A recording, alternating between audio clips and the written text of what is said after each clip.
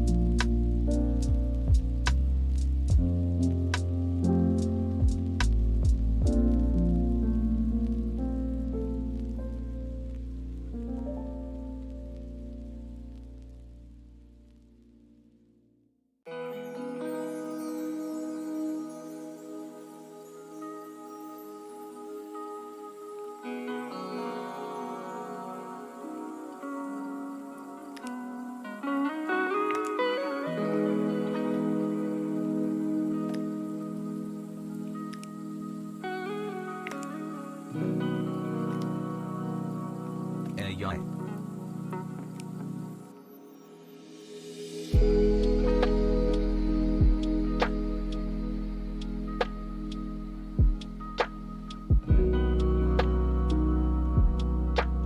Hasan Pogo.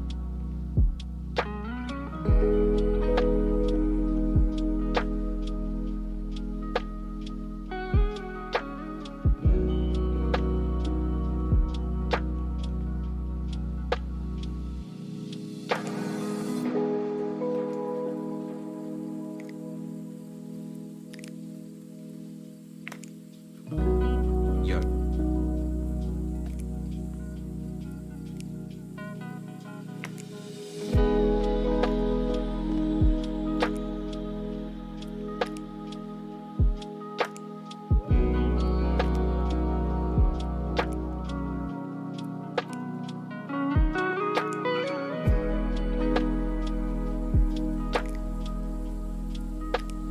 Love you, Hasan. Love you, chat.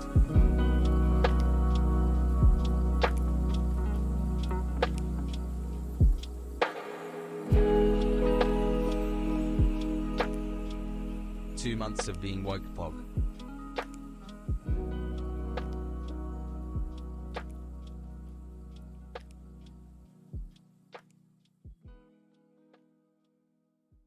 Eggy.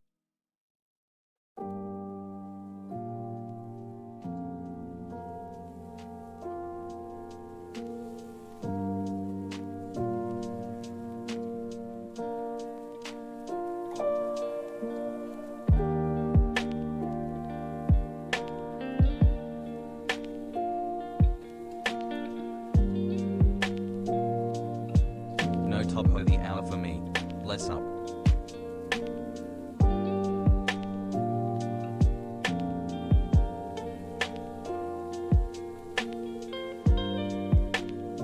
R.I.P. Diego Maradona.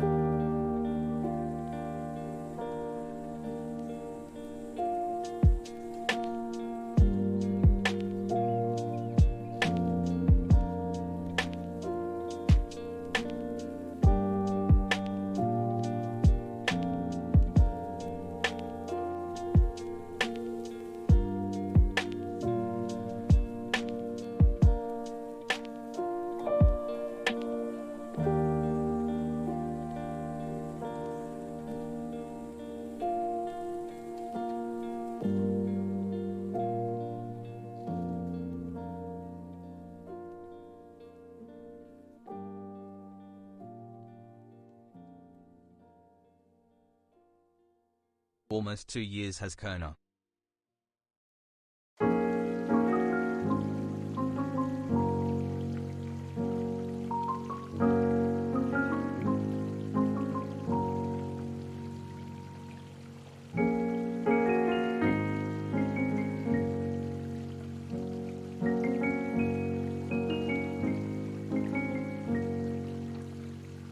Okay buddy, today, Pogo.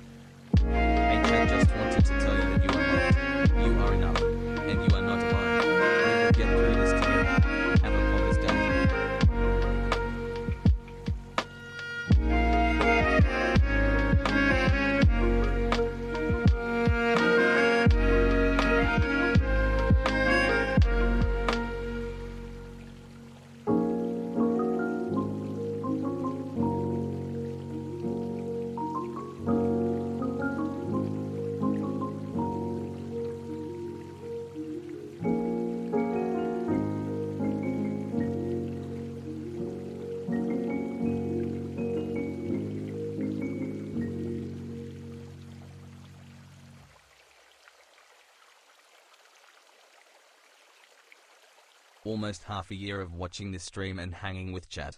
So happy I found this community, Hasan.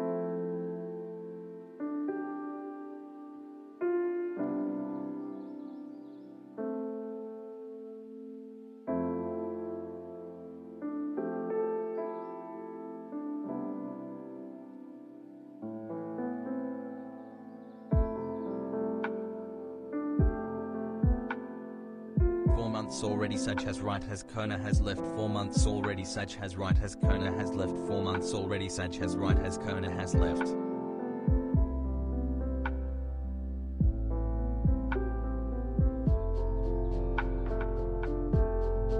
Forza Napoli. Simon Kerai Maradona.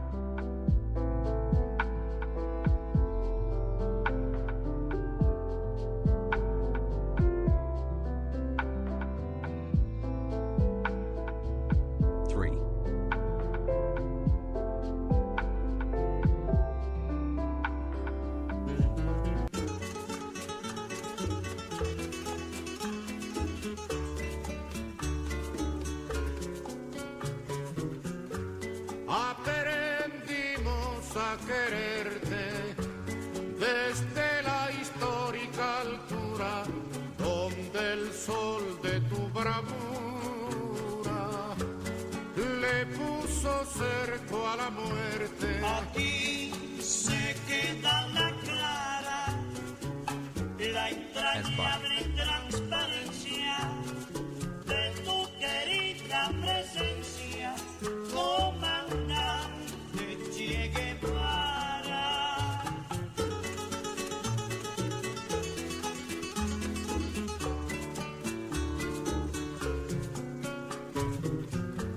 Tu mano gloriosa y fuerte sobre la historia dispara cuando todo Santa Clara se despierta para verte. What's going on, ladies and gentlemen? I hope everyone's having a fantastic evening, afternoon, pre-noon, no matter where you are in the world. I'm Hasan Piker, and this is the HasanAbi broadcast coming to you live from sunny California, Los Angeles. The song I'm playing is famously known as the Che Guevara song, or Comandante Che Guevara. Hasta siempre, Comandante. Or the artist is De Los Comanches. Now, you might be asking yourself why I'm playing this song for Che Guevara. Well, the reason why is because, unfortunately, Diego Armando Maradona Franco, an Argentine football legend, has unfortunately Diego Armando Maradona. The passed greatest away footballer today. to ever walk the pitch.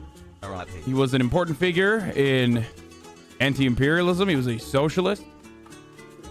He was a big fan of Chavez, a big fan of Che Guevara. He has a Che Guevara tattoo on his right shoulder.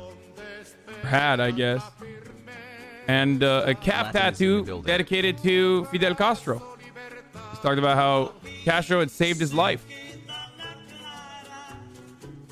But you know, he was a very influential figure in many different ways. Daily entertainment. I'm not a big fan of soccer or football or whatever you want to call it. As a matter of fact, I kind of hate it. But Nodders, thank you for the 4 months of stream, you sexy himbo Hasan. you know, interesting figure. I fucking hate. So honestly, you know what? I'll be honest. Like I hate football. Like I grew up despising it, and it's probably it probably guides my opinion a lot in how much I despise, how much I hate like organized sports as a whole. I will be honest with you. But regardless, I mean, even I knew of Maradona, obviously, because if you're not, maybe even Americans probably knew about him. Hassle. Despite the fact that I believe his visa was denied at a certain point for anti-American sentiment, and also for favorable opinions of communists all around the world, and socialists all around the world, and unfavorable opinions of American imperialists. He once famously wore a shirt. Wait, let me see if I can find it. He once famously wore a shirt that said "Stop Bush" with a swastika as the S for Bush. He was a huge advocate for liberation. 6 months Pogo, thanks for all the streams and entertainment. Hasan LLLLL. Now, as with any figure, there's always going to be a complicated, legend, complex my friend. history, especially with celebrities. I think he was abusive, for sure. And as is the case with anyone, you look at their past, you look at their history, and you analyze it. You analyze you analyze what they've done in the past, and you match it up against their failures, their mistakes, and even their abusive behavior. That's just what you're supposed to do. But for some fucking weird reason, people Pepog. People are oftentimes quick to rush to judgment and attack someone after they die. I do it as well, but I do it carefully. I have a metric. Like, what have you done? What kind of good have you done in the world? And what kind of bad you have done in the world. I ultimately think that my man was good. Oh, here's the photo.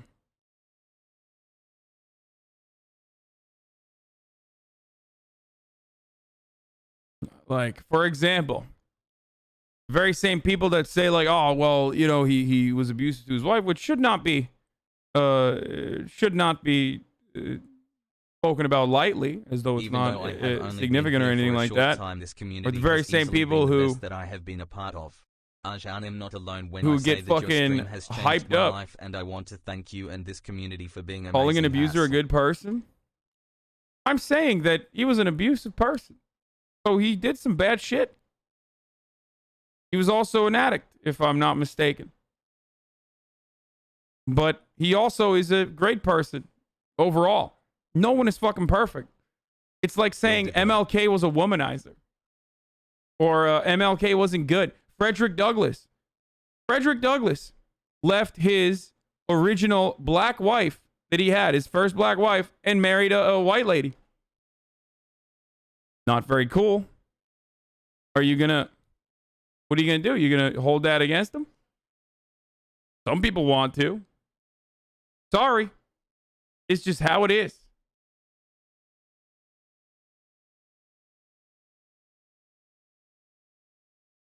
People, hey Hasan, can 2020 get any worse? Malcolm X was a pimp and then he became a major feminist. Well, I mean, there's a difference. Like, Malcolm X's story is, first of all, he wasn't a pimp. He was also a prostitute, if I'm not mistaken. 22 months, There's always a story of developing yourself. I mean, one thing that people try to often do, one thing that people try to often do for like Che Guevara, for example, is to say that he's racist, because there are certain passages in Motorcycle Diaries where he has said racist things about black people. I think he called them lazy, or the word he uses is indolent. And this is a very famous thing that people constantly fucking say about my man Che. Like, he's a murderer, or which is laughable. We'll get to that in a second. Or that he is a racist against black people. It's like, well, you clearly read that in a like a BuzzFeed style listicle. You clearly read that in a BuzzFeed style listicle that did not feature what Che Guevara did for like the rest of his life. You know? Like, you're calling a dude racist when he spent the other half of his life literally liberating African nations. Like, what do you mean? Argentinians are racist. Okay, well, sure. Regardless.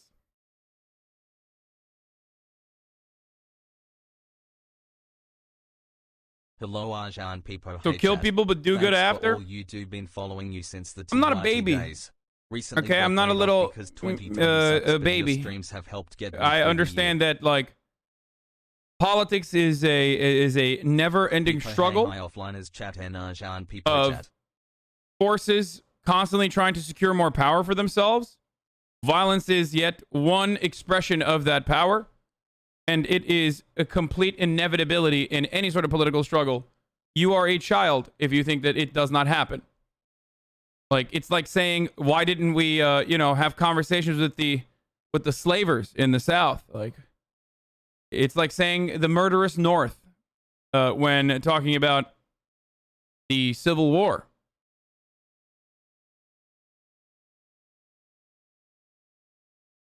Okay? I'm sorry. Were the slavers in Cuba or the Batista regime that tortured people? Were they willing to? Your streams helped. Were they willing to leave? If asked nicely, that same regime that was backed by American interests, were they just like, wait a minute, let's just leave? Oh, I'm sorry, I did not realize you had such a good point of view. Mike Pence has a tiny PP. I have seen the error of my ways. Mike Pence has a tiny PP. Mike Pence has a tiny PP. Mike Pence. I will no longer have slaves in the plantation. Like that's. Is that what you thought? Is that what you thought was happening? Oh man, I can't believe it. They use guns and they kill people. Crazy.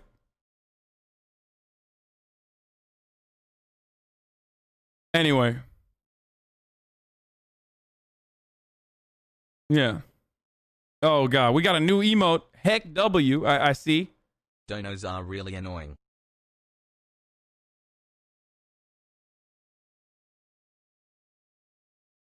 Did you know that only 22% of people are on Twitter? Most are inactive or apolitical, and 2% stand for 80% of tweets. A Twitter take is worth less than my ass hair. I did know that. That's precisely why I always tell people to shut the fuck up about Twitter shit, whether it be Bernie Bros or whether it be grossly over exaggerating or completely failing to recognize that like certain, especially like academia focused points of view are not necessarily as welcomed on the ground. Okay, it takes some time to sell these ideas, and yet the very same people that try to use that take to say Twitter's not real life, Bernie bro, get the fuck off Twitter, are also the very same people that spent the entire primary season crying about Bernie bros.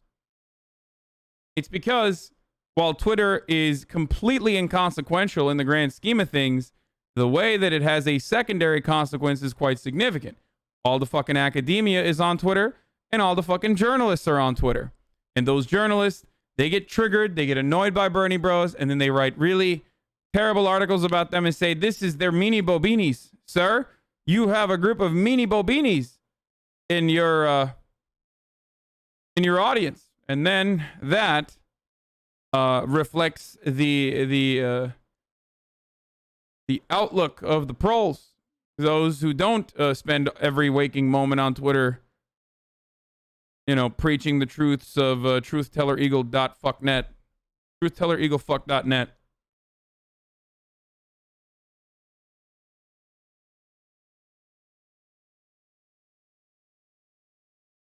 You just lost the radical meanie bobinis? Yeah, maybe. To be fair, a lot of the Bernie bros are actually right-wingers trying to divide the left, being toxic as fuck on purpose. Man, no, they weren't. Talking to the head Bernie bro, dude. You crazy? I was toxic as fuck. I'm still toxic, motherfucker. No. Half the fucking Bernie bros that they're crying about literally are in here, around you. Mind Drive? What do you mean? We're toxic as shit. The point is, we're toxic to the right people. I'm not gonna fucking yell. Hasan, do you enjoy ginger like when I'm door knocking, I'm not gonna yell at some fucking dude who's like, yeah, I just did a 20-hour shift doing security doing laps about at the fucking casino. I don't know if I'll be able to get around to registering to vote and go out to vote. I'm not gonna be like, wow, actually, Sweaty, have you noticed that the most important thing that you can do is actually cast a vote?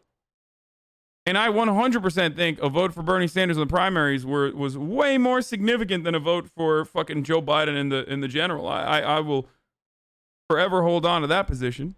The most you can do.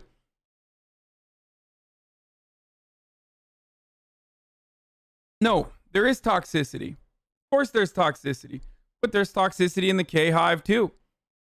The difference is one is seen as defenders. One is seen as defenders of democratic institutions. And the other is an aberration that needs to be desperately excised because it's a bad look, Sweaty. At least Lib Bizzle, for all of his gross liberalism and defense of the Democratic Party, which is understandable, he at least does have the pay stubs, did not fucking turn around and cry about Bernie bros. Love the stream. Thank you, Hasan. Also, he was a bit of a Bernie bro himself. You know?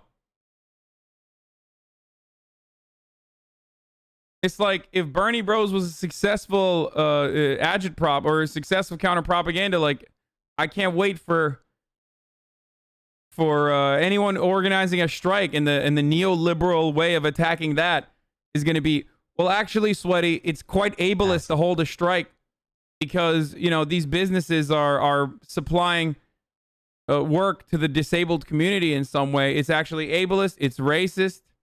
You can't have a strike, white guy. It's ableist to do a work stoppage. Okay, it's not a good look, Sweaty. Or what else? What else will people say?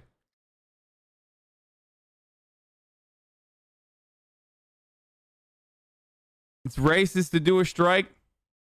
Not good optics, Sweaty. You're being kind of meanie bobini right now. I don't really like this. So did Che kill people or not? Of course he killed people. Dude, what are you, fucking crazy? Of course he killed people. It's probably anti-Semitic. Yeah, exactly. Oh, Jesus. Calling yourself a Bernie bro is just cringe. I was like Corbyn. Do I call myself Corbynista? Fuck no, it's cringe. Stop treating politicians like fucking K-pop stars. Stop standing them.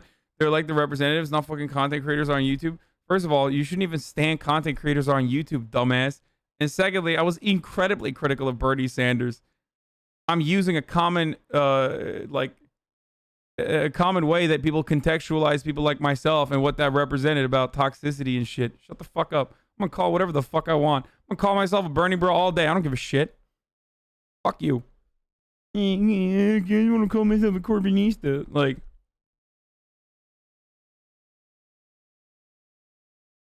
why does he have a swastika on his shirt? Because he's saying Bush is a fucking Hitler. Bernie bricks.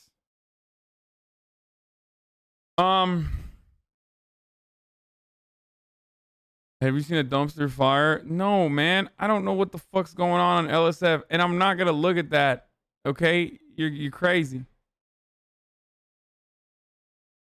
What a weird. Oh, this is funny. All right, you know what? Fuck it. Daycare open. Fuck it. No personal news. I worked out earlier today, and that's it. That's literally all I did. Okay, daycare is now open. Fuck it, Dad. Here.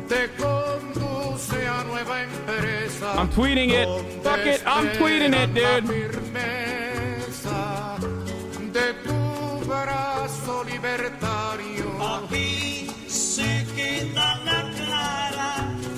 What? La entrañable transparencia de tu querida presencia, comandante Che Guevara.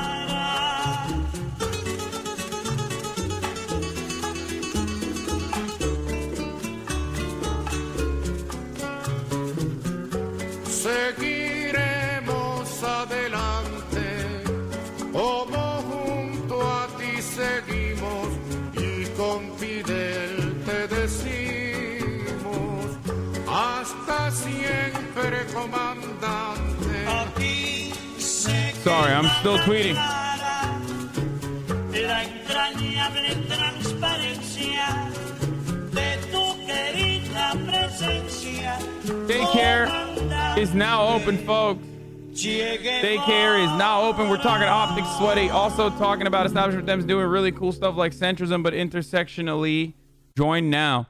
God, I tweeted it. Blast it out to your friends and family. You feel me? Get the Normans in here. What are you doing?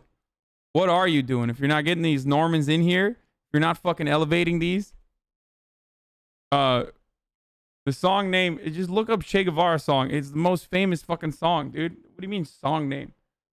Hasta siempre. Hasta siempre. Anyway,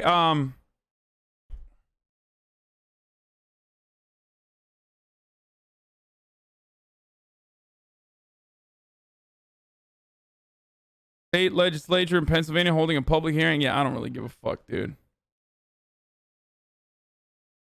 Now, we already said R.I.P. Maradona, but what we didn't say is how Maradona is famous for cheating.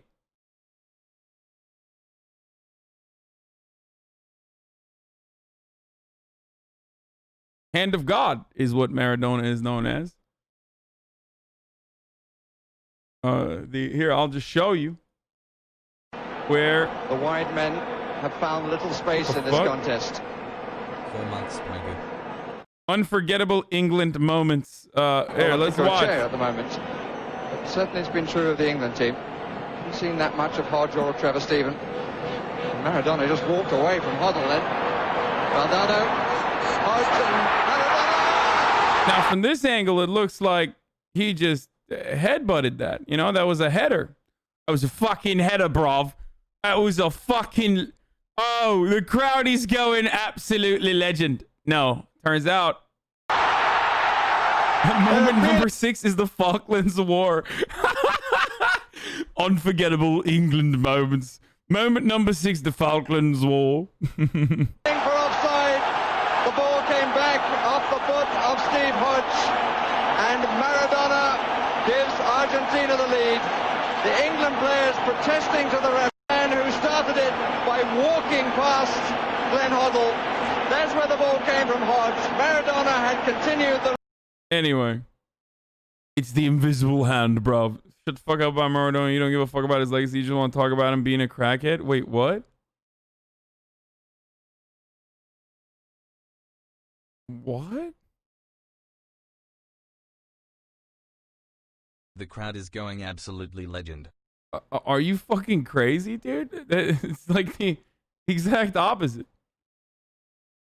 First of all, I don't even say like I don't often use crackhead. I say an addict, okay? Because it's a problem. It's like an issue.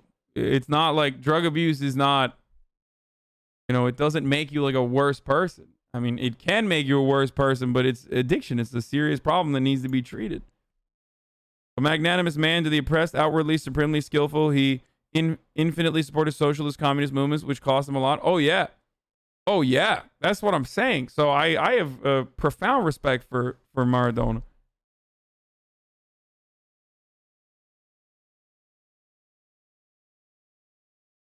Happy 2 months, Hasan.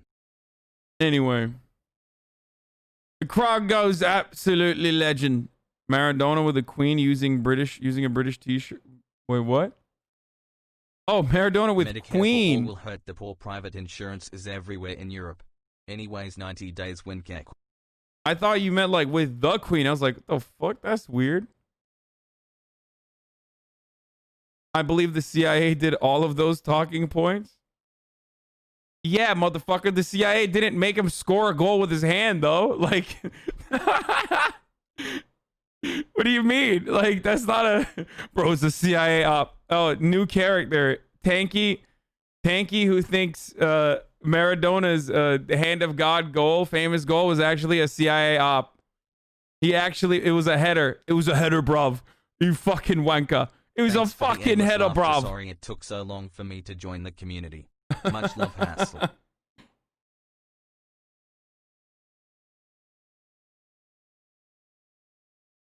I love fucking freak lefties who think that like everyone outside of their worldview is CIA. It's just so funny. Like, what kind of world are you living in, dude?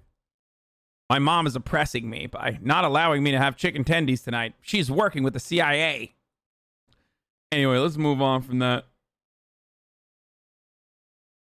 What's your thoughts on the whole Obama Hispanic drama? Emo older Hispanics are dangerously religious and very hateful. I am a towards CIA same-sex op. couples, even if the Pope has For those started of to you be who don't more know, open towards I am, acceptance of the course, CIA. LGBTQ, and Like, Republicans use this against. I don't know if you guys knew that or not. Yeah. That's why I justify all of the actions that the CIA has done all around the world. You know, me, a famous defender of the CIA.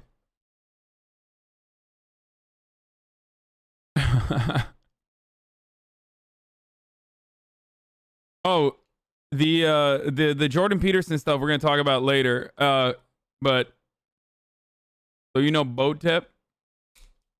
Yes, I do know Botep. We go way back. All right, so this is Ryan Lizza, chief Washington correspondent of Politico, all around creepazoid, who is doing this thing that mainstream media journalists love to do, where they feign ignorance, or they're like, oh, I don't understand. Tucker Carlson does this. You know how Tucker Carlson's always like, I don't understand why white people want to live next door with brown people. Like, he doesn't say that literally, but you know what I'm saying? I'm just using that as an example. Like, you know how Tucker Carlson does that like weird confused face? Like, this is the Sawyer version of that, the more so. Thank you for the 25 gifted subs, Anthropologist Journeys. So, new article comes out. Representatives AOC, Ilhan, Rashida Tlaib, and others join a Justice Dem petition to stop Biden from choosing his former chief of staff to lead OMB, calling Bruce Reed a deficit hawk and adding pressure on the president-elect as he begins his cabinet announcements. They are the first sitting members of Congress to join this effort, amplifying progressives' desire to install some of their own and block those who feel they can't trust. Incoming reps are Cory Bush and Jamal Bowman, also joining the effort to block Reed from joining the Biden admin. Now, obviously, the reason why they're doing this is because we don't want deficit hawking. Like, bro, oh my God. Dude, listen, to the Pay Money Wubby fans, I gotta say something. Pay Money Wubby doesn't even want you to fucking come in here and do this. Why are you still doing this? I don't care. You can fucking tell me that I think that, you know, I'm anti-racist, or not anti-racist, sorry, I'm racist against white people. Like, I don't care, man. Yeah, go ahead. Go get laughed out of every room. To be like, to point to me and be like, this white guy hates white people. Like, shut the fuck up, bitch. It's still trickling in, dude. It's crazy. Every goddamn day, I'm trying to do politics, and there's motherfuckers in here who are like, dude, you're bad take, brother. Bad take. It's like, if you think that's a bad take, you probably haven't been in this community for a long enough time.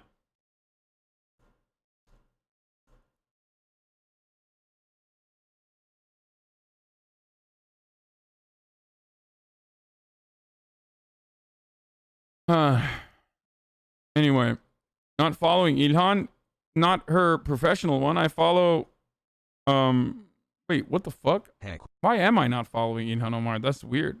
Of course I follow her. I guess I follow her other account. Not only do I follow her, but I think she follows me too, doesn't she? Hold on. Unless she fucking soft blocked me or some shit. Oh no, yeah, I follow her. I follow her, her regular account, I think. This one.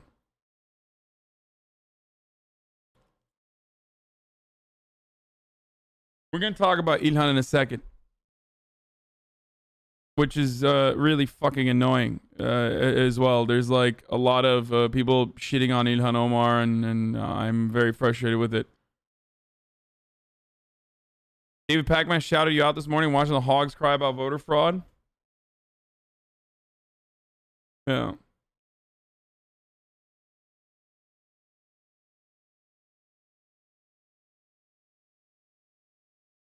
Have you seen the recent offline TV drama with the Fed statement? No. I mean, I saw parts of it, but like, no. Why? Dude, honestly, if I were to drop what I'm doing when I'm doing political coverage, for all the Normans that come in here every morning for their midday political takes, if I were to drop that to talk about some fucking high school shit, like, they'd be like, what is this guy doing? I'm never coming back here. Stop. Maybe we'll get to it, but very likely not.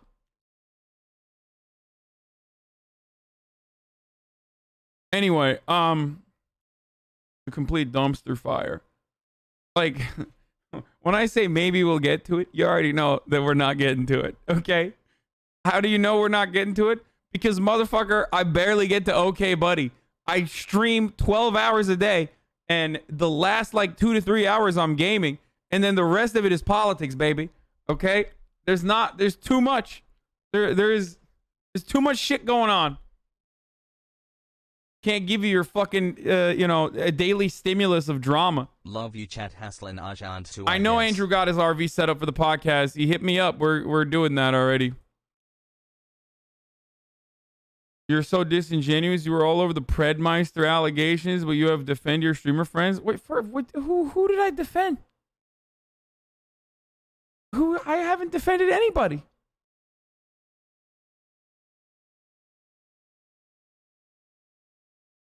Shite stream. Okay, let's keep going. So this is a completely understandable take from the Justice Dems and from the squad. Obviously, it's an understandable take.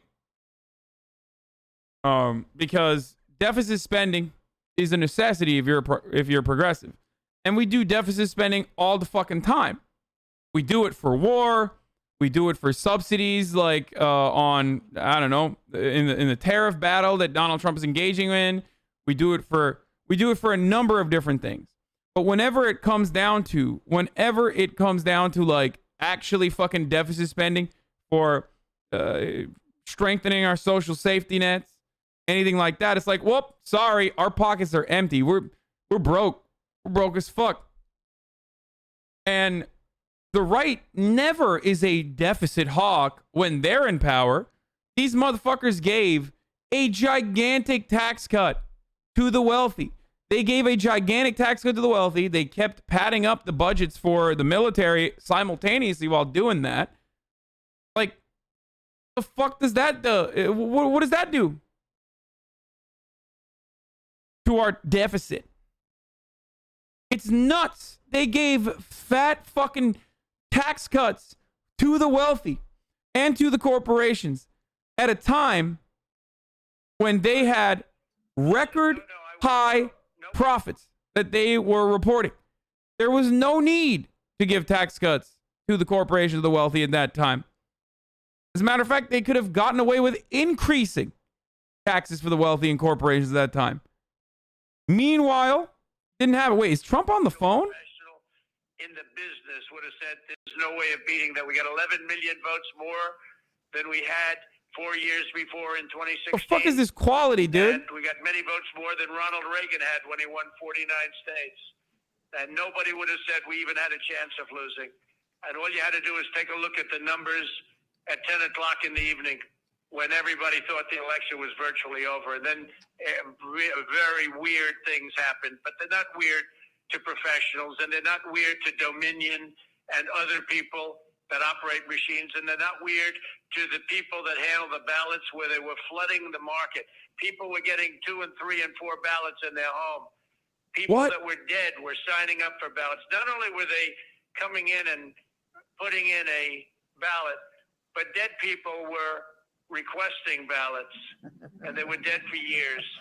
And they were requesting ballots. And the whole world is watching us. The whole world is watching the United States of America, and we can't let them get away with it. And we have judges that are afraid to make a decision. We have judges that don't want to do the same thing. A very good lawyer said, well, sir, I mean, that's a big statement for a judge to overthrow an election. I said, really? If he got hundreds of thousands of votes more than he was entitled to get through all of the things. Bro, he got his shit pushed in. What's he talking about? Like, legally speaking.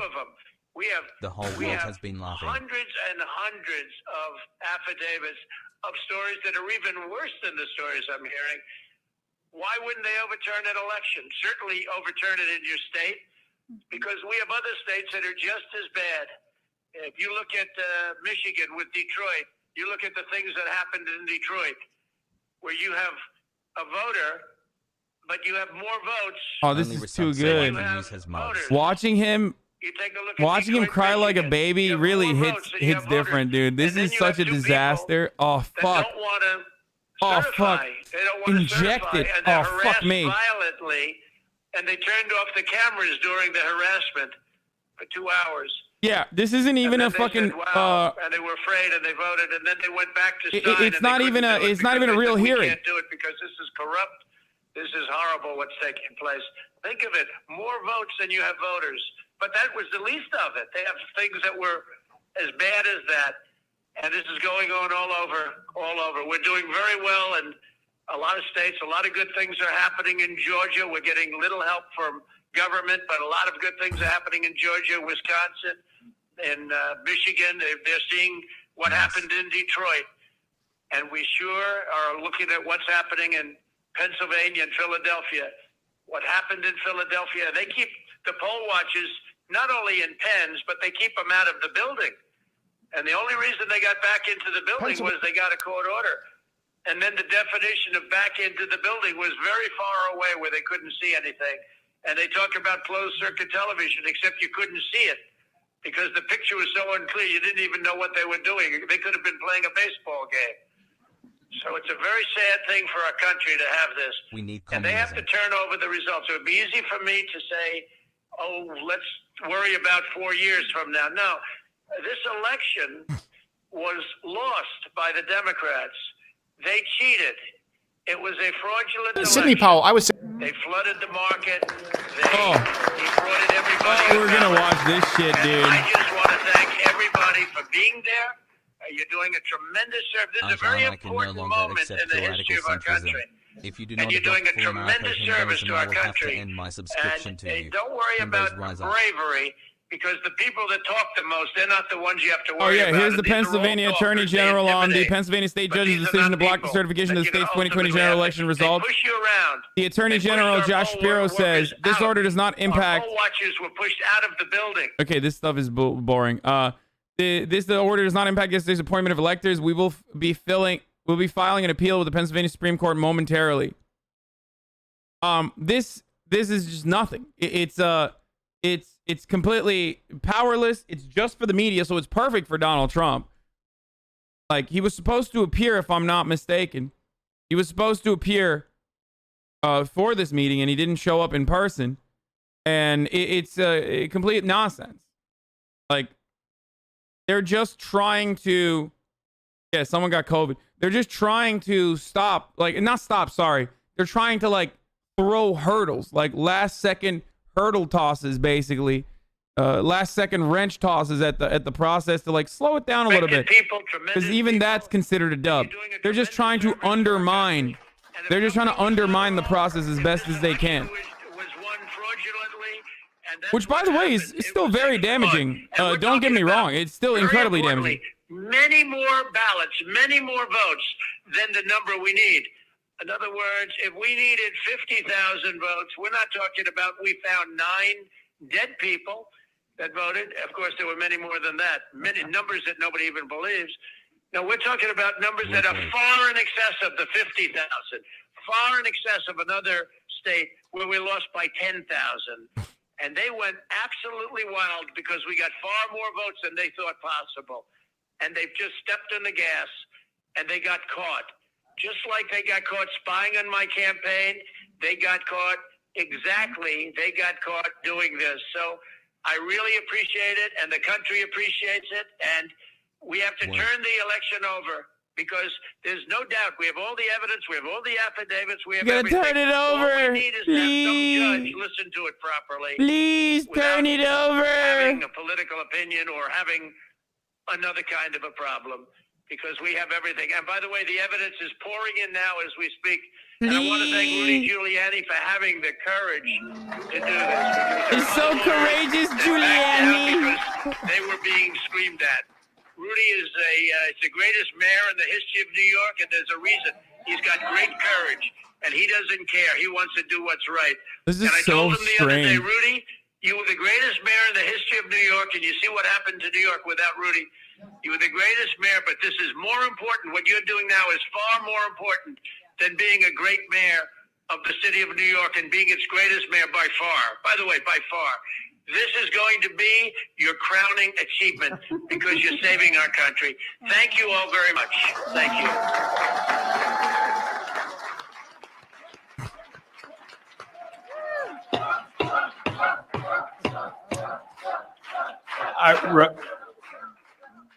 I think what you've just heard guarantees that 100 years from now, that this is the most important public hearing ever held by this Senate committee. Oh my God, dude, these guys are fucking freaks, dude. Yo, I've said this a couple times. I said this even before the election. I told you exactly how they were going to try to steal it numerous times over. I was like, they're going to try to undermine the mail-in ballots. They're going to try to purge as many mail-in ballots as they possibly can. And if the election is close, they could succeed. And I told you the difference between here and also the 2000 Florida situation, right? Where all they needed to do was stop a recount. Now, if this election was closer, dude, and next time it might be, especially considering that next time it will be 4 years of Joe Biden and, tepid neoliberalism. Absolutely a travesty. They are absolutely going to do this shit. Like, this is basically a trial balloon. This is trying it out, seeing how many Republican legislatures are going to follow through with it. Do they have the energy? Do they have the interest? And so many Republicans didn't even come out and say anything about it. They never came out and actually said, I'm condemning Donald Trump for doing this. Most of the Republicans that are now coming out and saying stuff keep saying the similar things that Donald Trump is saying. They keep building themselves an out, basically, where they are. Oh, Joe Biden is live. All right, we'll move on to that now.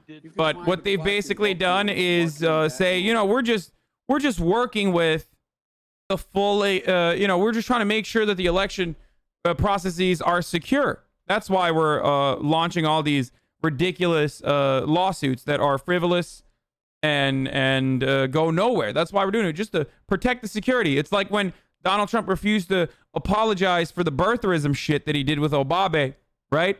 When he was like, Obama, he's a Kenyan. He's not American, right? Like, he said that.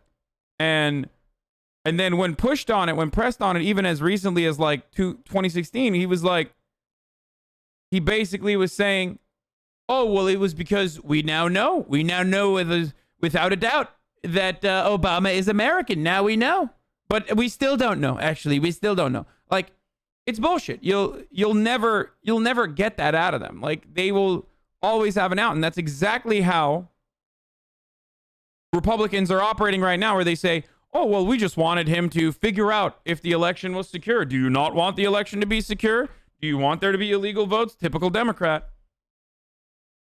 But next time around, if there is, next time around, he blamed Hillary for starting birtherism too. Okay, but Hillary did low-key start birtherism. They did. I mean, they didn't literally say Obama's not American, but Hillary Clinton did in the 2008 primaries absolutely leak a photo of Obama wearing a fucking turban and shit to the media to really heighten that fear that Americans would have. So don't give me that bullshit. Together. She did do that. Sounds trite to say it, but we're all in this together. For so many of us, it's hard to hear this fight isn't over. And we still have months of this battle ahead of us. For those who've lost a loved one, I know that this time of year can be especially difficult. Believe me, I know. I remember that first Thanksgiving, the empty chair, the silence, takes your breath away. It's really hard to care. I've been making a lot of phone calls, Jack. It's hard to even think of looking forward. Damn, he's really hitting that morning. So hard to hope. I understand. I'll be thinking and praying for each and every one of you at this Thanksgiving. at your Thanksgiving table because we've been there. This year, we're asking Americans to forego so many of the traditions that we've long made in this holiday, which made it so special. For our families, for 40-some years, we've had a tradition of traveling over Thanksgiving.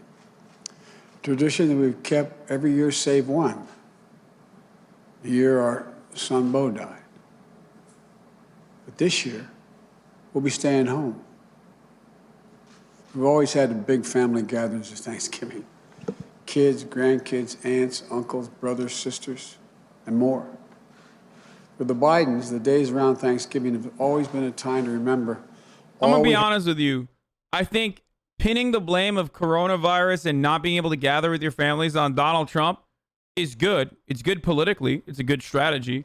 But if you're going to fucking do that, then why are you also then turning around and being like, we got to be friends with the Republicans? Like, I'm the centrist candidate. I'm going to deal with the Republicans, Jack. It's like, no, motherfuckers. The Republicans that literally refuse to take action.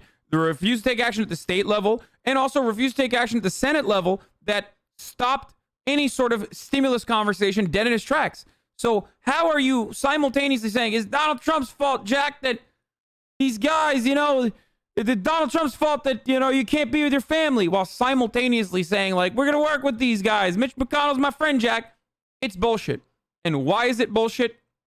Because Democrats, especially neoliberal Democrats, third-way Democrats, centrist Democrats, post-Bill Clinton Democrats, do not want to separate the voter from the Republican Party. They just want to separate Donald Trump, which is literally stuck with like crazy glue to the fucking electorate, away from the Republican Party. You're so dumb for doing that. It's such a dumb thing to do, especially when the Trump Party is the Republican Party. It always has been, and it always will be. What do you expect him to say? Say that these Republicans do not care about your best interest. I'm sick and tired of these lies. It's literally a lie when you say Republicans care about you. It is. It's even a lie when you say Democrats care about you. Democrats don't fucking care about you either. Okay? Sorry, I'm going to keep the shit muted. If you want to go watch him, if you want to go watch Sleepy Joe, you can do it on your own.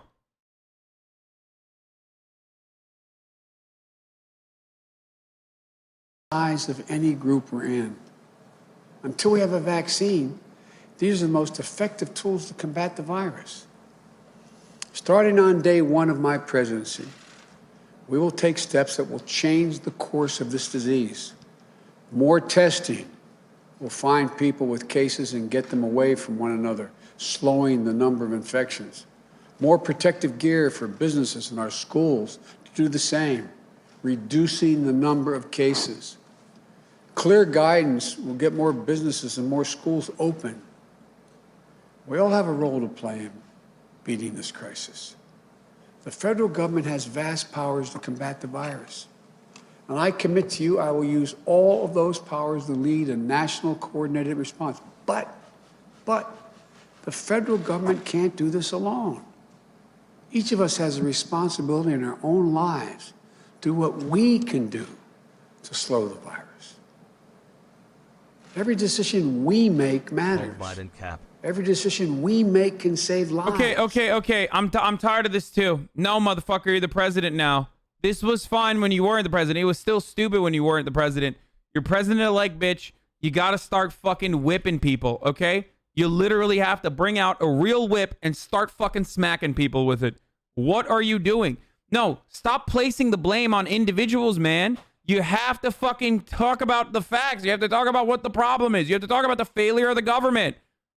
If you lock shit down and you don't give people money and you just tell them like individually it's your fault for not wearing a mask, then you're a fucking idiot. Like, you're no different than Donald Trump. The only difference is you're telling people, you're wagging the finger at people and saying, please wear a mask. You're taking ownership of the lockdowns too. Lockdowns without fucking stimulus is only going to drive people away from the party. They're going to hate you. Start fucking pressuring Republicans to push for a fat, long-dicked stimulus, motherfucker. This is the only way we can do a lockdown. Idiotic bullshit, dude. Please just wear a mask. It's your fault for not wearing a mask. Like, No, it's not just that. If that was the case, all these fucking people that are dying wouldn't be black and brown, okay? Even though obviously in black and brown communities there's non-mask wearers there too. But the people that are dying in this country are overwhelmingly black and brown. Why are they overwhelmingly black and brown? Because the ones that are dying from COVID? Because of socioeconomic issues that dictate that they are in the fucking front lines, that dictate that they are the ones who are working the grocery stores, okay? Stop fucking making this just about individual responsibility. Individual responsibility is significant. Mask wearing is significant. We make fun of all the hogs that don't want to wear masks and cry about it. It's from a point of privilege when you are crying about not wearing a mask. Like, it's an incredibly, profoundly privileged position to be like, I need to wear a mask when I'm out there. It's like, shut the fuck up and put the goddamn mask on. Nobody wants to see your ugly ass face anyway. Okay? But having said that, when you are talking from a position of power, from the bully pulpit, you need to address the actual hurdles in front of the problems. If your goal is to save as many lives as possible, and you know that that's only going to be through a partial shutdown in certain parts of the country, okay? If that's the only way you can do this, then you also have to recognize that you got to give people money. You can't just tell them shut down again when all of those small businesses that opened up are done, dude. All of those small businesses that opened up the first time around that are now going to be forced to shut down again, they're done, motherfucker. They're done. Okay? All of the employees that work for those small businesses, they're fucked too. 12 million people might get kicked out of unemployment insurance coverage right now. States do not have enough money. States do not have enough money to fucking fund their fire department, to fund their police departments, if that's all you give a shit about. Okay? We are fucked if there's no stimulus. We've been fucked. Without confirmed, 2 Dem senators are shut the fuck up. That's not true. I'm not saying use some magical authoritarian power, motherfucker. I know how this works. I'm saying use the bully pulpit. You stupid bitch. Why are you here defending Joe Biden right now on issues that I'm not even talking about? You fucking dumb motherfucker. Because of you stupid fucking hogs who are no different than the Republican swine. You Democratic Party defenders are no different. Actually, you're worse. You want to know why you're worse than the racist Republicans? Because at least the racist Republicans like to have fun. Okay? They like to enjoy things. You, on the other hand, think that you're fucking smarter than them when you're just as fucking dumb. Okay? At least that hog knows he's a fucking hog to a certain degree. You have mistaken and deluded yourself into thinking that you're actually smarter, because better things are not possible, Hasan. I'm just brilliant. This is the only way to achieve things is through marginal incrementalist solutions, and also constantly talking about, vague generalizations about restoring the soul of America. That's the only way to solve problems. Like, shut the fuck up, you stupid fucking bitch. Sick and tired of your bullshit. There's so many Democrats like that motherfucker in my chat.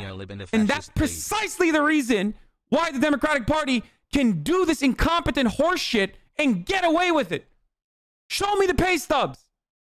Are you paid for by the DNC? If not, shut the fuck up with your peasant mentality.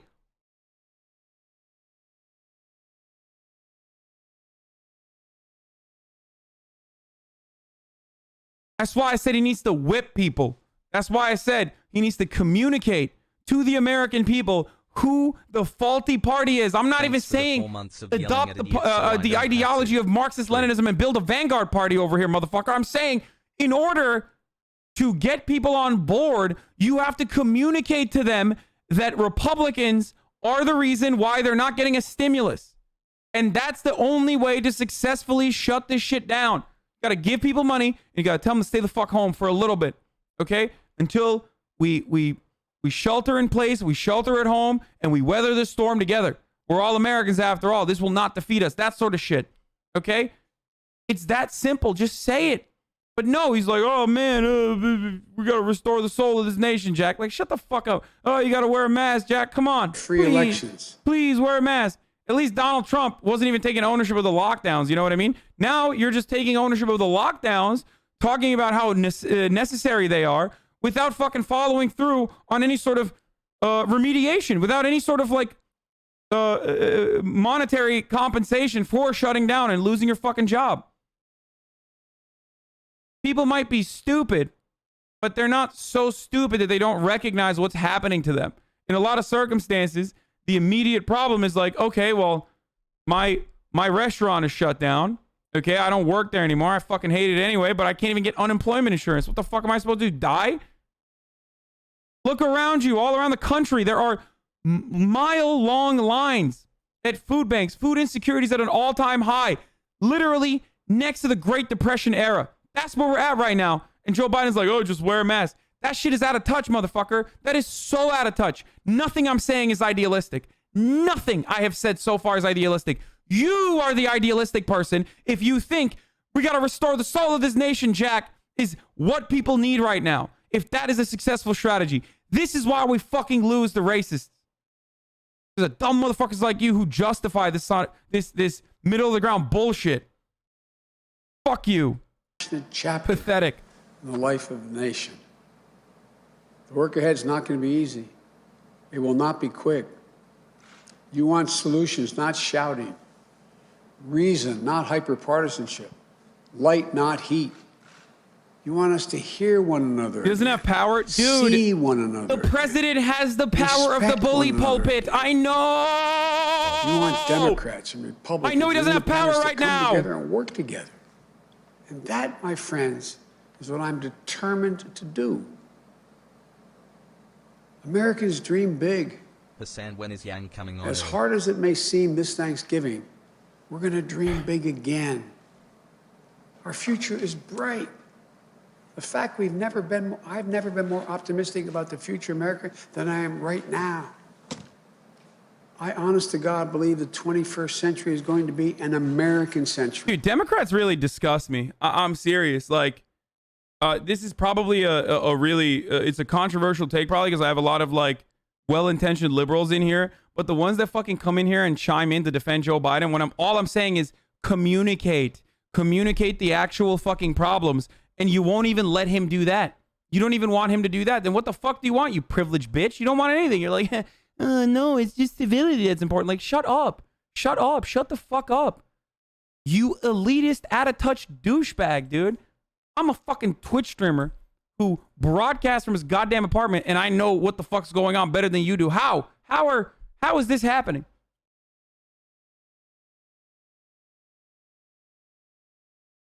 I'm not saying magically wave a wand and fix the problems and offer people money. I'm saying communicate the necessity to the people and why they need to vote for the fucking Democrats in Georgia. How do you not understand this?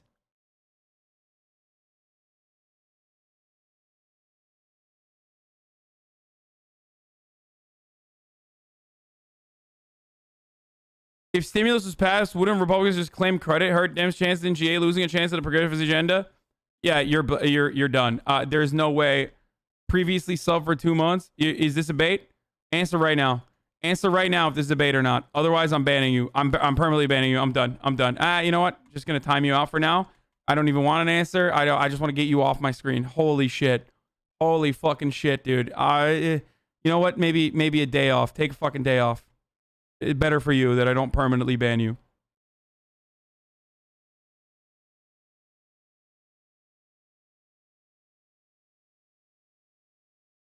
Why are you so mad?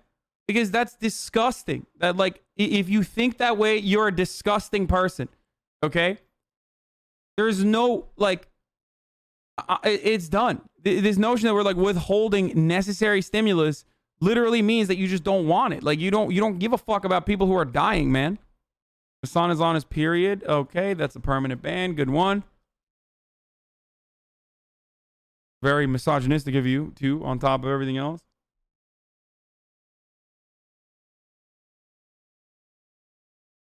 Please remove my subscription. I got gifted. I don't want to be subbed to the socialist. Sorry, sucks to suck, bitch. No, I'm you so have to be glad I subbed to me. you. Now I'm everyone's an gonna know. optimistic realist, so I really enjoy engaging Also in very different obviously thoughts dumb and slash doesn't make perspectives, sense. but Yeah, with it an doesn't actual matter. discussion as to the whys and giving people the tools to educate themselves, and I fully appreciate. Could you please explain how that was different from your Literally Pelosi millions take? of Seems people's kind of lives similar in are my at stake. opinion. How are you guys not outraged? With Nancy Pelosi, I was frustrated that she didn't fucking communicate the message clearer either.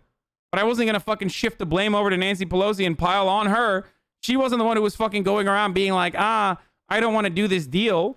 No, she put a fucking deal in front of Mitch McConnell, and Mitch McConnell was like, fuck no.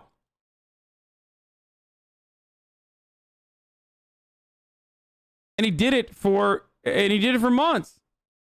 So Mitch McConnell blocked any sort of stimulus effort. Yesterday, someone said you wouldn't get as angry now that Trump is out of office. Oh, how little they knew. Yeah, because they weren't around here when I was covering the Democratic Party's incompetence overall. I get more angry at the Democrats than I get at Republicans. You want to know why? Because I know they're fucking horrible monsters, okay? I know that professional Republicans are horrible monsters. I'm going to run the ad in a second. Just wait. Republicans are horrible monsters. Democrats are the horrible monsters that we have to negotiate with. Okay? And Democrats also try to portray themselves as these, like, lovely individuals on the side of the working class. It's disgusting when they fucking clearly aren't.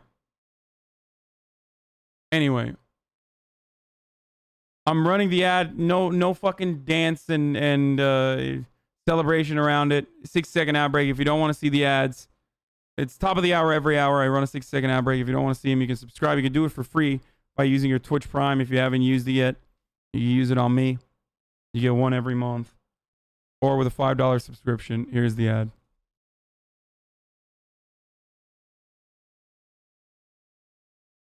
Here, this will make me feel better. Yeah.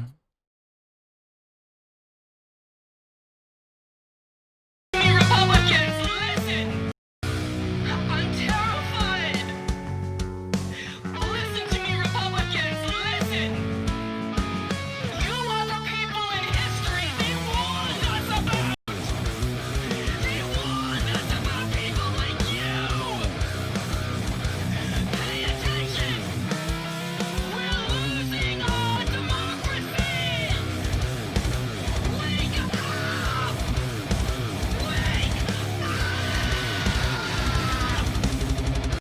Give me the if you're subbed and you just got an ad, all you gotta do is refresh. It's not supposed to show you an ad.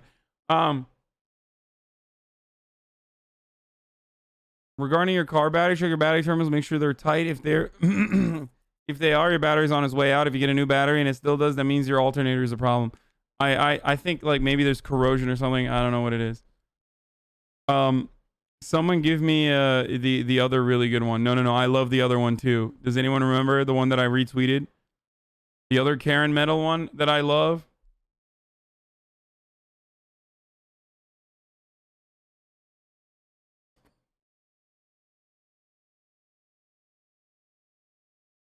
You guys know what I'm talking about? The one that I've played on the stream before. Come on. One of you guys has it.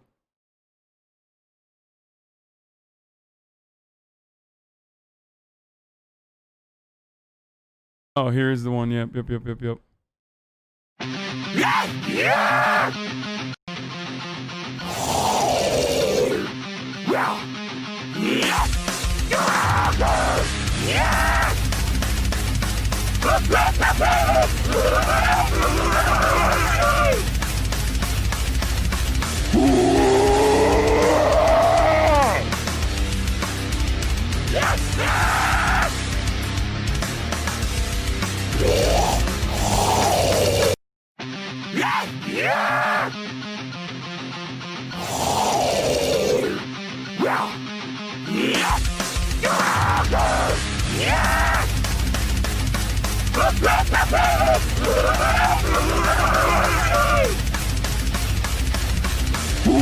She's my favorite. This one's my favorite. The brute Karen. Like the mega Karen before the omega Karen, the final underboss before you hit the raid boss.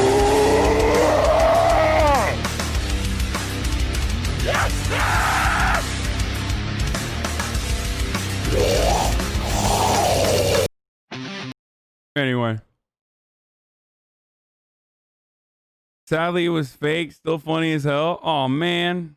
Who cares? Still great. How is the Camry? Do you plan on saving it no matter what? Or are you about to junk it? No, I'll keep driving it. I'll drive it into the goddamn ground, brother. Why so arrogant, fam? You think you just come into my deli and order any kind of meat you feel like? Why not just read the menu, buddy? If you could simply just read, then you would have seen the price and the various types of meats we offer here at the deli. But instead, like the arrogant prick that you are, you demanded venison when on the menu that is clearly not an option. What copy pasta is this?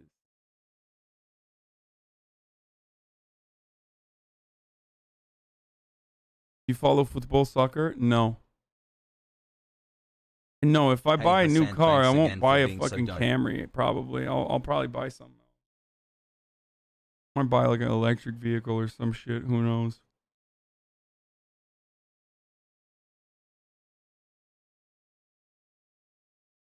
Oh, they're turning on Newsmax too, right? Yeah. Newsmax calls Joe Biden the winner in Michigan, Nevada, Pennsylvania based on certifications. Do you think this is a necessary post? You're going to lose your new base quicker than you gained them. Agreed. I was just watching Newsmax about an hour ago, and they had a guest on that was saying for the good of the people, Trump should absolutely concede. Uh-oh. Uh-oh. OAN. It is. Uh-oh. SpaghettiOs. So disappointed in Newsmax. Certification can be reversed in court. Should have waited Newsmax. On to OAN. Yeah, they're just like trickling out. They're just trickling down, dude. The real trickle down was Trumponomics. Pog. The real trickle down was Trumponomics, helping whoever is the most radical outlet that you can get to that'll tell you what you want to hear.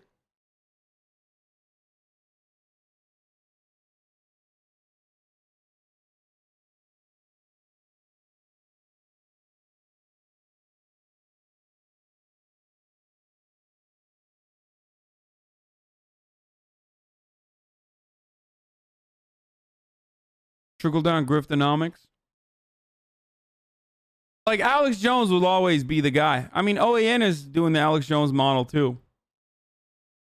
So there'll always be somebody. Oh, this is Sidney great. Powell. Dude, we got to do copium here, dude. Sidney Powell's case. Does she have a bombshell? Steven Crowder on November 25th. Wait, this is from today?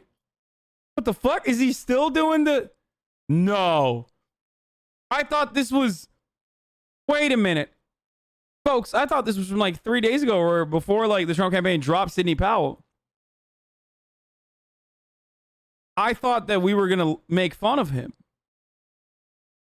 Never gonna give you up, never gonna let you down, never gonna run around and desert you, never gonna make you cry, never gonna say goodbye, never gonna tell a lie and hurt you. When I was home for Christmas 2018, my 70-year-old dad was already watching OAN. Damn, bro, your 78-year-old grandpa was a fucking hipster, dude. He was the hipster of racism. He was coming up with terms that like he was basically using like outdated racist terms. You know what I mean? Like what's it like when you're 1/8 black, octoroon or something? Like, and you were like, what the fuck, grandpa? I don't know what that is. He's like, shut up. One day this will come back in fashion. He was being a hipster, dude. He was doing, when I said like when you're, yeah, he's so racist. He brought the word colored back. It's like he's a hipster for racism. It's like the bicycle. It's like what are those like weird bikes that like the Brooklyn hipsters used to wear or drive around in?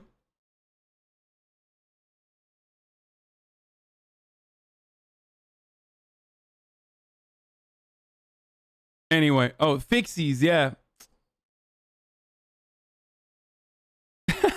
His grandpa calls coronavirus a celestial flu. Yeah. Yeah, respect to your grandpa. Respect to your grandpappy for bringing back old school racism. Is he a hipster or did he just never change? I don't know. Good stuff. I mean, the part about like watching OAN.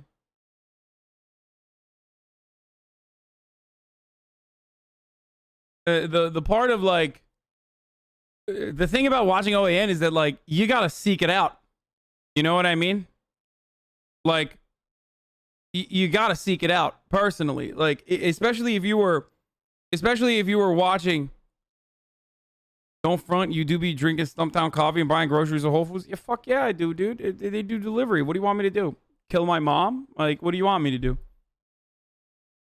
Yeah, no, I should just, go out and fucking potentially catch some shit and give it to my mom. Yeah, good. Sounds good. Yeah. 60s are just bikes with no gears and they're still very popular. Yeah. Yeah, we're going to talk about Dave Wasserman's idiotic take.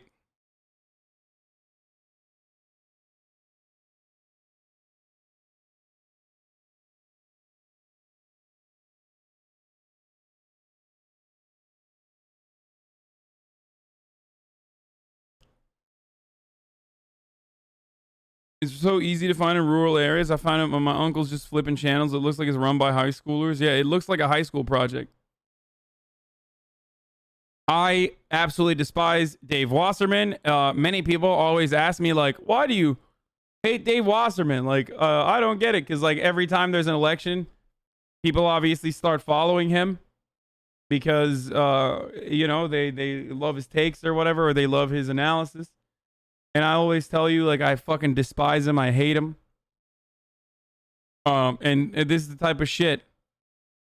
Like, dude, 10 seats. Democrats lost what? 10 seats? That's crazy that he is referencing this race as an underperformance. A race where there is, like, was this a close race? Like, what was going on? Like, you can't be a numbers guy and then use this as a top of the ticket underperformance when this is still a victory. When there are so many races where Democrats literally lost seats. Like, what the fuck are you talking about? Like, Donna Shalala exists, motherfucker. What are you talking about? In fact, I'm not aware of anywhere near this severe of an underperformance for any other House candidate in the country, let alone an incumbent. Now, there's a couple different reasons. Like, if you add these two numbers, okay, you add these two numbers, and all of a sudden, you get to, we're going to do math together. You add 64 and 26. What do you get, chat? You get 90. That's weird. Where's the other 10%? That's so weird. Where's the 10%, Dave? Aren't you a numbers guy? Oh, yeah, there was a fucking third-party candidate that was just running on legalizing marijuana. Bradley, edited by Morris Broadus, now, narrated by Kevin Rinier. Now, what if black woman who stands in the long shadow of the civil rights movement? What if I were to hold you? What if I were to say to you that when you make a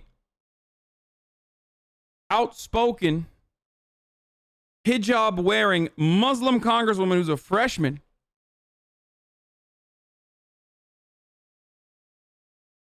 it's nuts he doesn't mention the marijuana legalization candidate, which was a major news story in Minnesota in another district, like literally made national news. Of course it did. Now, he's not doing that because he's stupid. He's doing that because he's an indecent person. Dave Wasserman is an indecent man. He is not a good person. He is a bad person. Why is he? Yeah, Dave Asserman, more like. Exactly. Now, why is he a bad person? Well, because this is how you massage the numbers and make it seem like you're just devoid of any ideology, when in fact you absolutely have personal biases that are guiding you to misdirect people, to literally lie to people, a lie by omission. You're the numbers guy. How did you fucking miss this massive fucking hole here?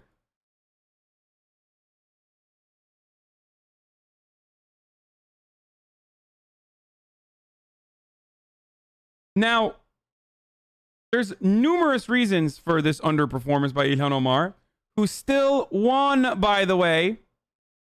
Didn't lose, but won. Remember, and at a time when so many fucking House Democrats lost their seats, this is such silly bitch shit. So my retort to this was, I wonder if not offering national help to your freshman Muslim congresswoman and instead launching accusations from center along with right-wingers as Trump made her a racist target nationally, while Biden focused on switch ticket voters, had something to do with it, on top of the weed guy, who took up 10% of the votes. Allowed to post shit like this with little to no pushback. Another fun fact from this race that has to be mentioned is the reality that this was one of the 10 most expensive House races in the country. And Ilhan was the only outspent candidate that won. He was outspent by $4.5 million and had a third-party challenger, and she won by 39 points. And you're out here fucking doing this disgusting analysis, dude? He's just dangling that. He's doing the Jordan Peterson thing where he's like, well, I'm just doing the art of speculating. Okay? That's what he's doing. Oh, I'm just speculating. I don't know. It's just add that little hole. Because we all have that little hole in the back of our minds, that puzzle piece. Just add the fucking Islamophobia puzzle piece onto it, and just boom, you already have an argument. He is operating on the normative Islamophobic position that is routine for so many, like normal, so for so many fucking Americans. And that's precisely how he is making this argument without actually saying anything about it. Oh, I'm just shocked.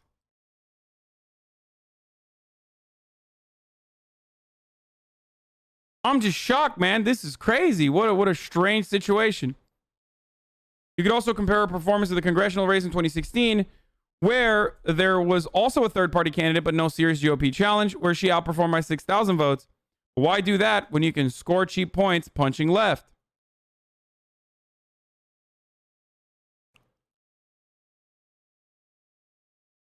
I hate identity politics and shit, but damn, the hatred for Muslim people still rages within these people. An unfortunate carryover from the jingoism inflamed by the media after 9/11. I hate it. Yeah, because that was a justification. Look, that was a justification for endless conquest, my friend. It was used. It was weaponized by Republicans and Democrats alike for continued death and destruction, devastation overseas. It was a great way to get so many people to sign up. So many of you are veterans in my community that fucking signed up post 9/11. Some of you were already in military families. Some of you literally signed up because you got fucking riled up. You saw this as an attack on American democracy. And you wanted to fight back. You wanted vengeance. And they lied to you.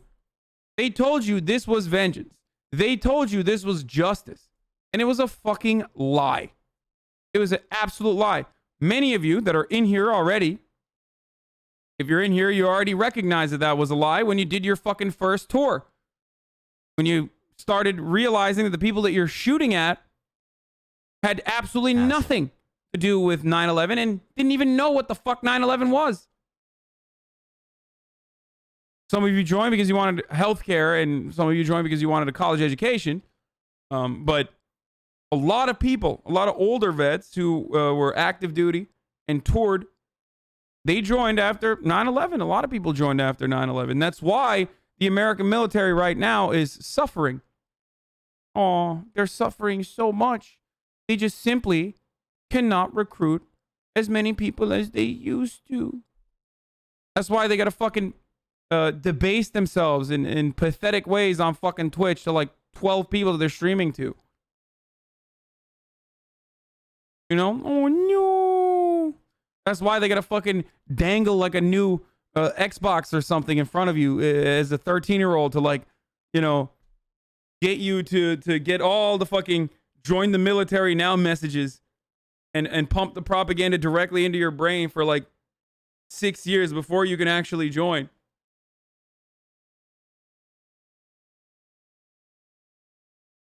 That's why they have to do that shit, because people don't want to fucking join anymore. They know that the American military and its endless conquest is not just.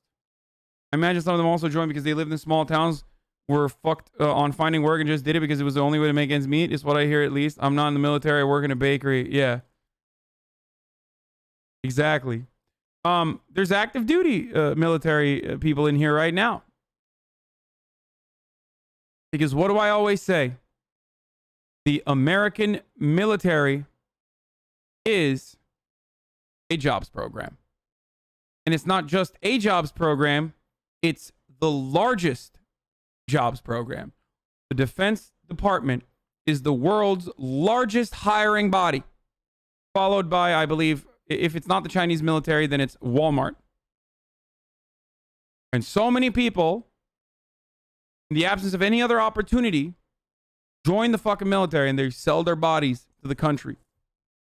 Some of them do it because they think they're doing something just.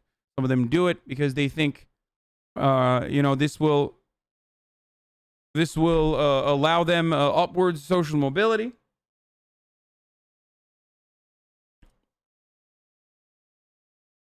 And all they end up doing is throwing their bodies in front of people that do not deserve it and getting permanently damaged by warfare.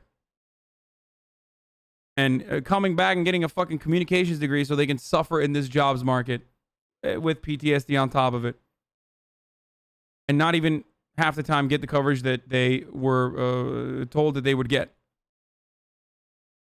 I always say it's like in the military, you either get 7 months away from my 1 year best coverage in the world, an incredible coverage, if you are incredibly lucky, or if you're incredibly unlucky. But a lot of people are in between that. Where they're not incredibly lucky, and they weren't incredibly unlucky.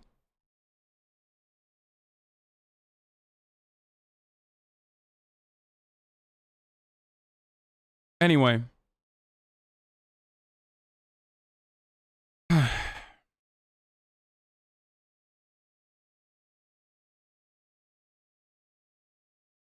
Yeah, 22 veterans commit suicide every day. Hasan, I love you and you are an inspiration for my body goals and weight anyway, loss. I don't know how the fuck we got here, but the point I was making about Ilhan Omar was that she gets attacked in the grossest ways by both the center and the right and the center right and the establishment Democrats. She gets attacked by everyone. And in some of the grossest ways I've ever seen. Like, people just straight up are like, oh, you married your brother. Like, it is so racist. It's so disgusting. It is a complete fucking falsehood. And it's disgusting. And yet people go along with it.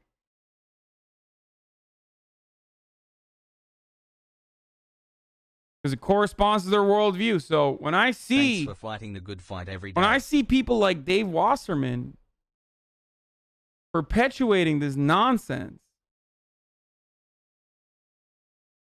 I find that to be disgusting. Especially if they themselves in their personal lives are supposed to be liberal. Like, fuck off, dude.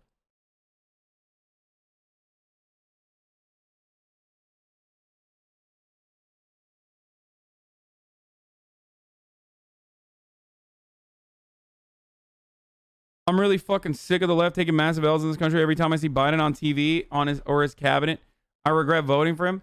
Man, you must be new in this community. I never fucking sold you a lie like that. As a matter of fact, whenever people tried to tell me, like, we can push Biden to the left, like, man, fuck off. That was not happening. I told you why you can vote for Biden, and this was precisely the reason. We all knew this was going to happen. There is no fucking pushing Biden to the left.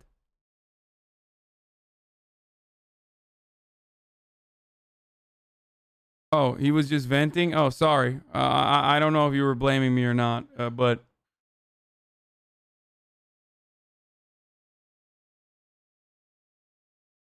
You can push Biden in a home for elderly people. Pogu 2 months. Ajan Pogu chat. Not Ilhan. Why do you pronounce it as Ilhan Omar and not Ilhan? I don't know. Ilhan is how you say it in Turkish. Sometimes I don't know. Yeah, that was just a vent. Okay, well, sorry for the vent, brother. Sorry for attacking you venting. I'm just letting you know. Welcome to being on the left, where we do things. Where we do things regardless because we believe in them. Where we do things not because it's popular. Where we do things not because it's going to win favors, but we do it because it's just. We do it because it will help as many people as possible because it's correct. It's good. So get ready for that. If you want to just win, that's all you care about, then just fucking become a Republican. Like, they will at least fight. They'll fight like hell. Of course, when they end up winning, the policies that they advance are horrible for you, so you end up losing regardless.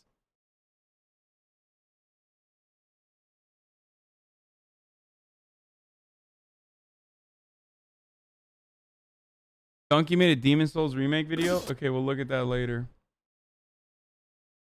Will Biden be good or bad for climate change? I mean, every American president is going to be bad for climate change. Biden is just going to be less bad than Donald Trump, I think. We shall see. I mean, it's pretty hard not to be. It's pretty hard not to be better than Donald Trump. Like, that's like you would have to openly. What did you used to do for fun for quarantine? This. I used to do this. Isn't it the case that the aesthetics of leftism are what turns off most Americans and the policies happen to be overwhelmingly popular? Anne. Mellow kahve yapar mısın? Ha bitti mi? O yok. Dolaba bak. Bir tane kutu var. O kutuyu açabilirsin. Onun içinde olabilir. Sorry.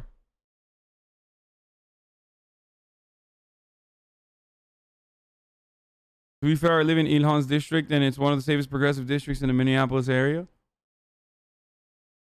The whole point is that you're supposed to put more progressive candidates in safe districts and defend them unconditionally. Why the fuck do you defend conservative Democrats when they don't even correspond to your worldview, supposedly as the National Democratic Party, but you can't defend progressives and you think that they need to be pushed away from the party? It's disgusting.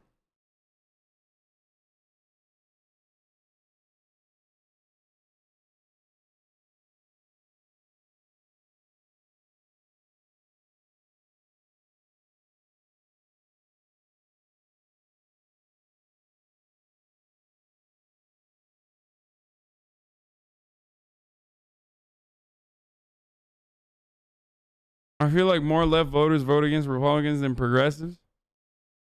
What? No, that's not a real thing. That's totally made up. What do you mean more left voters vote Republicans? You have no source. You have no evidence for that take. It's a disastrously false take.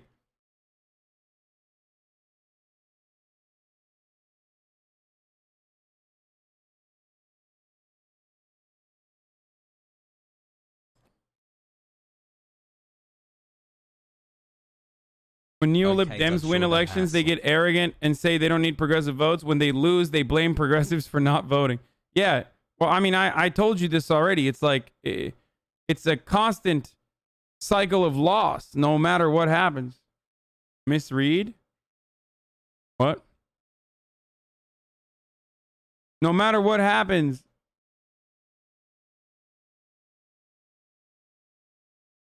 they will always...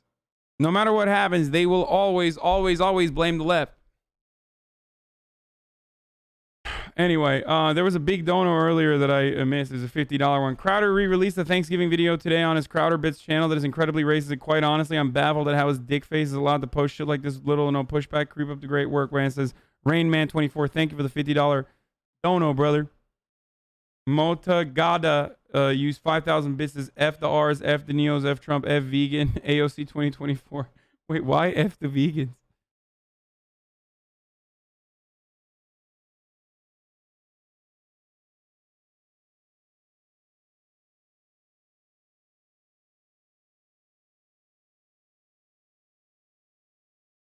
Hassle.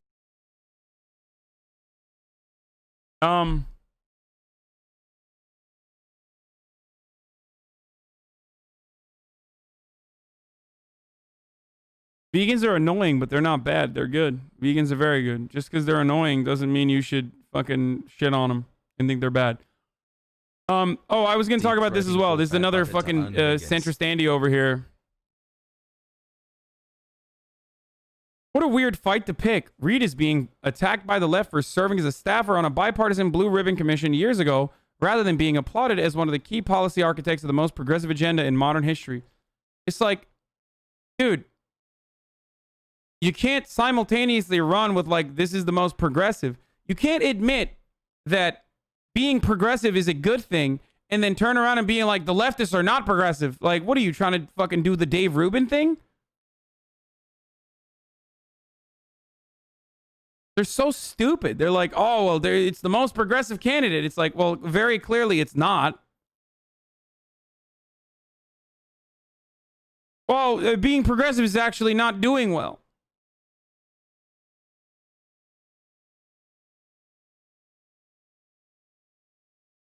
Oh, okay. Oh. Got water.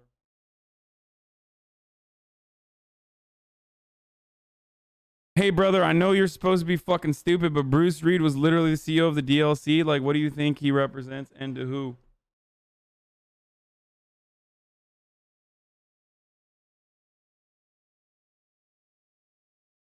The Blue Ribbon, Bipartisan Blue Ribbon Commission is literally a commission that that is against deficit spending. If you're a Democrat and you run around and you say you're a budget hawk, you're a fucking idiot. You're not a Democrat. You're the opposition.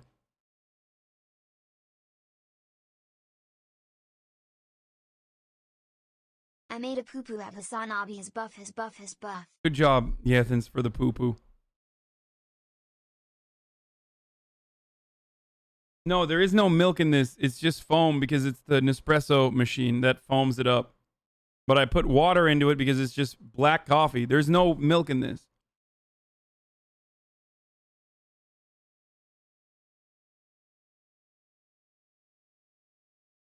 Anyway.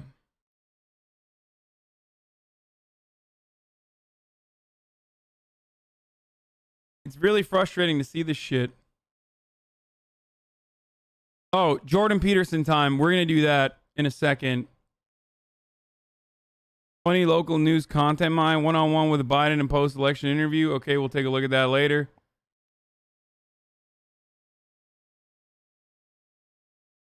What else did I want to get mad at?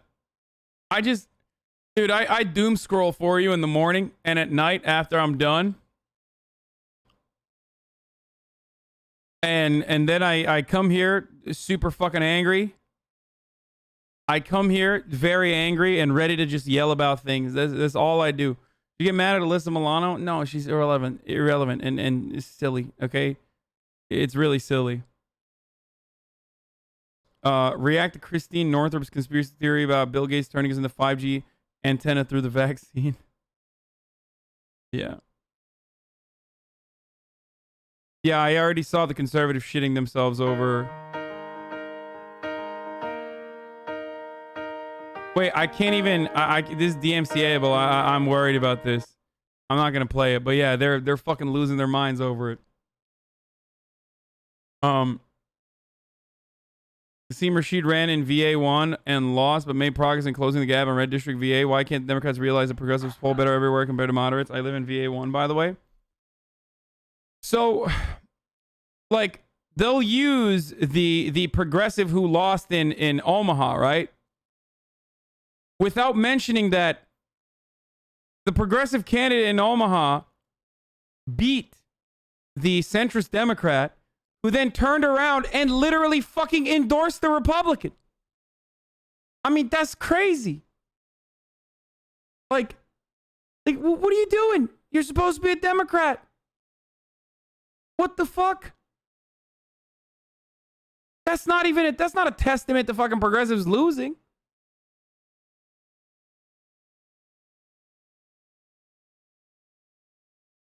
There's not a better way to show that, like, when Democrats say unity, when establishment Democrats say unity, they just mean unity with, like, the establishment Republicans. Like, that's all they mean. It's crazy to me, man. It is absolutely crazy to me.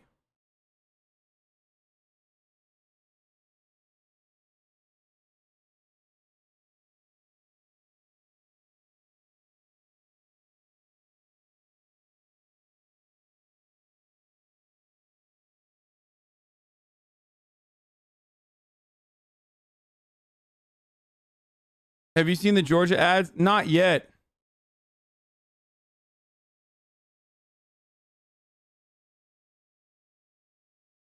I have not seen the Georgia ads yet, but someone on Discord was like, dude, you keep lying. Wait, where is it? Show. You keep lying to your audience about, like, how, oh, here it is. Look at this. You keep telling your fans AOC and Bernie aren't being used to sink Democrats. Show this to your stream. And I don't know if this person was trying to be like, I don't know if this person was actually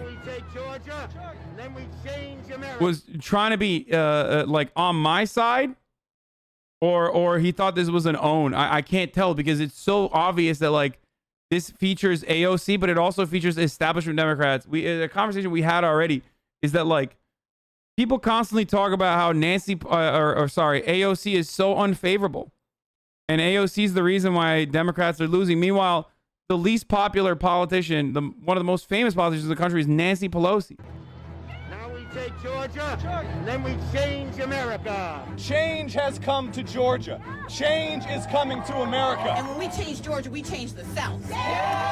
When we change the South, we change America. Yeah! But the thing of it is, the blue wave is comprised of those who are documented and undocumented. Yes! To make sure that we don't have a Republican Senate majority, that we win these races in Georgia, that we secure a Democratic Senate majority so that we don't have to negotiate. No negotiation. Total Democratic control. That's their goal. Their plan? Yeah. Increase taxes. Yeah, that they should, like, Democrats should say it with their chest. Democrats should be like, yeah, of course we want Democratic control.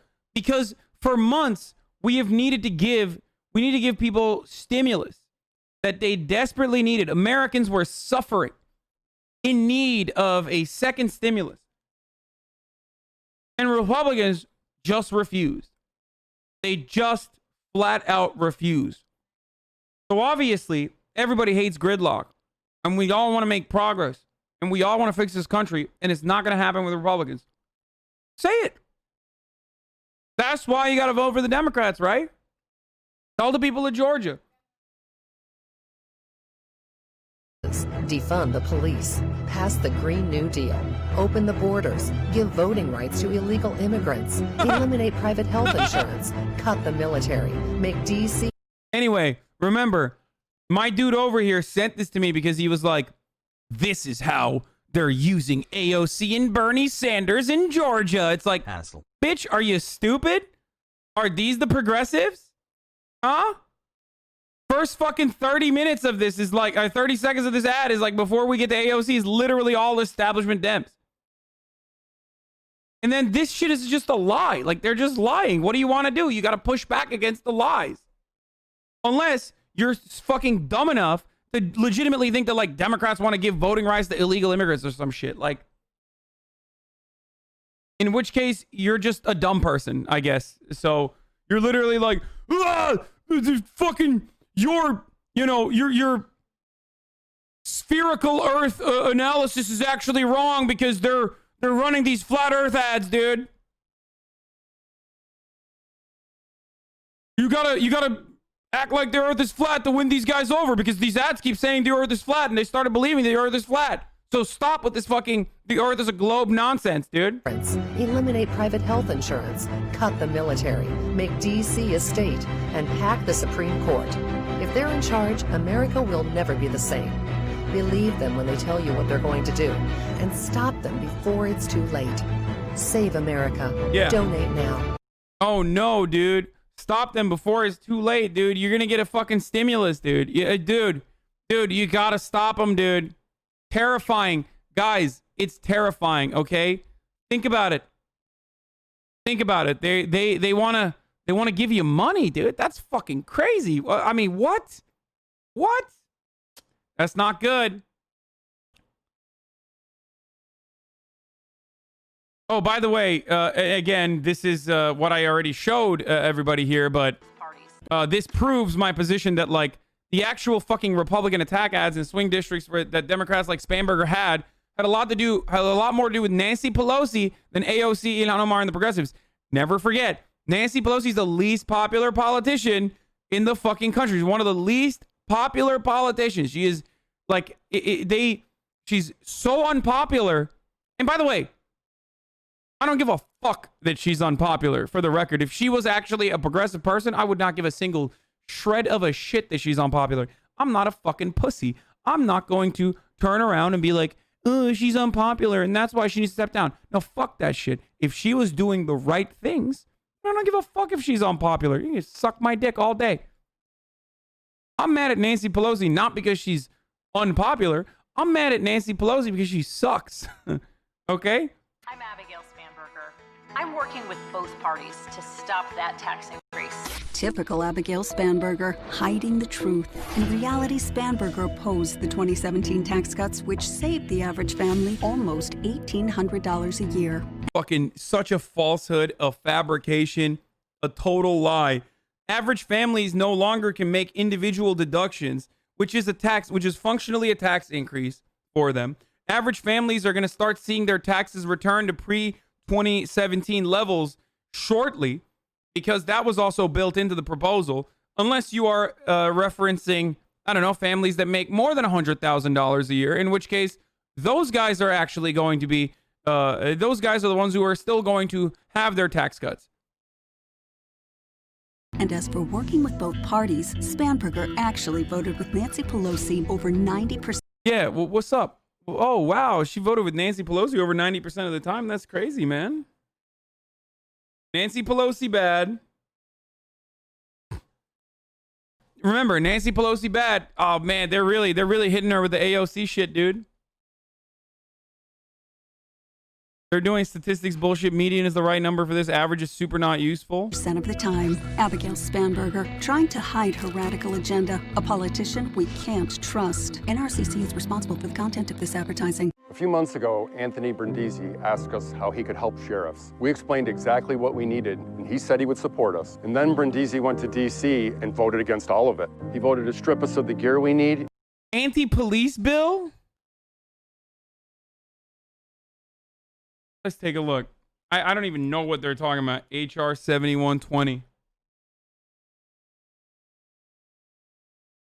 Don't mind me, I just converting these the fucking Justice, George Floyd Justice and Policing Act. Guys.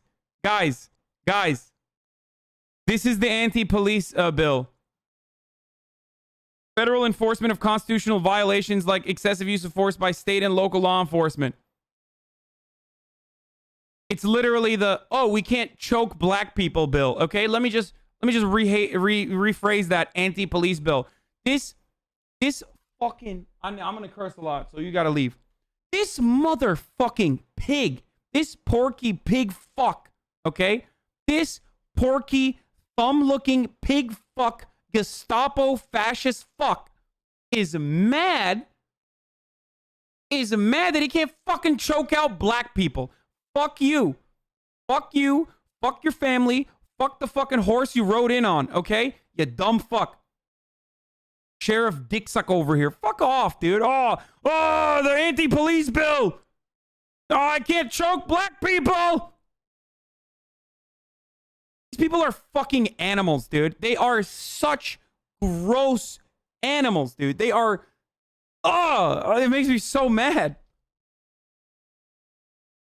But no, but Joe Biden says we got to work with these guys, Jack. Come on, Jack. Cops can get a little bit of choking.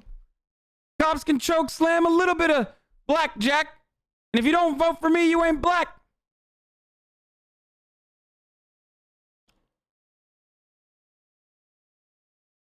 Fucking pig. Porky pig. Fuck. And then Brindisi went to D.C. and voted against all of it. He voted to strip us of the gear we need and... Yeah, we need that gear, brother. Brother, are you fucking kidding me? We need that gear, brother. The irony, of course, is that, you're in New York State.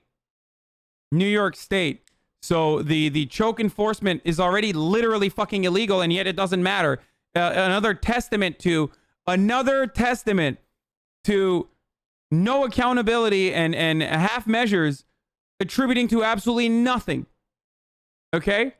Because the NYPD choked and killed. Oh my God, I can't believe I'm not remembering his name now. There's so many fucking murders. Holy shit. Oh, for Eric Garner. Yes, thank you. NYPD choked and killed Eric Garner. That was an improper chokehold. Doesn't matter. They were outlawed already.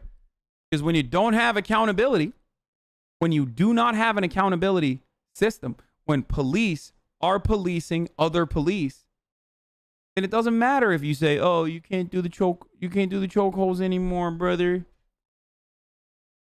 Man, don't fucking do shit like this, dude. No, that's fucking... Don't do that.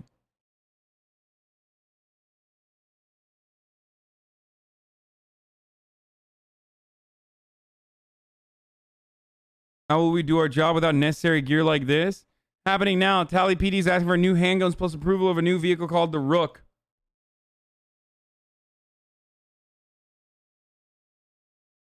It's a bulletproof Bobcat, brother. The way to get someone posing to risk safety. It says it's tactical. It can be used during natural disasters. Over the past few months and for having such a welcoming community. I appreciate how hard you work for it, Hassel. Listen, brother, it's gay to use a regular porta potty. I need my porta potty to be bulletproof, brother. I'm taking the craziest dookies. You understand? Fellas, is it gay to shit in a normal porta potty? They're like purple and shit, you know? Those are soft colors. I need my porta potty to be fucking bulletproof and black. Matte black.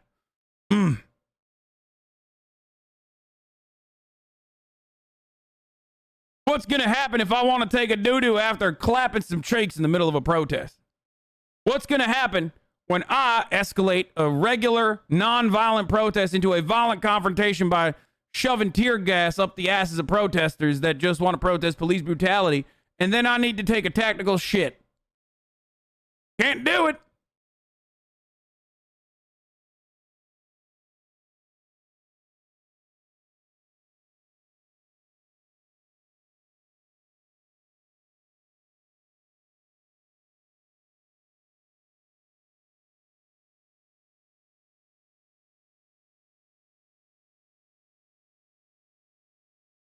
Our small town police force needs a tank. Why can't we beat people? Why can't we get away with murder? Cops are so disgusting in the U.S. Yeah, they're fucking insane.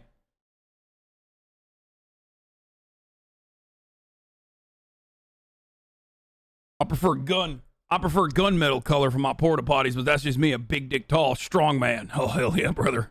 Woo! Woo! Feel like a man, baby. I feel like a man every time I take a dookie in one of these tactical porta poopers. Oh, okay. Let's get to the fun stuff. Obviously, well, not like actual. We're still doing politicking, but I told you that I was going to do Jordan Peterson.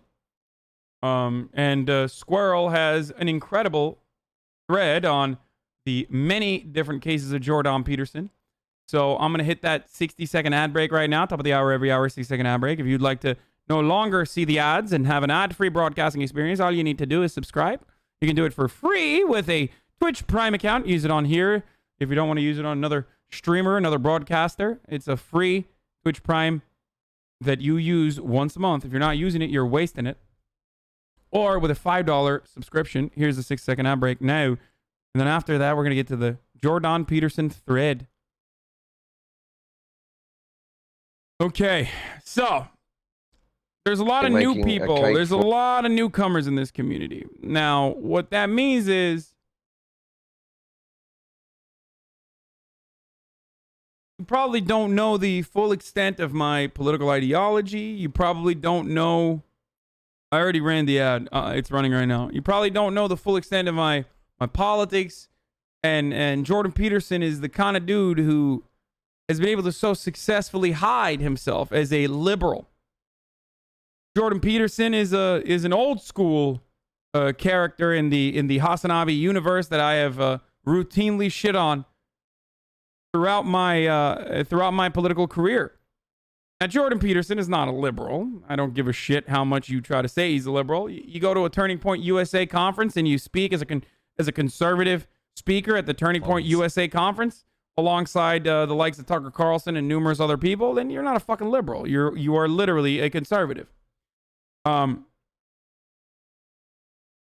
a lot of people are new to politics, or they feel like Jordan Peterson maybe helped them.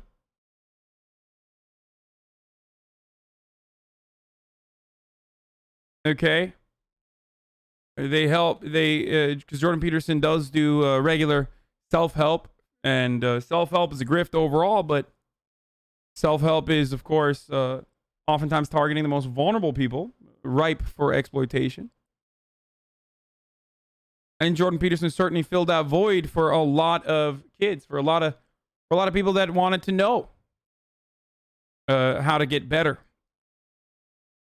And his fan base is crazy for him. So he has had a lot of horrible takes throughout the years. So yeah, Jordan Peterson is a wonderful way to get young, disillusioned incels and libs into the right-wing pipeline. Absolutely. Yeah, I'm confused. Everything I've seen from JBP has been positive and really helped me, and I'm a female. All right, well, I think your mind is going to be changed by the end of this session. My man went through a lot. I don't give a fuck that he went through a lot. I do not give a single fuck that he went through a lot. First of all, yes, addiction is a significant problem. He had a benzo issue. Okay. He almost was, he was comatose and shipped over to a fucking wild Russian hospital because his daughter was just basically guiding his lifeless corpse at that point. My man advocated for the all-meat carnivore diet, which should have stopped people from wanting to take him seriously, but nope, people still kept taking him seriously. Hassle. Some fucking weird reason, but he is a clown, a grifter, and just a regular old conservative who really, and I mean really, capitalized on the "I'm just a centrist. Of course I'm not a conservative. I'm just simply stating how far is too far for the radical left. These postmodernist neo-Marxists." Probably my best impression as well, by the way, is Jordan Peterson. How far is too far for the postmodernist neo-Marxists in college campuses?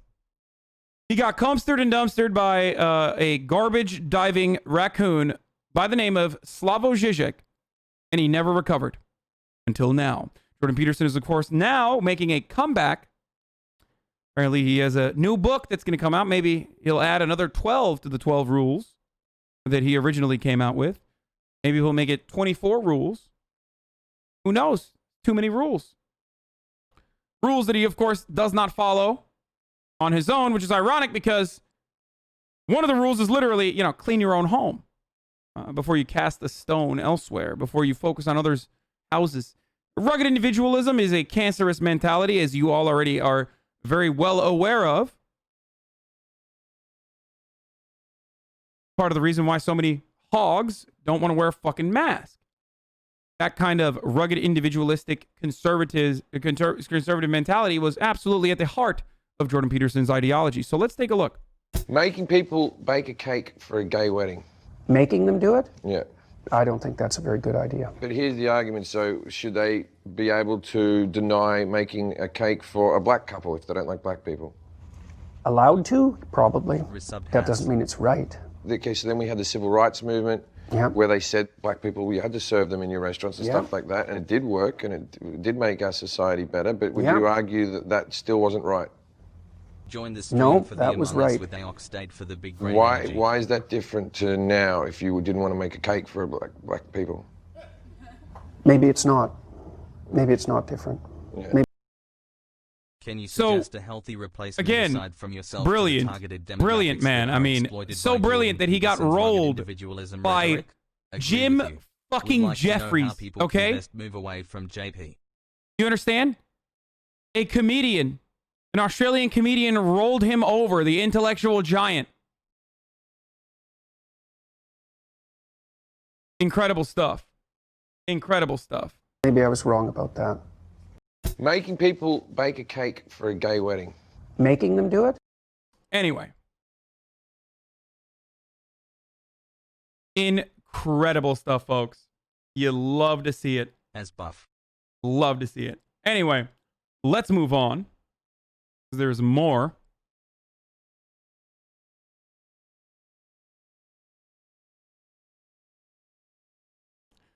Here's that time Jordan Peterson claimed that without God, it is impossible to produce art, and then challenged on this absurdity when it's pointed out there are atheist artists. Peterson claims they're actually religious without knowing it. Let's take a look. For years, I had this thing going where people would say, What's wrong with you roasting him for admitting he was wrong? First of all, I love when people progress. I love when they change their minds. The problem is Jordan Peterson has very strong convictions that he refuses to openly state. And the reality is his convictions never changed after that. He didn't all of a sudden think that it was bad to, he didn't all of a sudden go back on that and say, oh yeah, I have reflected on this. And now I will no longer be advocating for this. No, he's still a conservative. He just, in that conversation, he was like, yeah, you know what? I guess I was wrong on that. Let's keep going. And he still kept advocating for the same bullshit that he was beforehand. for years, I had this thing going where people would say, oh, and this is kind of what we're getting at from a different angle. I would say they would be afraid of what we would lose if we lost religion. And I basically said, demonstrate to me any benefit. Oh, you'd lose art and poetry and drama and narrative and Why? story. Are there no godless artists and poets? Well, there are artists and poets who think they're godless. For years, I had this thing going where... Incredible stuff. Incredible stuff. Yeah, they don't know it. They're God. They love God. They just don't know it. Here's some nerdy stuff. Jordan Peterson believes that the DNA double helix discovered in 1953 is depicted in ancient Chinese, Aboriginal, and Egyptian I got that art. right. This is from China. So this is Fuxi and Nuwa. I think I've got that right. But I just love that representation. It's so insanely cool, this representation. So you see the sort of the primary mother and father of humanity emerging from this underlying snake-like entity with its tails tangled together. I don't like his I think that's I really do believe this, although it's very complicated to explain why. I really believe that's a representation of DNA. So, and that representation, that entwined double helix, that is everywhere. You can see it in Australian Aboriginal art, and I'm using the Australians as an example because they were isolated in Australia for like 50,000 years. They're the most archaic people that were ever discovered, and they have clear representations of these double helix structures in their art. So he's not wrong, my guy. Wait, what? There is absolutely zero basis for what he is saying. This is completely made up. What he's trying to say is there is some sort of spiritual basis. There, like religion exists all around, and all manner of religious symbolism is actually demonstrating like things that science found out later down the line. It's basically no different than, and this is not exclusive to the Quran, but you know, this is my background, so it's no different than saying like, well, this verse, this surah in the Quran implies that, you know, the world is going to end at this point. Like it's just, it is literally no different. Yeah, see, the Turks are already making fun of it. Kur'an'ın şifresini çözen adam resmen. Exactly. It's like people that fucking look at numerology in like in the Quran, in the surahs, and saying like, well, you know, they actually knew that this volcano was going to erupt because the surah, if you look at the numbers here, it showed it. It's like, it's complete, it's fucking nonsense. It is complete nonsense. Okay? So, and those are the two giant serpents out of which the world is made, roughly speaking. It's the same thing, you see that in the staff of Asclepius, which is the healing symbol that physicians use, although usually that's only one snake, but sometimes it's two. So that's a Chinese representation. And then it's confirmation bias. Absolutely. He just saw that and he made it up. Now this, the funniest part about this, of course, is that like, this is in a lecture. Like, this is a lecture. It is not some like random YouTube video that he's making. This is literally in a fucking lecture. He's just like making shit up. People are learning from him right now. There's this. That's the Egyptian representation. We talked about the Egyptian story the other day, right? We talked about Isis and Osiris. So there they are, cobras. Their tails are twined together. See, they emerge out of that. That's the dragon of chaos that manifests itself as culture and nature. That's the representation. That's unbelievably cool. So, unbelievably cool. That's unbelievably cool. It's just that, like, look, you're making up the you're rounding the circle, or whatever the fucking term for it is. Like, you're just saying that like humans subconsciously had all of this information and it just exists out there, and we were just manifesting it through the 3 months through our religious depictions, like our artistic expressions that we were only able to unlock through religion. You're just showing sound bites, same way the fucking media gaslighted Bernie Sanders. Your takes are so shit. There is no amount of non-stop ownage that I can show of Jordan Peterson that will get you to actually look at this in the serious way. Like, look at this in an open-minded way. I'm not going to ban him for loving Jordan Peterson. He's delusional. Like, I don't want to push him away. I want to welcome him so he can maybe sit down and recognize that, like, this is complete nonsense. Yeah, it's pseudoscientific garbage. No, I know the Twitter account that is... The Twitter account is my friend. The one that posted all these. Then let him explain stuff and don't take 10-second clips. My guy, this is 1 minute and 40 seconds. There is no 10-second clippage here. It's like, we're not going to sit through a 45-minute delusion for something that is totally made up. It's like saying, sorry, I really enjoyed Alex Jones's videos, so you have to fully dive into his... you have to fully dive into the 40 minutes, because this is no different than what Alex Jones does. I'm sorry. Like, and this isn't even the grossest part of his grift. This is just like nonsense. Like, it's just silly, especially because it's immediately disproven. And by the way, I have countless hours of Jordan Peterson lectures. I've read his materials, not fucking maps, meaning there's no way I'm reading that bullshit. Only like the weird parts have I read, but there's no fucking way that I'm reading maps, meaning like you will not get me to read that insane thing, except for how he fantasized about fucking his grandmother or his grandmother's pussy hairs or whatever. That's really weird stuff. But look it up, by the way, if you don't know that that's if you think that's fake, look it up. If you think I'm lying to you, look it up, motherfucker. Anyway, hold on 1 second. So, moving on. Oh, Put it up. this is a good one. This is a good one. This is a really good one. This is one of my favorites. So Jordan Peterson used to host these like seminars or sessions or whatever on his where people ask him questions. And here's Jordan Peterson contemplating whether or not to oppress the gays. 77 votes. Australia is holding a plebiscite on whether to legalize gay marriage.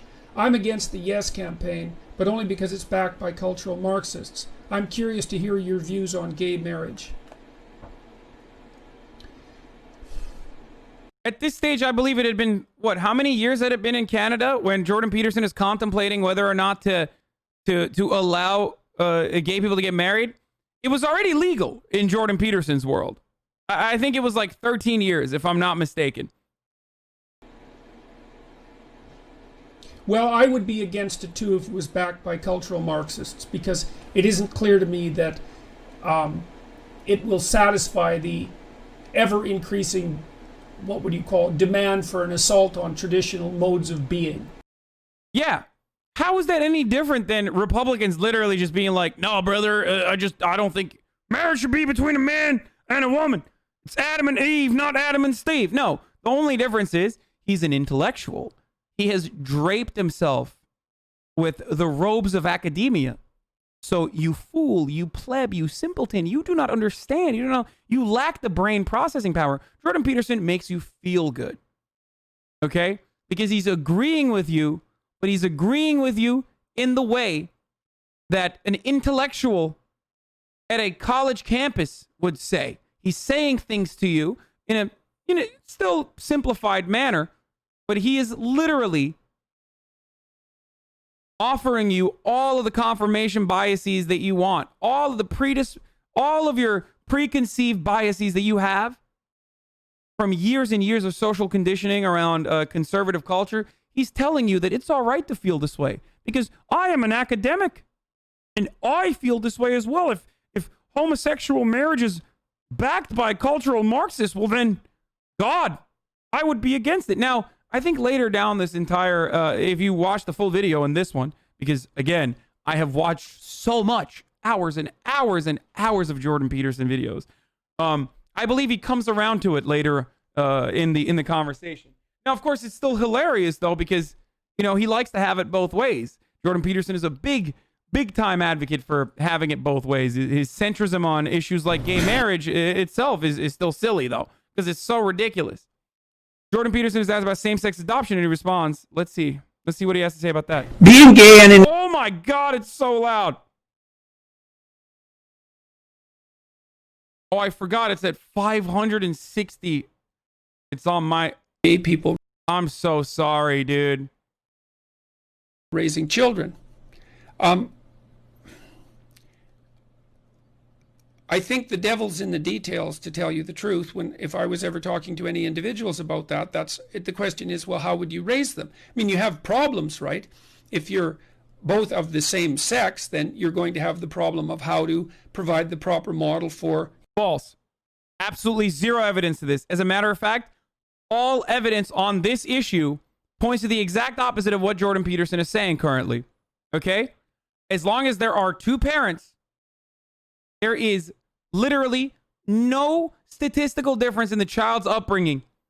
Whether the two parents are men or two parents are women, whether they're non-binary, it is totally made up. It is a completely made up, nonsensical position, only backed by your biases. The only reason why Jordan Peterson can get away with this shit is because you want to believe it, because it kind of makes sense. It's like common sense, right? It is completely made up. People, hey. Let's say you have a boy and a girl. We know this is indisputable, and this is something I've talked to Warren Farrell about. Kids in intact heterosexual families where the father is present do way better on multiple indices than kids who are part of single-parent families. The fucking bullshit! Again, notice how he hid the truth? Where he said, in intact heterosexual families, like, you're hiding the argument isn't about single-parent versus two-parent households. The argument is about two-parent households where parents are gay. Okay? The argument is not about whether two-parent households are the same as like single-parent households. Of course, there are other complications with single-parent households. You son of a bitch. He is fucking doing that. It's not even remotely comparable. I already admitted that. That's a fact.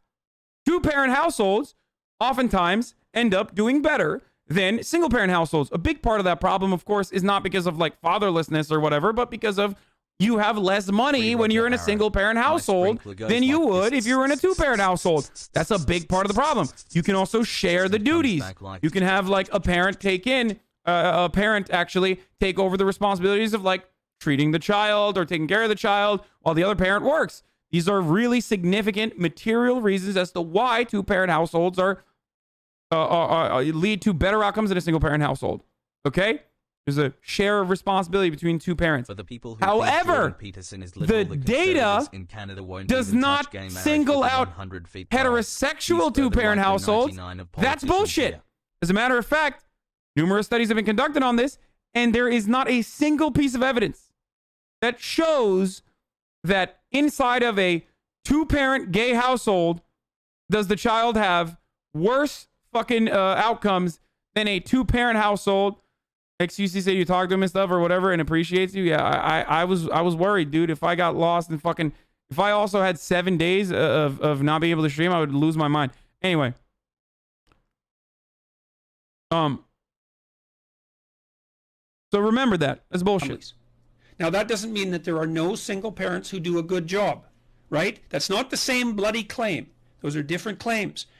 But on average, not only do kids where fathers are present do better, but societies or even local societies where there are more fathers present do better, not only for the kids that they're fathering, but the kids in the neighborhood where there are lots of intact families with fathers do better. And so I believe... Notice how he did not mention gay parents at all. The question is gay parent adoption. He did not talk about that. He immediately went into talking about the difference between two parents versus one parent. What? Are gay parents always single parents? Is that what you're fucking saying? That is gross. You are a gross person for saying that. That is the same shit that Ben Shapiro does all the fucking time. This is not an argument. You're not making an argument about the question. Okay? Believe quite firmly that the nuclear family is the smallest viable human unit. Father, mother, child. Smallest viable. He's literally saying two dads would be better than one dad. That's literally his argument.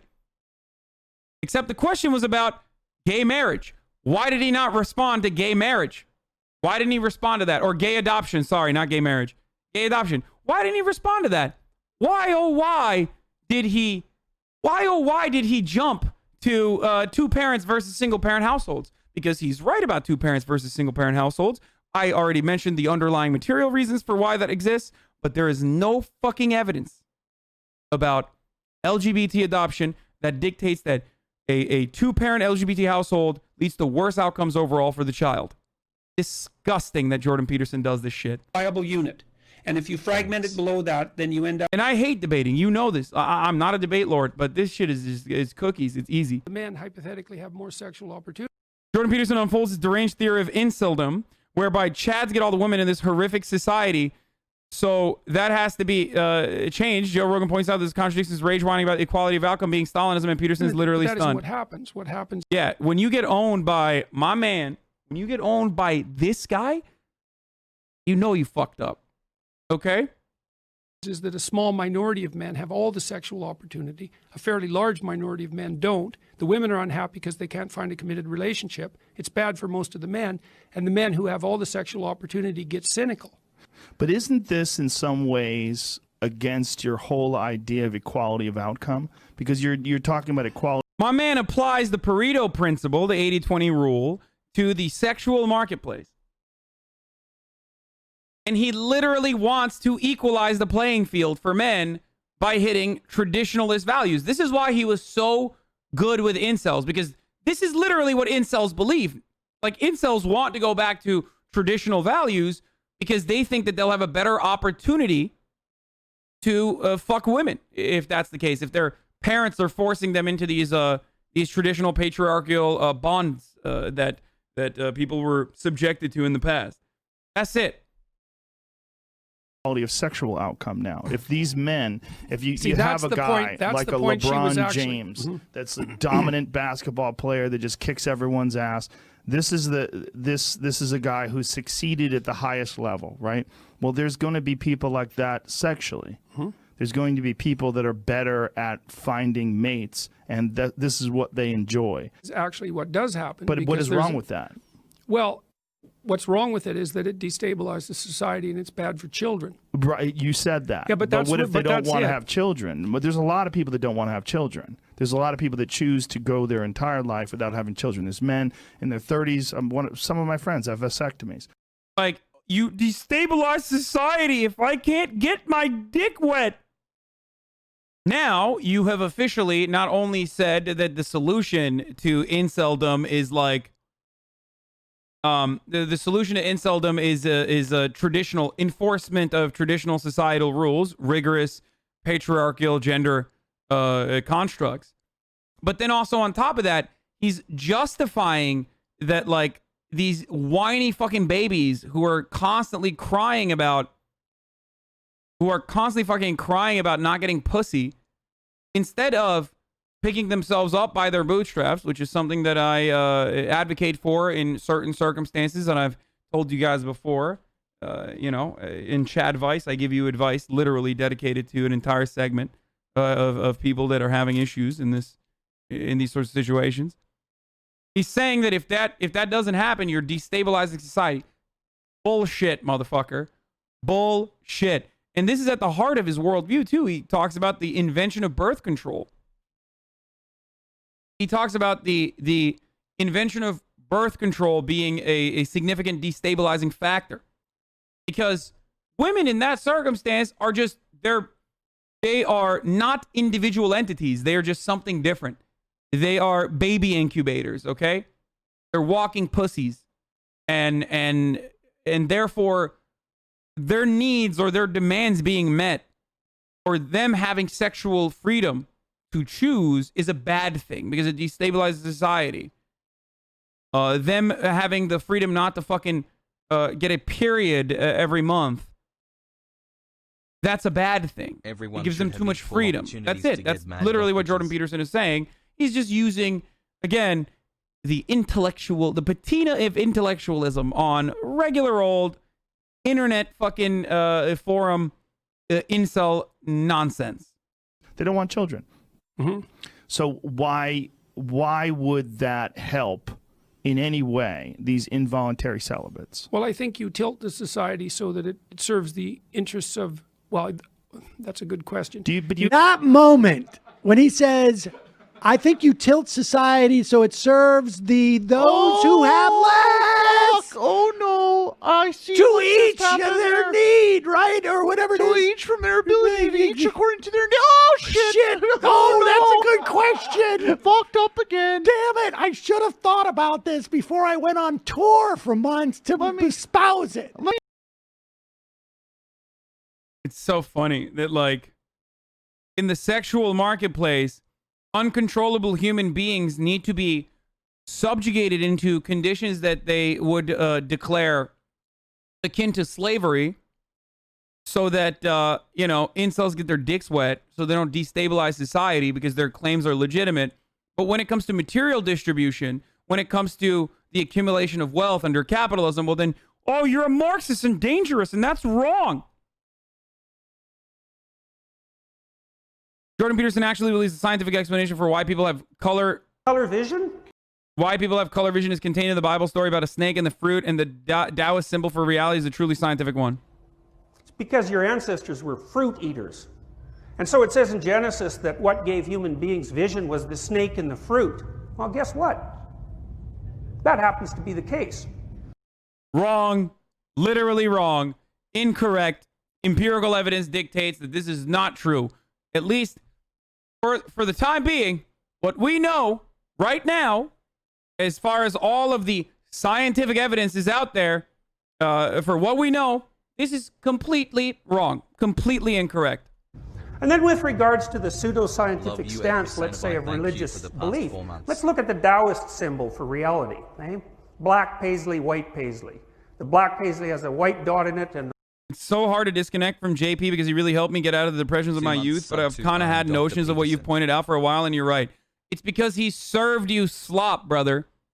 Self-help can have the capacity to be really helpful for a lot of people. I've talked about this before. Self-help can help you get through depressive bouts. It can help you get through, significant problems, even addiction, for that matter, something that Jordan Peterson himself has been afflicted with, as we know. But the reality is, he was selling you a conservative, like a regular fucking conservative ideology, along with the very commonplace self-help arguments that he has ripped from every other fucking self-help guru that came before him. Like, I talk about cleaning your room and how important it is to like build small steps, like build small goals, build short-term goals and long-term goals, and then make sure your short-term goals are achievable. So you get a boost of fucking adrenaline and endorphins when you actually, make your bed when it's so difficult to get out of bed in the morning. Like, I know that's actually good advice. The difference is I don't then turn around and say, society is not built against you. Capitalism is good. Climate change is fake. It's a falsehood. It's a fabrication. Like, that's what Jordan Peterson did, though. And that no one should be compelled to bake cakes for homosexuals, and that, gay couples should not be able to adopt, or at least straight couples should be able to adopt before gay couples. Like, it's made up. It's totally just awful. Awful shit. Most people, unfortunately, are so conditioned with laser precision on the aesthetics that they fail to recognize when someone is being a monster with their worldview, with their opinion.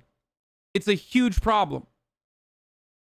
And Jordan Peterson is an intellectual. He's a college professor.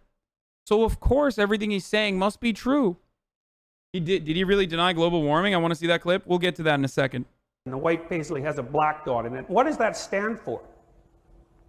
It stands for chaos and order. And the reason it stands for chaos and order is because that's actually what being is made out of. Now, you might think that the world is made out of the objects that you see in front of you. But I can tell you one thing, the colors you see aren't part of the world.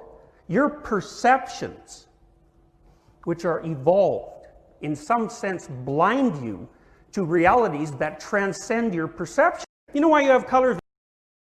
The funniest part about it is that, like, the funniest part about Jordan Peterson's grift, of course, is that like his big thing is the trans stuff, which I have an entire video on. We'll watch that after. He is a transphobe. Like, make no mistake. When people say Jordan Peterson's not a transphobe, it's bullshit. Like, he does not believe trans women are women. He like lies and says that it's just I can't be compelled. I mean, he lied so significantly about C16 that, like, there are probably people in my audience that still think that this was a serious act. It was a serious transgression against freedom of speech in Canada or something. Like, it's a total nonsense. And he's also openly admitted, like, he does not believe that a trans woman is a woman. Like, he has said that. So we'll get to that, though. Jordan Peterson became a living meme partly due to his deranged belief that human beings and lobsters have the physical... Oh, here, this is a good one. This is a great one. The properties of the social behavior of lobsters and people are the same. Here's evolutionary biologist P.Z. Myers demolishing that pseudoscientific garbage. This is a sign that he is a loon. And I use the lobster as an example because the lobster, we divulged from lobsters in evolutionary history about 350 million years ago, common ancestor. No, that is ridiculous. 350 million years ago puts us in the early Carboniferous. Does he think lobsters evolved from sharks or sarcopterygians? There were diverse forms of both chordates and arthropods in the Carboniferous. The last common ancestor had to have long preceded this period. And it did. The best estimate of the last common ancestor was that it lived deep in the Cryogenian, long before the Ediacaran, about 700 million years ago. Now, you might argue that this is just a pedantic detail, but this. He never denied global warming. He merely states that the underlying political movement surrounding the environment has an agenda and that the science doesn't show it. He also thinks there are no good alternatives that would sustain the whole world. Yeah, no, that's eco-fascism, first of all. And no, that is like saying, oh, I'm not a vaccine denier. I'm just a vaccine questioner. I'm just questioning whether or not vaccines cause autism. I'm not saying that they do. I'm just simply asking questions. He's just denying it, and you're delusional for not recognizing that it is literally borderline denial, something that there's scientific consensus over. Okay? So that's one. Oh, he's just a skeptic. Yeah, I'm just a skeptic over vaccinations. Now, he's not anti-vaxxer, at least as far as I know. He might be. He's like conservative in every way, by the way. So I wouldn't even be surprised if he is a fucking anti-vaxxer too on top of everything else. But what is going on with my chat? My chat just disconnected. Fucking classic chatterino, dude.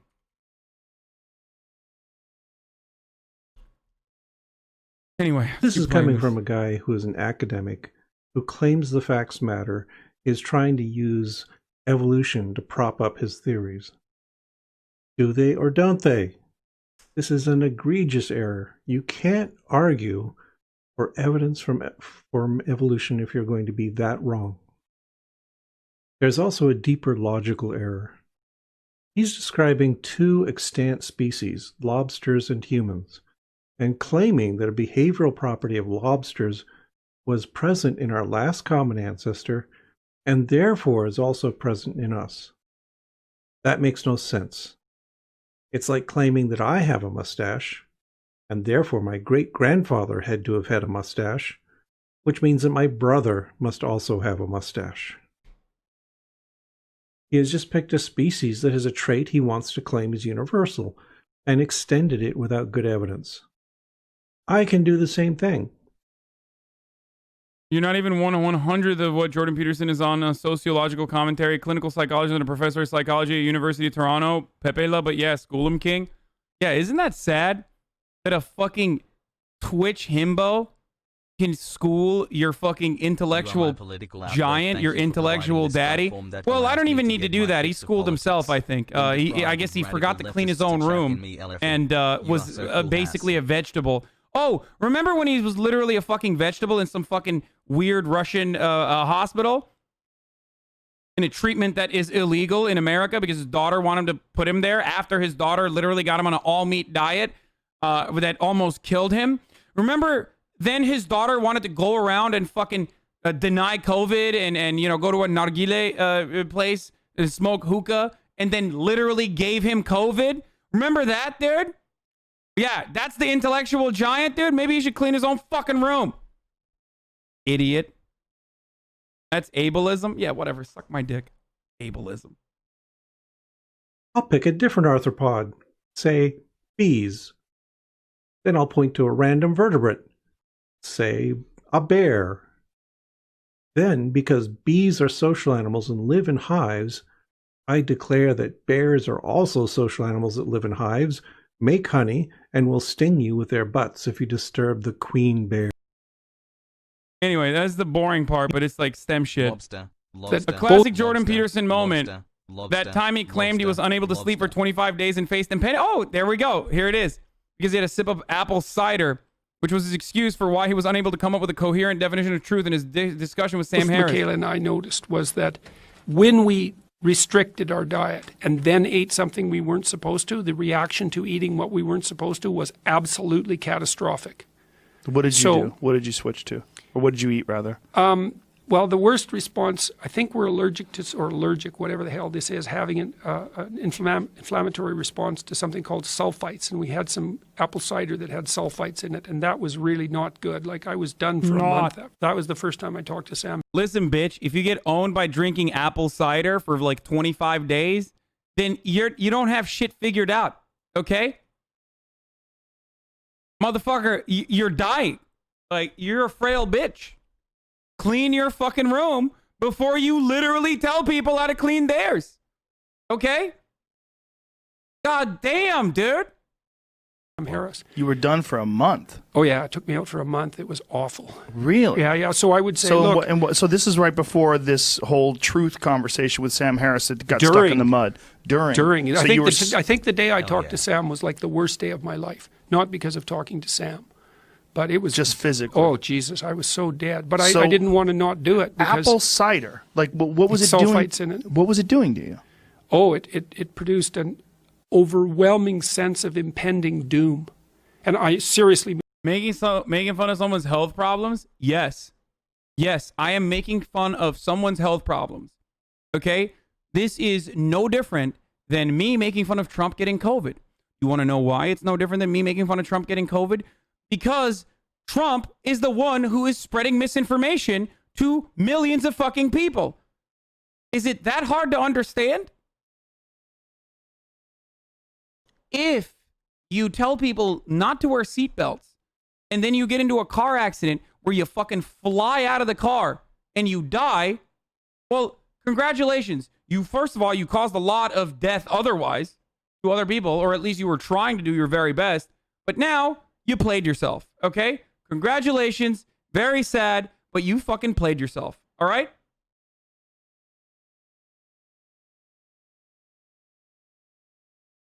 He's the reason why he has the health issue. It's not because he's unlucky. It's because he's stupid. Exactly.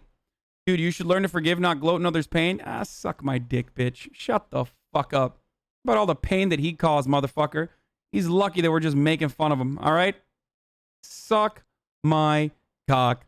Why are you making fun of him? I hate Jordan Why are you Peterson, making but fun of sulfites him? are Like, no. actually really bad No, for you listen to and are me. just a Listen to me. preservative. If We you're don't play someone that who gets fucking headaches liberal from bullshit drinking here, red wine, okay? It's likely because of the sulfites Go in the cry wine. about it in your fucking safe space, you snowflake bitch. After all, that's what I learned from Jordan Peterson. been overwhelming. Like, there's no way I could have lived like that if that would have lasted for... See, Michaela knew by that point that it would probably only last a month, and I was like... A month? Yeah, from a month. Fucking cider? Oh, I didn't sleep that month. I didn't sleep for 25 days. I didn't sleep What? at all. I didn't sleep at all for 25 days. How is that possible? That should I'll tell kill you how it's possible. You lay in bed, frozen in something approximating terror for 8 hours, and then you get up. Oh my God. Oh yeah, not and good. this is from fucking cider. From cider. That's what we thought. 5 months of Dono Wall. Fog. Like, even elk meat Andy over here is like, come on, you got to recognize that this is crazy, right? Like, you should not be promoting this. Like, this is insane. From cider. Wow. Elk meat Andy. Jordan Peterson actually believes the Bible story about Adam and Eve. Let's take a look at that. If you look at Genesis, very old book and very influential book, there's a strange sequence of events that befall. Oh, for a reactionary, his extremely postmodern characteristics. Oh, dude. Jordan Peterson is the #1 postmodernist. Like, he always talks about how postmodern neo-Marxism is a problem. It's like, first of all, that's inherently conflicting. Like, you can't have a materialist understanding of the world and also a postmodernist one at the same time. You are revising Marxism. You're a revisionist in that circumstance. It's totally separate. But like, on top of everything else, like, his way of describing so many factors is literally postmodern. Falls Adam and Eve, right? It's in 2 sentences. Elk Meat Andy's an athlete. They tend to be reasonable health stuff. Yeah, like, Elk Meat Andy is, I mean, he does a lot of bro science and shit too about food, but ultimately everyone is healthier than doing an all meat diet. An all meat diet is idiotic. A snake gives them an apple, and that wakes them up. Well, there's a good book by a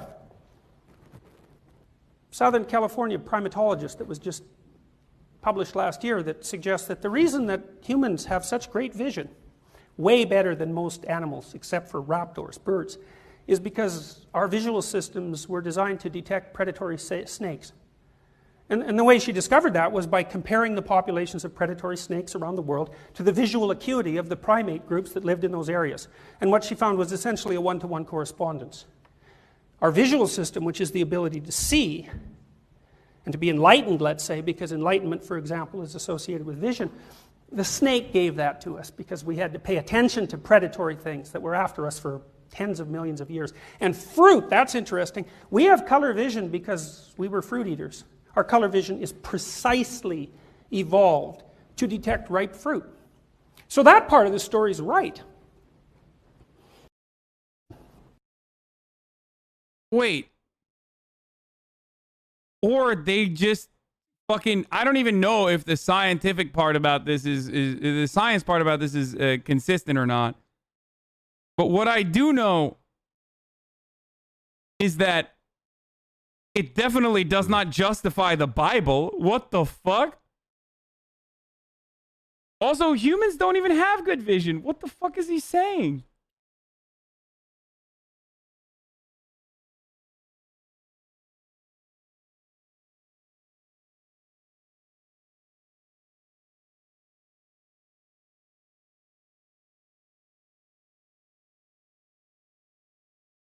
That's right, the Bible was written by Darwin.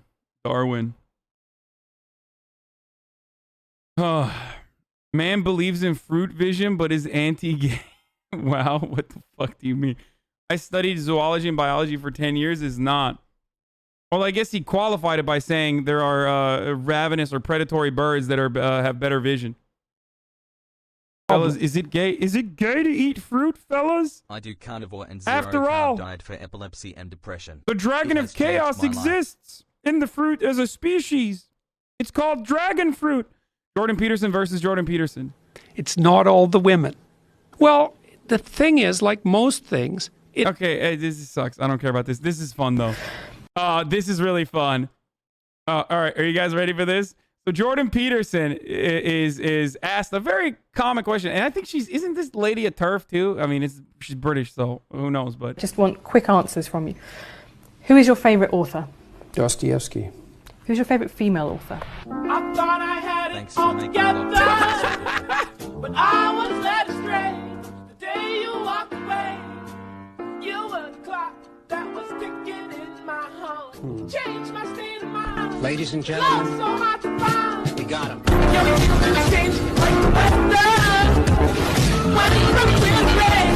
yeah, my man couldn't even come up with like Ayn Rand or something. You know what I mean? Like there's like libertarian women out there. I mean, Ayn Rand is great. Like, anyway, that's a really funny one because like it literally like he had a really hard time coming up with it. He had a really hard time coming up with it. Like it was like a good 30 seconds or something. And he's been asked that question before as well. This is great. I love this one. This one's really funny too. Do I have a favorite feminist? I don't think of things that way. I'm not a favorite of ideologues. Do I have a favorite admirable woman? Yeah, he hates ideology. It's like, dude, this notion that you hate ideology, that you are like anti-ideology, as you espouse every fucking facet of liberal capitalism is so hilarious. Like, just say you like a fucking feminist. Like, how hard is that? He thinks that feminism is like a pure ideology and therefore bad. It's like saying, who's your favorite fucking civil rights figure? Oh, I don't believe in it. It's an ideology. I don't believe in that. Ask me who my favorite black man is and I might tell you. It's like, you're an ideologue. Yo, JP must think that mantis shrimp most complicated visual system known must have been the biggest fruit eaters lol. You can't even come up with a fucking woman. Name a woman, dog. I'm sorry. I often have a difficult time bringing names to mind. The woman who established nursing as a profession in Britain. Florence Nightingale. Yes, Florence Nightingale. It's like. Now, there's a reason why he came up with that one, and you will find out just now. Good for Florence. She thought at one point, I think men were unsuited to nursing because she had gender stereotypes. Shouldn't we be telling her off? Well, some men are unsuited to nursing and some aren't. What does that even mean, dude? What does that even mean, dude? Oh, Jesus Christ. It's so funny. Now, it's hard. I'll be honest. Like, if you're put on the spot and you, like, think about this, because I had a hard time, too. Like, your favorite female author or, like, name a woman. An admirable woman. The answer always is Rosa Luxemburg. Good answer. Okay. Great answer. Probably the best answer if we're being honest. Oh, here is here is the oh, this is the same conversation. Jesus Christ, the fucking audio is just so wonky. Was true and it remains true. Name every woman. Angela Davis is good too, but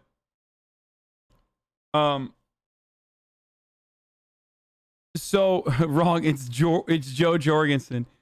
JPP wouldn't have any modicum of success if we lived in anything close to a healthy spiritual society. Capitalism and materials consumerism has corrupted Christianity and destroyed America's main spiritual institution to the point where a drug-addicted grifter can tell people clean your room, and depression can be combated through productive behavior, and they treat him like a prophet. Little edgy take there, but yes, you are.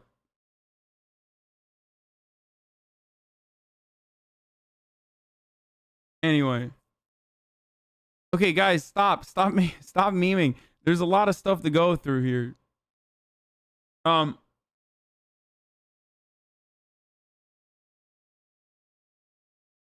True, by the way, and I thought about it before I hit send, but and maybe that was an error, but perhaps it wasn't. So I didn't like what he said, and I think that if he had been on the right-hand side of the political spectrum, he would have been taken down and out because of what he said, that I was romancing the noble savage. You are doing the same he does? In what respect do you mean? I tell you self-help is grifters. And every time I give you advice on anything, I tell you this is from my own personal experience, and everyone has a different, unique experience. But most importantly, if you are to say that I am similar to Jordan Peterson, I mean, I can take that as a compliment. He is incredibly successful at his grift. But ultimately, you arrive at the conclusion that my grift is about getting you to recognize the shitty hand that you've been dealt. My grift is doing agitative propaganda so that you understand the current conditions that we exist under. If you consider that to be a grift, especially when I'm very open and very honest about it, then yeah, I guess I am a grifter. I'm a grifter for leftist values that I truly believe in.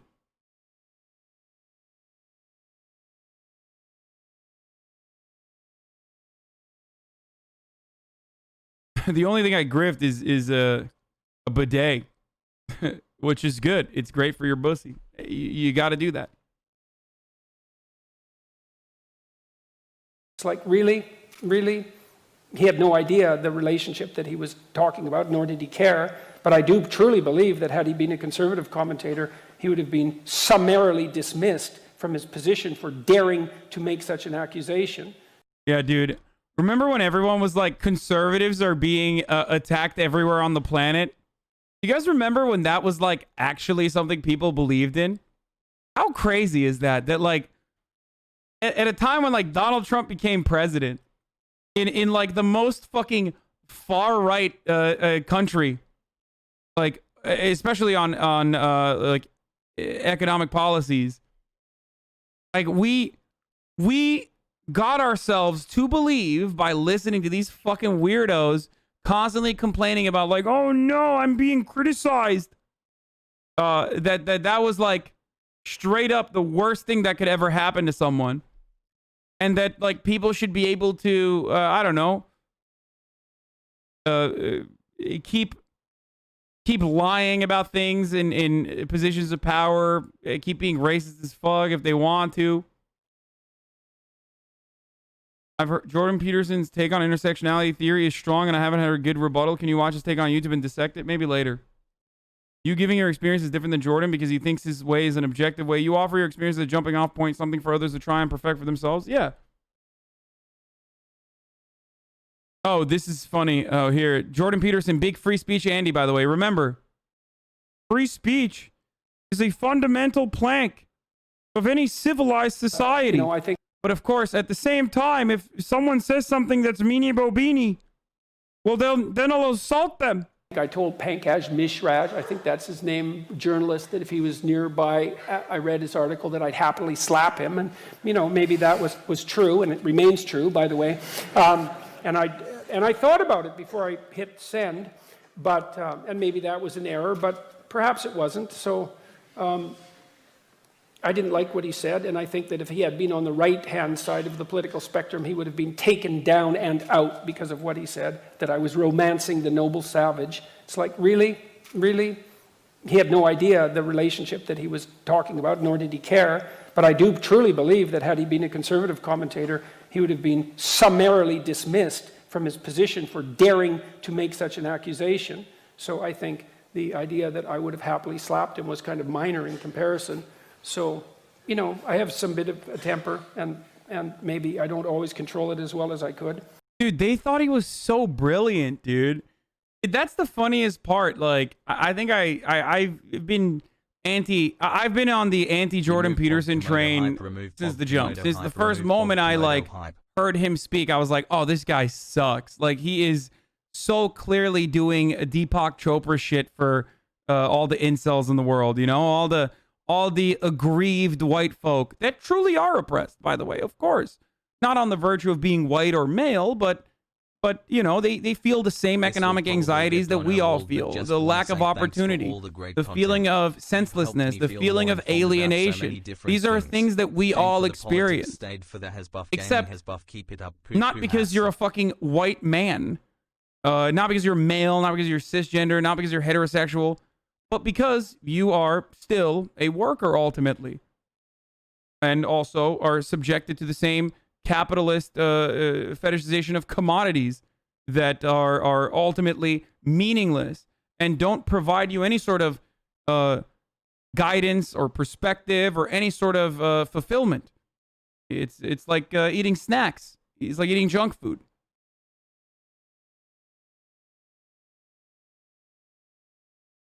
And obviously there are so many different issues, but according to Jordan Peterson, like around his worldview, it's like just conservatism will fix everything. He's a fucking expert in his field. You've never looked at his videos as he keeps it apolitical as possible. No, my friend, he does not. That's the problem. And also, you're probably coming in here late, and I've already owned that whole concept of like, he's apolitical while talking about human nature backed up by scientific data and research. First of all, human nature, again, not an argument you can make. What do you mean human nature? Yeah, we should just start fucking raping people then. Like, what do you mean human nature, brother? That's just nature. Naturalism is not an argument you can make, okay? Like, the fuck do you mean? He's also not apolitical. That's the whole point. Hope her having a lovely it's hard day, to tell guys, how girls, much of and it to pals. keep Love you, under Jasmine, wraps and how much to let out.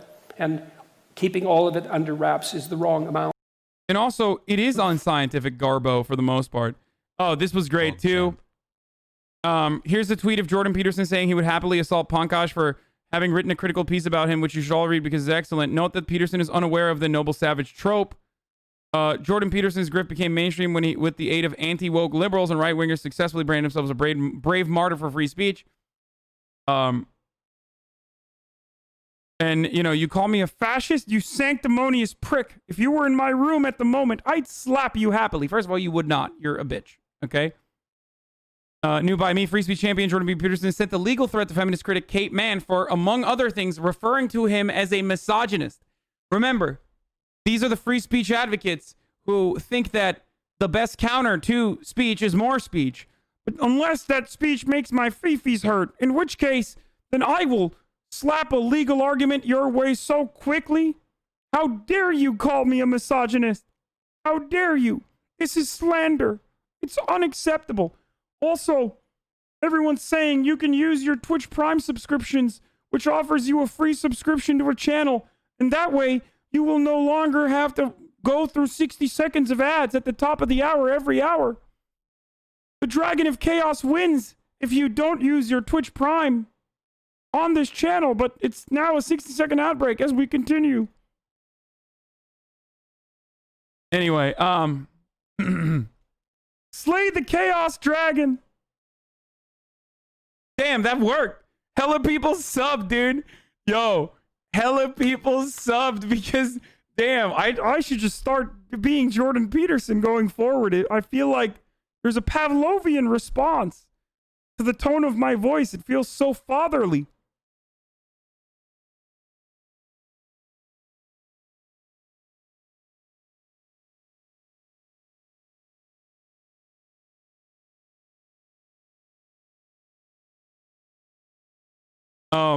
Anyway. Let's keep going.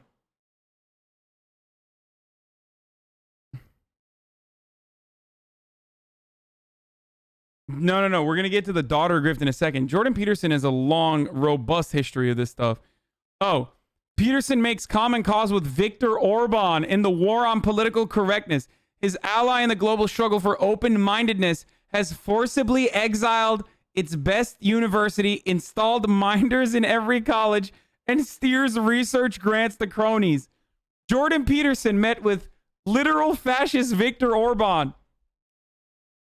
This, my friends, is no different than Dave Rubin saying he likes Jair Bolsonaro because I heard that Jair is actually, really against that political correctness stuff. Okay? That's, like, this shit is such a grift, dude. It's so funny. Mr. Free Speech, by the way. I had to take on this too, but let's keep going. Nothing to see here, just Jordan Peterson once again calling for violent assault on people saying things he doesn't like. Oh, this was a really funny one too here. People could always excuse that by saying, well, that's not real communism, which is the sort of statement that should immediately get you punched in the nose hard enough to knock you out, as far as I'm concerned. So, yeah, when you say that's not real communism, I'll punch you in the nose. No, you won't. No, you fucking won't. Anyway, let's keep going. Jordan Peterson also believes Frozen, the children's movie, is cultural Marxist propaganda. Now, I have a famous video where I talked to someone in my community with 3 arrows, actually, about how Jordan Peterson's a grifter, and he, like, really, in a very dangerous way, engages in stuff that I would say is borderline Nazi propaganda. That's an entirely different ahistorical part of his process that we will get to as well. And that person literally changed their minds after talking to us for 45 minutes. And I think that's been a very helpful video for some other people as well. There was supposed to be a part 2. We never even got to it because he actually changed his mind after the part 1. But not only that, but the reason why I'm mentioning this is because cultural Marxism is a dog whistle. It is actually, the origination of cultural Marxism comes from cultural Bolshevism, which is what Nazis said the Jews were doing in the Frankfurt School, which Jordan Peterson literally alludes to. Now, this is the normalized American conservatism version of it, where they will say, like, colleges are wrought with cultural Marxist propaganda created by Jews that want to destroy Western civilization. This is exactly what the Nazis did. This is exactly how the Nazis propagandized against the Jews and said that they were terrible. And basically that's what Jordan Peterson is doing, just a modernized version of this. Unfortunately, that's just literally the case. He also tried to make a database for Marxist professors, and he decided against it. But yeah, cultural Marxism is just the modernized version of Judeo-Bolshevism or cultural Bolshevism. Exactly. It's literally like everything leftist is created by Jews that have taken over our media and taken over our the halls of intelligentsia to brainwash people into believing in non-traditionalist values that will destroy the Western world. That's basically what that's basically what they believe, or Nazis believed, and that's how that's basically how this is turned into this exact same thing. This exact same, like, cultural Marxism bullshit.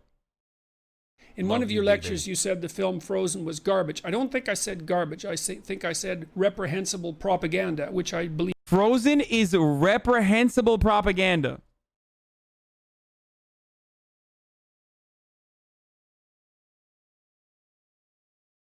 My guy, how do you take a person like this seriously? I guess all it takes is for you to consider yourself a serious person, and therefore others will believe that you are serious. as long as you take yourself seriously while you say Frozen is reprehensible cultural Marxist propaganda. It was. Can you elaborate on your thoughts on the film? I can't because I haven't seen it recently enough to. The only thing I can say is that I left the film with a strong sense that it was produced for ideological reasons, and it was produced as a sort of anti-Sleeping Beauty, and I felt that was entirely inappropriate because it wasn't a genuine artistic attempt. So, isn't Sleeping Beauty also propaganda by that same logic? Then it's like patriarchal expressions. Like, isn't that what that is? So you're basically just saying like you like that other propaganda because it corresponds to your worldview, whereas Frozen is, Frozen is a cultural Marxist propaganda. Really been helping me because it shows like I guess I never watched Frozen, but I assume it's because it's like, girls. It's like a girl power Disney princess, right? Isn't that what it is? It was an ideological statement. In one of your lectures, you said the film Frozen was garbage. I don't think I said garbage.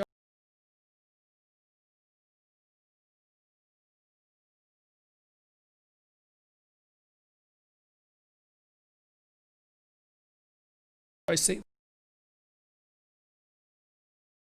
Oh. We have no way of confirming that. Here, Jordan Peterson claims that he has undeniable evidence for the existence of God. We have no way of confirming that this something mystical or supernatural actually happened. What this is about the language. Stops people from smoking. Well, you can stop smoking without any sort of supernatural intervention. No, not really. You can't stop smoking without supernatural? There aren't really any. This is God! You fool! You simpleton! What you simply fail to recognize is the metaphysical value that a Nicorette gum has. God is the reason why Nicorette exists. 2 milligram, 4 milligram. That's God's doing. You blaspheme, sir. He is literally like, Jordan Peterson is like a fucking Saxon king. Have you seen like that's the level of zealotry he demonstrates so frequently, and then he has to back up. He has to back away from that whenever he's pushed back on it. So he'll go into again a very postmodernist, idolize this guy. Thank God. Ironically, postmodernist depiction of like how metaphysical expressions of things that were depicted in the Bible exist in nature. So it's great. Any reliable chemical means for inducing smoking cessation. We have no way of confirming that this something mystical or supernatural actually happened. What this is about the language. Stops people from smoking. Well, you can stop. It's great. It's great. Stops people from smoking. Jordan Peterson. Jordan Peterson is absolutely baffled that under capitalism, the working class is forced to sell its labor to survive. I knew this guy. He'd been in a motorcycle accident, and it really ruined him. And he was like a linesman, working on the power. And he was working with someone who had Parkinson's disease, and they had complementary inadequacies. And so 2 of them could do the job of 1 person. And so they're out there fixing power lines in the freezing cold, despite the fact that one was 3/4 wrecked with a motorcycle accident and the other one had Parkinson's. It's like, that's how our civilization works. It's like, there's all these ruined people out there. They've got problems like you can't believe. Off they go to work and do things they don't even like. And look, the lights are on. My God, it's unbelievable. It's a miracle. It's a miracle. Because communism is when no work. Yeah, that's how it works. Guys, that's how it works. Communism is when no work. Capitalism is when lights on. Ask Jordan Peterson whether he believes in God, and he will give the most vague, incomprehensible bullshit answer that would make even the most obscure postmodernists seem lucid by comparison. This is exactly what I was talking about. I'm so glad she added this in here too. This is my favorite. I gotta so go people pee. often ask me, "Do you believe in God?" I love this one. I don't like that question. First of all, it's an attempt to box me in a sense. And the reason that it's an attempt to box me in is because the question is asked so that I can be firmly placed on one side of a binary argument. And the reason I don't like to answer it is because A, I don't like to be boxed in, and B, because I don't know what the person means by believe or God, and they think they know, and the probability that they construe belief and construe God the same way I do is virtually zero. So it's a question that doesn't work for me on multiple levels of analysis. But strangely enough, just as we were talking, the answer to that question popped into my head. I act as if God exists. Now you can decide for yourself whether that means that I believe in him, so to speak. But I act as if he exists. So that's a good enough answer for that. Then with regards to these other issues, the divinity of Christ, well, I would say the same problems with the question formulation obtain. What do you mean by divine? And also, what do you mean by Christ? These are very, very difficult questions. Now, I believe that, for all intents and purposes, I believe that the Logos is divine. Insofar as if by divine you mean of ultimate value. These are all snippets from a 2-minute clip from a one-sided take. Look at the interview that made him famous with a feminist news anchor, please. I don't agree with Peterson on so many levels, but this is one-sided. Dude, absolute delusion, my friend. I will do this to you. You're taking me out of context right now because you probably just joined. Hey, We've been Hasan, looking at Jordan Peterson's entire fucking career of psychotic screeds and takes. So if you would want to see me in context, you can check the YouTube video out that will come out on this. Okay? Value, of ultimate transcendent value, yes. It's divine. It's associated with death and rebirth, clearly, because the Logos dismantles you and rebuilds. He's like, fair enough, I just got here. Exactly. Just stick around, okay? Your mind will be changed. Also,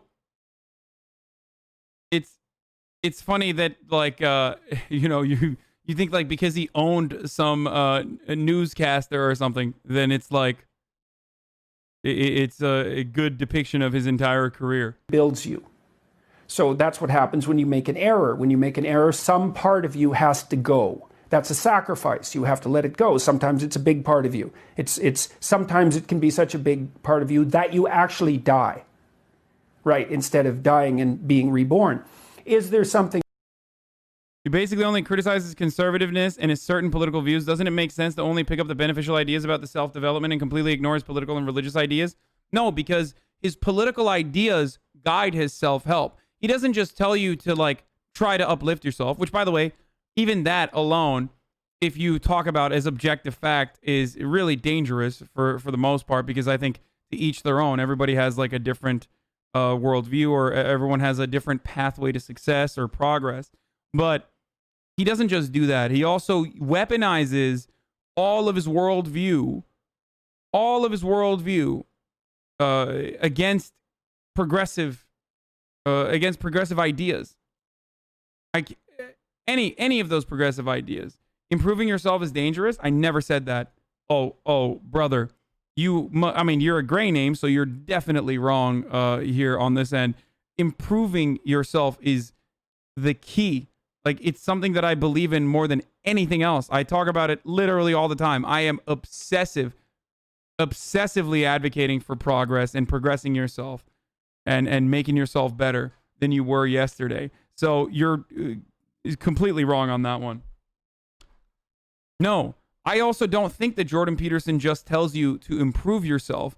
He tells incels that their worldview is correct, that we should go back to traditionalist values so that you can fucking find a girlfriend, and the agitation, the anger that you feel every day about not being able to get laid is actually a societal problem, okay? And it's because women have sexual liberty, and we need to fucking, scale that back dramatically so that society doesn't collapse. More than merely metaphorical about the idea of dying and being reborn. Yes, there is, because those are associated with physiological transformation. I love you, Hasan.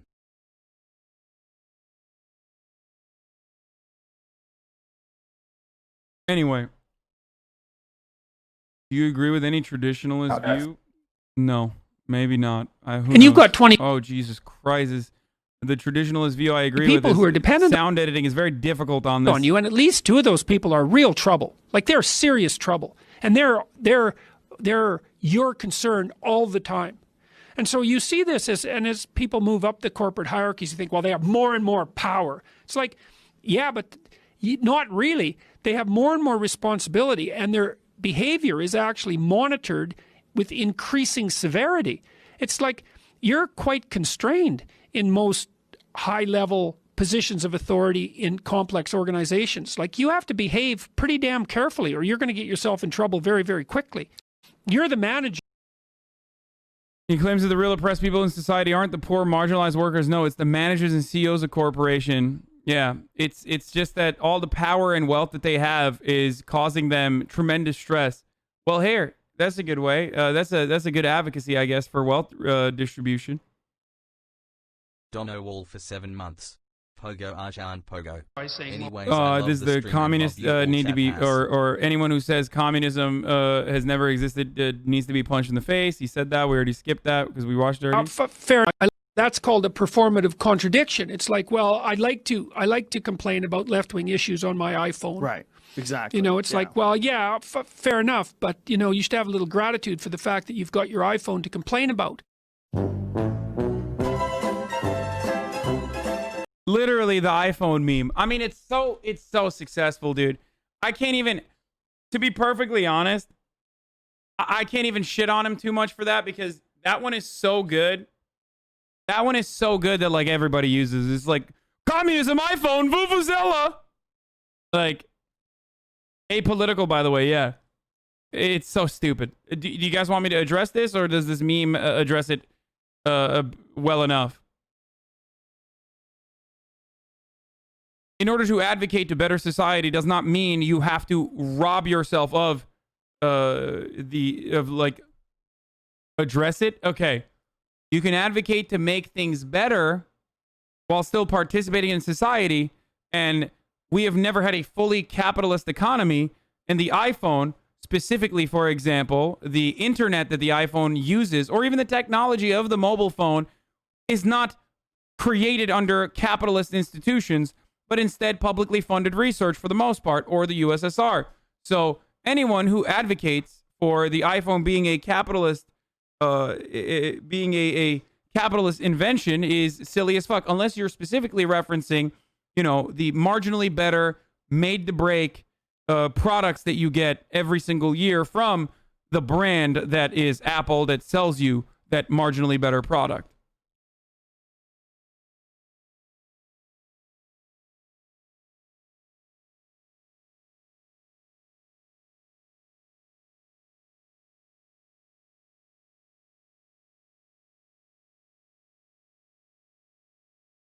Let's keep going. Whenever Jordan Peterson is around women, he has to remove 90% of himself because they can't handle the truth. Oh, this one's really good too. This is the old one. If I'm in a mixed gender discussion group, I have to basically remove about 90% of myself.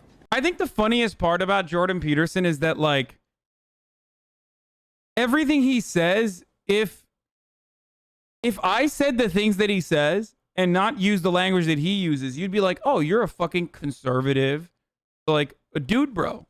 Like, you're a conservative mega dude bro, right? You're kind of an incel, you're kind of creepy, you're a conservative dude bro. But Jordan Peterson slaps the fucking the halls of intelligentsia code of pain over what he's saying. So all the dude bros that are like misogynist, or are all the dude bros that are also have these conservative worldviews, are like, oh yeah, it makes me feel better about myself that a smart guy is saying the exact same things that I think. It's nice. Oh, it must be facts and logic, and not because you already have these fucking biases and some other dude is saying it. But the most hilarious part about it is, of course, is that Jordan Peterson, much like many of these other conservative commentators, does not even fit in the same like gender expression that they believe to be a rigorous, or not a rigorous, a rigid binary. Like, he tries to present himself as like this masculine macho man who will slap you, and it's like, dude, why my pee-pee hard? What are you slapping, dude? Are you gonna tickle my titties? Like, who are you slapping, bitch? You fucking frail ass. You got slapped by apple cider, motherfucker. Who are you slapping? Talk to me when you don't get owned by drinking apple cider. Because if I was who I am, the discussion wouldn't even get off the ground.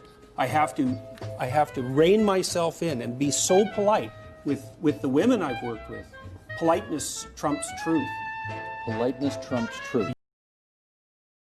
Jesus Christ. Oh, this is really funny. I think it's so Jordan Peterson, and that's Jack Posobiec, by the way, Pizzagate guy, is at the Turning Point USA conference, which he attended and was a speaker at. Liberal, by the way. It's partly also a consequence of the fact that this is one of my favorite takes. we haven't adapted to the birth control pill yet. You know, it was a major technological revolution, the birth control pill, and it's only been 50 years. And we haven't figured out what it means for women to have control over the reproductive function, or what the consequences what the consequences of that should be socially.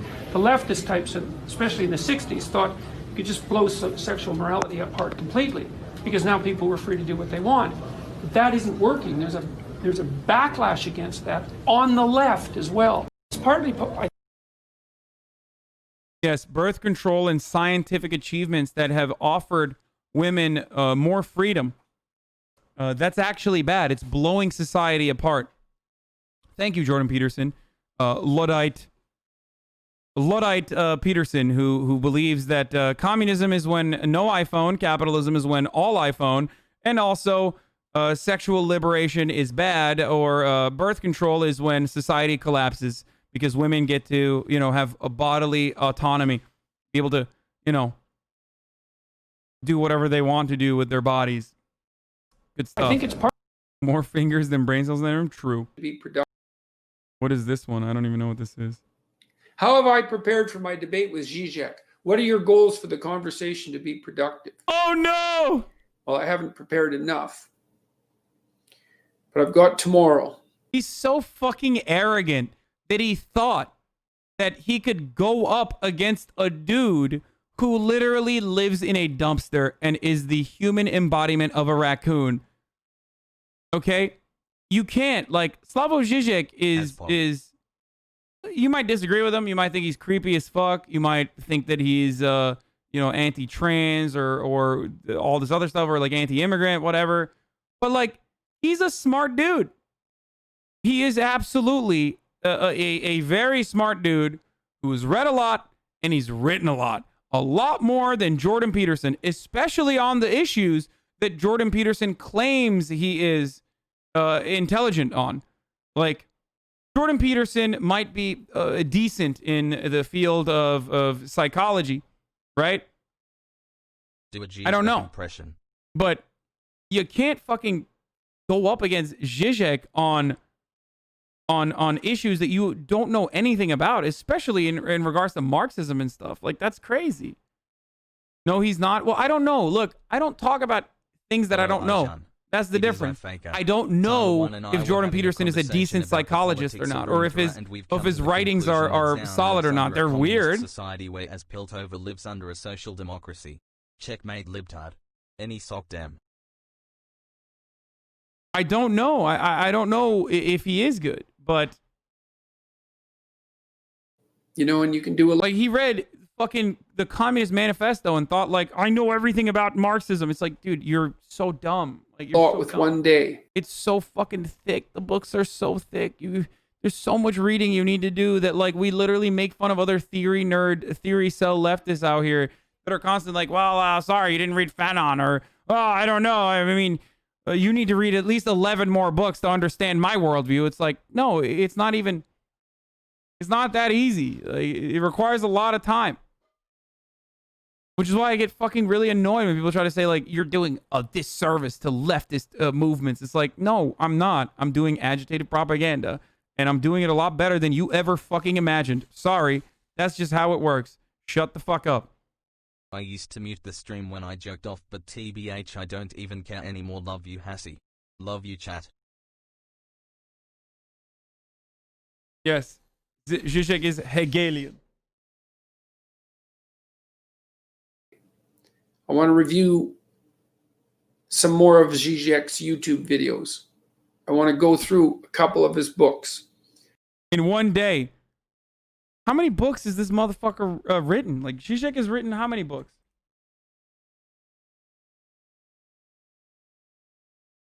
He writes like a book every fucking 4 years, dude. And he's been doing this since like the 80s, so good luck. How many books has Zizek written?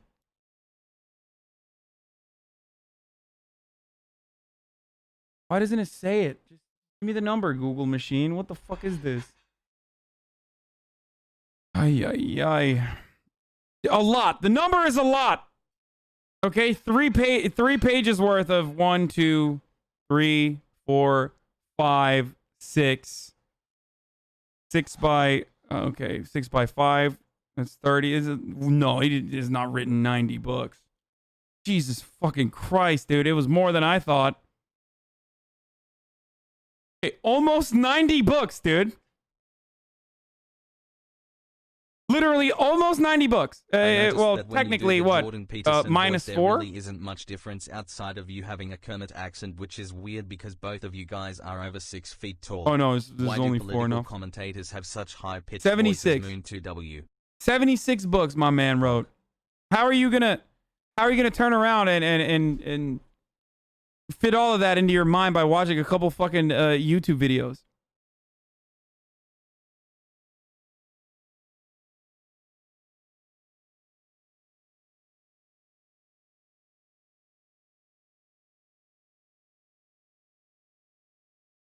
I took his grad course at U of T. The man would just ramble on and on for 3 hours and literally go in circles. My colleagues thought he was a genius, but I never thought he actually got anywhere with the points he was making.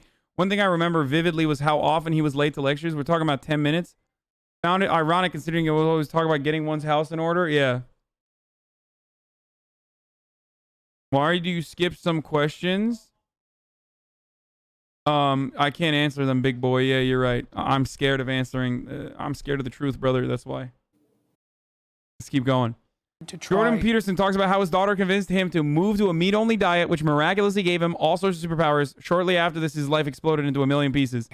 We don't know if it was the meat-only diet that destroyed his life, or if it was Slavoj Žižek, the dumpster-diving raccoon himself, asking him simple questions like, "Where are the Marxists? Where are the Marxists?" You know, things like that. Where?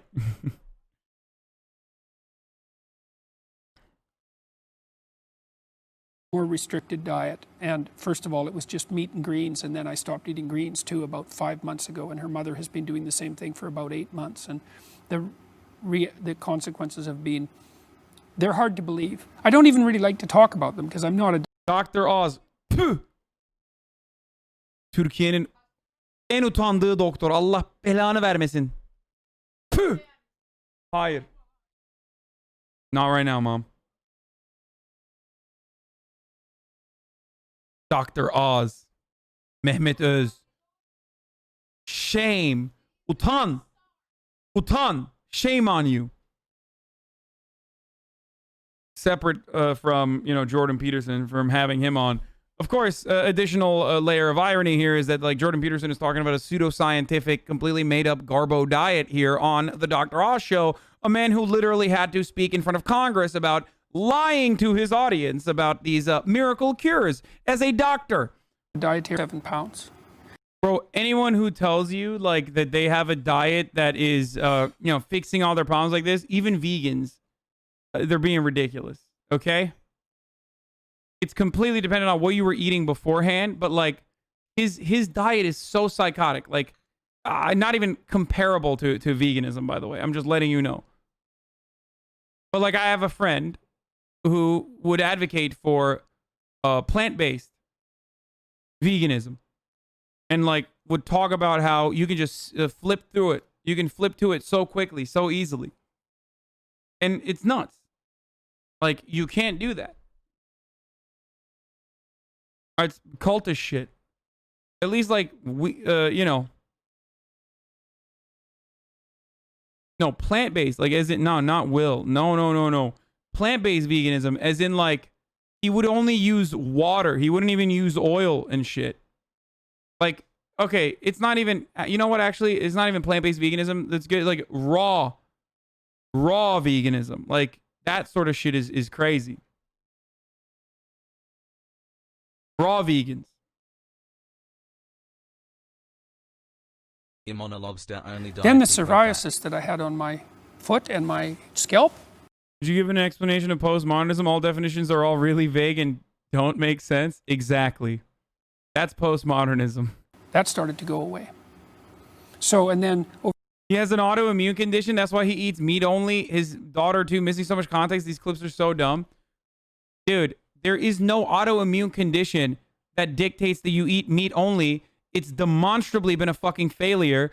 Any doctor that tells you, oh, you have an autoimmune condition, so you have to eat only meat, is a fucking liar, and you should never go there. This is the problem with fucking Peterson simps, that they like literally look at, they literally look at like the psychotic things that daddy does, and because daddy has helped them maybe get out of like a depressive bout or something, that they think like, oh no, this is good. There is an autoimmune condition that dictates that you can only eat meat. Like, get the fuck out of here. Over the course of 7 months, I stopped taking antidepressants because I didn't need them anymore. My mood isn't perfectly regulated, but it's pretty damn good. Remember, everyone, this is the same guy who sympathizes with terrorists and hoped the one who took Dan Crenshaw's eye also wish he would debate Dan because he has no idea what he's talking about. Can't use association and comparisons, right? It says Chaotic Santa. We're keeping him. That's a pet. That's a pet. We're keeping him, dude. Oh, we're keeping that one. All right, brother. Hey, this is a freedom of speech podcast, so don't worry, brother. You're safe here. There are diseases that literally make you unable to eat meat. And I lost 50 pounds in total. And I wake up in the morning, and I've never woken up well in the morning in my entire life. Jordan can eat this meat. So, Jordan can eat this meat. No Jordan can doctor eat on this the meat. planet will tell you to eat an all-meat diet. Every doctor will tell you to eat a balanced diet. An all-meat diet is not balanced. It's not healthy. It is psychotic to advocate for it. It's dangerous, I would say, to advocate for it. And I eat 1.5 pounds of straight white chicken breast every day. But what do I eat next to it? What do I eat on top of it? I eat a salad on the side. I supplement with fiber if I need to. You need to get a healthy balance of micro and macronutrients that you will never be able to get if you just eat meat. Crazy. So I don't know what to make of that.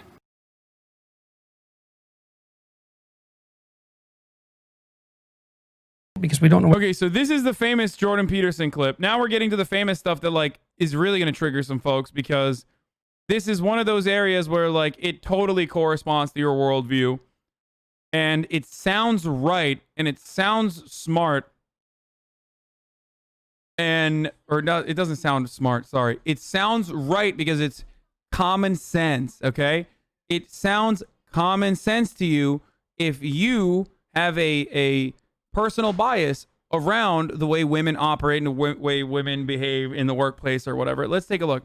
Here's a question. Can men and women work together in the workplace? Yes, I do it. How do you know? Because I work with a lot of women. Right. Well, it's been happening for what, 40 years? And things are deteriorating very rapidly at the moment in terms of the relationships between men and women. Like, what chaotic worldview does fucking Sock Andy have over here that he thinks like that like men and women in the workplace is rapidly deteriorating? Is there sexual harassment in the workplace? Yes. Should it stop? That'd be good. Will it? Well, not at the moment it won't, because we don't know what the rules are. Do you think men and women can work in the workplace together? I don't know. Without sexual harassment? We'll see. We'll see. How many years will it take for men and women working in the workplace together? More than 40. To get a sense.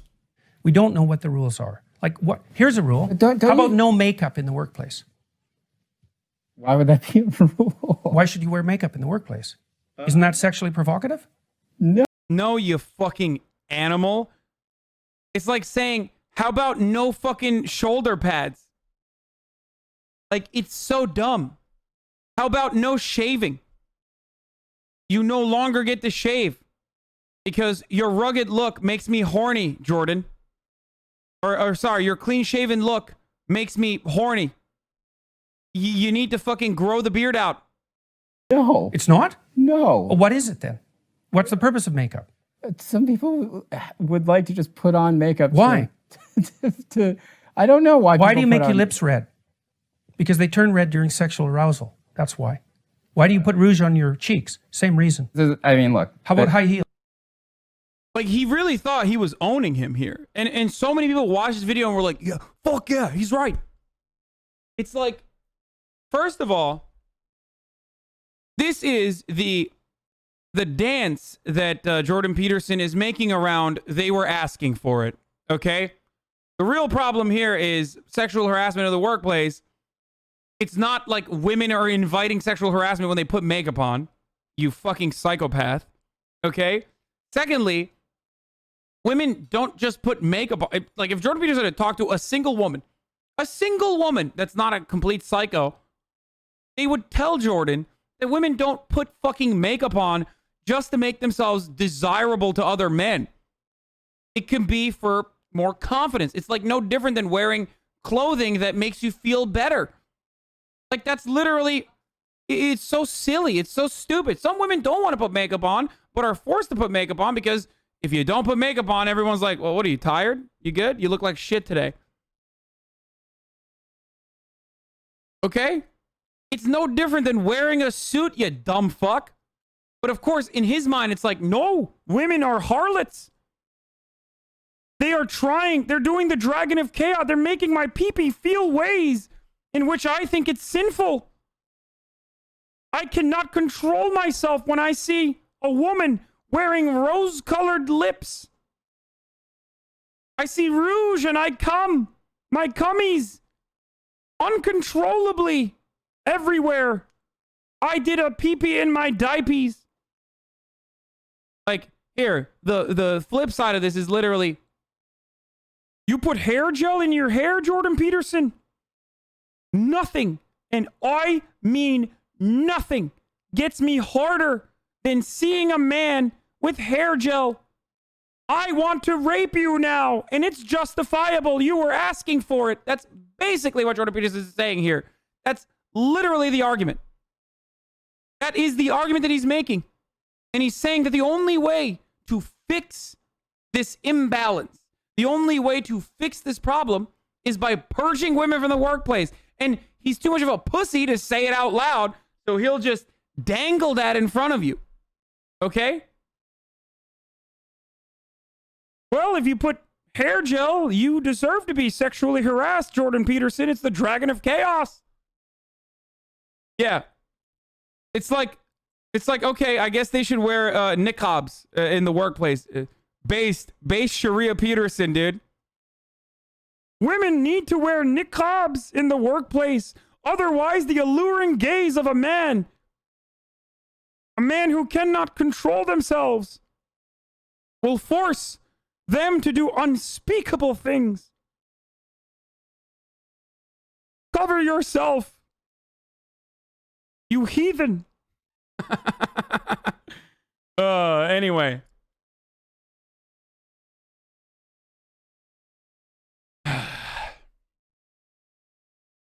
Motherfucker has a hair transplant so we can look more attractive? Yeah.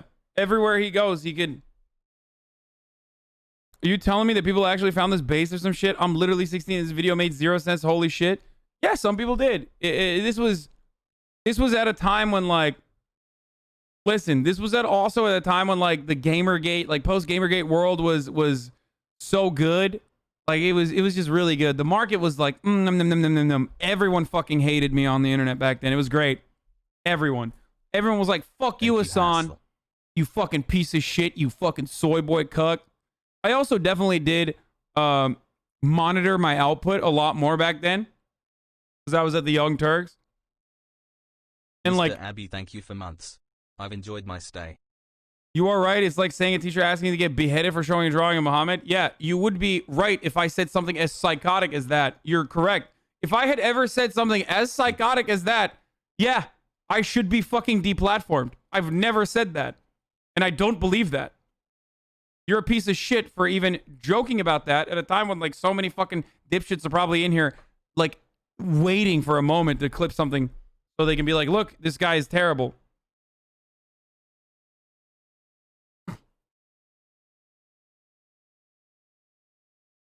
He's a hypocrite talking about women dressing too sexy while he himself has no shoes on and wiggling his sexy little toes around. Let those puppies breathe, baby.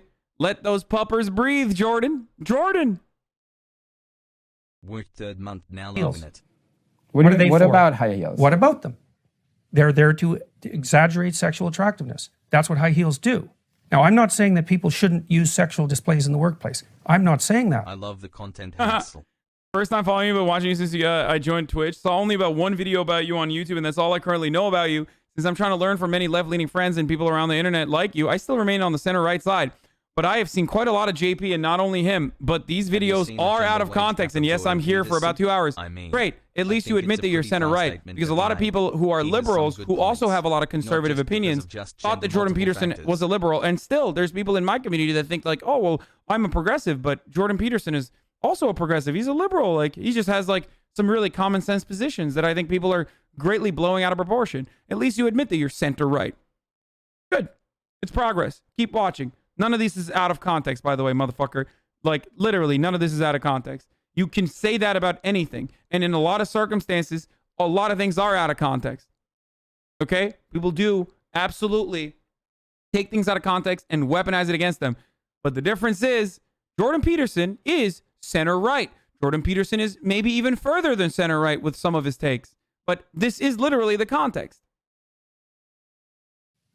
But I am saying that that is what they're doing. And that is what they're doing. Do you feel like a serious woman who does not want sexual harassment in the workplace, do you feel like if she wears makeup in the workplace that she is somewhat being critical? Yeah. Okay. I do think. So can someone describe to me what this would be like in context? No, you can't, but all you know is fucking out of context. I mean, he's giving the context as to why he's saying things. Like if I just kept it at, you know, women that wear makeup are harlots that are doing it so that they can get sexually harassed, then that's out of context. But he also literally is giving direct answers to direct questions. I think that. It's the one argument that people have. This was literally a couple of advice to make him look bad. Yeah, totally, dude. Yeah. It was. Here's what the reality is, okay? And this is the beautiful part about being a Jordan Peterson fan, is that you find this to be out of context. Do you know why? To make him look bad, right? You said that. You admitted that. Because that is a bad and idiotic fucking point of view. And you understand that that's a bad point of view, and you don't want to admit that that's Jordan Peterson's worldview. You don't want to admit that that's your worldview, okay? That's the problem. You recognize that that's bad, and you desperately want to intellectualize your bad and often dumb and outdated point of view. That's it. That's why you recognize that it's bad, and that's why you're saying it's out of context. When it's not out of context, it's in context. Jordan Peterson has talked routinely about how women and men cannot cohabitate, cannot coexist in the workplace. He uses outdated fucking Nordic studies and shit to be like, look, in Switzerland, women are committing suicide because they have so much sexual freedom. Like, he tries to paint this worldview that is inherently conservative, that inherently wants you to go back to fucking traditionalist values because it's nature. It's the man's nature to go back to these traditionalist points of view. And that's wrong. Or is it Switzerland? I thought it was Norway. Did I say Switzerland? Whatever, shut up. It doesn't matter. The point I'm trying to make is you recognize that he's not apolitical. You recognize that he's saying a lot of stuff that you believe. Okay? But the issue is you kind of figure out that, like, yeah, he's not really doing a good job defending the positions. He defends those positions well when he's having a conversation with you. When he's just telling you how the world is.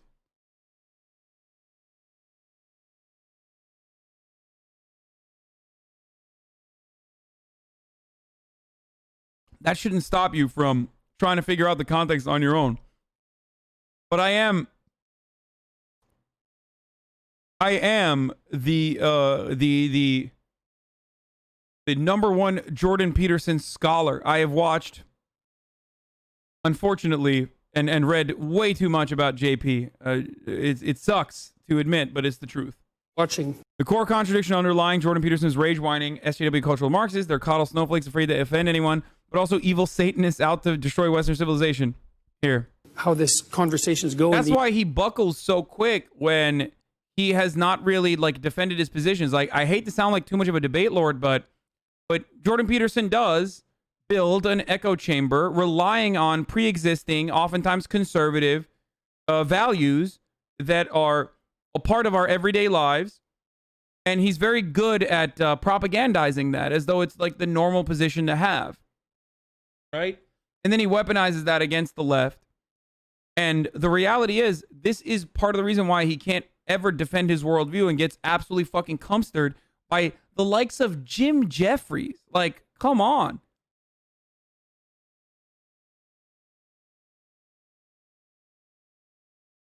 That's why.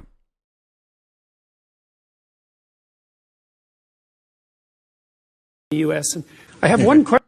Just do what Chomsky does. Tell people to read the phenomenal current affairs piece on JP. It broke me out of a spell that a coworker directed me towards. It's a long read, but it's the antidote to JP. Yes, I did read that. Nathan J. Robinson of Current Affairs wrote a brilliant piece. I think it was Nathan J. Robinson, right? Well, regardless, it was a really good piece on Jordan B. Peterson. Another really good video essay on JBP is by ContraPoints, friend of the show. ContraPoints is a trans leftist YouTube creator. She's brilliant. She's really good. She has a really good video out on JBP as well that goes deeply, it dives deeply into his philosophy and how his philosophy is inherently contradictory. So there's plenty of other people that you can look to, or just go to the videos themselves, and you will absolutely recognize, now that you are probably a little bit more open-minded to what he is peddling, you'll probably see it in a totally different light. Question about it. I mean, there's all these people in the U.S. who are on the conservative side who are aligned with Trump for all sorts of reasons, and there's all this tension around his presidency and attempt. Remember, he's doing this like after Donald Trump is president. Like, Republicans are a part of the thing that exposed the conservative grift for what it was on the internet. I think for a lot of people was the recognition that like Republicans owned literally every part of the government, and they were running train on like American institutions. And yet these guys were still like, well, you know, it's still the blue-haired SJW that's a problem. They're leading the country. It's like, no, they weren't. It was very clear that they weren't. And it was a demonstrable failure. Like, you could see that that was a fucking lie. And that's why a lot of people were like, wait a minute, my life still fucking sucks ass. Maybe it wasn't a blue-haired lesbian SJW college freshman that is the beacon of all of my problems. That's the reason why I fucking feel the way I do. I feel anxiety.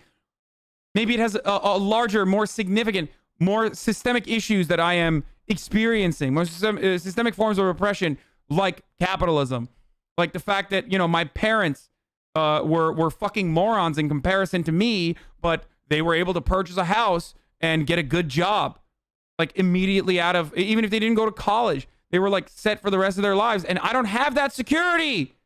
That has nothing to do with lesbian or lesbian non-binary SJWs in college campuses, and everything to do with those who fucking control our system. And I'm not saying that about my mom. My mom is way smarter than me. I'm saying that, like, for a lot of people, if you are the first in your generation, if you're the first generation to go to college, I'm the dummy of our family. Both of my parents teach at college, and my brother has a master's in engineering. He literally builds satellites, even though I think he fucked up my car. That's a totally separate point, though. But you know, they're all brilliant. I'm the dummy of my family. I'm the stupid one. Wait, obviously that's why you are rich? Wait, I just said my parents are college professors and you said that's why you're rich? What planet do you live on where college professors are caking it? I didn't say they're deans, motherfucker. My mom is an adjunct professor, bitch. What do you mean? She makes like fucking $7 or some shit.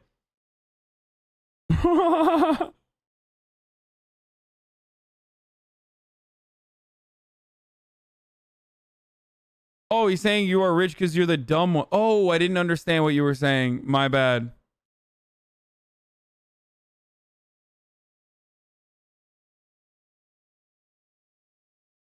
But yeah, college professors are You turned your car into a satellite? That's true.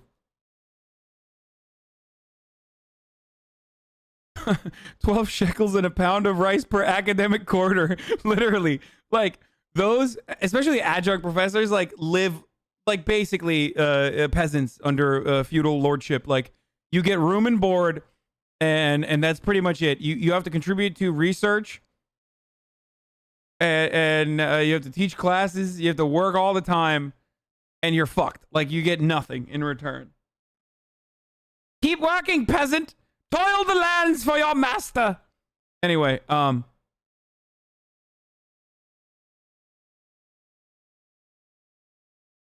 yeah, gig economy, by the way.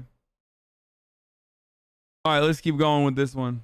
Watching how this conversations go in the U.S. And I have one question about it. I mean, there's all these people in the U.S. who are on the conservative side who are aligned with Trump for all sorts of reasons. And there's all this tension around his presidency and attempts to pull him out of his office for various reasons. And like, what do you think will happen if that comes to pass? What do you think will happen to these people that have identified with Trump? And like, how is it that Democratic types, for example, are holding out their hand to say to these conservative types, sort of like, welcome back into the fold? Because it looks to me, from an outsider's perspective, that your country is polarizing in a way that's not good, and that, you know, people are going after Trump. And I understand that. It's not like I don't understand that. But there's all these people that elected him and that are identified with him, and they're not taking this well, you know. And so, well, they're not. They're not. It's not. And you know, you might not think they're very bright and all of that, and you know, they're backwards and all of those things. But you know, you need to have respect for the rest of your citizens, and if your country isn't going to pull itself apart. Yeah, you need to respect those who clearly demonstrate that they do not have respect for you. What you must do when someone tells you that you are not human, when someone tells you that because you are black, you are inherently violent, and police need to come to your communities and knock on your doors and kill your children. Well, obviously, what you must do is respect their difference in opinion. Hey, shut the fuck up, bitch.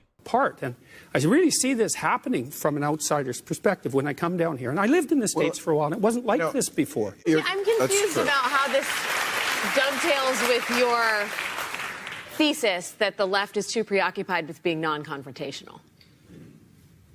Right? The left is too preoccupied well, just that with we are. That's interesting. Okay, Yeah, no, all right. No, that's I'm a good paraphrasing, question. But the idea that liberals, especially intellectuals, are preoccupied with politically correct speech, that they're not. Oh, I see. And yet. No, they're too preoccupied with identity politics by a large margin, and they tend to categorize everyone by their ethnicity and their sex and their gender, and I think all that does is turn people into tribal actors, and that the end result of that is. Again, this is, and I'm going to use a gamer analogy here so you understand it. You know how gamers say, oh, this game is political because there's a woman with no titty in my vidya, woman with small titty in my vidya, that's political. Woman with big titty in my vidya, that's not political. Like, even if it's fucking Call of Duty, right? That's because the default skin is the white dude. That's why, okay? Default skin is the white guy. So when Jordan Peterson says, like, oh, like, all these things are further dividing us, we must return to monkey. Like, he's basically just saying, like, we must return to a time when, like, we didn't think about these sorts of different categorizations because it was just the norm. That, you know, guys that look like me were just running shit and no one fucking questioned it. That's it. That's literally it. And this is, by the way, him, like, trying to monitor himself, as demonstrated, as someone also pointed in the chat. He's holding back 90% of his power. You know why he's holding back 90% of his power? Because there's women around. I'm censorious. I'm censoring myself. I'm 90% more apprehensive. But weren't you also saying, though, that the left is... I'm trying so hard not to sexually assault you right now, madam, because you're wearing makeup on. You have rouge. And not just you. Bill Maher's looking like a fucking snack, too. He could catch this dick any day. Look at all the makeup he has on. It's uncontrollable urges. I haven't had a piece of broccoli in a year. Please, Bill Maher, let me eat your ass. The mere sight of apple cider causes me to collapse. Too preoccupied with identity politics by a large margin. And they tend to categorize everyone by their ethnicity and their sex and their gender. And I think all that does is turn people into tribal actors, and that the end result of that is catastrophe. But weren't you also saying, though, that the left is too worried about offending people? I think that goes along with... I will. Yes, Wait, yes. Well, that goes... But then on the other hand, when the left, for example, offends people in the political sphere, you're questioning whether that's somehow bad for society writ large. Well, I'm concerned about... I think that the...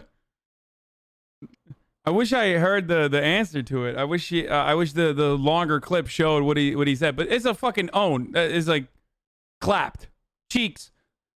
Milady, now I definitely believe. Now I definitely believe that women and men cannot coexist. Wish you heard the context. Fucking got him, dude. Do you want me to go and find it? I mean, we've been doing it for 2 hours. We can watch the whole video if you want. Fucking got him. The first time I said, like, I haven't heard the rebuttal, I want to hear how fucking he blunders, which will be really funny. He's like, oh, got him. It's out of context.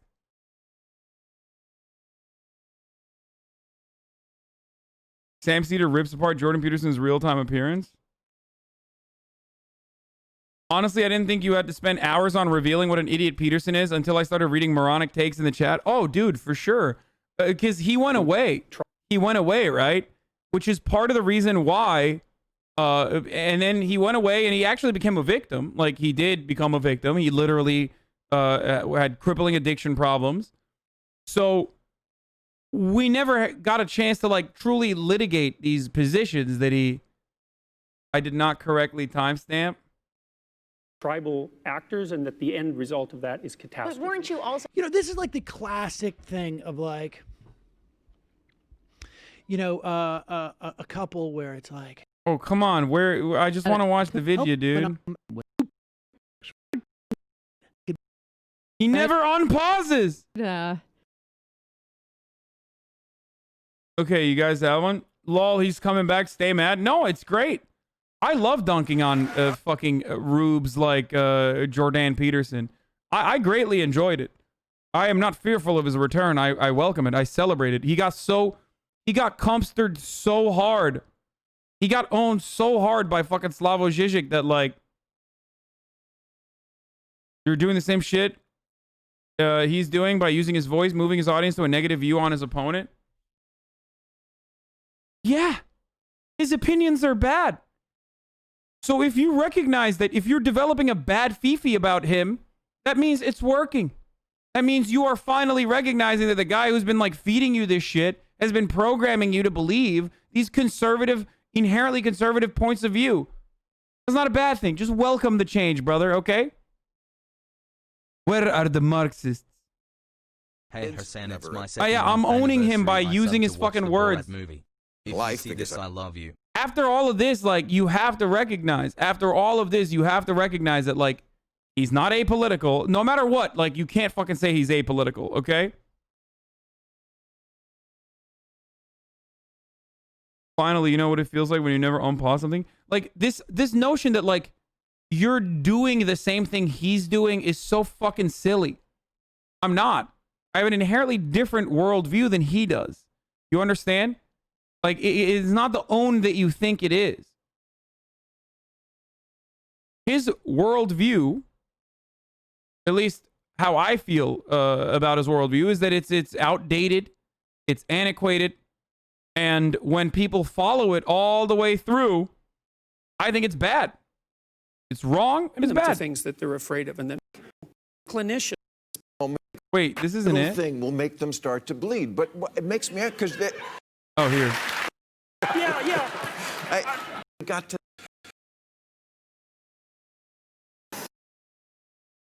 $5.40 is not the timestamp. And you see parents who clearly.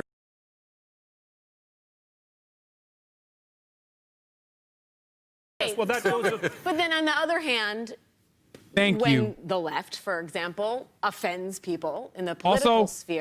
I'm running an ad again because it's top of the hour every hour where you get a 60-second ad break. And guess what? You need to clean your room, bucko, but also subscribe with a Twitch Prime if you'd like to. Twitch Prime is, of course, free. That way, you get to push back against the capitalist overlord Jeff Bezos by using the free buckaroonies he gives you. And you get to experience an ad-free broadcast experience. There it is, bucko. You're questioning whether that's somehow bad for society writ large. Well, I'm concerned about. I think that those two issues are. I think that those two issues are somewhat separate. I'm concerned about the dialogue in the United States around the presidency, pulling people farther and farther apart. It has nothing to do with the behavior of Trump. I think this is an independent issue. You can. Wait. That was his rebuttal? Writ large, questioning whether that's somehow bad for society writ large.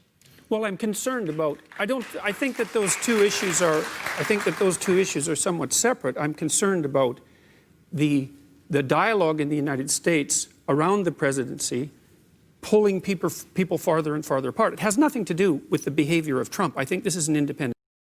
Wait. Oh, he just dodged it. Oh, never mind. Okay, well, that's part of the reason why they didn't. That's not a rebuttal. He just fucking deflected away from it. But of course, the saps in my audience, or the saps that love him, look at that and go, oh, well, that's out of context. I don't know why I'm now sounding like Jordan myself.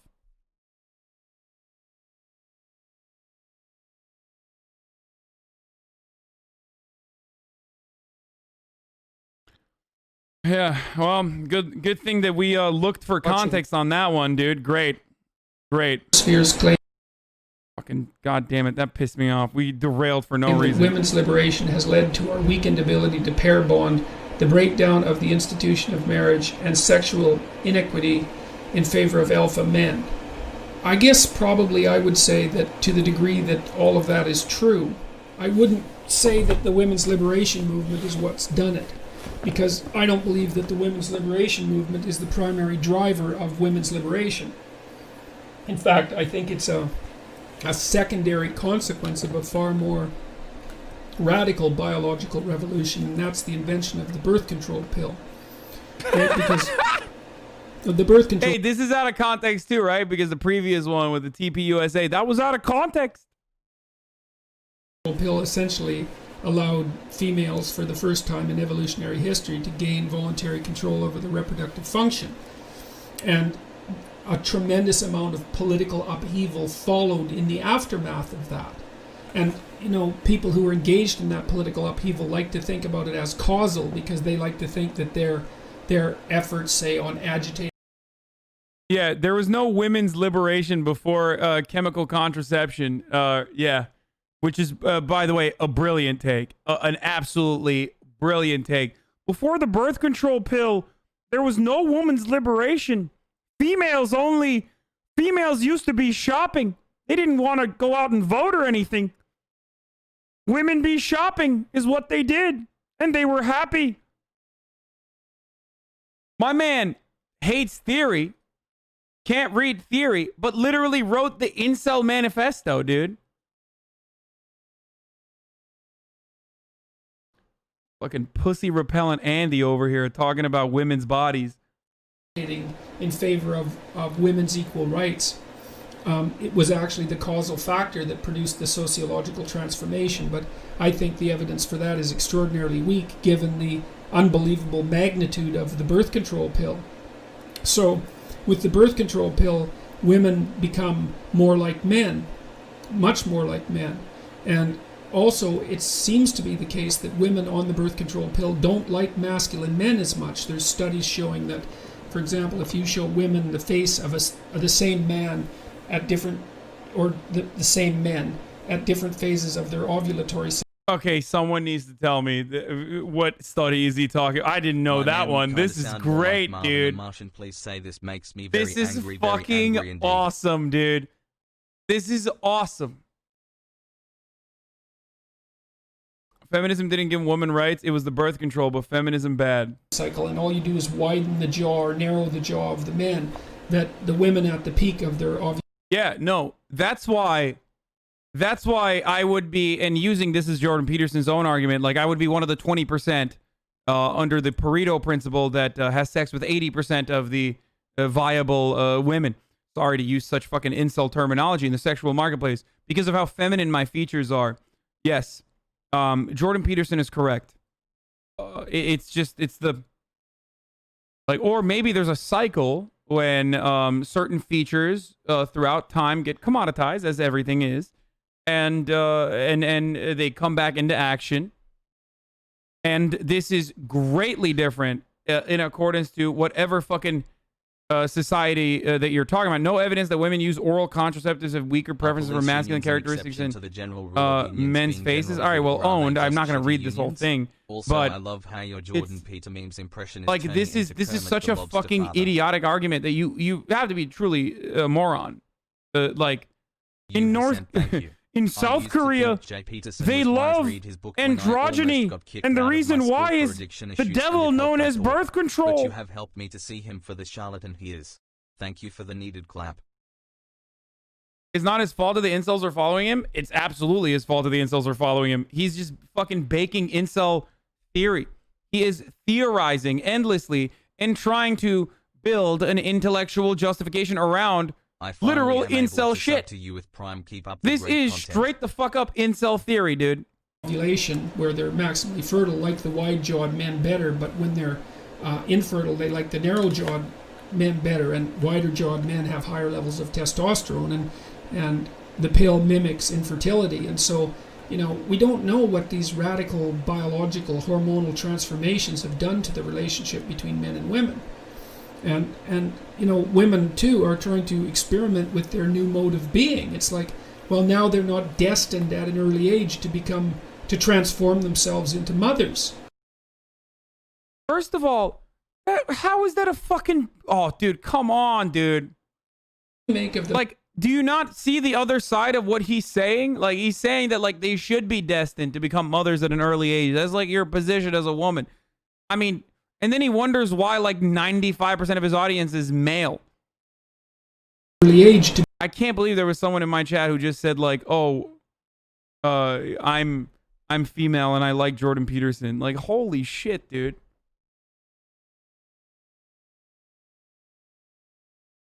It's just so nuts.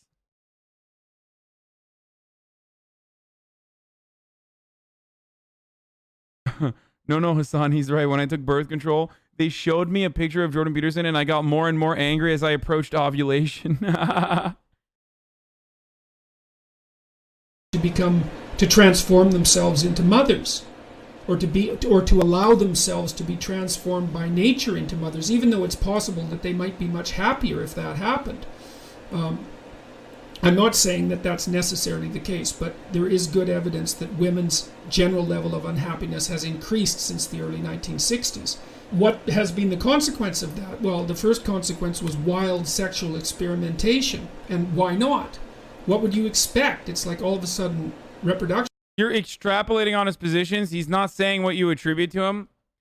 First of all, I'm willing to bet you don't even know what the fuck extrapolating means, okay?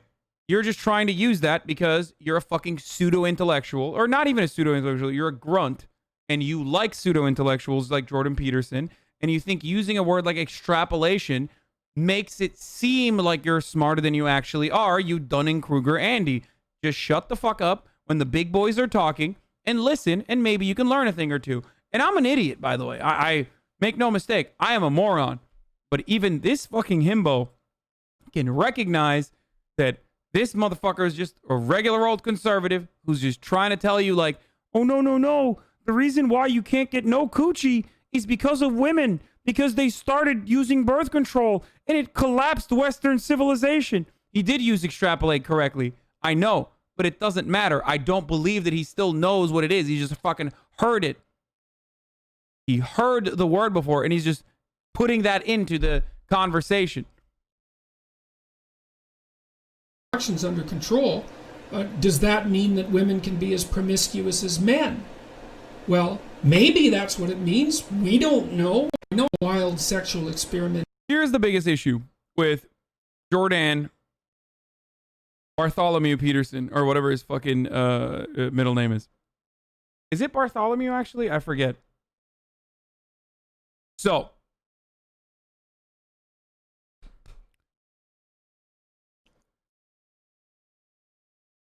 Ezekiel. Okay, now I'm stuck. It's burnt. Burnt.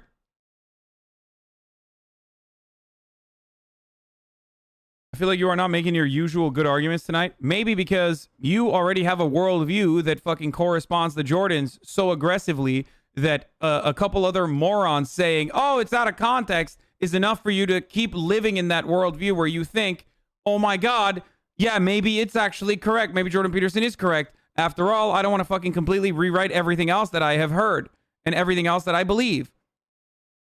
Maybe that's the reason. I don't know. Or maybe I'm just completely incorrect. Completely incorrect. And every single thing that Jordan Peterson has said over and over again throughout his entire career that I'm very familiar with is just always taken out of context. He's actually a radical feminist himself, or he's actually, not transphobic. You're not engaging with his arguments. You're not attacking the most extreme version of them. You're attacking the extreme version of them that he's not even making. I am absolutely engaging with his arguments. As charitable as I can be. As charitable as I can be. The reason why you feel that way is because you are finally watching someone dissect his arguments, and you probably got to his arguments before you got here, and therefore, because it also corresponds to your worldview, you want to believe that his arguments are actually sound. That's the difference. Is this going to be the only That's shit the you problem. That's the difference here. That you do not want to see a world in which you don't like the arguments. Here's what Jordan Peterson does. Okay? And he does this very well. And Sam Harris does this very well as well. He uses academic language, the language of neutrality, and he very often engages in what is known as Mott and Bailey. What he does is he will make a lot of descriptive arguments. Oftentimes, a lot of those premises are false, as I've demonstrated already, like backed by faulty data, completely incomplete data, or just made up on the spot, like the adoption for LGBT parents thing, for example, right? So he won't actually give you a normative position because he's too much of a coward to give you a normative position. That way, he can always go back and be like, well, that's not what I was saying. I never said that. I never said that. So it's impossible to pin him on a position because he's constantly just telling you, well, men are this way, women are this way, according to this empirical evidence that I have right here that I'm totally and completely misrepresenting. And we don't know what to do with that. That's it. That's the secret. That's literally how he fucking does this. Okay? So all of you fucking simps are basically finding the evidence that you needed to justify your worldview instead of challenging it, because Jordan Peterson is never going to challenge your worldview if you are like somewhat conservative. Okay? And he gives you the arguments that you want. That's why people like Ben Shapiro. That's why people like debate lords in general. In a way, that's why people like me too.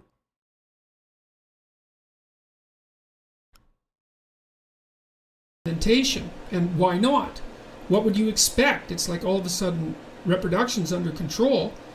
Does that mean that women can be as promiscuous as men? Well, maybe that's what it means. We don't know. So that was part of the big 60s experiment, and it isn't obvious that it's the age-old. It would be easier to follow your arguments and his if you finished the video and reacted after. It's hard to even follow what he's saying and therefore understand what you're trying to tell us. I was waiting for your takes on JP since forever. I used to be a fan of his work. Okay. I will not pause this video. I'll go back to the start and like run this entire video without pausing it that much. But the problem here is I have to fucking attack his premises. Like, there's no way. There's no way to let the argument sit all the way through because he's already launching the argument off of faulty premises. I'm going to try not to pause it this much on this video specifically, but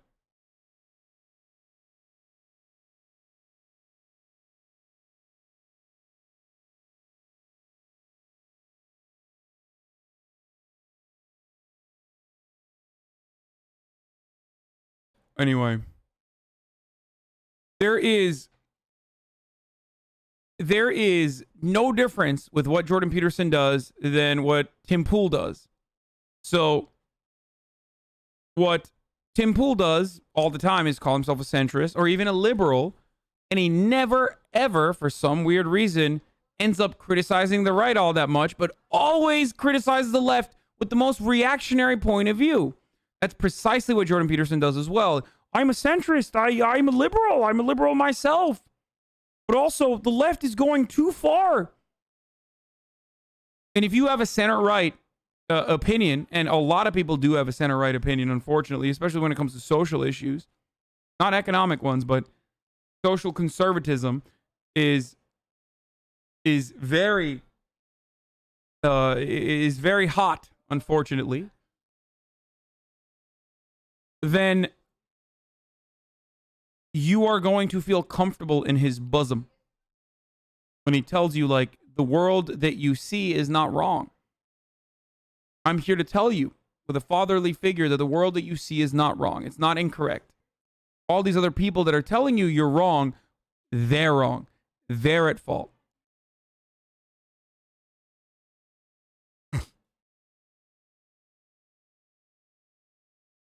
It's the people that make you feel bad about having the wrong opinion. Who are they to tell you that you have the wrong opinion? Who are they to tell you? They don't know more than you. You're a powerful man. You know the right things. The only thing Peterson, incels, PULN are right on is Pareto, and the apps give a lot of evidence to support it. Women are dramatically more selective compared to men, but the reasons for it are that they try to explain are like completely blasted crazy and make no sense. Sexual selection is complex, but it exists, and the majority of men are at a disadvantage. He says he's a liberal, yet he doesn't like the liberation of women. Yeah. Come on, don't even compare JP with Tim Pool. No. He's doing a better job than Tim Pool at like justifications, but here, let's watch this now. The birth control pill to finish this. Experiment with their new mode of being. It's like, well, now they're not destined at an early age to transform themselves into mothers, or to allow themselves to be transformed by nature into mothers, even though it's possible that they might be much happier if that happened. I'm not saying that that's necessarily the case, but there is good evidence that women's general level of unhappiness has increased since the early 1960s. What has been the consequence of that? Well, the first consequence was wild sexual experimentation. And why? Again, I have to pause it. There's no evidence for what he's saying. He's just making it up. That's completely made up. Complete fabrication. And no one would challenge this if they're like, well, he sounds confident. Why not? What would you expect? It's like all of a sudden reproduction's under control. Does that mean that... Lied. Now he's following through on that lie by being like, well, of course that's going to be that way. It's like, no, bitch, you never established this. Like, how can you operate as a premise? Women can be as promiscuous as men. Well, maybe that's what it means. We don't know. So that was part of the big... Here's why this is fucking idiotic. If you've watched, like, anything, is acting like there have never been orgies or some shit in the past. And also, there's no evidence that, like, having more sexual options or having sexual liberation has anything to do with women experiencing higher levels of sadness. That's such a psychotic fucking take, dude. And then, if you were to turn around and be like, well, men seemingly have a harder time in modernity as well, like, shouldn't that mean that there's some different reason? He's like, well, no, it's because women are not doing the traditionalism that are not allowing the men to fuck them. And that's the problem. Okay? Maybe there's a larger systemic problem as to why people feel the way that they do. But no, it's because of the sexual marketplace. 60s experiment, and it isn't obvious that went particularly well. It certainly led to the pornographication of our society, which I really think is actually quite dreadful. Maybe that's my innate prudishness, but I don't know. It seems to me that pornography demeans the participants as well as the viewers. There's something second-rate and furtive about it, and I think that everybody who engages in it knows that. it's a substitute for the real adventure of life. And I do think that it leads to a certain kind of perhaps contempt. It leads to contempt, I would say. And that can't be a good thing. I mean, I don't ever think, and you guys can ask yourself this question, I mean, have you ever met anybody who finished masturbating and then was proud about it and who stood up straighter because of it? And Yeah. Me, motherfucker. Me. who felt that they'd really conquered life as a consequence? I mean, I just don't believe that that's the general post-masturbation. Dude, this is, I'm sorry, this is like freak shit, dude. This is like what like a psychopathic, self-whipping priest would tell you not to do. Like, how is this any different than what you hear from some zealot? Okay? It's not. It's just he's using he's using the cloak of liberalism to make it seem like what he's saying actually makes sense when it is just completely psychotic.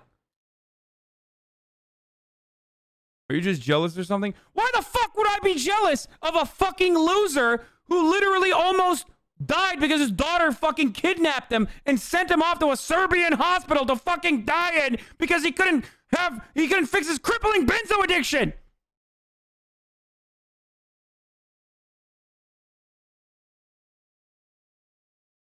His daughter literally gave him COVID because you want to fuck around and get fuck around and party in the middle of a COVID pandemic. Fog.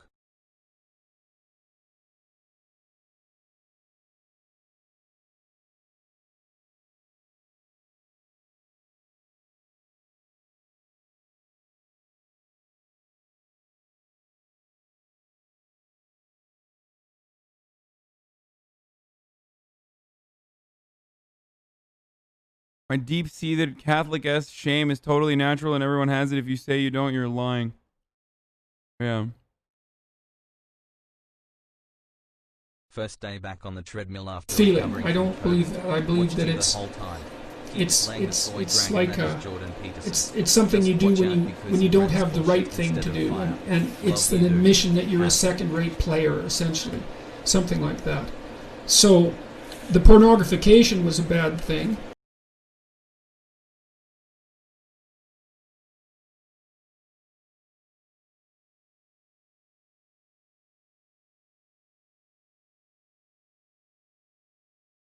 Oh, is he citing studies? No, he's not citing studies. He rarely ever fucking cites studies. When he cites studies, it's usually a gross misrepresentation anyway of the studies that he claims to be extrapolating data from. Yeah, here, this is a great fucking meme, but it's like he's got all these cool new ideas. It's just he's a fucking Christian conservative. And that's what hurts my fifis the most, is that when I have an audience full of progressive people that are like coming to me and saying like, no, this is basically Christian conservatism reinvented through the framework, ironically in a kind of postmodernist way, being resold back to you, repackaged, resold back to you, where like everyone would be happier if we had more traditional beings, if we were more traditional in the way that we survive. When in fact it's because you feel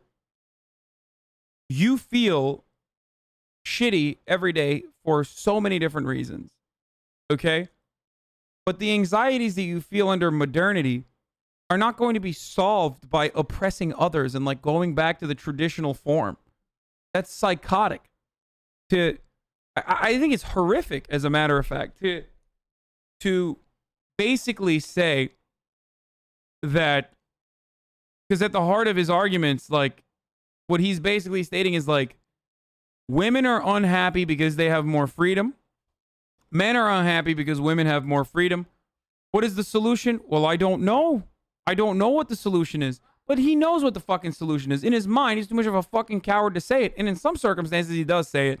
But like he's basically just trying to get you, he's leading you to basically the argument that like the only way to fix the problems that we experience on a daily basis is by rejecting modernity and embracing tradition.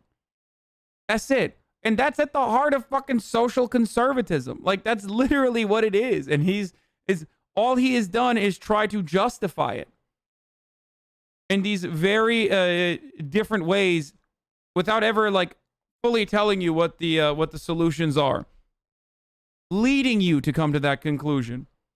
And anyone who says that this is wrong is crazy. Every Jordan Peterson conversation with a fan. So Jordan Peterson said this thing that I think is wrong. No, he didn't. Yes, he did. I watched the video. You watched a clip edited to make him look bad. No, I watched the full video. It was for him talking like 20 minutes. Did you watch this other video? No, did you listen to the entirety of his podcast? No, but did you read 12 Rules for Life? No, but I don't have Maps of Meaning. Damn it. I don't have, if you didn't listen to and read all of his, all of this, you're taking him out of context. And I did, by the way. I did do all of this with the exception of Maps of Meaning. I'm sorry. Like, global warming guru disavows climate change, thinks robots are taking over anyway. Despite fervent apocalyptic wishes, intransigent home planet appears to be cooling. Too much ice in Antarctica, penguins shivering. I see this thread for why the notion that Jordan Peterson cares about free speech is absurd. He's the most coddled snowflake space-loving motherfucker alive. Absolutely. The best compilation of Jordan Peterson's grift is undoubtedly the one made by Vic Berger. It includes a clip of Peterson saying he's being accused of sexual harassment 3 times in his career, which explains a lot. See the full video here. Would you have voted for Donald Trump if you lived in America? Oh, I can't do that. This is way too long. I think what I would have done was walk into the voting booth with the intention of voting for Clinton, and then at the last minute gone, to hell with it, I'm not doing it, and voted for Trump.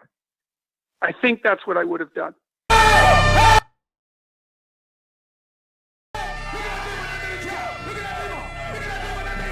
Abortion is obviously a key issue, but it's one that's unbelievably contentious. One of the things I thought about with regards to the abortion issue is that by the time you're talking about abortion, you're probably having the wrong conversation, which is why it's so deeply polarized. Right? There's a sequence of bad decisions that have already occurred by the time that's the conversation. I wonder what he's talking about.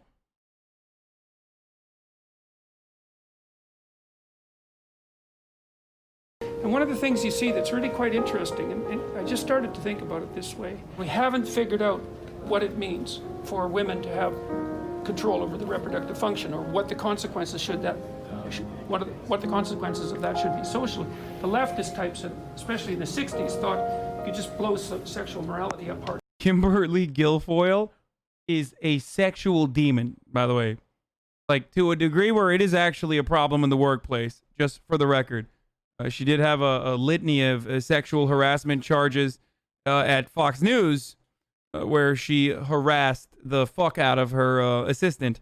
So, kind of funny that she's standing across Jordan Peterson as he describes how women in the workplace and sexual liberation do not work. Because, like, that's what happens when you go too far. And that's not sexual liberation anyway, but... completely, because now people were free to do what they want. But that isn't working. There's a backlash against that on the left as well. So it would be, well, it would be fun and necessary to think fun. It would be engaging and necessary to think I want because maybe there's a lot of your speech today to be questions, if you can, because this audience would love. How much of it? 70%, if possible. All right. So how long do you want me to talk?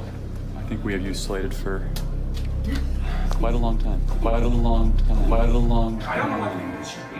At my workplace at the university, I've been warned innumerable times not to have a discussion with a student, male or female, but it's the females that are of concern with the door shut. But I don't listen to that because I think, sorry, I'm not living that way. I'm not living that way. You know, I've also been accused 3 times in my career of sexual impropriety, and the last one really tangled me up for a whole year. Some of the more academic pursuits might be more suited to women specifically, because they don't require as much sort of brute strength and they don't require as much interest in things. And joining us now, dude, he's so brilliant, dude. Fuck, never mind. Changed my whole goddamn world around, dude. women are not interested in things and therefore well suited for certain fields, dude. Fuck, dude. Dude, that's good. That's a good take. Jordan Peterson, professor of psychology at the University of Toronto. And Jordan, it's always good to have you. Thanks for coming back tonight. Do you feel like women wearing makeup in the workplace contributes to sexual harassment in the workplace? Sure, it contributes. Do you feel like if she wears makeup in the workplace that she is somewhat being critical? Yeah. Hit piece after hit piece. You are doing this chat a disservice. Here, let me fix that then. Fuck off, bitch. Get the fuck out of here. I'm sorry that your fucking worldview is like falling apart now. Like, oh my God, a guy I like on the internet is now shitting on another guy that I like on the internet that I liked before I met this new guy that I like on the internet. I'm sorry, dude. Look, I'm open-minded, but like this level of pushback is like fucking trying to. It feels like I'm exercising you. Is that a good way to say it? Exorcism. Like I'm performing an exorcism on you that that you need to fucking remove the bile from within you. Excising? No, well, exorcism. How isn't that how you say it? Anyway, I'm a fucking dumb himbo. That is I. Like, I saw some stuff about a Pennsylvania judge ordering a halt to further vote certification. No, that's not happening. Do Americans overrate how woke Canadians are and underrate how conservative they are?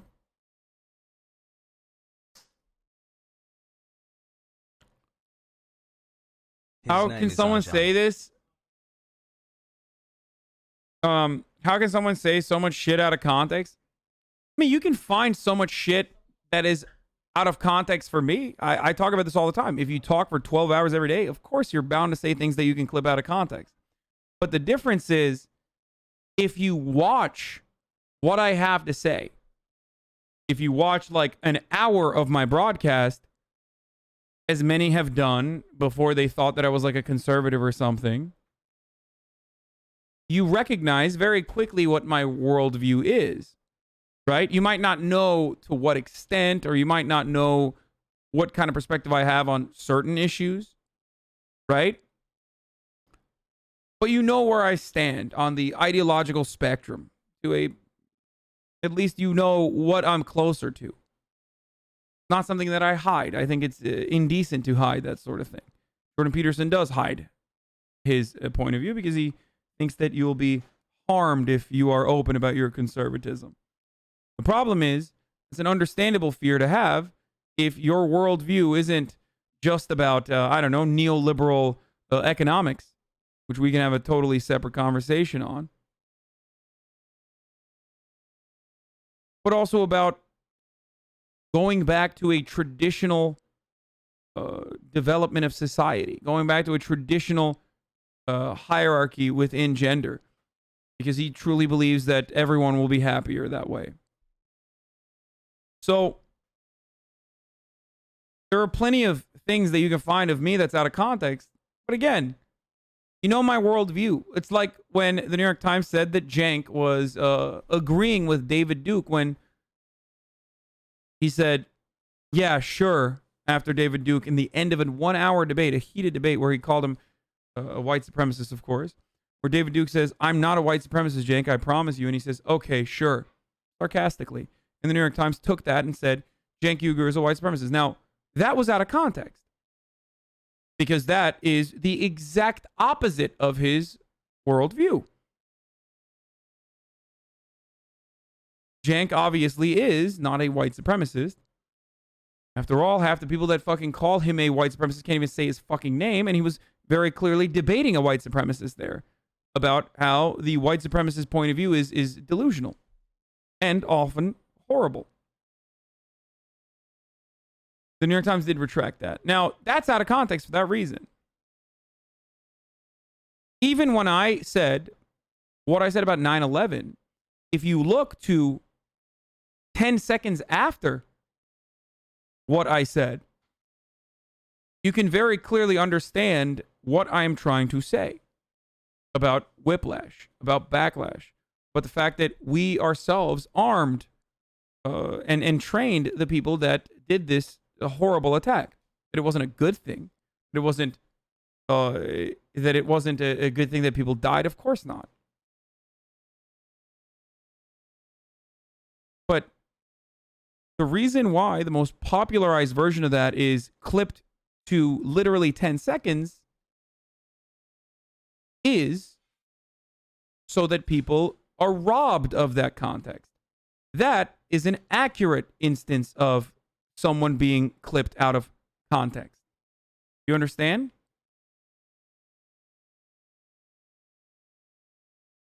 If I also had numerous videos where I don't know, praise Al-Qaeda or something, right? Whenever I was asked the question like, do you like Al-Qaeda? And I gave like wishy-washy answers, then you could potentially be afraid or justifiably say, well, it seems like Hasan might be a fan of Al-Qaeda. But I very clearly do not.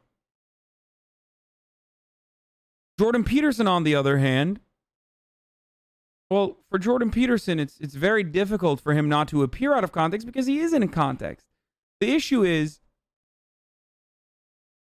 you don't actually like what he is truly saying.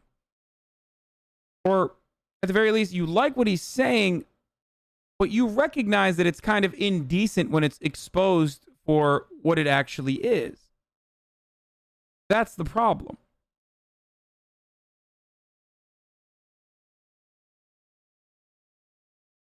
That's why you are quick to rush to, oh, he's out of context. Or he's being taken out of context so frequently. He's not, though. These clips are missing so much context. So what I want to hear from Jordan Peterson Simps in here after all of this, because this is like obviously hilarious. This is meant to be funny. But what I want to hear from you, Jordan Peterson Simps, is what his worldview is then.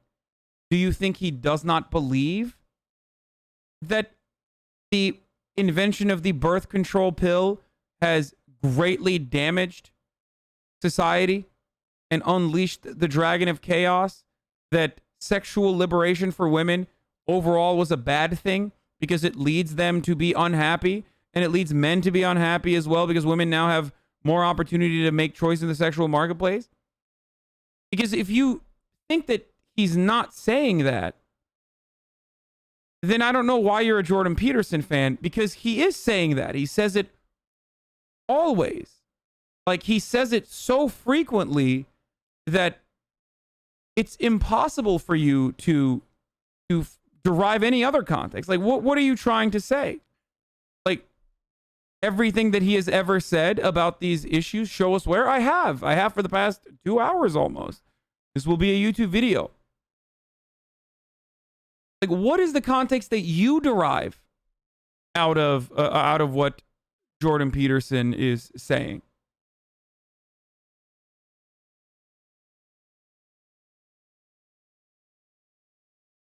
Just playing devil's advocate, saying only people you align with are out of context and people you disagree with are in context and similar length clips is not effective to change minds. Please provide an example on the right of something out of context to provide more rounded worldview. Fuck you, dude. And finish DS3. Good one.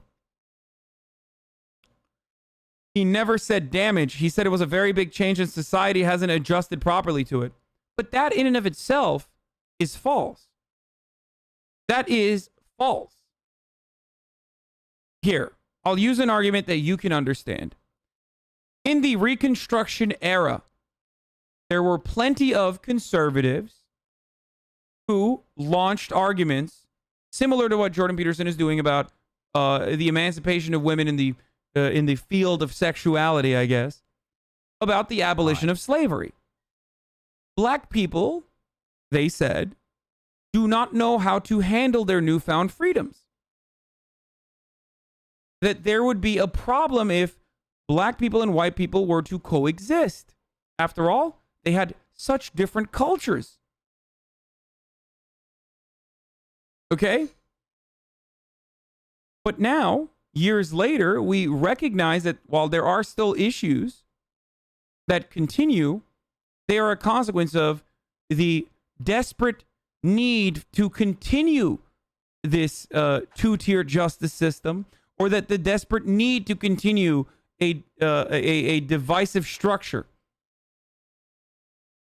in our modern societal development. There are solutions to some of the problems that we experience, but to simply state that, like, well, I don't know, emancipation or the abolition of slavery was really, really groundbreaking, was really just damaging the very fabric of society. Anyone who makes that argument at that time could have maybe masked themselves in the cloak of progress.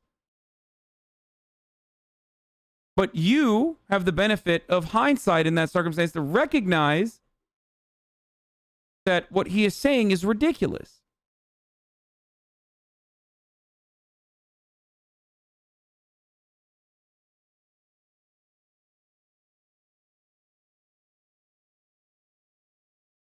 Do you understand? I hope this is better to, I hope this is a better way for you to comprehend why Jordan Peterson is a doo-doo butt.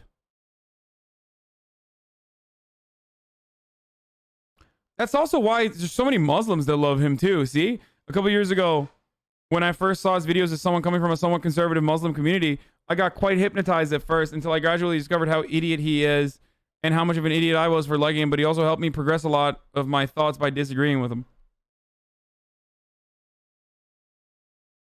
I never hear people crying about missing context when you're watching Trump, but all of a sudden when someone's sympathetic to Trump's worldview is being dissected, all these people start crying. Well, that's the thing. That's the beauty of what Jordan Peterson has done. That's his grift, is that he has made himself seem apolitical while being extremely political.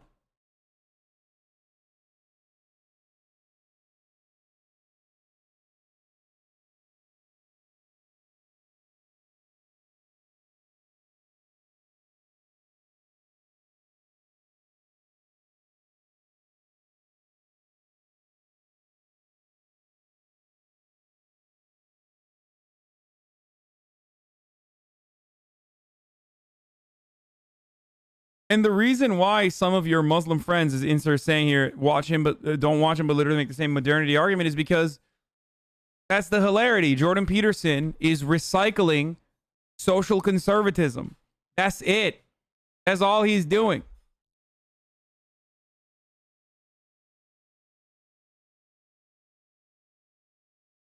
You get it?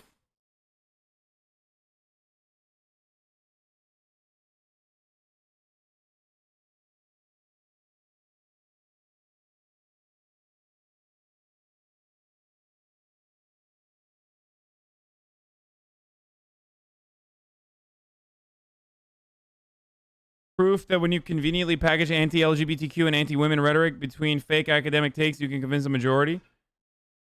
Yeah, even people who otherwise would never fancy themselves to be conservative.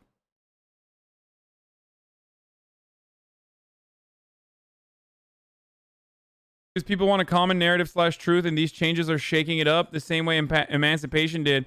After a while, things will settle down, but that's why he rails against postmodernism, because you don't have that same narrative / truth / hierarchy that you did before. People just need time to figure out what the new one is.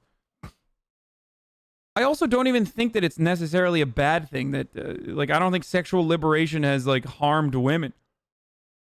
You can only have that take if you don't think about women at all in the equation. You see what I'm saying? It's like when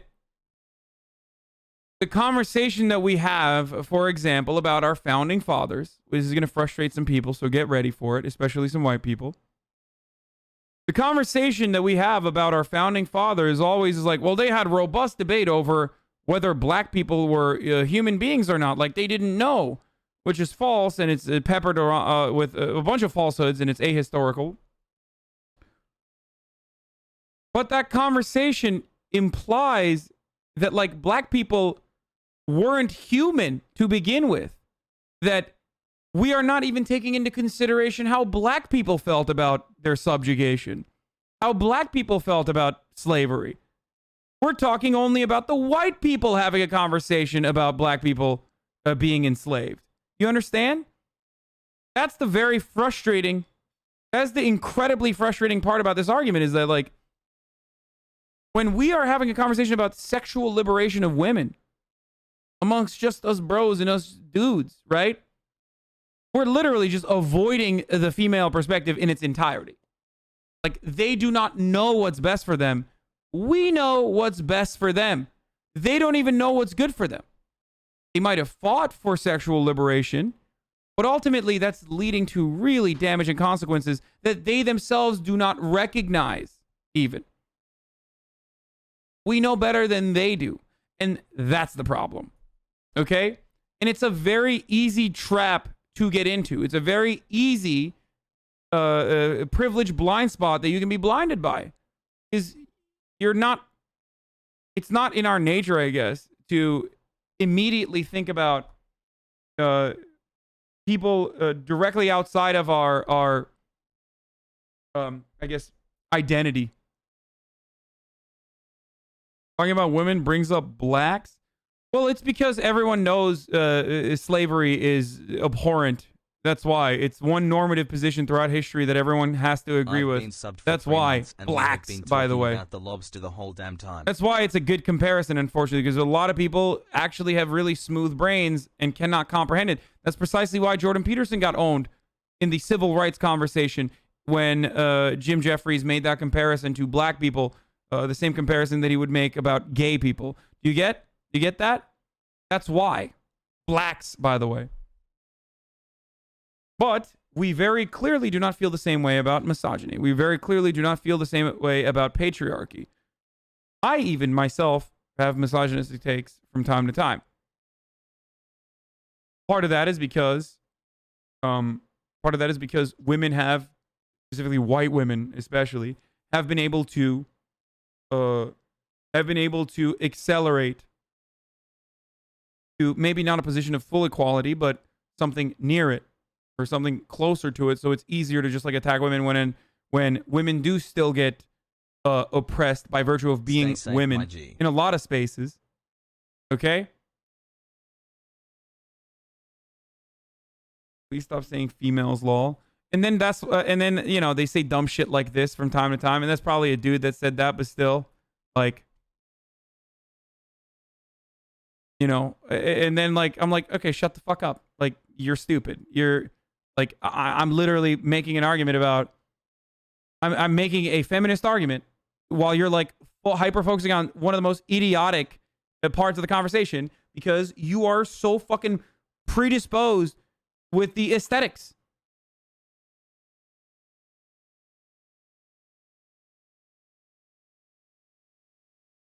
So easy to take out of context what you just said. Absolutely. I am not saying that things cannot be taken out of context.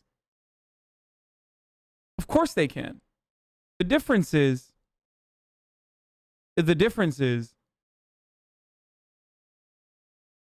you know what my worldview is. You have the capacity to ask me what my worldview is, and I describe it to you every day. I talk about this stuff every day. I'm not saying that it's impossible to be out of context. I'm simply stating that you know what my worldview is, but you don't necessarily know what Jordan Peterson's worldview is if you don't understand that he is basically just advocating for social conservatism. Stop fucking telling me that Jugmeat tweeted at me. I'm going to retweet it in a second. Shut the fuck up. Let me finish my fucking point. Jesus Christ. I don't like being referred to as a female. I'm not even It's not something I do regularly. Shut the fuck up. I literally just said women, women, women. If I accidentally said female one time and you're getting so fucking butthurt over it, just shut the fuck up. In an argument, like in a literal argument that I'm making about feminism and you are defending feminism, if you fucking hyper focus on that one element, then you're psychotic. Okay? This is why people think we're fucking unhinged. and insane, by the way. This is why it's so hard to fucking convince these psychotic incels. I hope you understand that, because you make it so fucking difficult from time to time.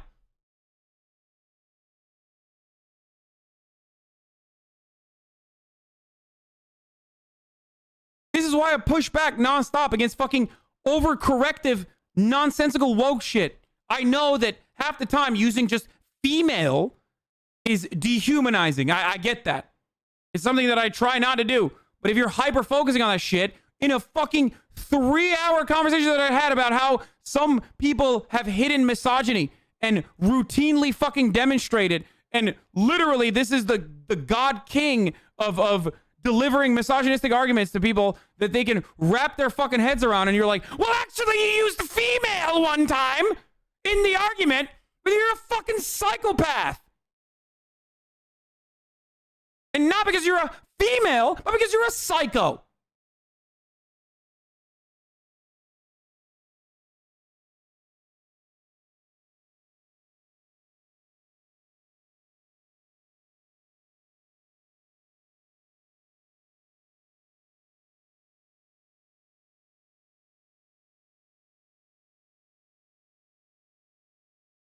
Do you think his positions are better than Republican positions right now? No the fuck I don't.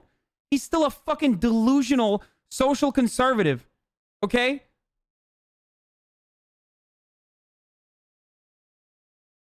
Just because some people on the left with overcorrective behavior frustrate me when I'm trying to make a fucking argument in front of 30,000 people is not going to change my entire worldview.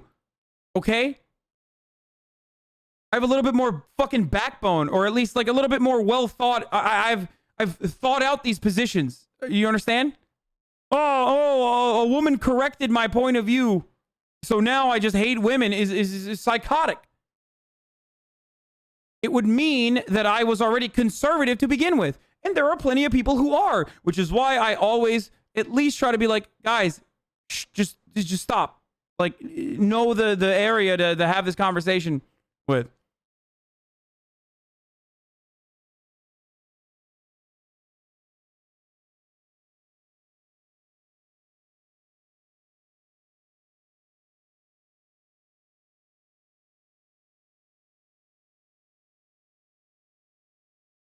I love you, Hasan.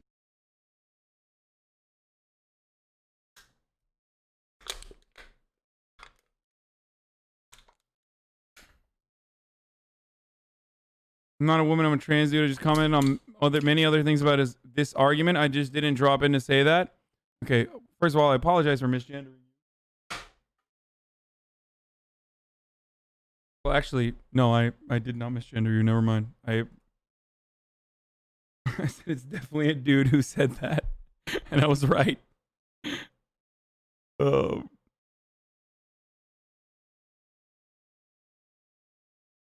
Overcorrective male feminist behavior.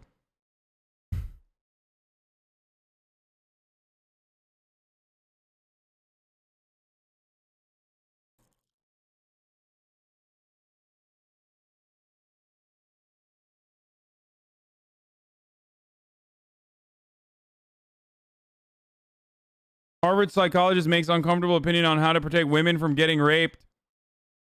Commie streamer strawmans it with slavery. Yes.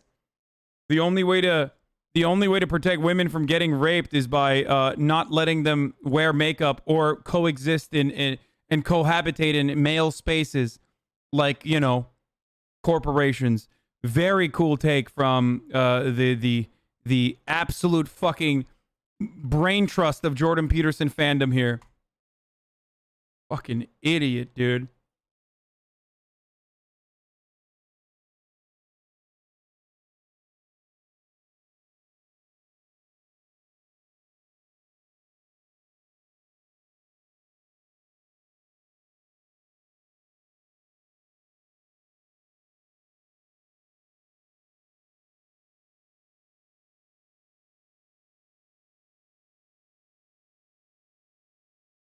Has Jordan Peterson ever debated women about his perspectives? I think so. Probably.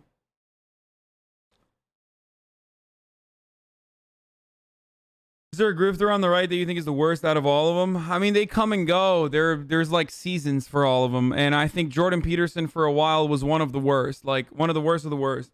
So much so that he hasn't even been around for a while, and yet he still has this kind of impact where there's so many. Wait, I've been zoned out. Are y'all misgendering that trans dude? I'm so confused. No. And if you're fucking zoned out, why is your first approach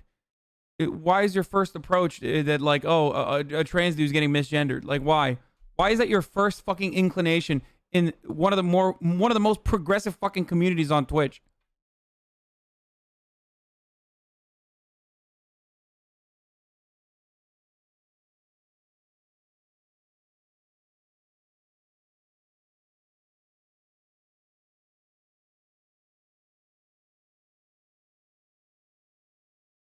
We're done with Jordan Peterson. Why are you wearing a hat? You're indoors. Is it because of your obvious hair loss? Yeah, look at how much my fucking hair loss is destroying me, dude. Look at how much hair loss I have, you fucking psycho.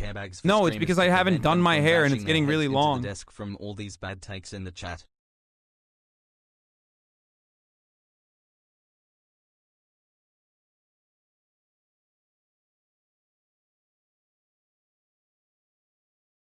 My apolitical rabid JP fan believes we should be ruled by a Dalai Lama-esque monarchy. That's the type of brain rot of simps you're railing at. Ooh, I love that.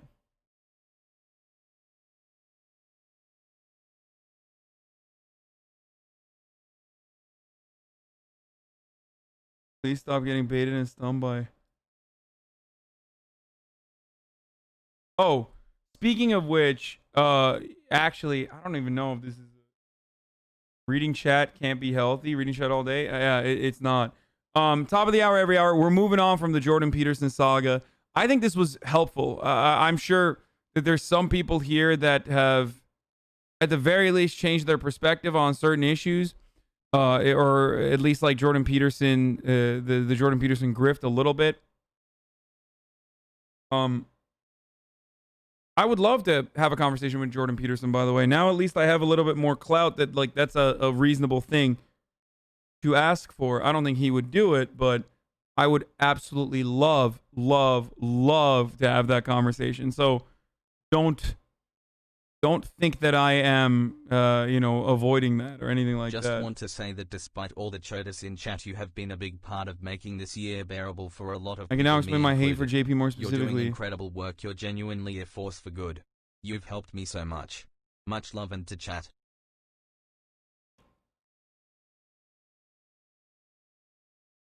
Oh yeah, here, I was going to respond to this. 1 second.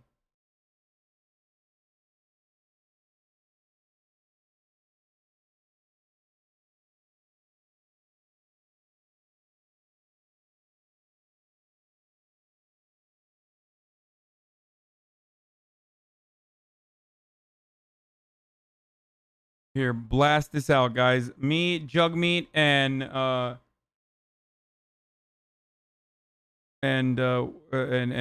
Northern Lion are going to be playing Among Us, maybe with some special guests. Okay? What happened to King Klippenstein? A disaster. Hold on.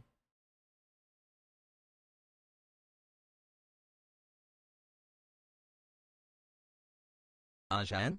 Pogo.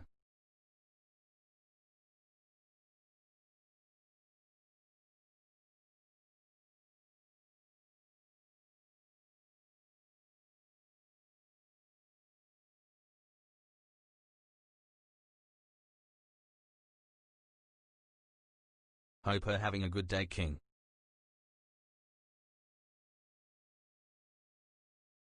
What should I say?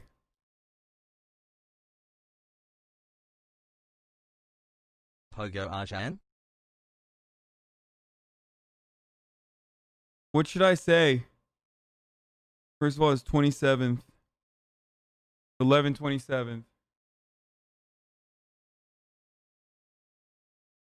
At HasanAbi, I really appreciate the time you have taken to talk about JP, his infected friends and family, and it's such a pain talking to them about it. They literally cannot fathom JP being wrong.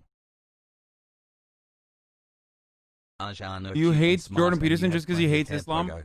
It's Jordan Peterson's worldview is literally fucking Sharia. Okay? Jordan Peterson is closer to a fucking Islamic fundamentalist than anyone you know. Like, not even a joke. A lot of people don't know that, like, Jordan Peterson is incredibly popular in Muslim countries. Lobster Boys mad in chat kek. His worldview is literally fucking, like, straight up identical to, like, some fucking fundamentalist Islamic cleric. That's the most hilarious part about it.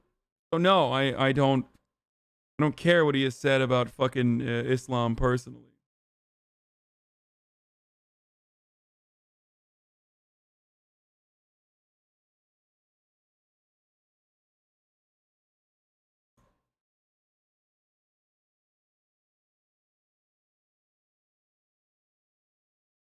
You could say one thing to him, what would it be that you would drill him on? One thing? I can't have a conversation about one fucking issue, man.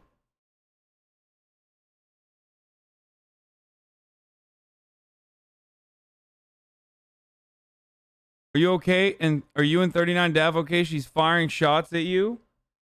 To be an unbothered, bald, bearded, middle-aged man playing video games all day is my dream.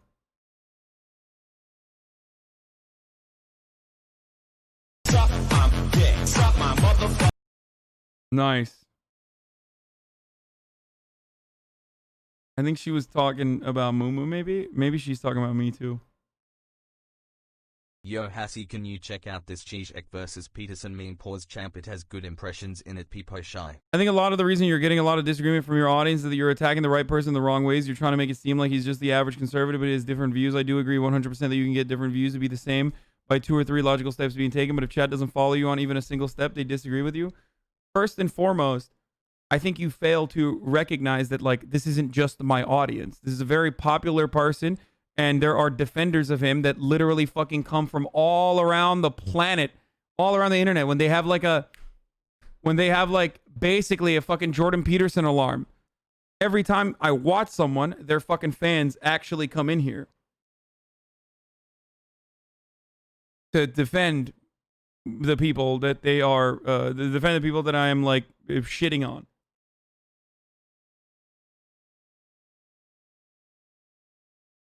He is not even remotely different than any number of social conservatives that mask themselves as centrists. I have glasses now, poggers. And the only reason why we don't know, the only reason why we, like, he kind of got away with it is what I'm saying. Like, he literally went near death before all of those centrist Andes that turned fully fucking conservative very openly started stating that they were just, like, right-wing conservatives. I mean, he literally fucking went on Tucker Carlson's show and said, here, I'll tell you this last part. If you don't believe me on anything about Jordan Peterson, I mean, and you can't even take his words, and you can't even, like, listen to his fucking words, because even then, it's, like, taken out of context. I don't know what to tell you. Like, I mean, the man used to go on the Tucker Carlson show all the time. He went on a fucking Turning Point USA. He got paid by Turning Point USA to appear in an all-conservative panel among all these other conservatives. He agreed with them on fucking birth control there. You've seen it. All of that is taken out of context. Okay. Here's a fun little game to play. I'm going to ask you guys a question. Okay? We're going to play a fun game. This is the last game we're going to play. We're going to play a fun game called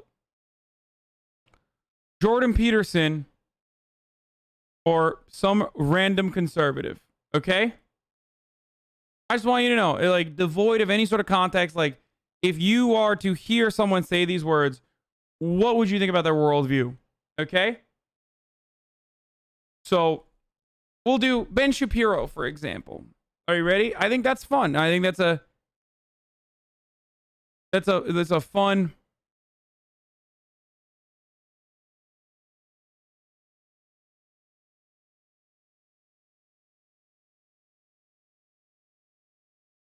Okay.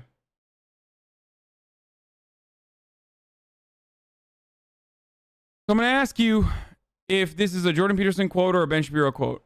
Are you ready? We can do a poll after, too.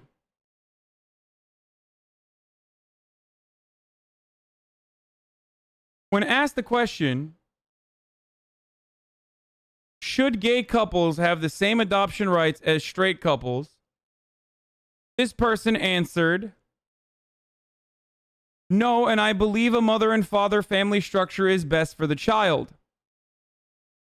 A man and woman do a better job raising a child than two men or two women.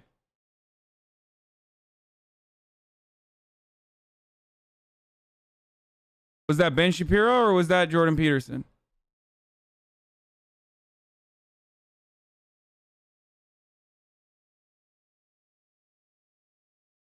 That was the correct answer. First of all, both is the correct answer. It was they both have said nearly identical things. This is what Ben said, but trick dissent. You win. You said Ben. He didn't dodge the question. Exactly.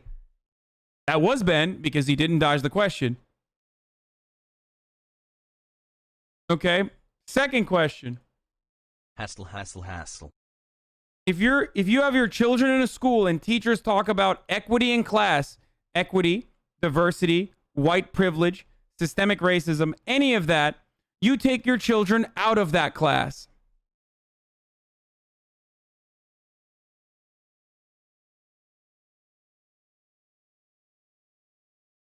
Yeah, Jordan Peterson said that. But also, it's a cheat because I literally tweeted it out. So I tweeted it out like last night. So it's easy for you to know that that's Jordan Peterson. He said that on Tucker Carlson's show. Do we keep going? I kind of like this.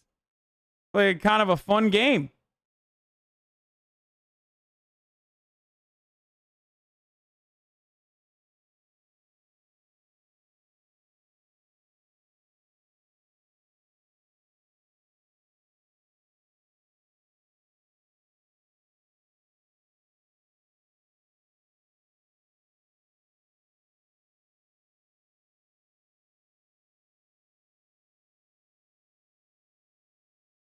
This game is a lot harder than I thought.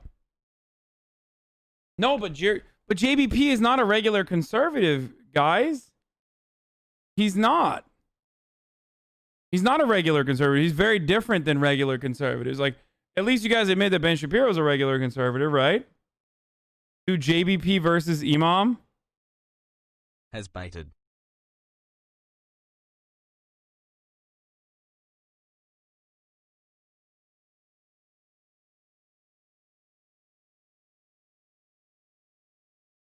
New donkey video on Dark Souls, by the way. I have to pee. I haven't even run the fucking... One has religious beliefs that have strong opinions on homosexuality. The other is a staunch opponent of equality of outcome. This is not the same thing. Wait. Oh, dude, these people are so dumb, dude. But he literally said that. Like, he said, they both said the same thing. What equality of outcome? How do you justify Jordan B. Peterson's take on LGBT couples adopting being identical to Ben Shapiro's take on LGBT couples adopting to equality of outcome? Fucking idiot.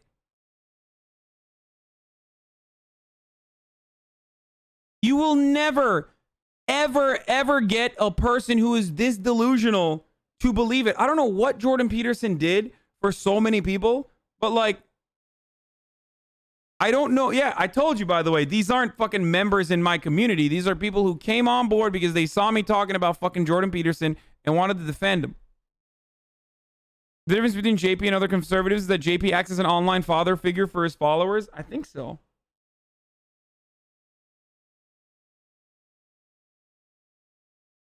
Do you ban everyone with a dissenting opinion? Or is there any attempt for common ground and changing opinions here? Not being contentious for memes, just curious. I'm new to the stream. Like, it works. I described Mott and Bailey. I described the way Jordan Peterson actually crafts his argument without ever landing on a normative position, but giving you literally every single premise. And you still refuse to acknowledge that he's doing that. He said there isn't enough data to know the gauge that it's a new concept. Then why does he fucking imply that it's a failure? If there isn't enough new data, you just say there isn't enough new data. But he also implies strongly implies, mind you, that it's a failure, that men and women have yielded disastrous outcomes by coexisting in the workplace.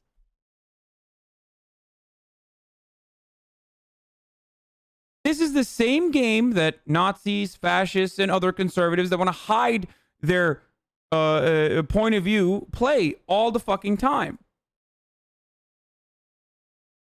They always do this. He's making a claim without any fucking data then. He's still making a claim.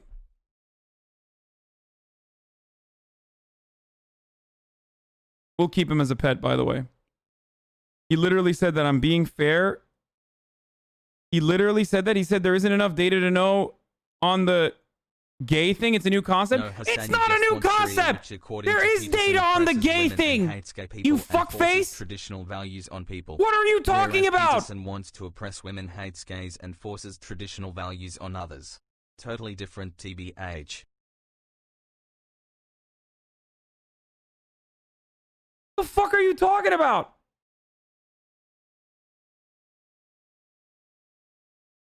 It's not a new concept, you fucking moron.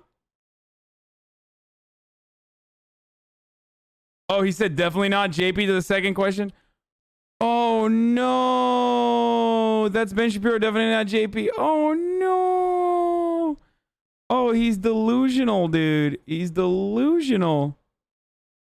He said the only thing we know is that one parent needs to be worse than two. Why are you saying that there isn't scholarly research when there is not only plenty of scholarly research, like here is basically looking at 79 scholarly studies. Like, you want to see meta-analysis on this shit? There is research. You fucking made it up when you said there is no research. Why the fuck didn't you look it up? There have been numerous studies conducted on this. So why are you lying and saying there isn't evidence? There is evidence.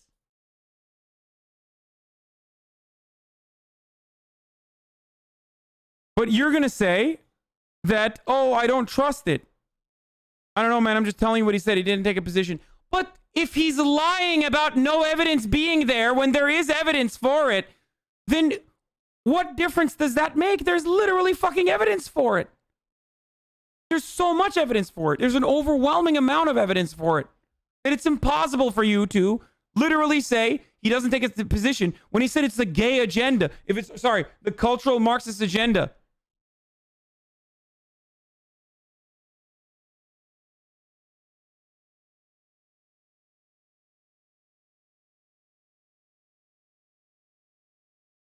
Go ahead.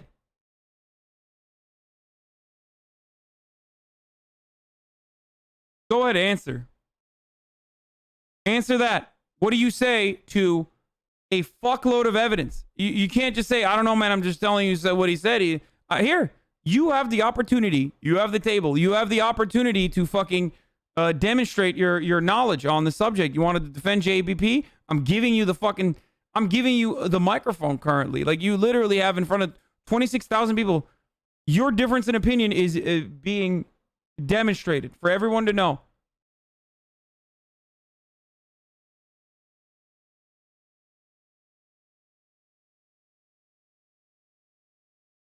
I'm waiting. I don't think he's going to answer, but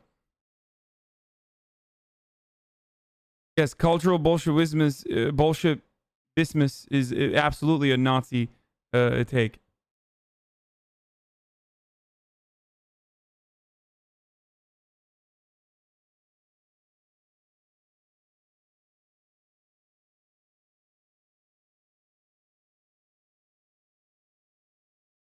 Look, what I took from it that we don't understand how these children will develop in the future. It was very reserved. Like they're, oh, wait, hold on.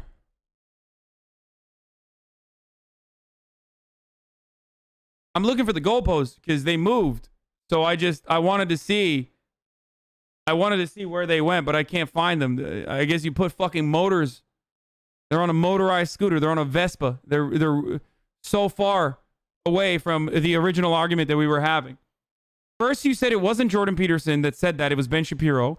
When I told you that it was Jordan Peterson, then you started defending him by saying, no, he never said that. He just knows 2 is better than 1, in an argument that isn't even about whether 2 parents are more successful than a single parent household, because that's well established. There's plenty of empirical evidence to suggest that. Okay? But he answered that when the question was about LGBT adoption. He did that because you yourself personally have some biases that you need to work through. And he knows, Jordan Peterson knows that plenty of people have biases like this. His worldview is obviously socially conservative. That's why he did that.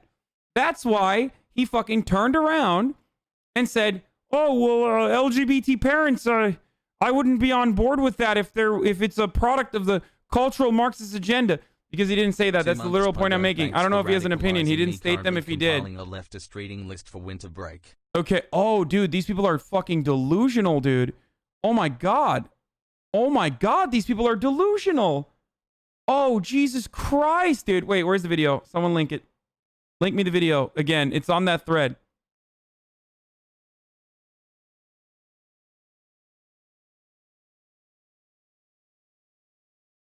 Love your streams, Hasan. Keep it up. Here.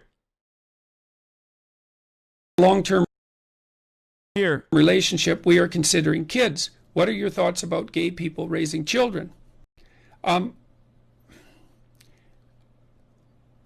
think the devil's in the details, to tell you the truth. If I was ever talking to any individuals about that, the question is, well, how would you raise them? I mean, you have problems, right?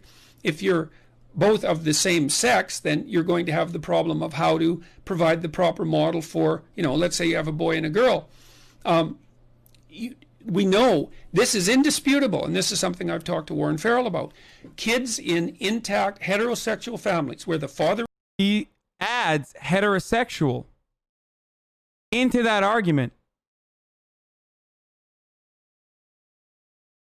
What is the proper model? Please explain to me what he means by the proper model.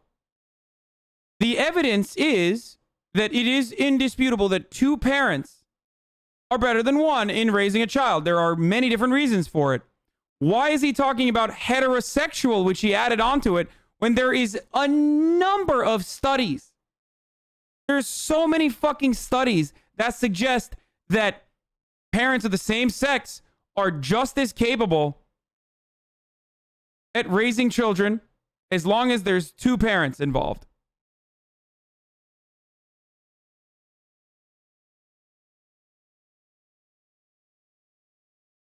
is present do way better on... Why did he add heterosexual onto that? There's plenty of evidence on same-sex parents.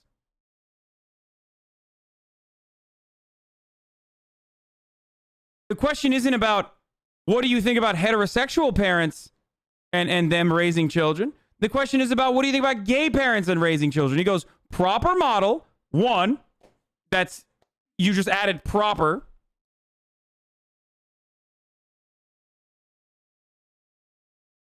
Okay, what is proper, what is improper in that circumstance?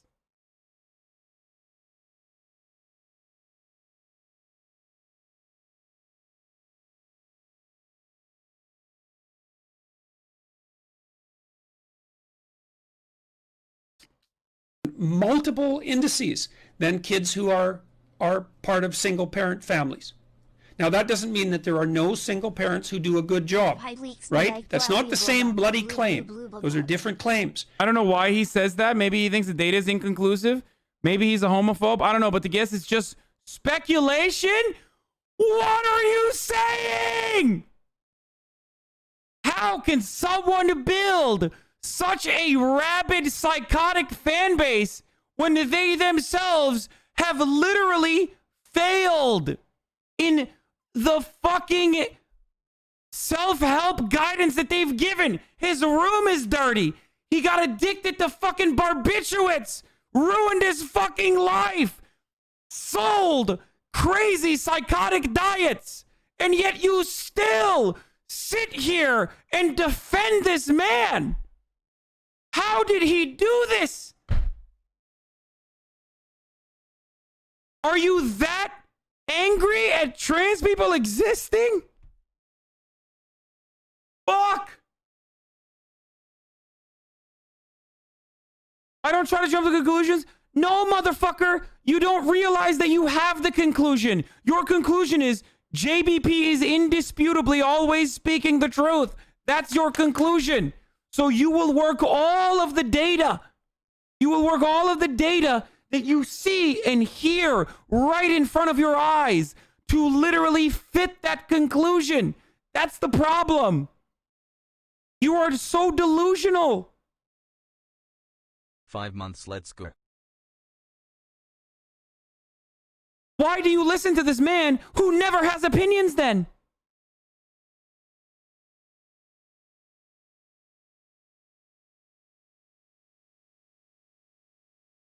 I'm just trying to fucking break you from your mind prison that you've built around yourself.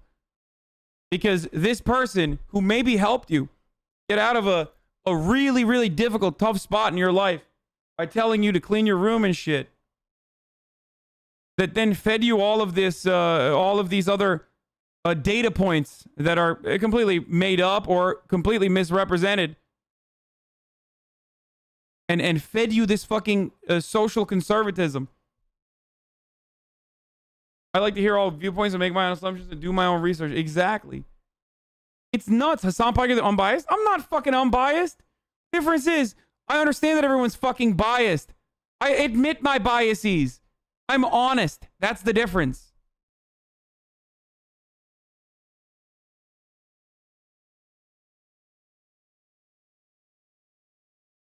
If there is evidence to show that the world is not flat, okay, that the world is a globe, all right?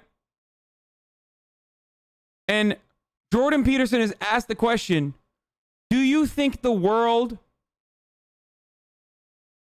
is flat? And his answer to that is, well, you know, there is no conclusive evidence on whether the world is flat or not flat, when there very clearly is evidence that the world is not fucking flat. Would you say he's a flat earther? Or would you say, oh, I don't know, he's just, you know, the devil's in the details, brother. Maybe he's not making a point here on flat earth or not.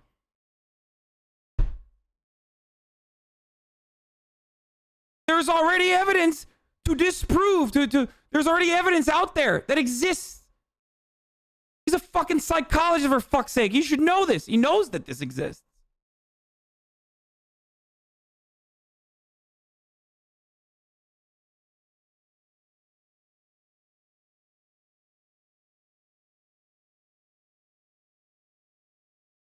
I just think that's a mischaracterization to say something he didn't. Oh my fucking God. How many generations have been read by? So this is the fucking problem, okay? This is why you're a fucking pussy. And this is why you're a spineless fucking coward, and I have no respect for you, you groveling fucking worm. Because you just fucking added that in there. Because now you are trying to cast doubt on the publicly available many different fucking points of research that you did not even know existed until this conversation. You fucking pussy. You fucking worm. This is the problem. This is why you and others like you and Jordan Peterson are fucking horrible, cancerous sores on this fucking on this conversation that we're trying to have. You sit there and you're such a fucking pussy that you can't fucking be like, well, homosexuality weirds me out a little bit, and I don't know if there's gay parents that could just fucking have children. Maybe they shouldn't have children. It's weird to me, and you can't fucking say that because you know that you will be rightfully fucking kicked out of civilized society. So you, like a pussy, can't even fucking admit that. So you try to cast doubt on research that's available. That's the fucking problem. That's why you like Jordan Peterson. You fucking bitch. You pussy bitch. Imagine being homophobic in 2020. Go suck a dick. Maybe you'll like it. Okay? Seriously.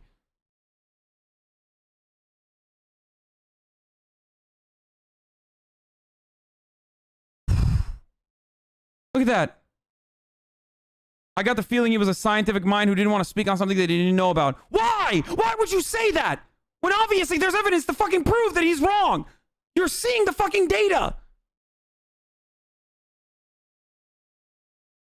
Because you have those biases. Gaki hyper. Try to get out of that. That's what I'm trying to fucking show you.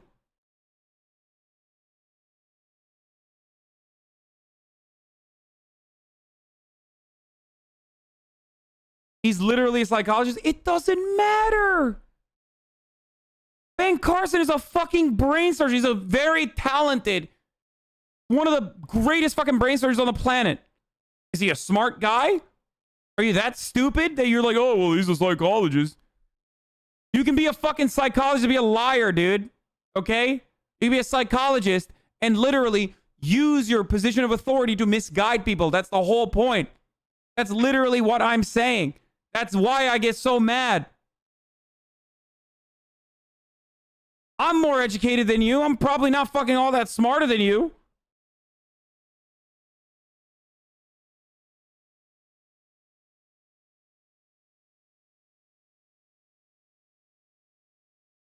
Cite your data then. Tell me what it says. It didn't. I didn't weigh in except to say that you mischaracterized what he said. Dude, no, it's done. Your moment of the spotlight is over. I'm sorry. You're impossible to fucking rehabilitate at this point.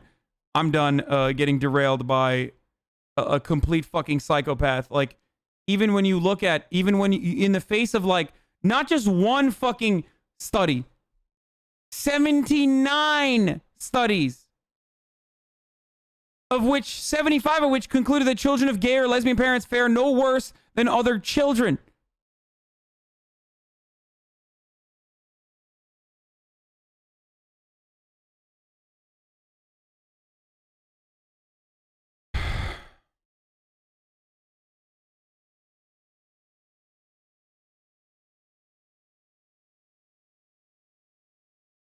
You're mad because you can't convince incels and JP can?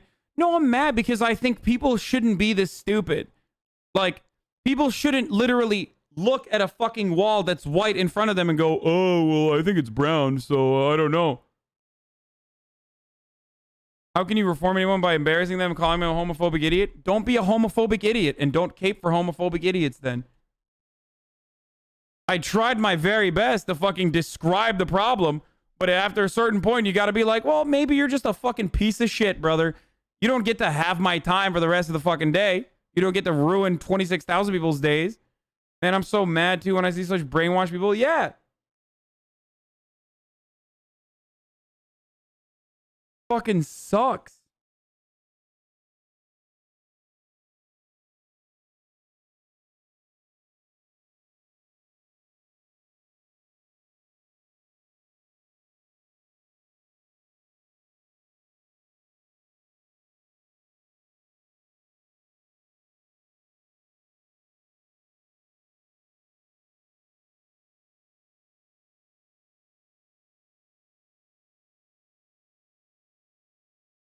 You were literally taking him out of context in that clip. You need to read his book to understand what he was conveying because he mentions the fact that you never played Dark Souls 3 DLC. Okay, fuck off, dude.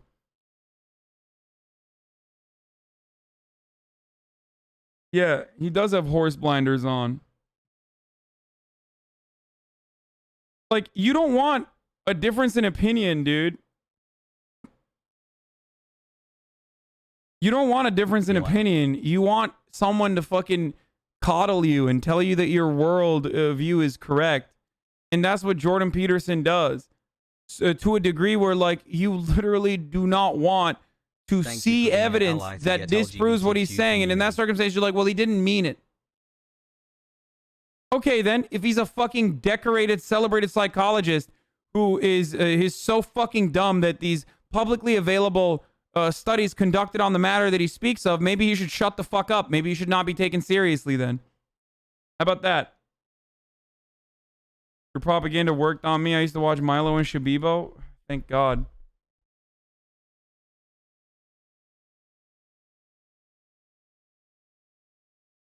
Is he saying it should be illegal to have single parent households? No, it doesn't matter if he's saying that. Who gives a fuck? What, is that the only time when something is fucked up?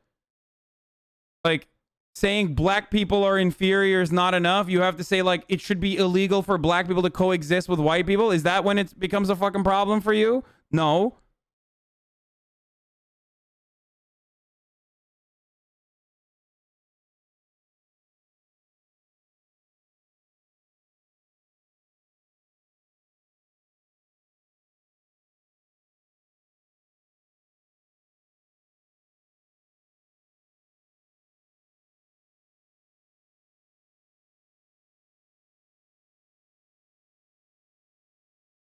Fuck me, dude. Subscribed using Prime Gaming. He gets popular by obviously constructing full arguments for biases that people already believe in, but then not stating the conclusion so they can deny all. Yeah. What I'm failing to understand is why so many of these people are such pussies. Like, listen, if this is your worldview, just fucking own it, brother. Like, yeah, you're a fucking homophobe. I forgot to run an ad, by the way, and I'm doing it now. And I gotta go pee. And we're gonna watch this. It's gonna make me mauled even harder, so get excited. I was saying this with the Sidney Powell thing because this is the problem is when everything that we've talked about. This is good copium. This is good copium so far because this is Steven Crowder trying to defend Sidney Powell after the Trump campaign dropped her. I think he's going to try to defend her. Regularities are things that can be proven, right? Things that we've already now. Some of the evidence can be circumstantial, but it certainly warrants an investigation. We were all surprised by the claims from Sidney Powell. We all said, "Ooh." That's very specific, and it's not a claim that we've made, and it's not a case that I would be making unless they had hard evidence. And I know we saw that. We talked about how she's one of the most respected attorneys really in that field. Yeah. And now, by the way, she was never officially on retainer for Donald Trump for people who don't necessarily understand everything that's going on there, and so she's pursuing a different case. But there does seem to be a little bit of a weird divide. Yeah. It seems to me, and I'm interested to get Half-Asian Bill's opinion as a lawyer here, that either she seems so confident. She either has something rock solid, or, and this happens to the best of us, has gone around the bend and is crazy. It doesn't seem like there's an in-between at this point. Well, it's possible. I mean, the only middle explanation is she received evidence that she thought was very true, went out on a limb by saying it publicly, and then somehow received something else in the meantime that discredits that evidence. But you're right, and my particular opinion on it is that Sidney Powell has built an incredible career. She has stood up for a number of patriotic conservative causes across the board, whether against Republicans or Democrats, and would only go out on a limb to say something like this if she had very credible evidence. And it would be, I mean, even those kind of allegations that she was making, and if substantiated, are incredibly serious. They're of a whole nother level beyond what we've ever seen before. Right. And so if they end up being true,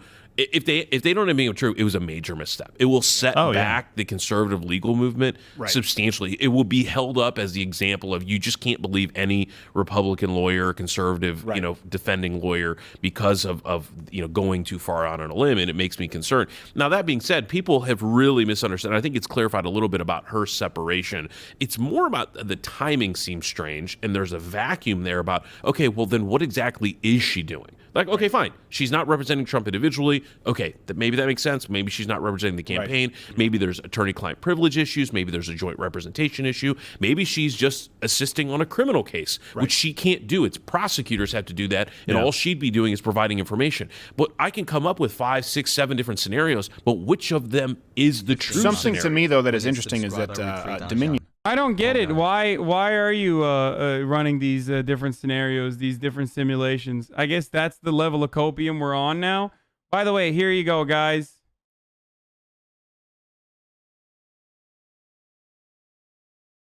Please, here, I'm blasting this. Please retweet this and stuff. Yes. Jagmeet, Northern Lion, and I are going to be playing Among Us with some special guests, too.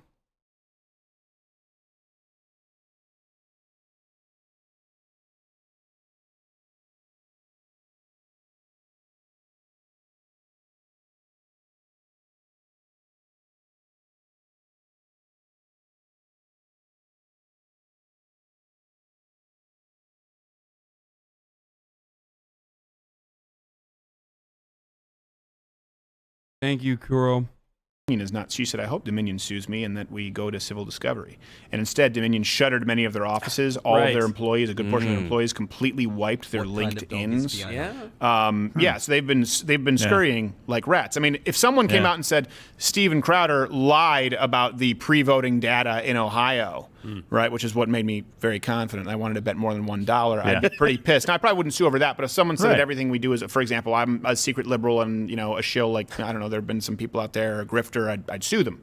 Right. Yeah, she's basically saying Dominion is designed to be fraudulent. That is obviously something that is actionable if you can prove it's false, but she seems to invite civil discovery. So I wonder how much of that is a strategy, and then maybe it didn't pan out. She thought they were going to sue her, and she didn't think they would run so quickly. Well, if you're trying to get someone to sue you, it's the ball is entirely in their court, right? You can't like lure them into a cave, right? Like they have to do it. And so she's making statements like that. We've seen a number of different examples in the public world where someone is forced to say something, and then the other person sues them for defamation, and it turns out that it's true, right? Why are they doing this? That's so weird, dude. What a weird thing. Like, why are you still trying to defend it, brother? What the fuck? I don't get it. What a very weird thing to do. Like, Trump himself is very clearly embarrassed by how horrible Sidney Powell has been. Where they, like, personally, they personally are distancing themselves from Sidney. What the fuck? Why are they still trying to keep him attached? Because now, as soon as you make that allegation of defamation, you're literally inviting the other person to look everywhere under the hood to prove that what they said is true. Like, we just thought you were with a male masseuse. We didn't know we didn't know that you had he must wear a sailor outfit in the rider. Jeez. Right. Don't leave a paper trail like that, Danny Zuko. Well, and I feel like right now, Bill, this could be the case too, where there's a lot of like circumstance. They gotta be trying to fucking cater to like all the horny people that are like, where do we go? Where do we go now? We can't go. Newsmax is abandoned us. You know. Here, I'm gonna do one last pump. Pump it up. Boost that shit, dude. Pump it up. Boost it. Sidney Powell was never part of Trump's legal team, dude. Dude, that's such a funny take. First of all, if that's the case, why the fuck did Trump need to write that out? Like, why do they need to put it in writing? Okay? Like, why do they need to distance themselves from Sidney Powell? Secondly, like, Sidney Powell's not a part of Trump's legal team, but Rudy Giuliani is. So, how do you deal with this?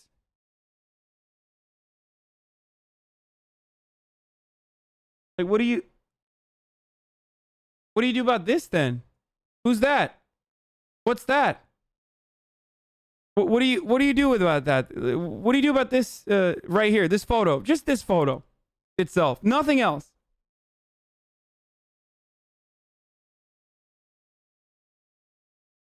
What do you think is Photoshop, dude? Yo, imagine dealing. Yo, if Trump supporters were like just as.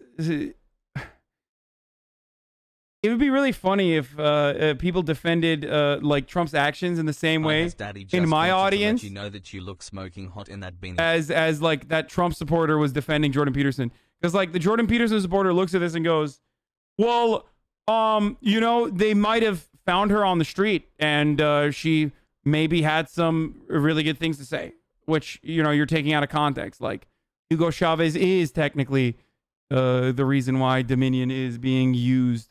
And that the CIA and Hugo Chavez did actually put those voting machines together. And Brian Kemp is now anti-Trump.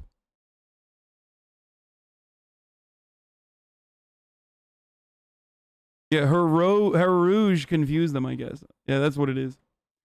Her makeup confused me. Doing a Among Us game on Black Friday, that's my capitalist discount day? No way. What kind of robe does Steven Crowder's pet boomer have? I don't know. Saying she isn't a part of his legal team actually makes it worse because her communications with his team aren't protected by attorney-client privilege if she's not representing them. I mean, I don't think Sidney Powell is going to fucking turn on Trump like that. Actually, she might. She's a grifter, so I wouldn't be surprised.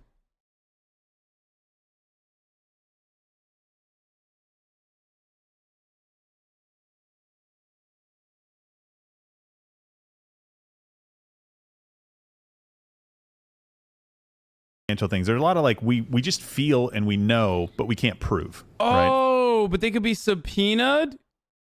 I mean, what the fuck were they going to do, though? Well, that's true. Interesting.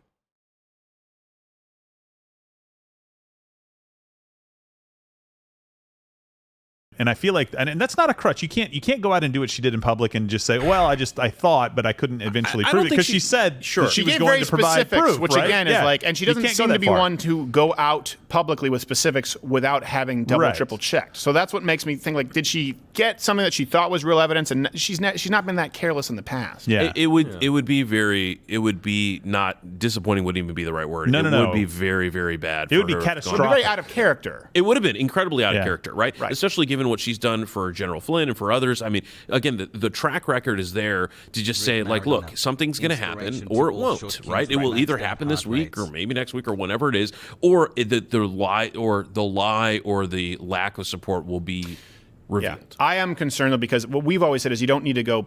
There was that was named Dr. Shiva doing the same thing about the algorithmic voter fraud, but it was very easily disproven. It just was not correct. Right. And I had to take it to someone who sort of understood analytics, and I said, this doesn't really seem necessarily right, and that was being shared. And I said, I think that Republicans who are hinging this win all on some kind of a computer software, that being the silver bullet, I said, I think they're going to be disappointed. So I do wonder if this is not correct from Sidney Powell. And I'm 50-50 on whether she has something or not. But if she is not correct, unfortunately, to me, that could undercut all of the other valid cases. Like, hey, there were 6,000 votes found in not even a properly audited count in Georgia. Or, hey, in Wayne County, none of these precincts are actually balanced. They don't.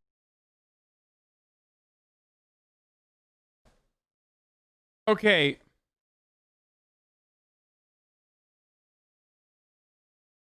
The issue is none of it yielded any productive results for the Trump campaign. Specifically, what is it, 32 out of 36 lawsuits that were filed were thrown out? Like, not a single one of them actually was legitimate. It didn't work. They got laughed out of every courtroom. Rudy Giuliani famously had to go back. They're 1 in 37 right now. Had to go back. Rudy Giuliani had to go back on his entire argument of fraud. I believe this was in New York, where he had to go back on his argument and say, no, Your Honor, I'm not claiming that there's fraud. And what are we doing here? Like, do you mean they won 1 out of 37 cases? I think they won 1 out of 37 cases. And the one that they won is like 6 votes or some shit. I'll pull it up.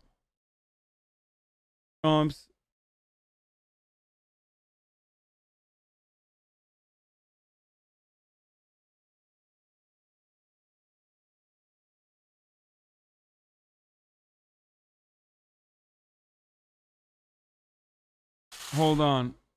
They won 2, but 1 got overturned again. Oh, this is from 5 days ago. It's already outdated. President Trump has been... It's already outdated. Oh, this dude has all of it. Yeah, this dude has all the...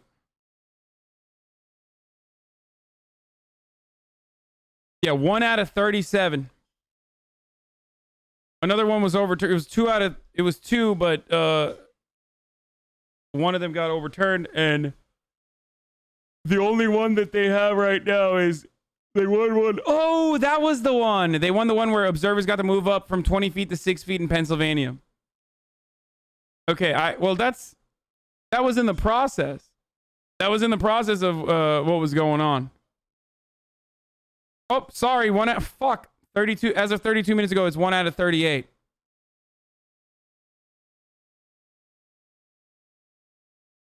I was wrong.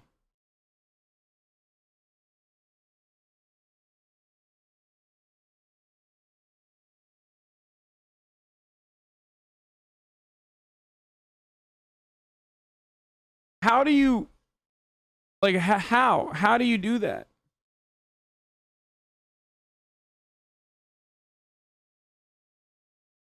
It's 1 out of 39? No, it's not. He thinks a failure is going to undercut the rest. They're already undercut by the fact that they're wrong. Yeah, I mean. Yes.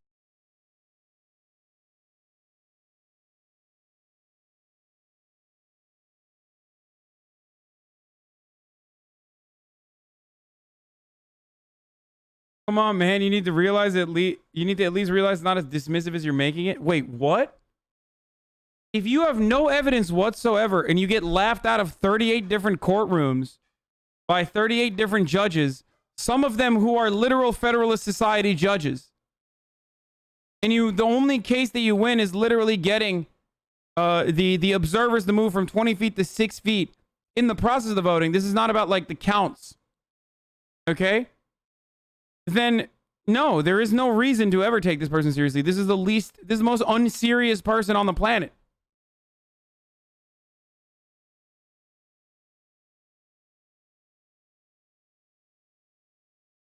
Last few days have been more combative than before the election. Are you tired, IRL? Yes.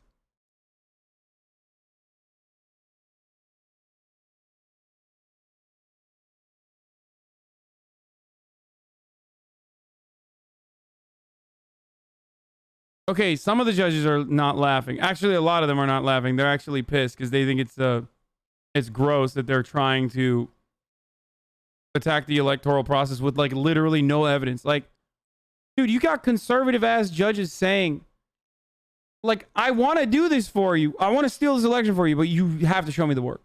You have to give me something, anything, please. Like, please give me anything that I can work off of so that I can justify stealing the election for you. Like,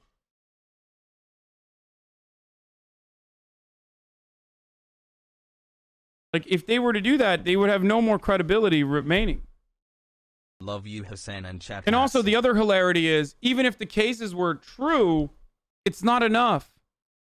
Because the margins of victory are so fucking wide in comparison to what, like, usually gets overturned in recounts and things like that, that, like, you literally have to just purge, like, 100,000 votes. Like, you can't fucking do that. You understand?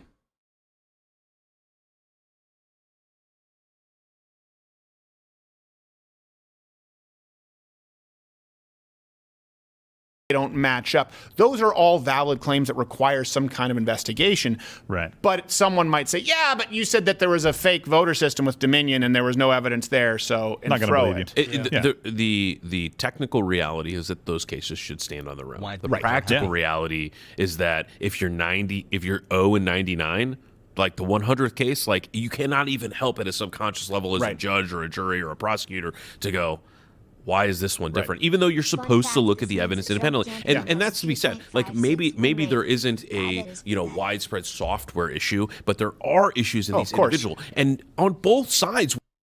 Dog, there are issues, except, I mean, he's already getting to it. It literally happens to both Democrats and Republicans. No one is saying that it's 100% perfect. That will never happen. But most importantly, it's still not enough. The difference of votes in key states is far too great. Like, even if you had evidence of fraud, it doesn't make up for the gap that you have.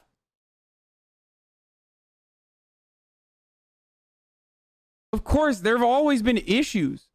But one, those issues are never fucking just ones that favor the Democrats or just ones that favor the Republicans. Like, it doesn't work that way. We need to clean these issues up, right? They shouldn't be happening in a free and fair election. Right, exactly. We need it, no matter whether they're election changing or not. Because again, remember that example we talked about in Michigan, the lower down ballot person who thought that they lost conceded and they really won. Like, there are other things out there besides just the presidential election. I'm not saying walk away from it. I'm saying if there's something, we got to have it. And if there's nothing, we need to be careful about what we're saying. But like you said, if you're 99-0 that does change public perception. But that's also why the media has been trying to say that, oh, Donald Trump, the Trump campaign has filed 22 suits. No, they filed 3, maybe 4. Right. Other people have filed suits. They want you to think that they have this. Oh my God, dude. Come on, dude. Oh, that's crazy. Oh, that's literally, oh, that's so good. That's so good. No. It's not the Trump campaign that filed these suits. It's other people. Who are they filing the suits for? They're just themselves. Who the stakes, the claims that they're making in the suits, do they deal with Donald Trump? Yes, but they're doing it on their own. Well, did one of those people, aka Sidney Powell, show up and do a press conference with Rudolph Giuliani? Yes, but she's operating on her own, independently. Crazy losing record. And by the way, some suits have been rescinded because they're no longer necessarily relevant. So well, some won. Right. I mean, that's the thing is some of them had limited goals that were intended to, for example, the Alito one, where Alito came in and said, hey, we're going to set aside these ballots. That was actually a win. Democrats were saying, no, don't do any segregation. Throw them all together. It's fine. That's so funny. Who cares? You still got your fucking cheek clap, bitch. Oh, that's so good. Oh my God, this is the type of shit that like makes me excited about Joe Biden just because it fucking triggers these clown asses, even though he absolutely sucks. Oh my God, he's literally like, oh, that was a win. There was a win where we segregated the ballots, dude. Okay, sick. So what happened then? Oh, you still got your shit pushed in. Like literally just fucking, you got your shit pushed in and fucking turned around like this. And the Republicans. Now you know how Trump voters felt last election? Yeah. Except here's the thing. And I've said this before. Like, were there delusional people in the Clinton campaign? That, like in the Clinton camp rather, that were so desperate and fucking hysterical and like literally started believing in like insane falsehoods because they did not want to actually say that Hillary Clinton was at fault here for losing to a clown ass like Donald Trump? Certainly. Except a lot of the people that cried after Donald Trump's victory were vindicated. Like, they were right. They were right to have fucking cried because Donald Trump was horrible. The pussy hats were fucking lame, but like women that were upset about potentially having their reproductive rights taken from them. I'm sorry, we have 3 Supreme Court justices that are deeply conservative, including Amy Covid Barrett, who is basically made it her lifelong mission to destroy the super precedent that does not exist for Roe v. Wade. Like, they're right. They're right for fucking crying. Donald Trump did that. He did do that. So that's a real possibility for all those women that were crying. And you know, the people that say, like, you know, Trump is Putin's puppy or whatever. Oh, yeah, those people are silly. But a lot of those other people that were crying were correct in crying. Their future is kind of fucked. Or it's in jeopardy. But having said that, why are the Trump supporters crying? Because what? They think that we are going to have a communist country. Or they think that we're going to what? Like, do earned income tax credits? Like, that's what you're crying about, brother? Like your jet ski dealership is going to be under threat if the government offers earned income tax credits or like what? Is that the big fear that you have? Is that why you're crying that Joe Biden is president?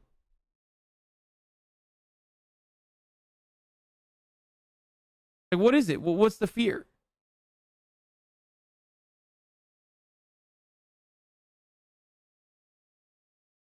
Weren't saying, hey, switch all the votes to Trump. No. They were saying, just hold those ballots that are suspicious and let's investigate them. And those are the wins. Like, those are the kinds of wins. I mean, ultimately, maybe it changes the outcome of the election or the presidential election. But even in the meantime, a lot of these suits are geared towards...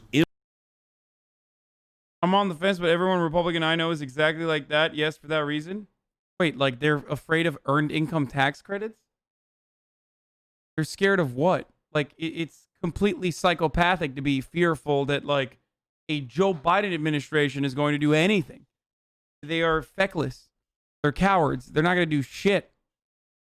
They're not going to be able to do shit. Donald Trump literally fucking ripped this country with his gigantic tax cuts.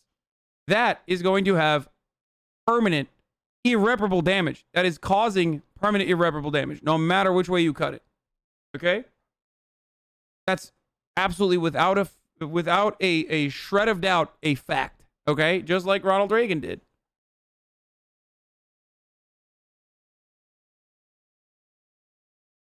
That's a huge problem.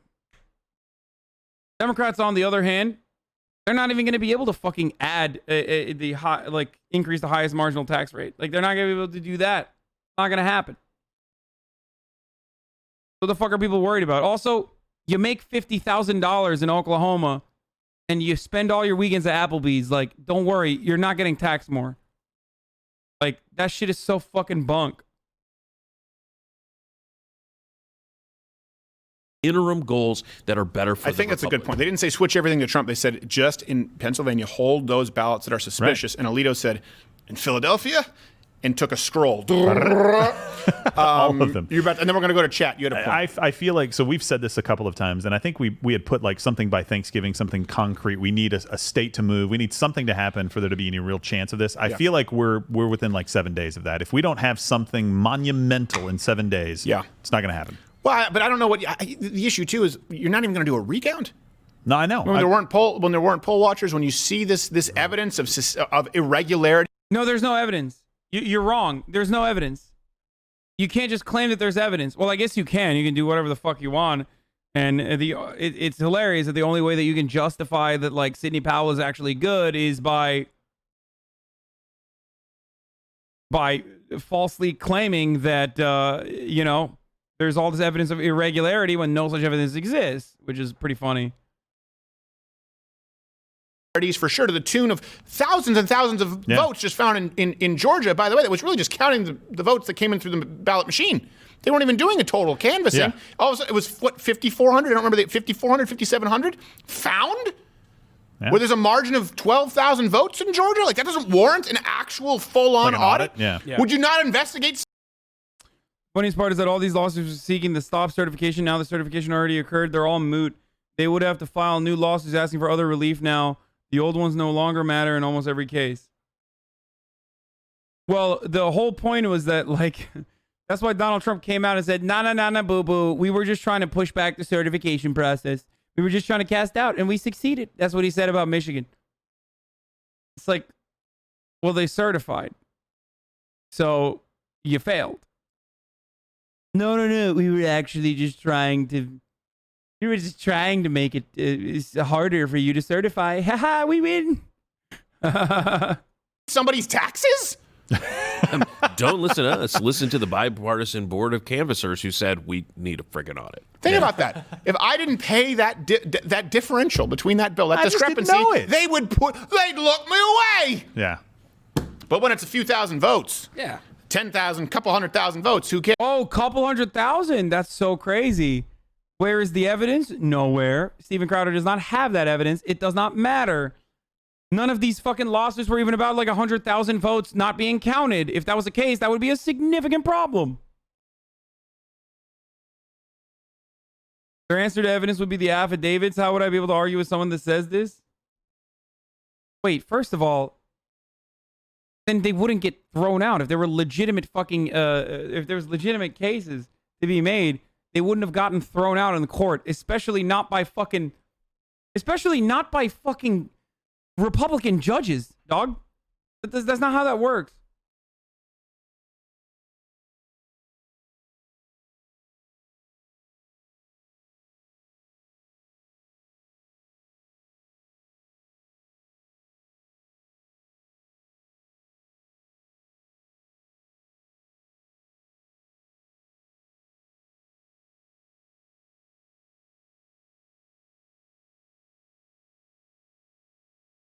Hassle.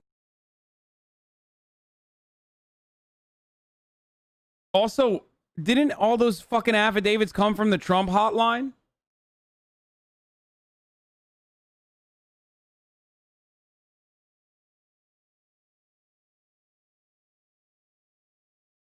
Like, half the people that fucking called in to the Trump hotline were just like running music into like pumping music or just like making up random shit.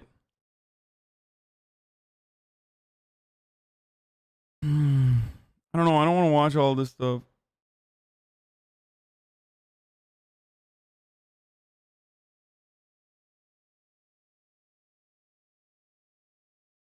All right, we're gonna do. Oh, I can't wait to watch this.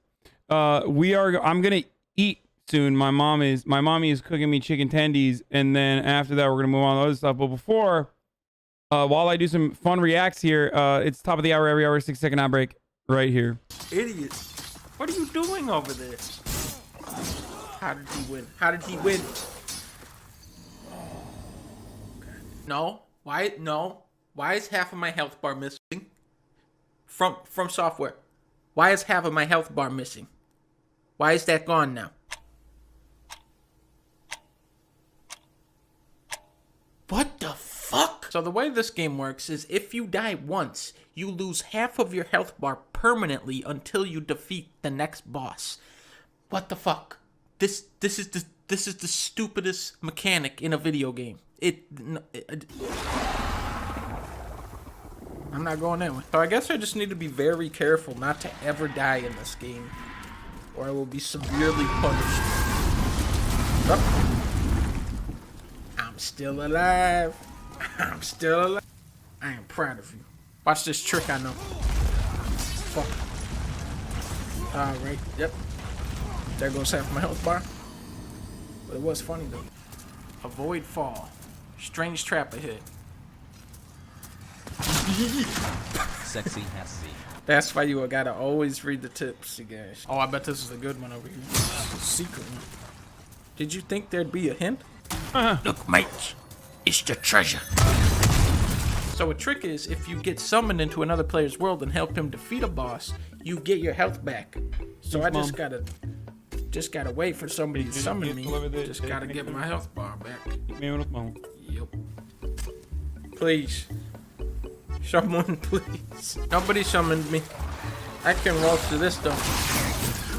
No, I can't. Oh! I'm being summoned! I'm being summoned! Here I go. Here I go. You have been sent away by the summoner. Without the summoner's thanks, you have squandered the opportunity for more souls. Oh! Oh, alright. Plagued, alright. Well. What item gets rid of plague? He's gonna die. None. None items do that. I fucking hate this game. I hate this game so much. This level is called the Pit of Despair. Yay. Excuse me. Excuse... Oh! Ah.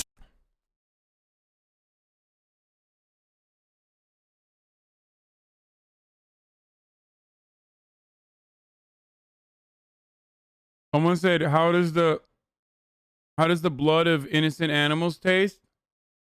I can't find them right now, but it tastes delicious. Thank you for asking.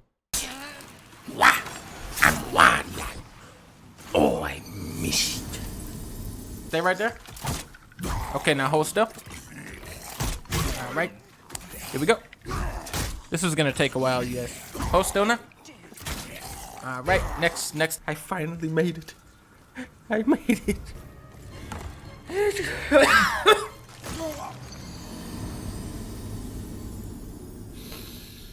I gotta equip the crossbow for this part. Oh, got bit by a rat. All right, got bit by one rat. Doesn't matter anymore. Don't worry, you guys. I can buy a plague item from the grandma for 2,000 souls. What the fuck? Look at this big guy. This guy's got to be he's got to be at least worth 2,000 souls. Big guy. Oh, okay. Well, that's another way of getting rid of the plague status. Probably the most effective way. If even one of them... Okay, I got the plague thing. Why are there no checkpoints?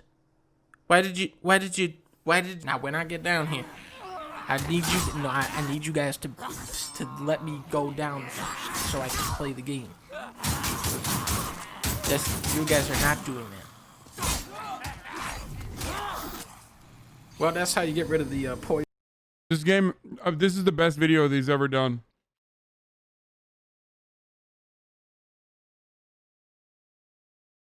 It literally just like, it so perfectly explains. The Sopranos one's funny too, but it just so perfectly explains my experience with a demon game. Poison status ailment. I hate this fucking level so much. It is actually probably the easiest Souls game I've played. Except the problem is part of the mechanics are so fucking bad that like if the game didn't do like idiotic shit, it would be easier than DS3 easily. I have to win. I have to win this or I will lose my mind. What? Oh.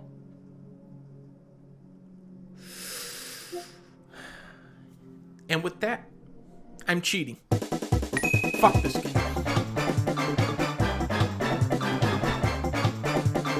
Wait, what? How is he cheating?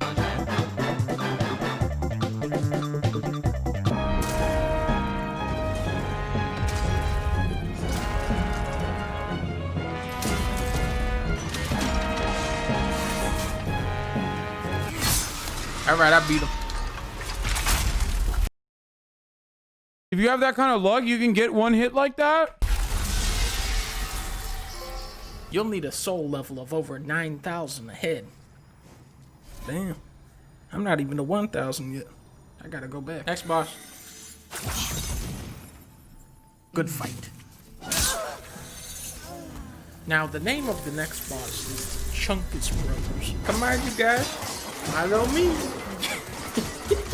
Follow me. Whee! Oh, this guy cannot be defeated. I defeated him. Now the next boss is Frankenstein. The true. Wait, how? Luck glitch plus sword that scales luck? What is the luck glitch? Is that why you guys kept saying, dude, beef up your luck? Demon soul starts here. Over here? Or does it mean over here? There he is. Oh, you missed. You missed. Here. You gotta do it like this. Now, the next boss is a gigantic pickle monster. Oh, he's angry. Don't get mad at me. This is the guy who does it. Now, this is the most powerful move in the game. You guys gotta watch out for this. This will get you. Shit. Good move. Good job. Oh, wow. This guy sucks. Soul level drain? No. No. What is it? What did that do? My luck stat. It's all gone. The game fucking cheated back. No. My sword only does 30 damage. No. No. My power.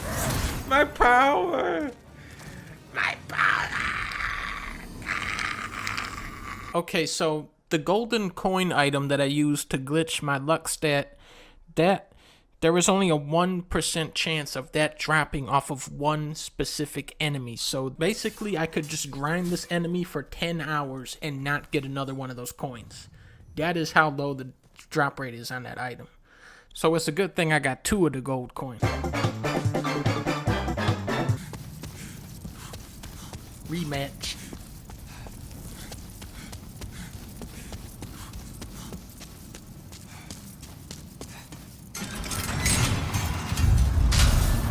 I hope it sucks his fucking soul power again. Soul.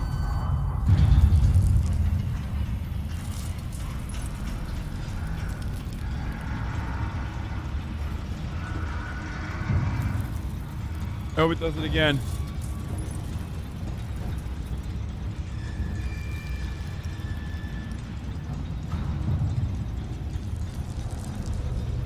Why aren't you this funny? I mean, I'm just as bad. I guess, like...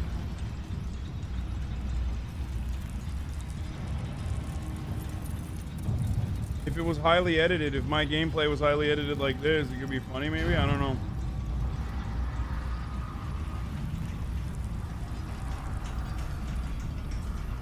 "6 months of molding. Thank you for the streams." That has been really mean today. You're right. You're right. That's been really fucking mean today. I don't like it.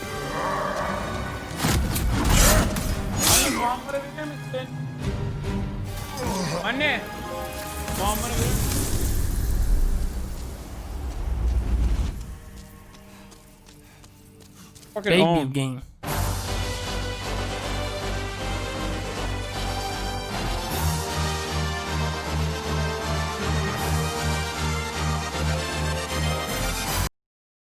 So how did he do it? I missed it. Put it wherever.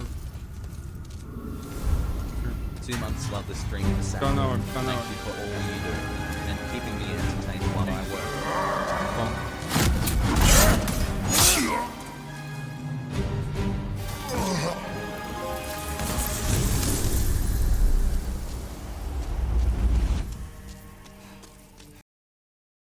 I did do an ad earlier. On Baby game. Baby game. Oh, that's Joe Biden, my man.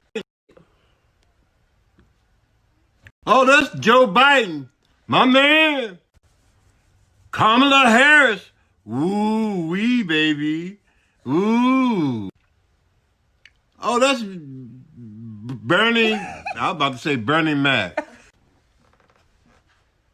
Oh, that's Cortez.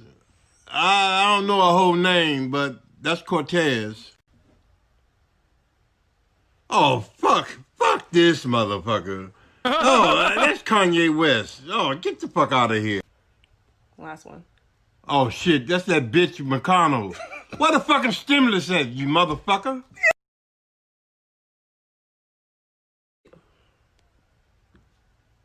Oh, that's Joe Biden, my man. Kamala Harris. Ooh, wee, baby. Ooh. Oh, that's Bernie. I was about to say Bernie Mac. Oh, that's Cortez. I bet his granddaughter, who put him up to this, loves Bernie Sanders. I was about to say Bernie Mac.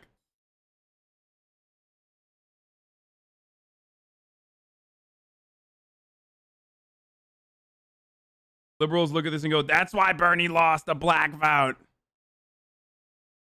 Because he just simply wasn't appealing. They thought he was Bernie Mac. Actually, never mind. Bernie Mac would have slapped. R.I.P. to Bernie Mac.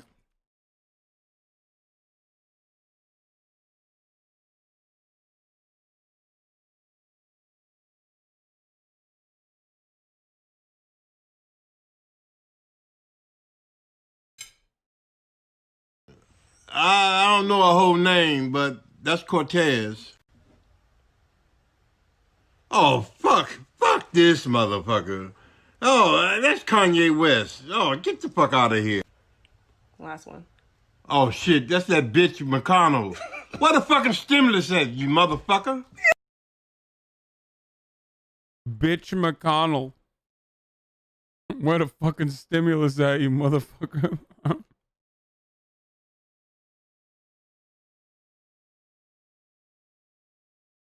Obama embarrassing to recognize the degree to which my intellectual curiosity those first 2 years in college paralleled the interests of various women I was attempting to get to know. Marx and Marcuse, so I had something to say to that long-legged socialist who lived in my dorm. Fanon and Gwendolyn Brooks for the smooth-skinned sociology major who never gave me a second look. Foucault and Woolf for the ethereal bisexual who wore mostly black. As a strategy for picking up girls, my Yikes, dude.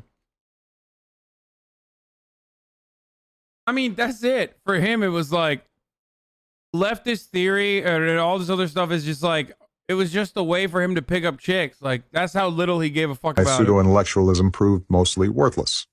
I found myself in a series of affectionate but Gentlemen, the PlayStation 5 is out. Whoa, he did a bug snack. By now, you might as well Okay, if this is good, I'll fucking play it. be dead because you can't play the new game Bug Snacks. When the PS4 released, it came bundled with If he said it's fucking good, I'll play it, motherfucker. a game How about called that? Knack. Now, many of you on this channel have probably never heard of this game. The future of this stream depends on what Donkey has to say about Bug But at Snacks. the time, it was considered to be the apex of graphics. 300,000 polygons per second, just on the Knack alone. Playing Knack was like looking into the future of video games, and now, 17 years later, players can experience this feeling once again with the famous game of Bug Snacks. Or should I say, Bug Knacks.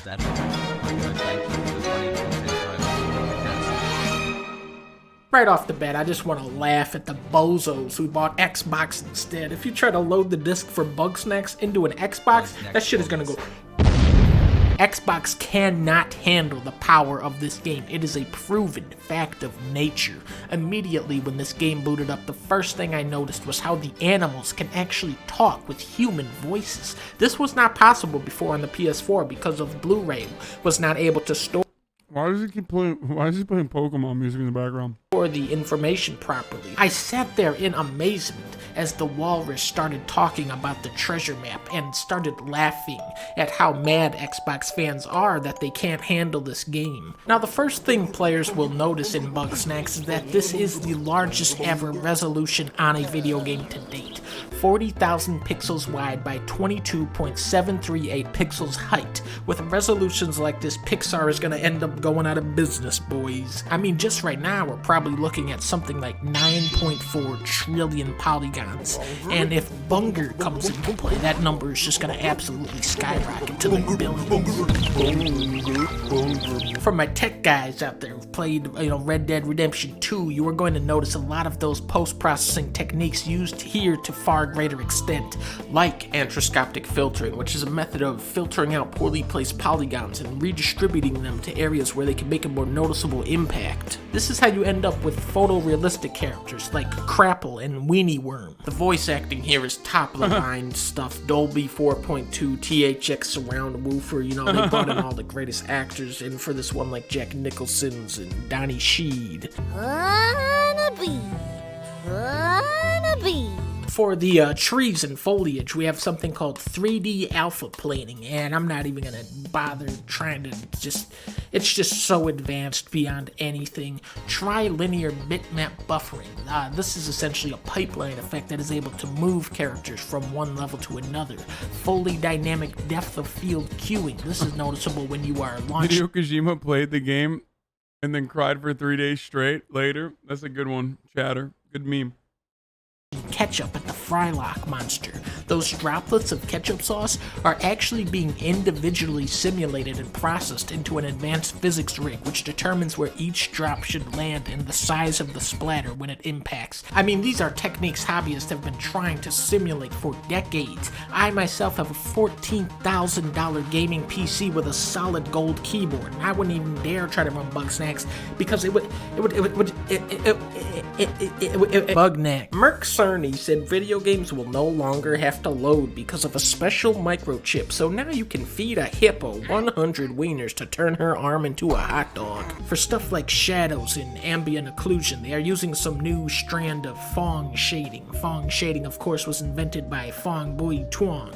It's essentially a program that is calculating the amount of light on the object at tiny points across the entire surface instead of at the vertices of the polygons. Of course, doing it this way eats up more computation compared to older techniques like the Graodad shading, which we saw a lot of on the PlayStation 2.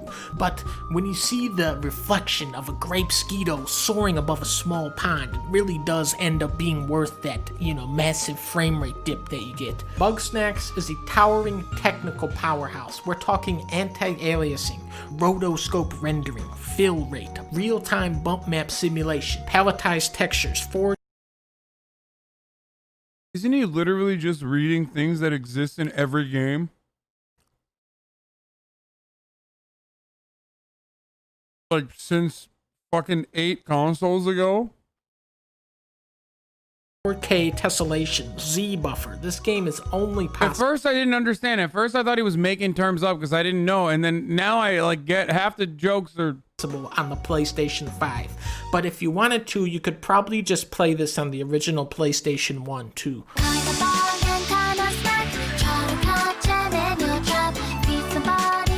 Okay, so he didn't like it.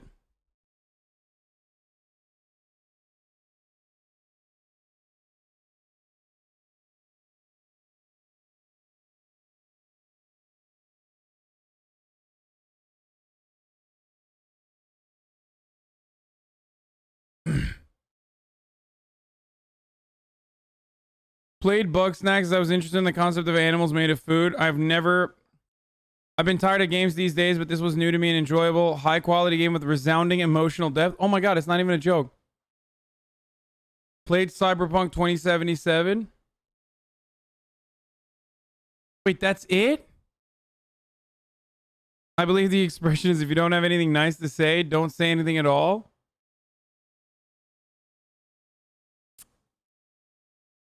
Wait, Kojimbo actually liked Bug Snacks, but he didn't like Cyberpunk?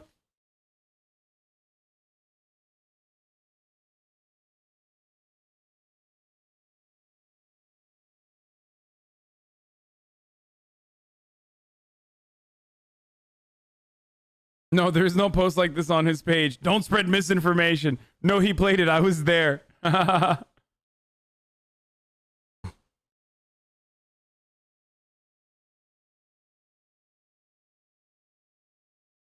Kojima is notorious for being a snob about games that don't push the medium. Okay, well, Cyberpunk is supposed to push the medium. It's not going to push the medium.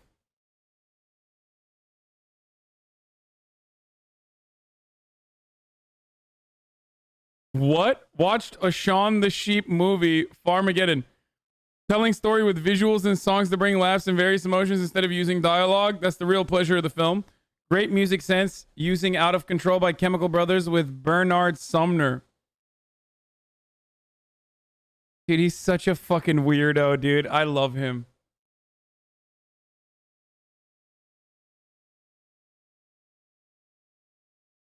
Saw Captain Marvel.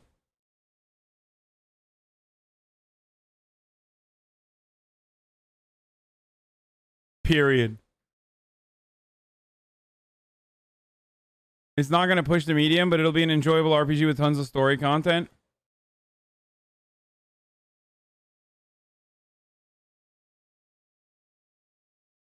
Hideo Koshima's definition of pushing the envelope is a walking delivery simulator, except that literally is happening. I don't know if you can hear this, Mama like Piker, you make fun of walking delivery simulator, but like half the games are Strand type games now. Intelligent and considerate of other people. I guess Hasan is okay too. Even fucking Spider-Man is okay, not really, but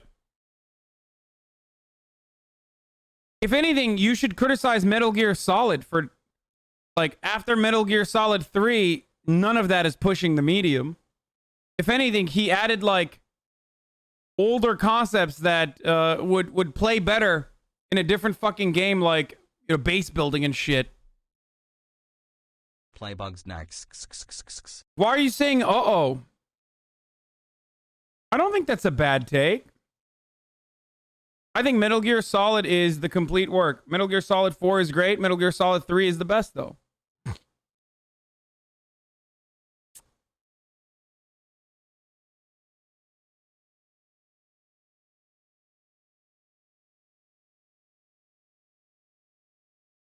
One and two, sorry. You bugging on a snacks for real? That's a base take, not gonna lie.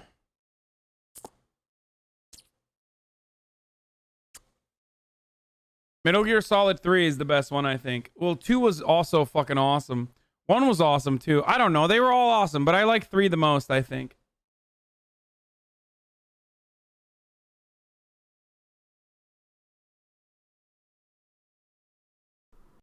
Play Minecraft with Will and Hasan. Well, here's the other thing I was going to say. Like, the medium was pushed by 2 and perfected by 3, but 4 and 5 are just extensions of that same shit. Like, Hideo Kojima made movie games. Like, he just took every because he's such a huge Amiraboo that he made incredible games that are like movies. And Metal Gear Solid 3 perfected his craft, I think. And then 4 was... Well, 4 was forced, and 5 was really forced. And I still enjoyed both of those games. They were still remarkable games, but like the open sandbox, the open world like sandbox play style on 5 was not fucking Metal Gear Solid at all, dude. I think that like they added Far Cry elements and base building on top of that. Doesn't mean that it wasn't a bad game. It was a great fucking game. Victory hand? You know, More first like half of it. Raised fist. First half of it. You will never... Like, that's where the game ended. Fucking insane that they're like... Yeah, I mean, it was so disrespectful. 5 was a slap to the face of anyone who likes Hideo Kojima or Metal Gear Solid. Did you know he was forced to make the sequels? Yes, I know. People used to send him letters threatening to commit suicide if he doesn't make another Metal Gear Solid game. I was not one of them, but I heard other people did such things. It's not a joke. This is real. I just wanted to say I am thankful for finding your community during the pandemic. Really Don't helped me lie. have something to look for during these dark times. Maybe it's like also, an old I'll school enjoy meme your or ability something. to be both a politic nerd and casual gaming nerd hassle.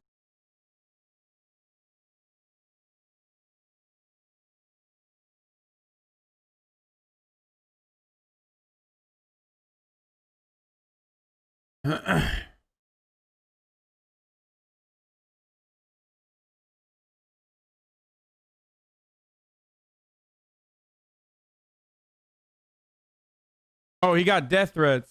Unpoggers, unpoggers, unpoggers. I thought people said that they were going to kill themselves, but he got death threats apparently. He's saying don't lie like you weren't one of them.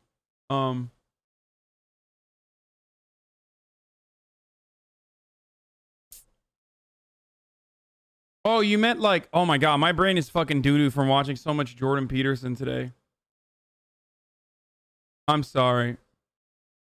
Just suck it the fuck up and play Bugsnax for the exaggerated sodium of a hot dog arm. I will jump off my bed if you don't play Bugsnax. You're a child. No, they don't want to play Minecraft with me anymore. They rather play with Alk. They rather play Minecraft with Alk. With who? Play Minecraft with Will and Hasan. No, they don't want to play Minecraft with me anymore. They rather play with Alk. Who the fuck is Alk? Oh, AOC? Okay, dude. Good one. That's true. AOC doesn't call me an old man, okay?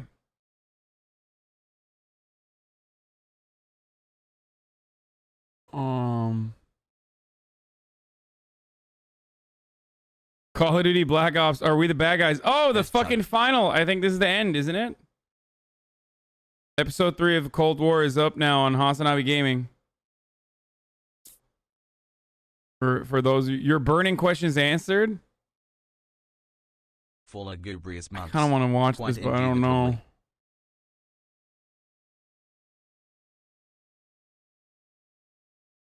Neglecting new Twitch uncommon clips? Here, send it to me. I'll watch it.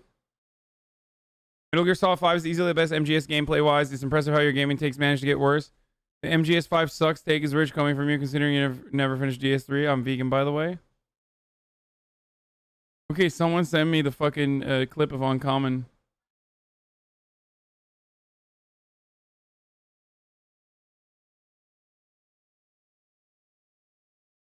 New daily dose.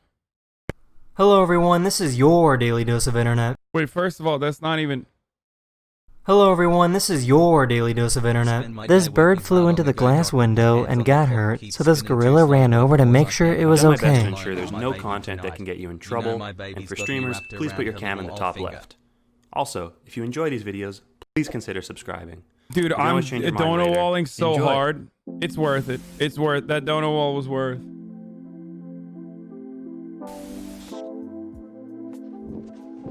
Thank you, Double Jeff Jarrett. Representing the United States of America, welcome to the stage, Cloud9!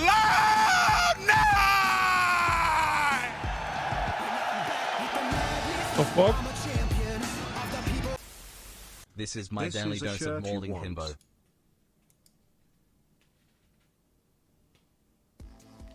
Wait, why are those good? Donates to mental health.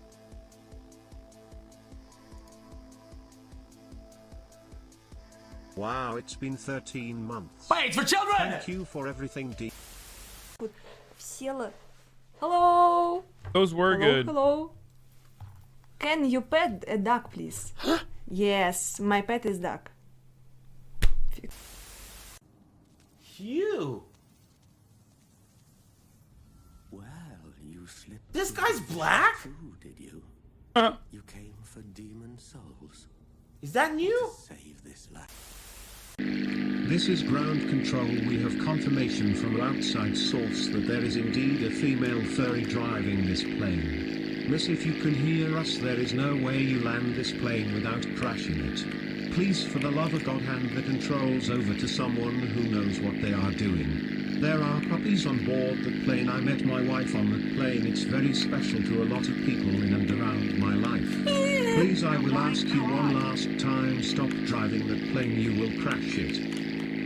Brace for impact. How did he, like, it's one of the greatest timing clips of all time. I can't keep up with this. Happy Thanks for 10, Daddy. Feels birthday, man. XQCL much It's his name. What? Wait. Man, XQCL much It's his name. Thanks for the 10, Daddy.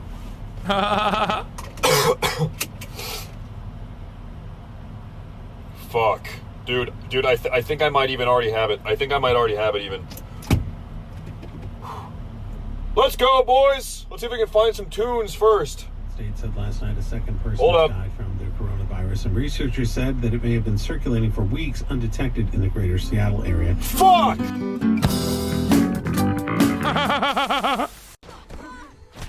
Wait, did he have it? Oh, so long, Bowser. So long, Bowser. What? Oh, he's Barry Mountain Blade. Stuck. Why did my D get stuck? What happened?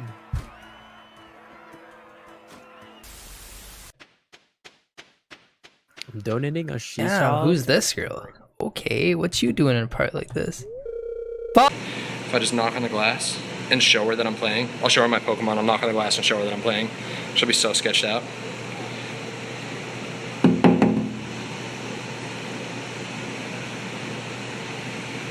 Oh my god, it's a dude. Resub time, BB. Is that my friend? Is that my friend? Is it him? Oh, this is from... Nobody eats on Was that my friend? No! This is from the Tarkov craze, dude. This is old as fuck. Fuck! I'm so sorry! Oh no!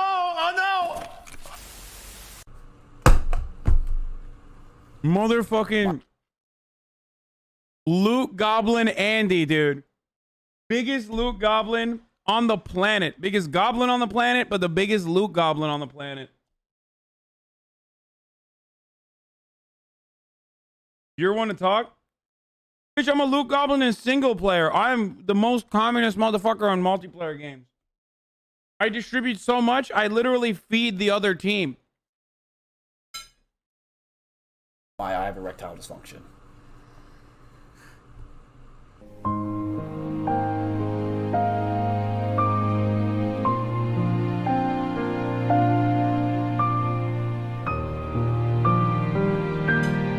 That sucks.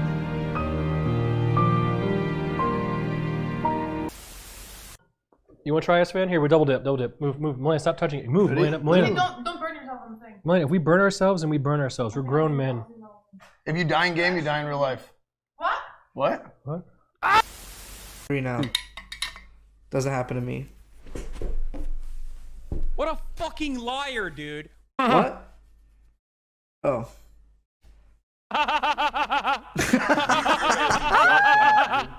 Okay, I have too many of you, dude. I have too many alerts of you. The wonderful, amazing world of VR through. Hasan, it's become a problem. I have too many alerts of you now. Really? Yeah, I just had you saying what a fucking liar and then you laughing right after, dude. Fuck. That's awesome. The same laugh. Yeah.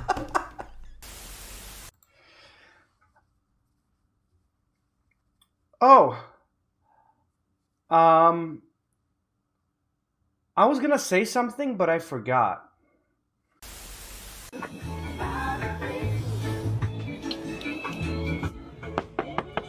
Ô, rapaz!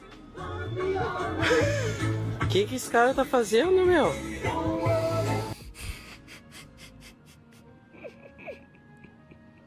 It does look like Tell me that's not me in that car. You know what I mean?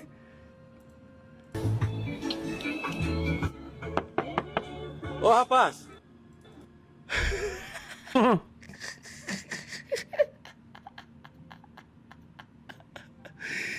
Oh, man. Oh, my God. It's 100, bro. It's 100. Ô, rapaz! O que esse cara tá fazendo, meu?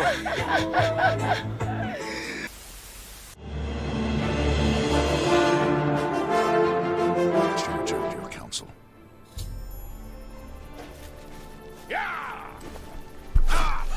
You'll never take me down! Won't you die? Die! That's the count! Oh my god! What have you done? Protect and serve. That's what we do. 2020 has been a tremendous year for music on Twitch. Nice, bro! You should go do a drive-by. That makes you happy, you maniac.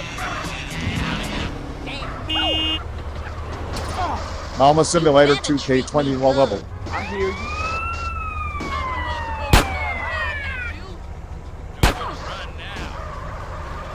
Come on, buddy. I got shit to do.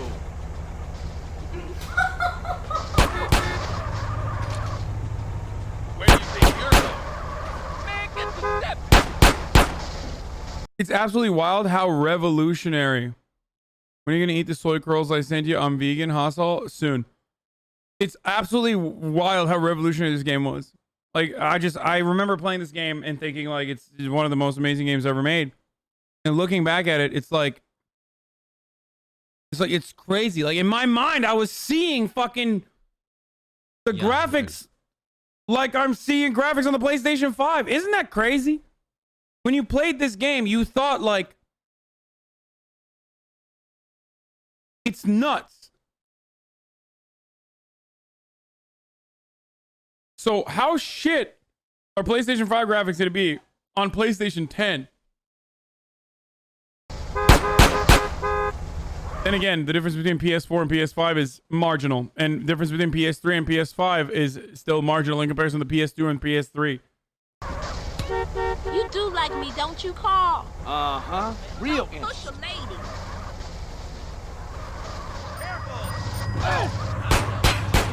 What is happening?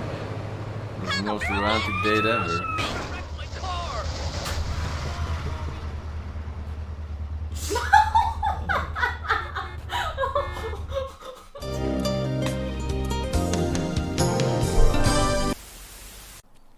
Where is this clown? Guys, where's the clown? Bottom left.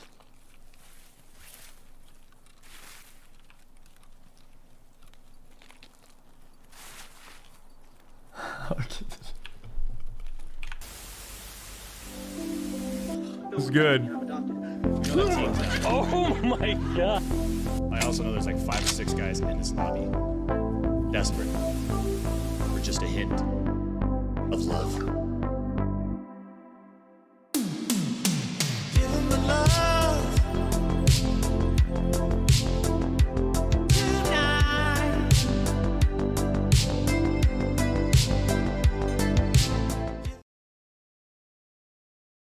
Isn't the irony that he can't even fucking put Dr. Disrespect in these clips? Because then people wouldn't watch it on Twitch.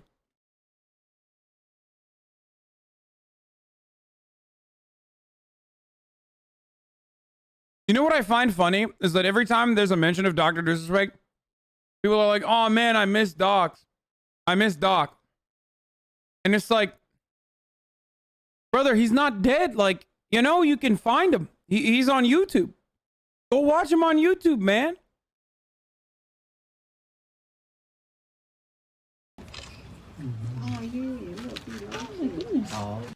Actually, I don't even know if he fucking streams at the same level that he does now.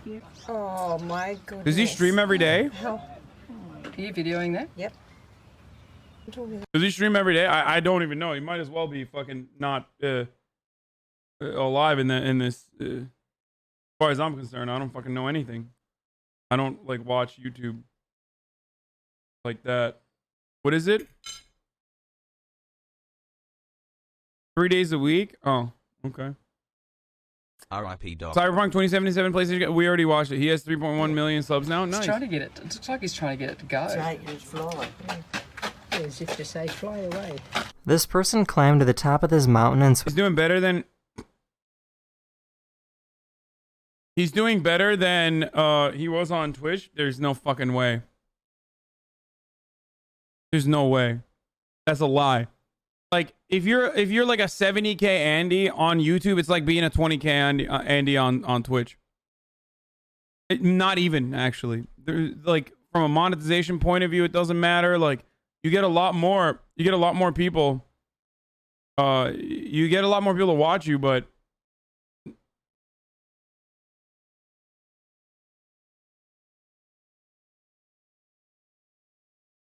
Incorrect. Right, it's pulling your numbers on YouTube.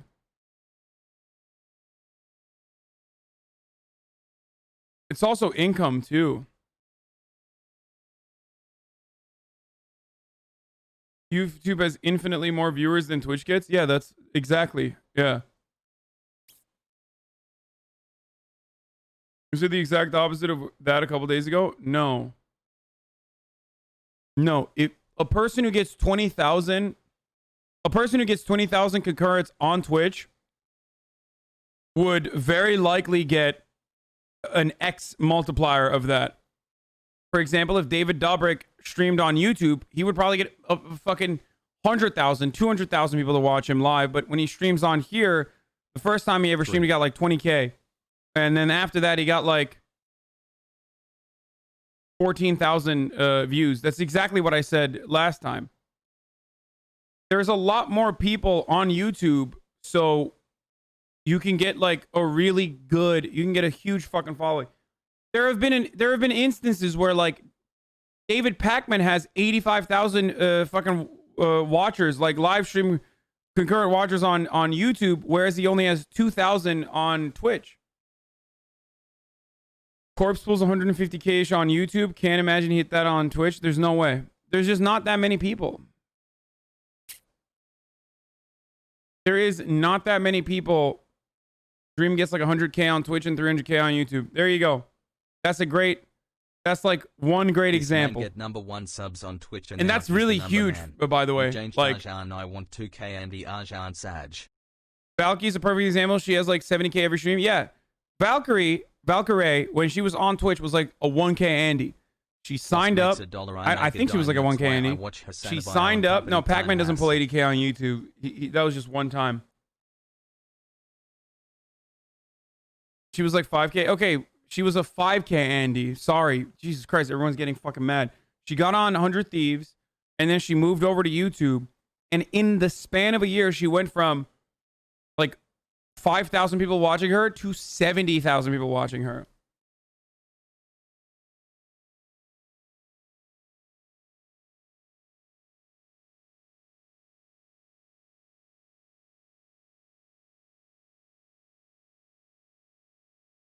Doctor making 200K a month? Really?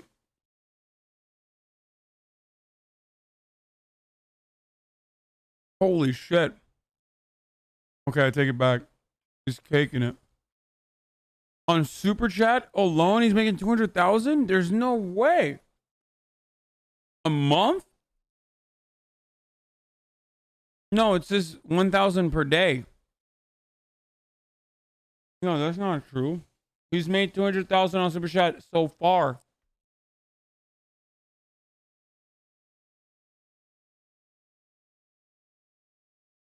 This has been on YouTube.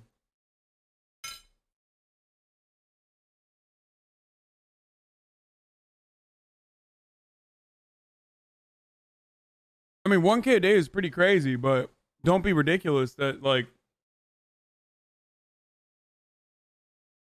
he's not making $200,000 a month on YouTube.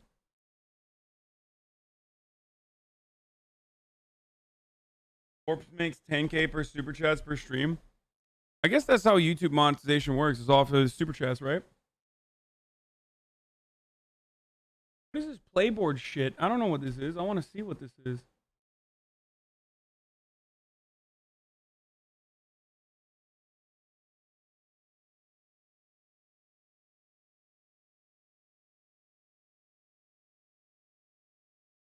Wait.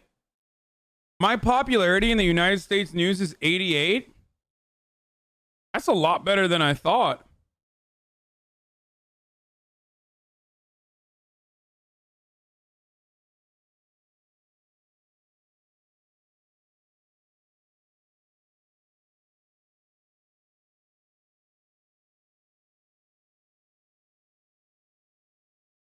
Damn, HasanAbi Clips is fucking shit. Not even your real channel? No, I like to look at what my clip channels are doing. This is a lot better than I thought, if we're being honest.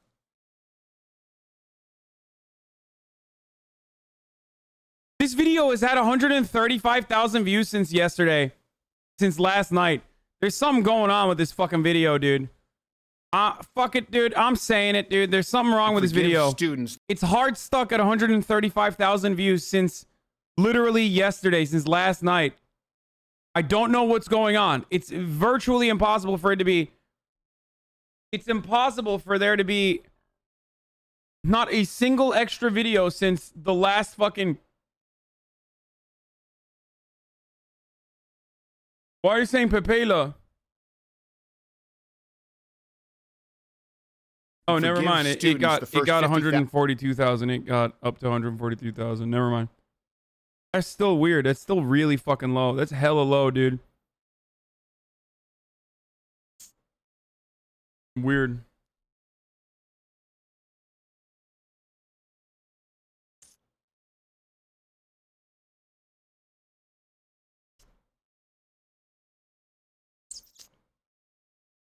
I'm not gonna meet the Cumzo, man. Unenoptia. Entire house is other clip channels suck the views.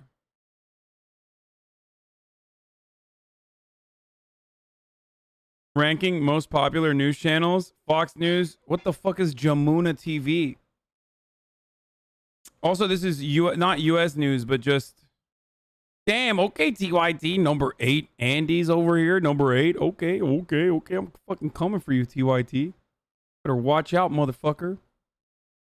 Damn, okay, I feel worse now. 88 is not great. Bangladeshi news.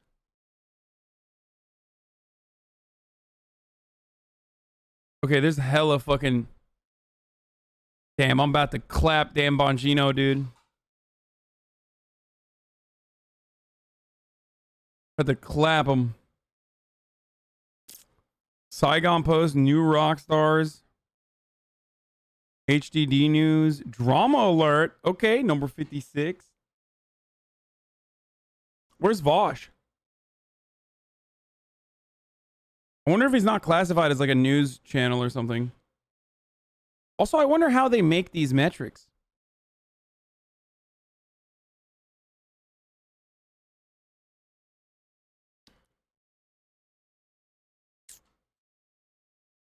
Anne inanılmaz kokuyor her yer. Ölüyorum, ne yaptın? Dr. Steve Turley.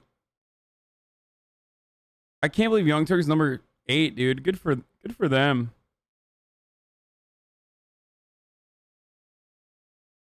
Could it be that the clip channels beat you to that topic? Maybe, I don't know.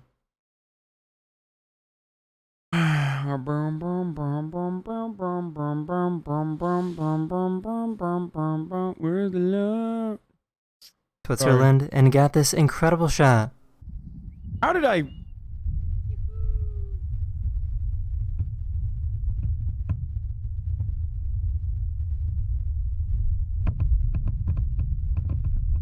Why is Vosh worse than me? That doesn't make any sense. Vosh is doing, on average viewers, I think he's doing better than me. We know you're upset about Or maybe not. Maybe not so much. Come on. This is what a baby beaver sounds like.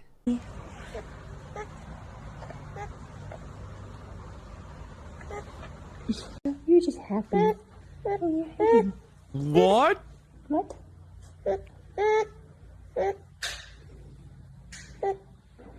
What's wrong? Yeah, a baby beaver.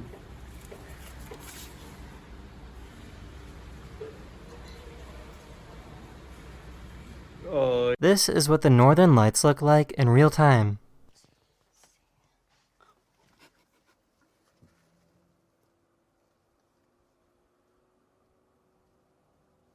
It's crazy.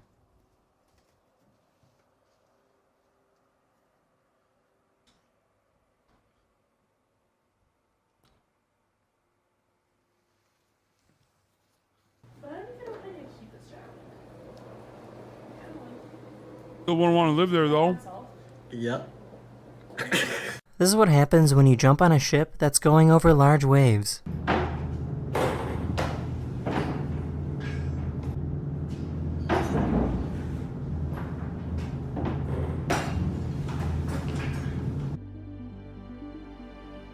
Wait, what?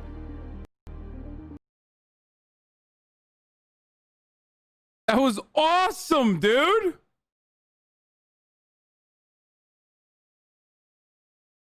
This is how I can dunk, finally.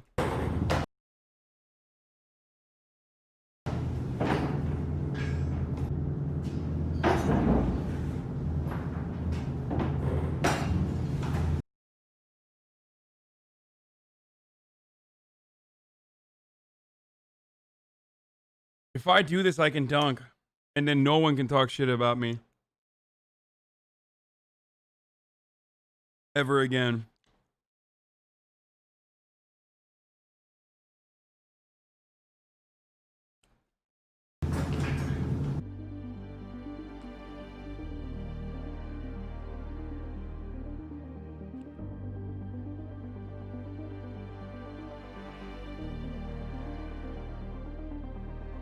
Feels the same doing it in an elevator?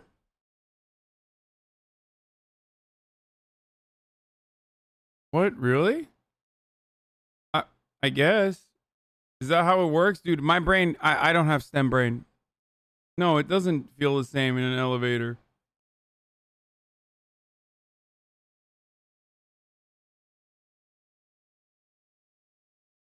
Wait, is that why they say don't jump in an elevator?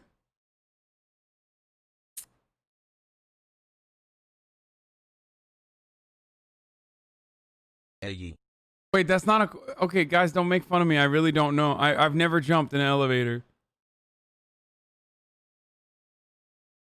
So when it's going down, if it's like a really big one and it's going down and I jump up, will it feel like that? It's the same as when you jump when the elevator is going up and it stops.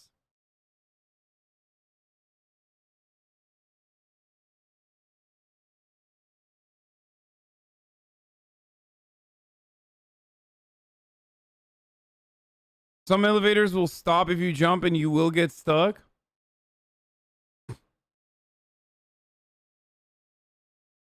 It's because the instant load can damage the thing. Yo, what is up with my chat? What? Oh, Tyson Krupp Andy's over here, dude. Why do you guys know everything about fucking elevators, dude? Holy shit. What the fuck?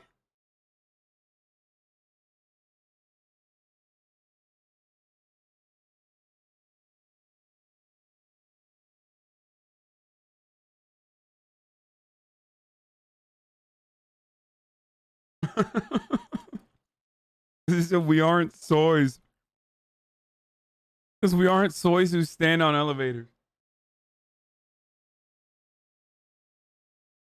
Like, this is where you know I'm a himbo, okay? You think my gaming takes are bad? If I try to do science right now, bro, you would fucking... God damn. My brain literally doesn't work that way. It just doesn't.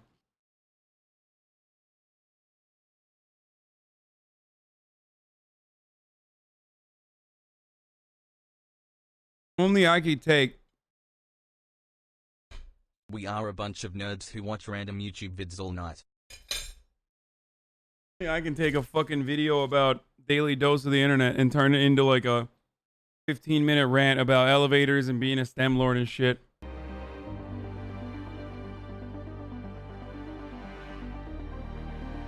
What did he do? This is corn syrup, which is the stuff you will find in your favorite soda. What? I don't understand. What is he doing? What is he doing? I'm angry. What is he doing?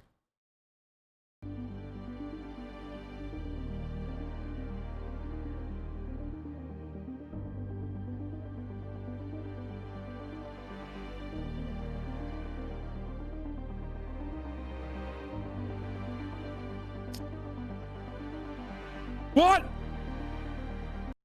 What are you doing?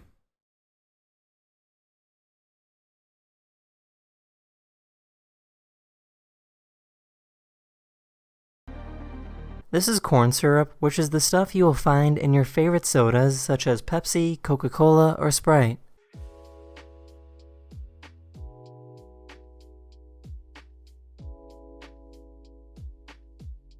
Play Superliminal.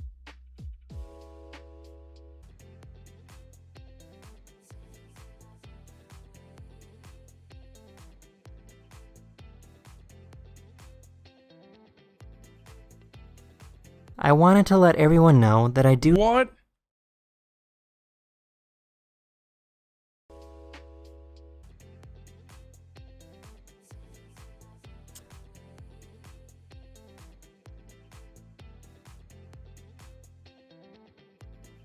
Where'd he put it? I wanted to let— Dude, he has the exaggerated swagger of a black teen, dude. Which is what I will be playing in a little bit. We have 15 people in an elevator and we all jumped and the thing went down a floor and stopped for a good 5 minutes. Let everyone know that I do have a gaming channel now called Daily Dose of Gaming if you wanted to get to know me a little better as a person. That's the end of this video. I really hope you enjoyed, and I'll see you guys again very, very soon. Isn't this dude like friends with all the Twitch streamers now, like Trainwrecks and XQC and shit?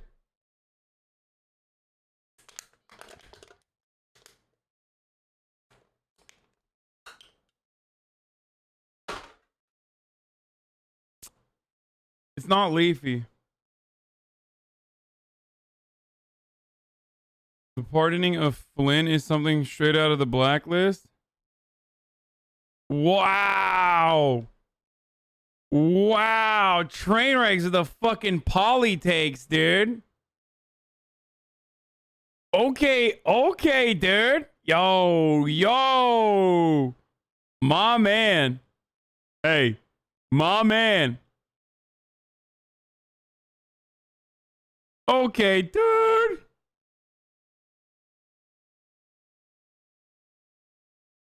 I think it's the kid that used to make Fortnite compilations, got his account suspended for doing fake giveaways. Train Lowe's Blacklist said he's watched it twice through this year.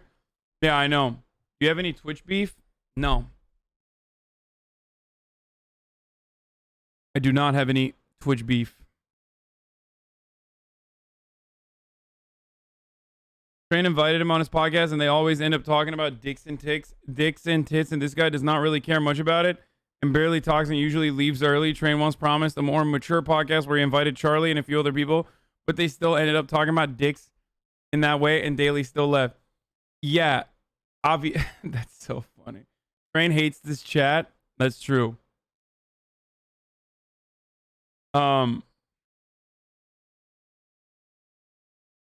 Like, people spamming Pepe Le D are the fucking people that want me to have beef on this platform, like irrelevant. Like you are the one who is making it relevant. You know what I mean? Like it's just totally irrelevant. Why?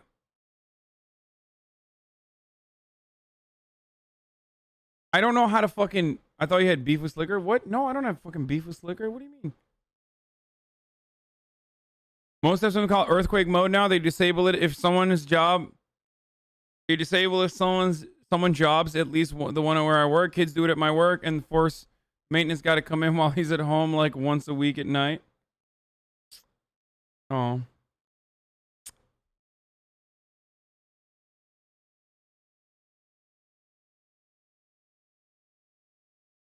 I gotta know, would you fuck that tub of corn syrup? Yes.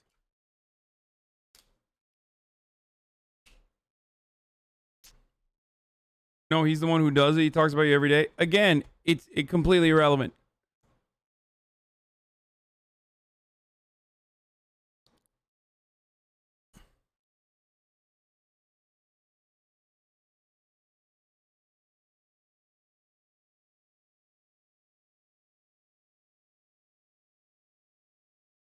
Check Reddit then.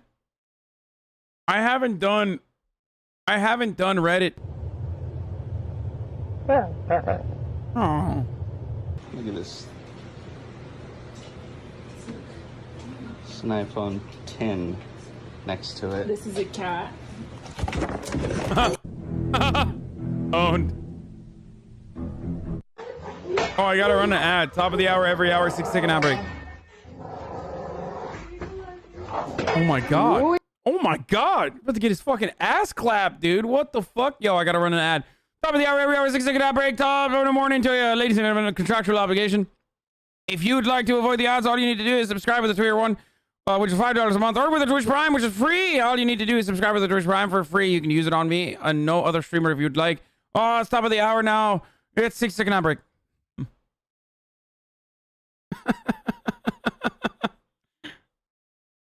Was that good? Did I do a good job? Is that John Souls? Yeah, this is John Souls. Bro, can someone explain to me why people live in like green screens? I feel like I would have a fucking aneurysm if I lived in an apartment that had just green walls, dude. I feel like it is Brazil. Yeah, it is an exclusively Brazilian thing. No ad has boggies. That's the Green New Deal? Yo, what's up, dude? Is that...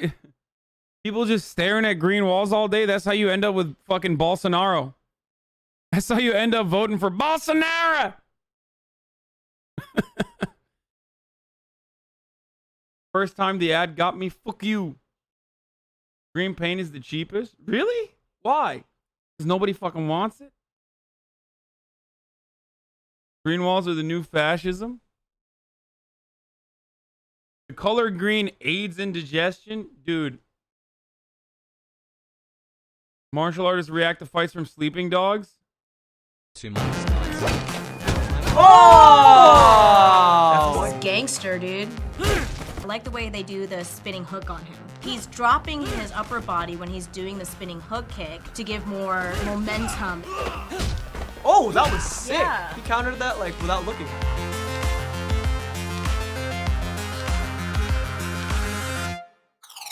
Hi guys, I am Gemma Nguyen. I always wanted to learn a martial art when I was younger. My parents never let me though. They thought it was too aggressive. I mean, I also didn't like very actively try to do it. I mean, I know how to box a little bit, but still not the same as like learning how to fuck dudes up in like Taekwondo and shit, you know? Soy parents. Have you had parents? What do you mean soy, dude? Darkest flag, high punk, darkest flag. Yeah, but you learn how to do moves from Avatar: The Last Airbender. This is true. I had to learn all my fighting moves from Dragon Ball Z.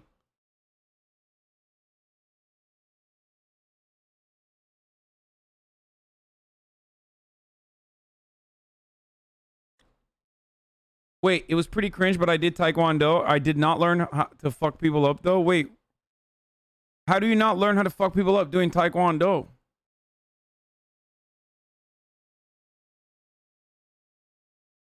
Congratulations, you just lost a radical parent.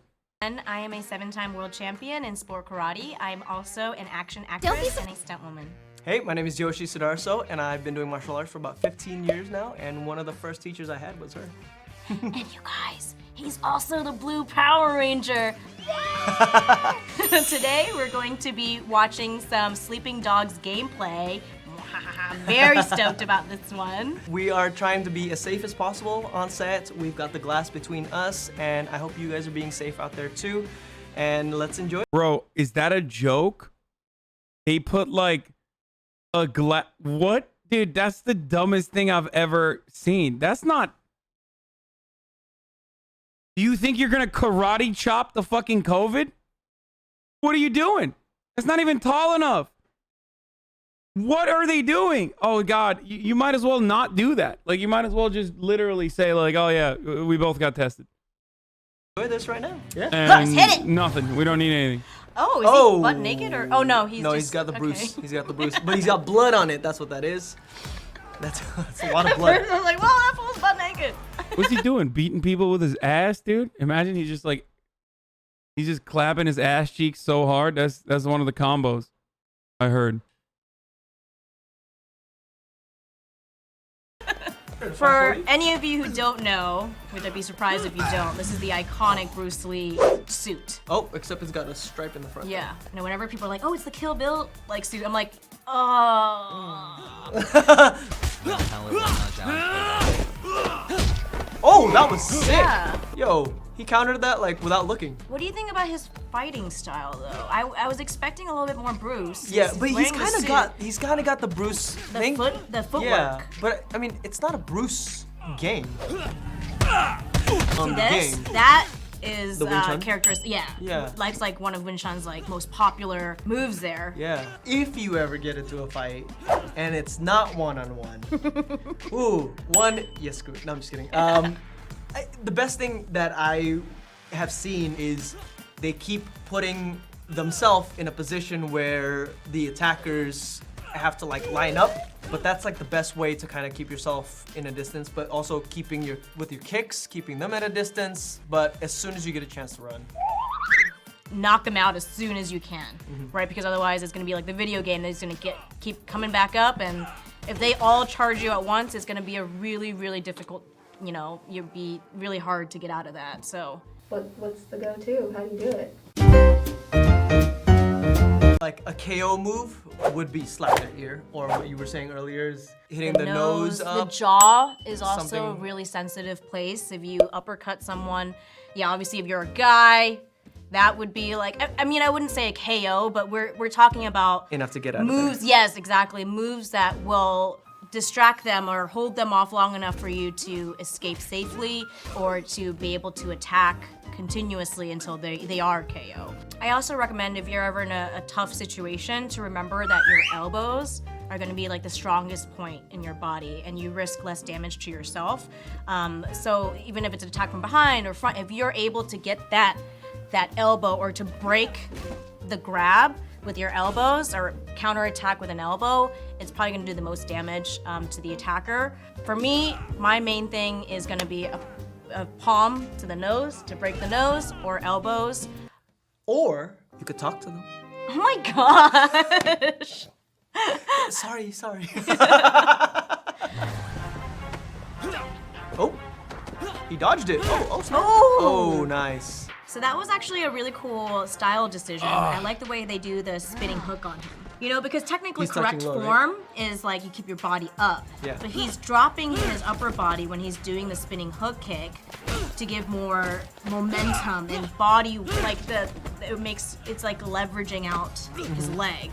There's so many different ways to do a simple move, right? That's so crazy. We're not seeing like that super crazy, fantastical style of like Mortal Kombat, right? Yeah. Where it's super theatrical. This is all brawling. It's a lot of kickboxing. Yeah. Yeah, even the roundhouse, he's doing kind of like a chop. He's going through, you know, and he's kind of doing it at a 45 angle, because when you do that for kickboxing, you want to be able to get right in the thigh here. And a lot of people block. I don't know if you can see in the camera, they kind of block here. You want to get over that and hit that. Oh, Ooh. Oh, somebody throwing a random meta out of ball? nowhere. But it was left side. Yeah. It was the left side. Oh. So it's good, huh? Is that what it is? The fighting is good on Sleeping Dogs? A game that I will inevitably play again, by the way. Like, a game that I will get back to. Karate!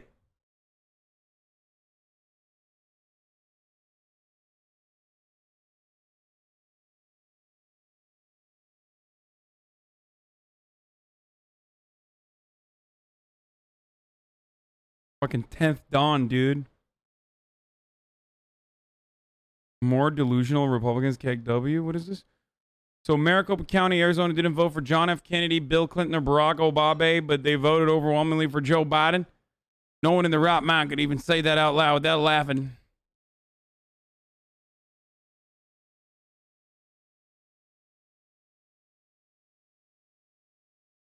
I'm confused. Like, yeah, bitch. Guess what happened? You started jailing Latino people for no reason other than the fact that they're Latino. So yeah, guess what? There's a reaction to it. Surprised if they're not. There's a consequence to racist policies like that. You activate the Hispanic people. Same time. Bugsnax gotta sleep too. Hasan is too much of a coward to play Bugsnax. Bro, tell him he's stupid. Tell him it's like fucking lit. Tell him it's what Pokemon Snap should have been. And that, yes, it's better than Pokemon Snap. Tell him I said that. And that, yeah, he's also supposed to stop playing it. Dude, he's so jacked. It's crazy. I mean, play Spooderman. You already look like Spooderman. You have the swagger. Do I have the swagger of a black teen? Do I have the exaggerated swagger of a black teen, though?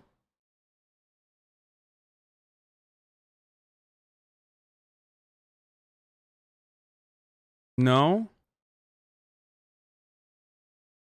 Aw, that's kind of bummy, dude. Please play Bugs next, but also happy Twitch. So baby, just the why regular people happy? swagger of a black team, but not the exaggerated one? You're an average winter Canadian now? Thank you! Thank you! Why? That's all I wanted to do. I wanted to become an average Canadian, don't you know? Why do you think I'm playing with the leader of the New Democrat Party, don't you know?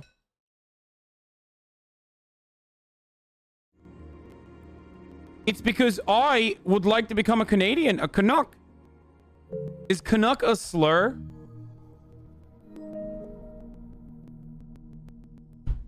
Oh, come on. Why does this do this?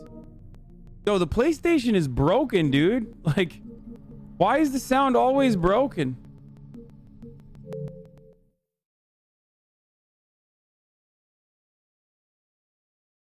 No, we say that proudly usually. Okay. Doesn't it sound like it could be a slur though?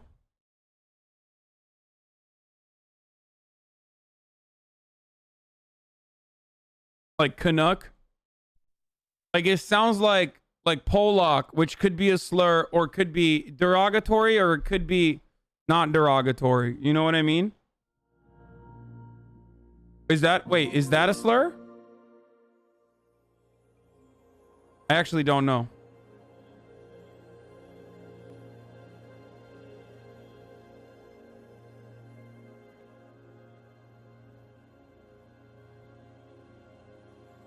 Are you actually playing with Jugmeat? Yes, I am. We literally use it as burger. In Polish, it is not a slur.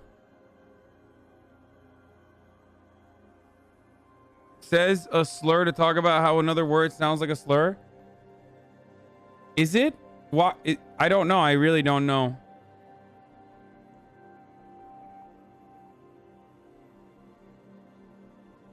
But it's not even... That's not like a slur. Not to say that it's not bad to say it. Or it's not bad to say it. It obviously still is. The P word, as I said. Actually, is it? Hold on, I'm gonna look it up now. Holy shit. Is Polak a slur?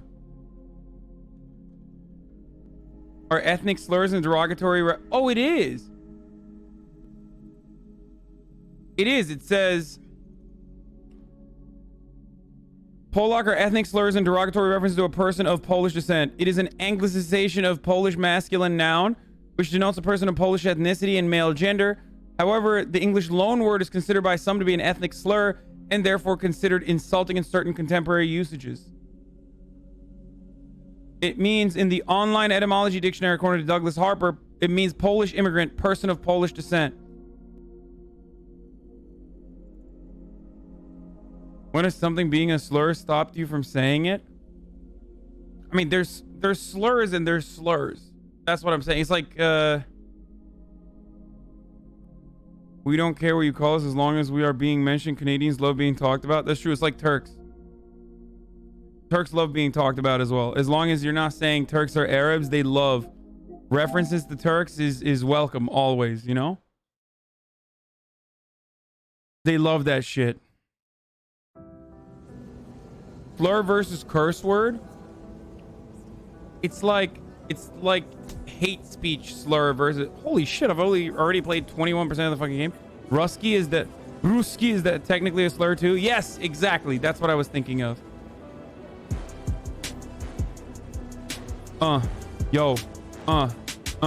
Tabernac. Tabernac. Is that a slur? I don't know. Tabernac. I hope not. I'm a cop. Just kidding. That's my dad. I'm Spider-Man. You guys gotta stop making me say slurs. Will you finish? Oh, he's got the Timbs on.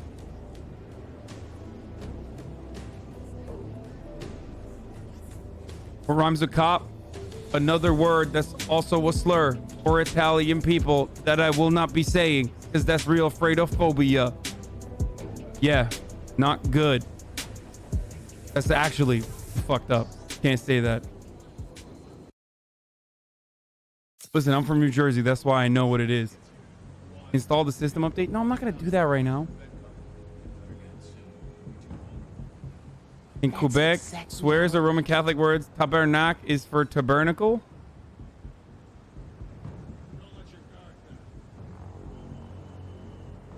Your pronunciation of tabernac. Rat was fire. Reminds me of that Canadian guy. Thank you. Okay, I got to stop looking at this fucking chat right now because I got to start playing, brother. Why are you using a ketchup bottle? What?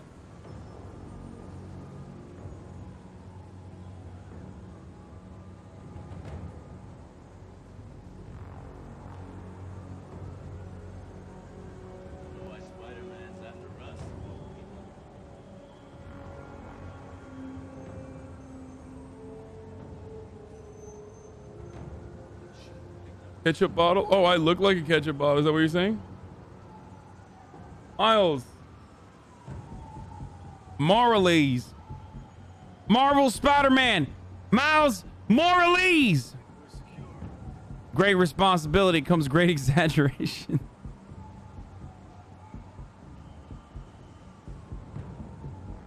I don't know why you guys started saying I'm vegan, by the way, whenever you like... That vent has high voltage shooting. Wonder what powers it. Gotta disable it somehow. When you guys started saying I'm vegan, by the way, at first I thought it was really annoying. But now I find it to be really funny. Whenever you say I'm vegan, by the way.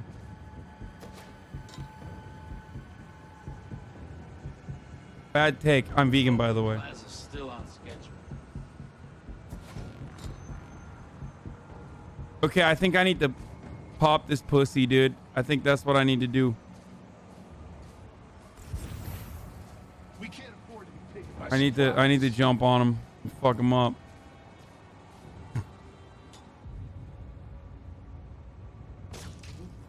Heard something move. Lance, this is Spider-Man's work. Yeah, Spooderman, baby. Exactly. Tabernac.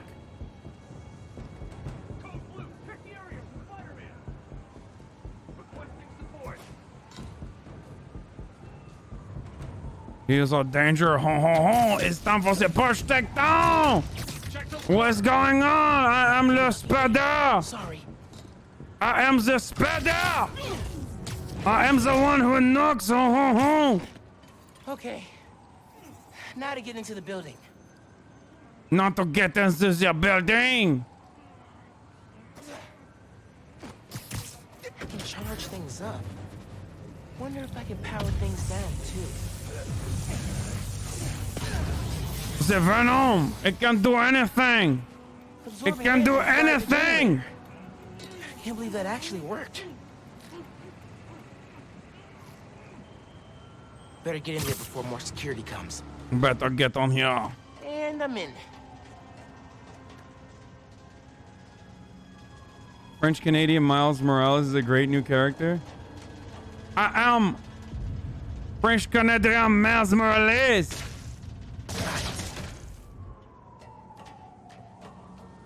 Oui. As a French Canadian, I'm very offended. Hey, tabernacle! Breaking into a lab full of armed guards. Stop it. Jugmeat will cancel. Jugmeat will cancel. Jugmeat. Taking naps, playing a ton of video games, and eating like 100 Christmas cookies. Which way?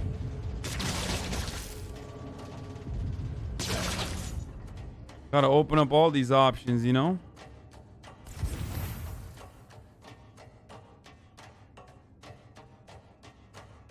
As a French Canadian vegan, I'm very offended.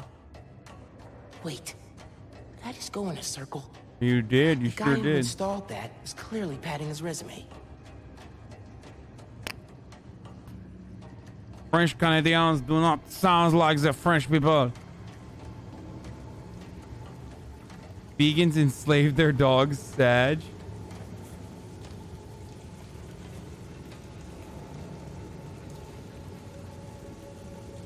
As a Sudanese Jew, I'm neutral to the situation.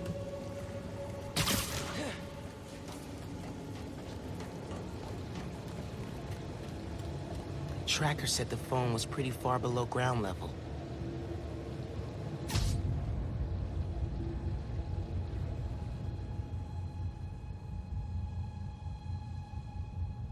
First, all day buffet on JP, and now this Canuckophobia I cannot stand.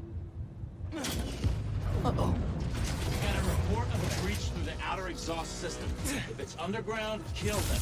Spider-Man or Tinkerer, detain them. Understood, sir. We need backup. Rolling in a meeting. Should have picked up the shit.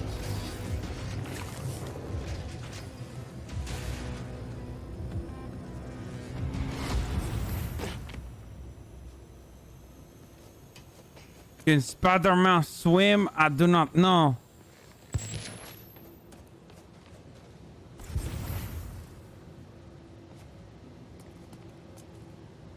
I'm French Canadian and also Muslim. It's tough out here for real. Oh shit, dude. I feel bad.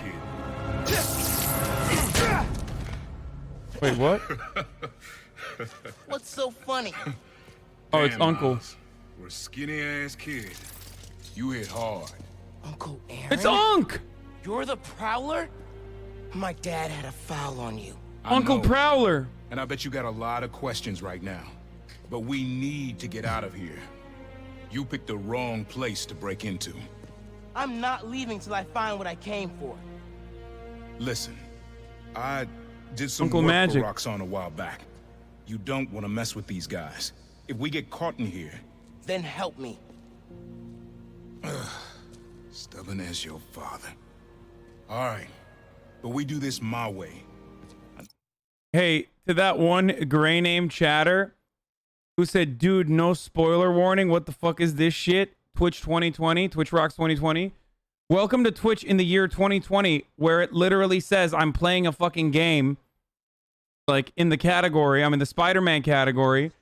My title says exaggerated swagger of a teenager of African-American descent. The fuck did you think was gonna happen? 2020, the year of our holy Lord. You're on Twitch, motherfucker. You should know that. Twitch doesn't rock anymore for you, I guess. A place I can access a security terminal.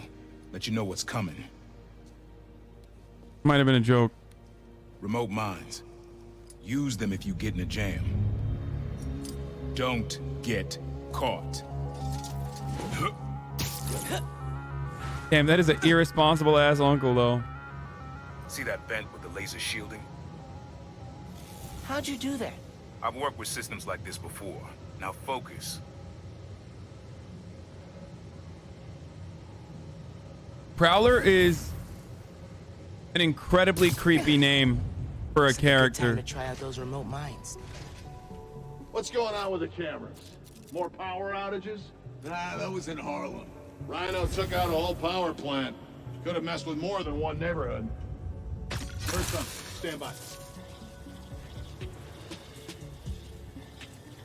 Sector clear. So what is it you're looking for? A phone. I tracked the signal. It's coming from somewhere deep underground. The lowest point in the building is at the bottom of the reactor silo. Then that's where I'm headed. Get in here, motherfucker! Code red, man down. Wee.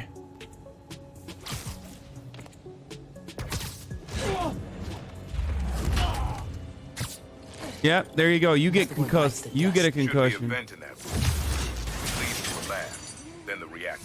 Like a new form reactor? It's what these schematics say. Yeah.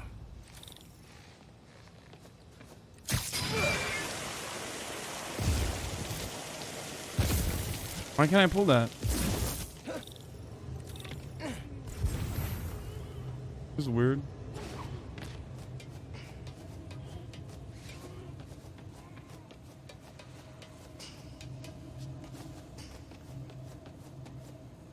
Why can't I go up there?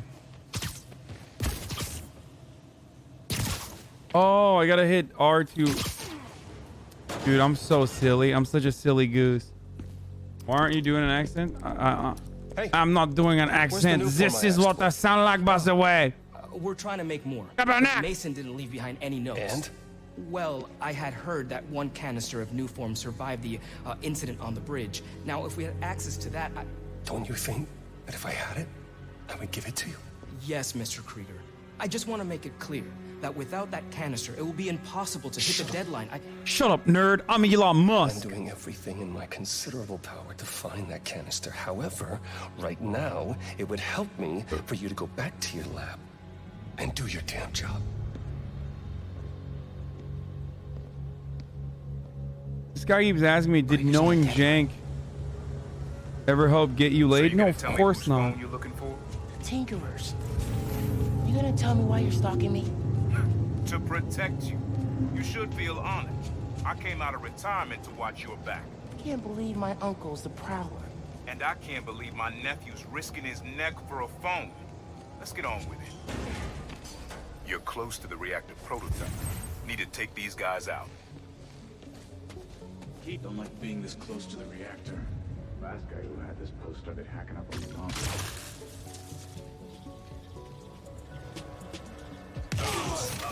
We got the alert.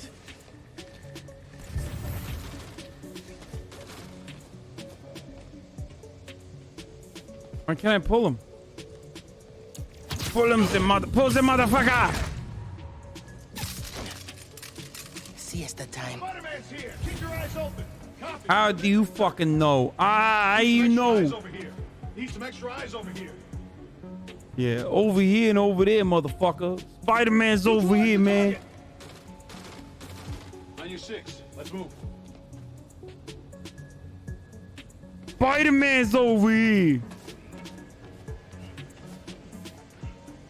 First he's over here, then he's over there. Remember, you can go invisible.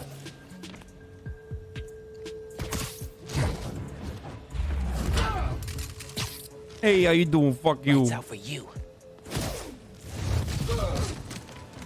Lights out Nice for you. work. Thanks. Silo's just on the other side of that blast shield. Use that terminal to open it up. Do some science stuff. There's more labs around the city.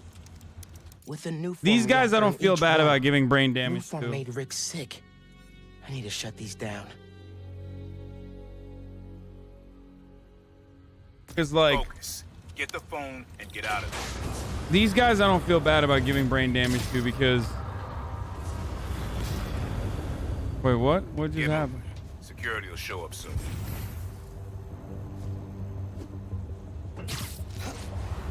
Oh. Reactors below. Powers Jesus this whole facility. Christ. Phone's all the way at the bottom. It looks like I need to figure out a way past that fan. It's because I hate the working class? Yes, I have a tremendous Remember what I disdain for the said. working class. That's why. Don't get caught.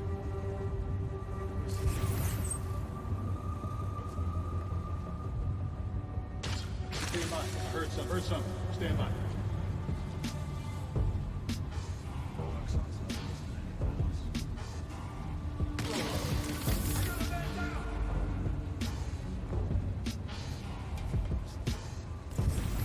Damn, those things are actually pretty good.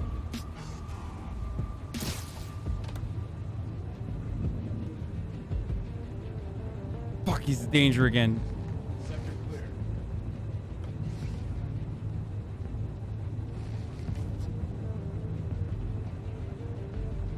We got a spider over here. Yeah, sweep this, dude. Sweep this dick. Yeah, watch out for them spiders, bitch.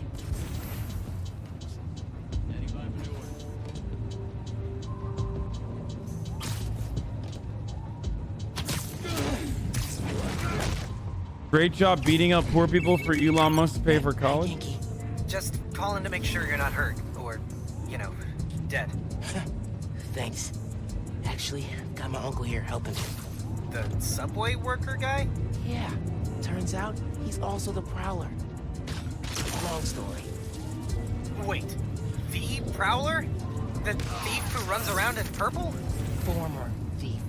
We're not partnering. It's just a one-time thing. Your uncle's the Prowler. That's a lot, Done. man. Like, a lot. I know.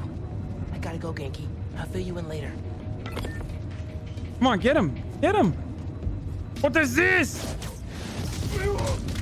Here, take 5.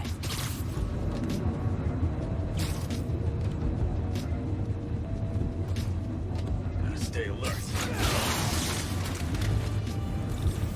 Be quick about this, nephew. I'm trying to shut down cameras and alarms to keep more of them from coming. Break the wires above the fan and it should stop. Thanks. Gotta disable that fan somehow.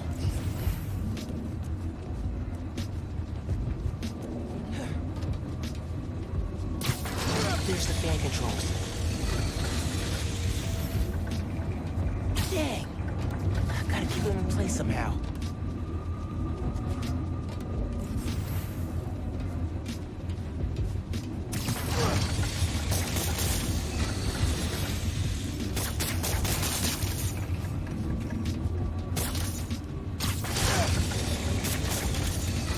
Wait. Oh, no. No, just... Yeah, I gotta aim with L2, huh? Wait, let me just build it. Okay, spinning blades of death. Got it. Yes. Now for the wires.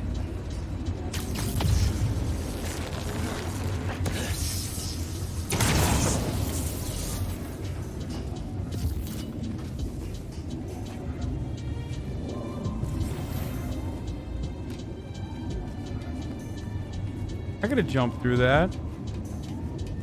What is this? Pick up the phone. Reactor meltdown. Battery needs a charge. Please don't explode. Nice. Okay. Damn, bro, you never run out of battery this way. Video. Here it is. Okay. Core dump's a 2-person job. You start to override here, I confirm it there. Step 1 in wiping new form from existence. Any regret? Destroying the thing you made? You've seen me lately, right? Let's make the world safer.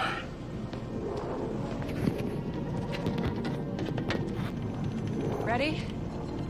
Ready. Triggering override in 3, 2...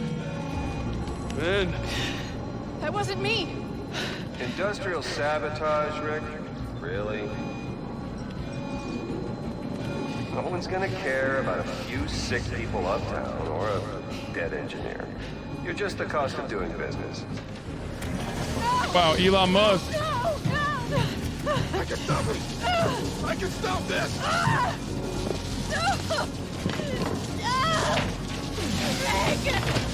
Rick, no! No! Fuck you, Simon Krieger.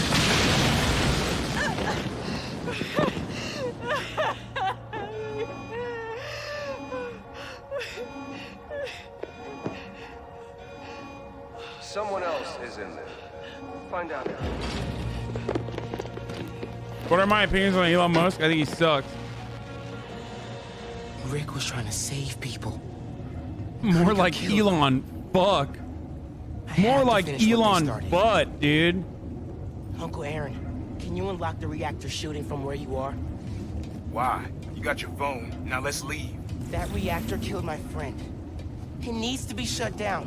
Permanently. I need your help, Unc. Please. Uncle Magic. Uncle Aaron? Okay. Stand back. Thanks, Unc. Whoa. Just like the generator outside! Only huge! What are you doing? I'm doing Uncle Magic! Stand back. Stand by. Can you move? Yeah. Go down that hallway. Now!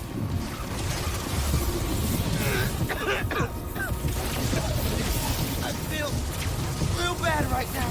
It's like What is happening, dude? Dare me. Oh shit, I'm dying. I can't.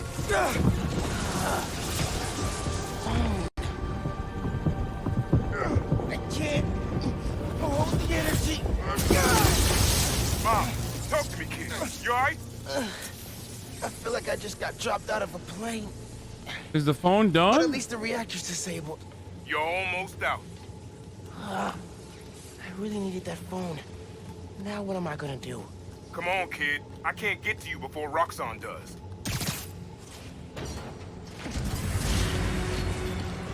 Uh-oh.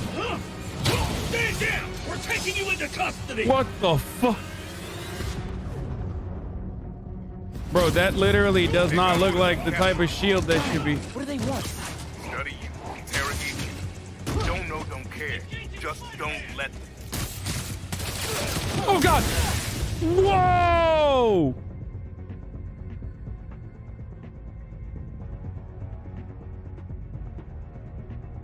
Take him out! Okay, maybe these guys don't deserve unions, you know?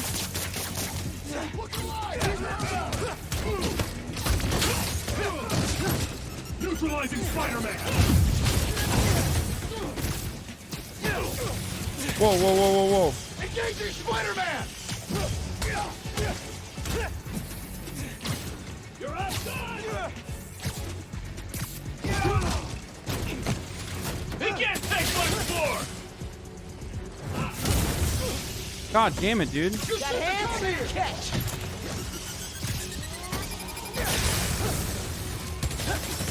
Take him down!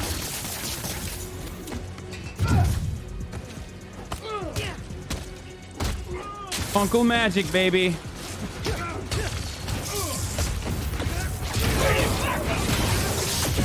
Shit. Surrender now!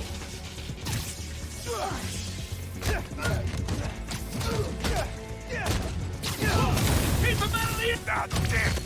What? Miles, I just got booted from the system. Give me a minute. I'll get you out of there. Got it. No, no, get him. What are you doing? Why are you stuck? Fucking, I'm Spider-Man and I'm like getting owned by...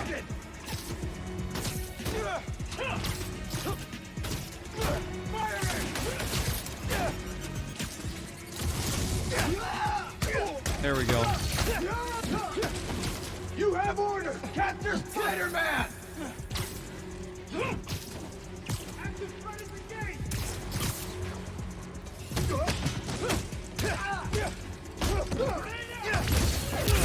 There it is. Oh my god, those things are crazy.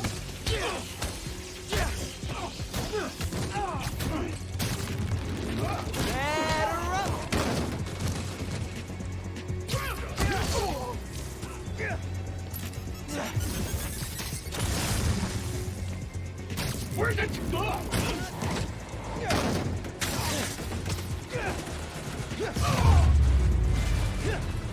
That was difficult. Some of these fights are not easy. Whoa. That was super cool cloaking tech. How does it work? You take the left. You're getting owned by SpaceX employees? True. It's freaking nerds, dude. This is bad, Miles. Real bad. Whoa. Don't worry. We can take these guys. Oh, I ain't worried about that. I'm worried about after we get out of here. Your boat don't bring a short list now.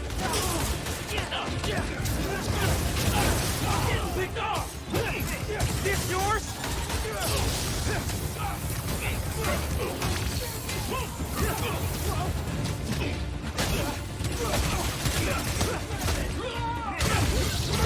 Oh god damn, dude.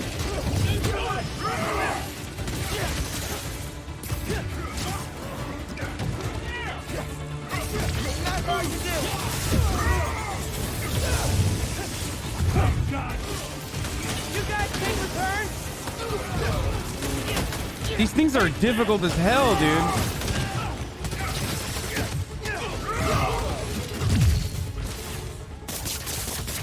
The 8th train will be passing by soon. Sorry, what does that matter? You'll see. Just keep fighting.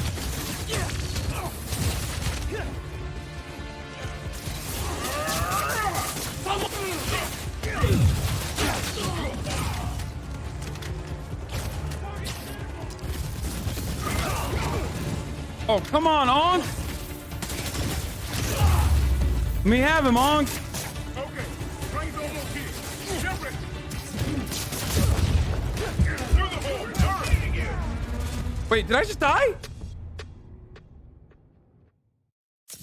Okay, train's almost here. Get ready. Think back. Through the hole. Hurry.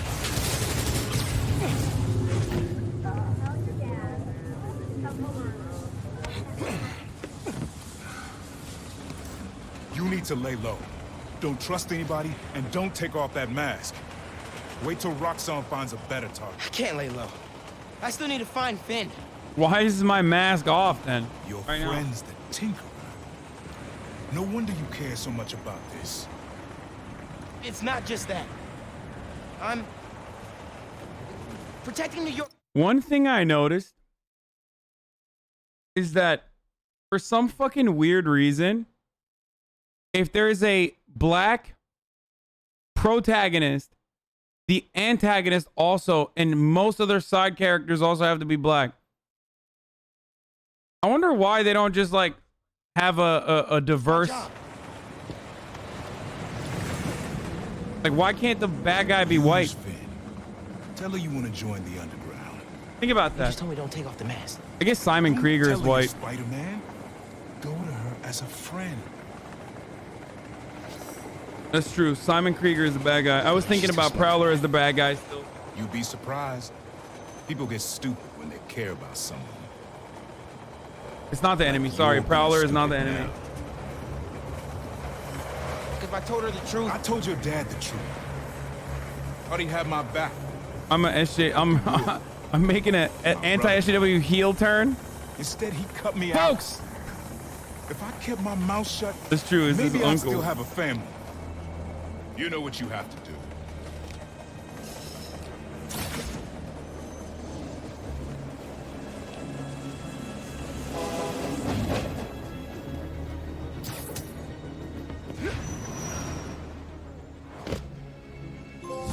Just because he's black, he's a bad guy? Yeah, that's fine. Okay.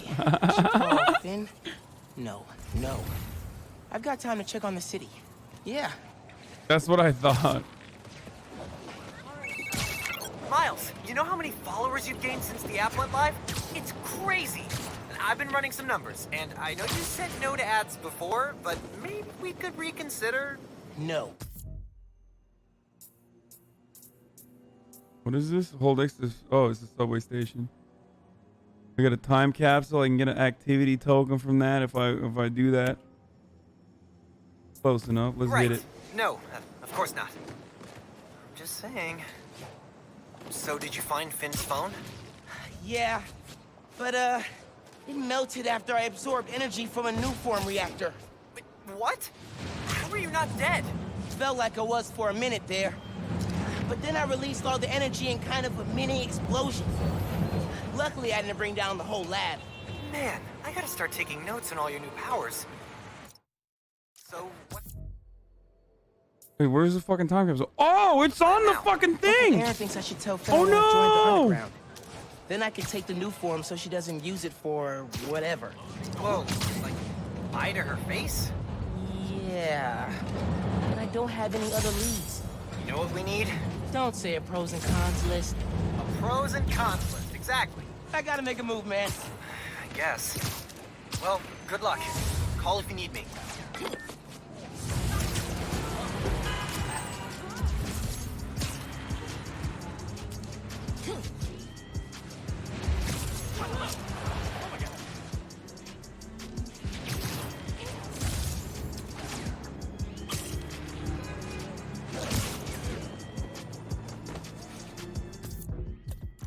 We got new suit mods, baby. Let's go. Let's go. Let's go. Let's go. Let's go. Let's go. Uh-huh. Uh-huh. We gotta get some tech parts. The Crimson Coal suit. Dude, the strike suit is ugly, dude.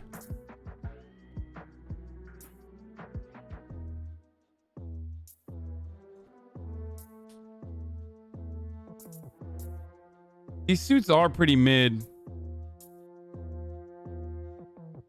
Strike suit needs a fedora. Bro, strike suit looks like a Reddit atheist, dude. Strike suit literally looks like one of those skeptics. You know what I mean? Like, hello, milady. Yes. Why, yes, I do play Magic the Gathering, milady. That's what it looks like. That's what that suit says to me.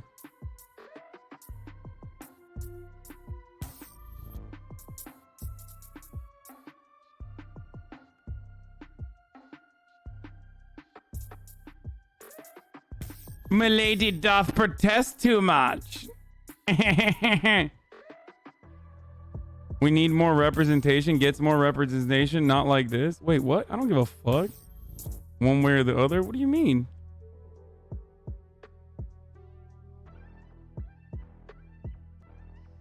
Also, I love the, like, I love the character. It's a cool character. Residual venom. Energy left behind after a successful venom attack becomes visible and can be absorbed. No, that's not good.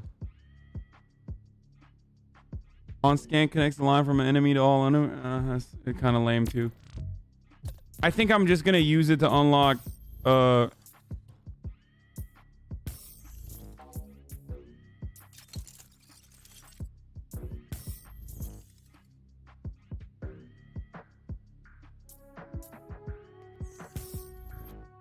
He isn't seeing it, chat. What, the Bill Dipperly shit? Yeah, I want to save the tokens for the suits, man. I feel like that's the better thing to do. Plus, second finisher to be banked. Ooh, yes, sirree, Bob. And then increases Venom's smashes area of effect. That's pretty good, too.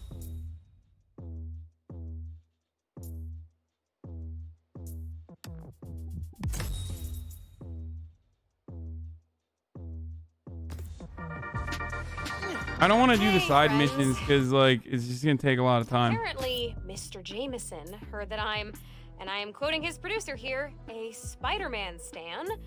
So now he's demanding I debate him.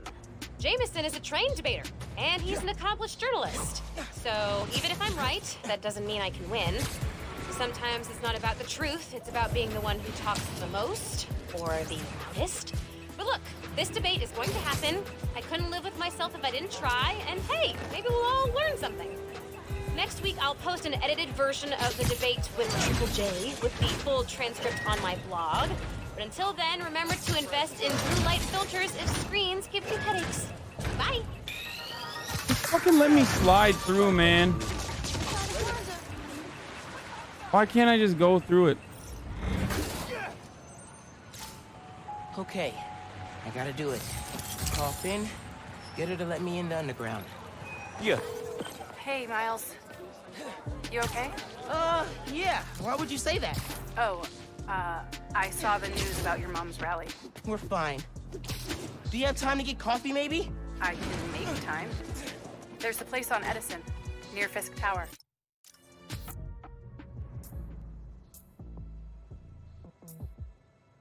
A cyber attack, street crime? They don't do foam art, but people don't take pictures of their lattes, so worth it.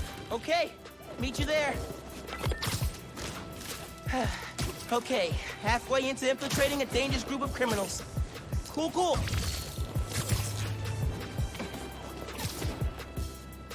Okay, never mind. I'm actually kind of like a date. Chat, we got a date. On God, we're gonna get Miles some pussy, bro. On God, dude. It's gonna happen, dude.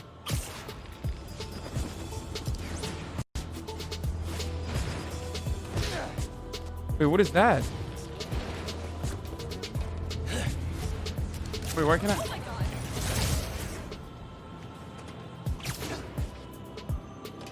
What was that?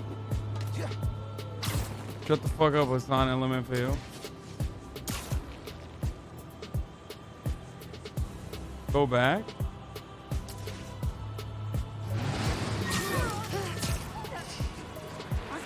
Spider-Man?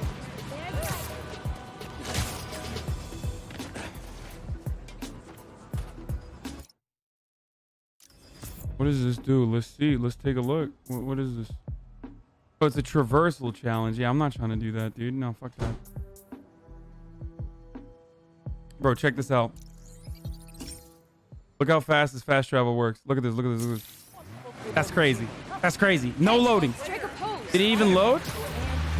Did it even load, chat? Because I did not see it.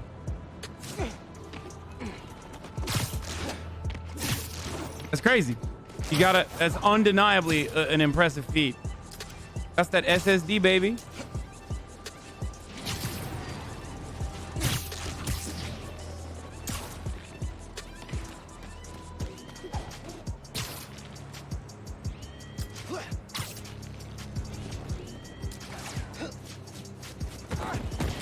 Oh, wow, you can fall?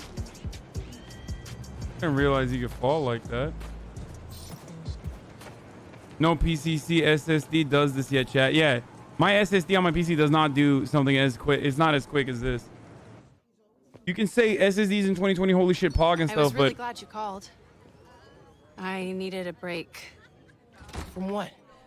Oh, just stuff. So, I went to your folks' old shop. Thought you might be there. Looked like there might have been some kind of fight just before I got there. I went inside, looked around. It's a PS5. Found out about Rick. I'm so sorry. What else did you find out? I want to help you. But you gotta talk to me. wait. The PS5 SSD is really 50 times sorry your faster than the mom got hurt PS4 at her Pro's rally. HDD? If that new Spider-Man hadn't shown up, everyone would have been fine. Please don't try to talk me out of this. I know what I'm doing. Okay. Good. So, that's my big secret. That's why I've been so busy. What's your excuse? Well, school, volunteering at Feast. You're always busy with stuff like that. What's the real reason? The real reason is I've been taking on a lot more responsibilities than I can handle. Bro, just say it. You want cheeks, dude. What the fuck? Made me push my friends away. What is this fucking? You are. But I'm here to fix that. Just, it doesn't hurt to ask. Maybe I could join your club? You could say, Crew? Team? spare me some coochie, miss. You know what I mean? Could I don't perhaps? You know, Rick was... He was the best. Could I perhaps get a little bit of coochie, why something you're like that? doing You know, this. just a slice of coochie. If you want my help, I'm all in. If not, no worries. Your secret is safe with me. You're a good friend, Miles. Okay, let's go. Where? Both are underage. FBI open up. Man, shut up. Doesn't he know he needs to pretend to read marks? Yeah. You know I'm not good with heights. You'll be fine. And Vader, thank you for the 18 months. And Thomas Pluto for the 14. There you go. Not Donald.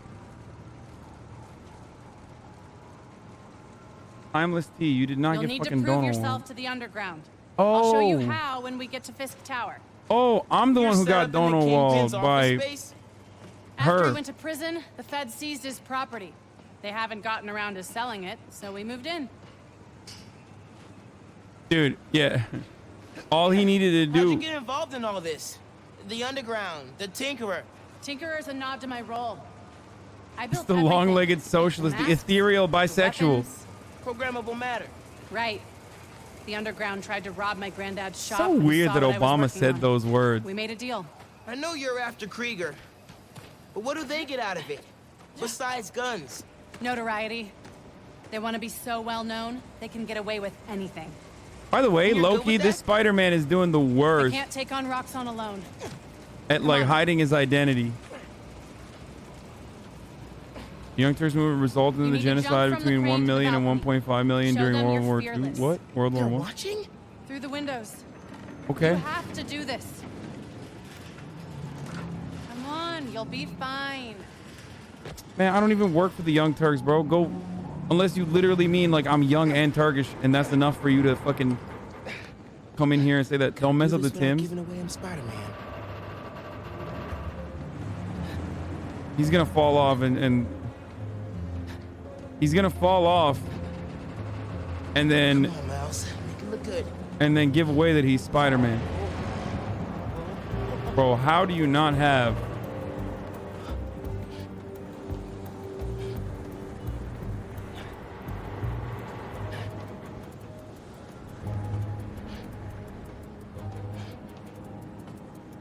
Yo, those Tims are fucked now, dude.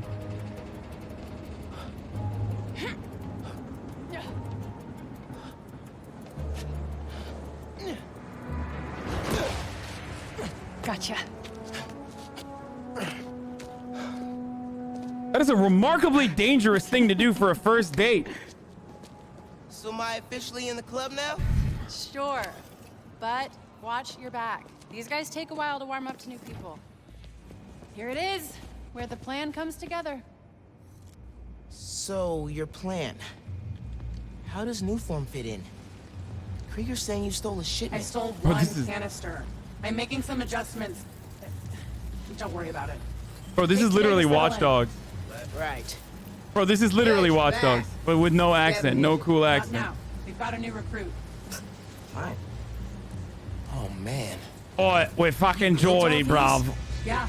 As long as the new weapons keep coming, the underground stay loyal. Is that a programmable matter sword? New enemies, new solutions. You mean Spider-Man, right? This week's most unwelcome surprise.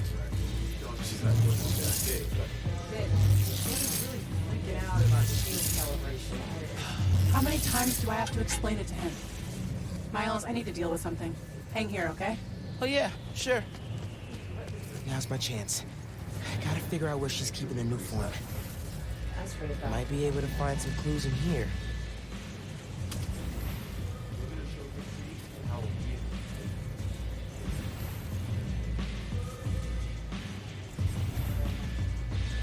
What the fuck?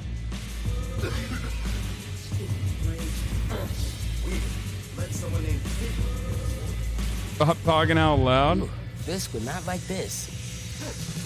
I had secrets and trapdoors all over this place. We cracked them all. We own Fisk Tower now. secret rooms. Good place to hide a deadly fuel source. What is this music that they're listening to? Goddamn Antifa. This stuff from Martin Lee's gang? Yeah, trophies. What's Tinker? Gotta establish dominance if we're gonna replace Fisk and run New York. This is literally. These guys are well trained if they took down the demons. Wonder where they trained. This is. That's from the last. That's from the last game. Don't trust anyone who isn't underground. Joe Biden's America. A lot of cash. Even more downstairs. Old man's basically funding us, whether he likes it or not. More downstairs. Sounds promising. Seen these before. This, a supply crate? Yeah, an asshole's been raiding. Need a booby trap or something. Love a good challenge. Make sure we increase that. Danica doesn't know what she's talking about.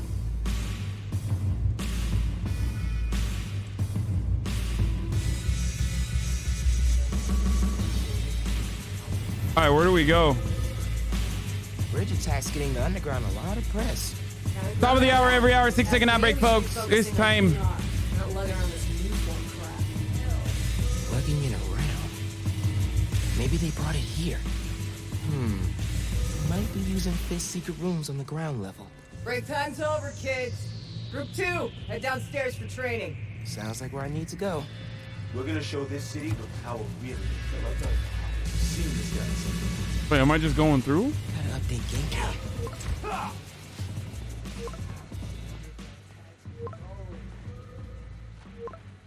Throwing up emojis, dude.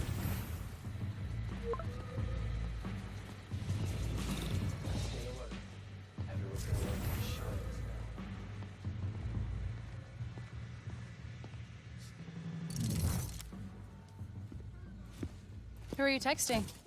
My mom. Yeah, she needs me at home. Right now? Really? Yeah, her wrist is in a cast. I need to help with dinner. Did you tell her I'm... Thanks. You can head out that way. See you back here soon? She's got the exaggerated swagger of a black teen as well.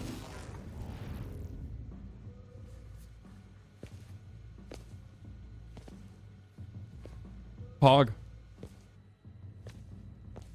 Why doesn't he just say, I'm Spooderman?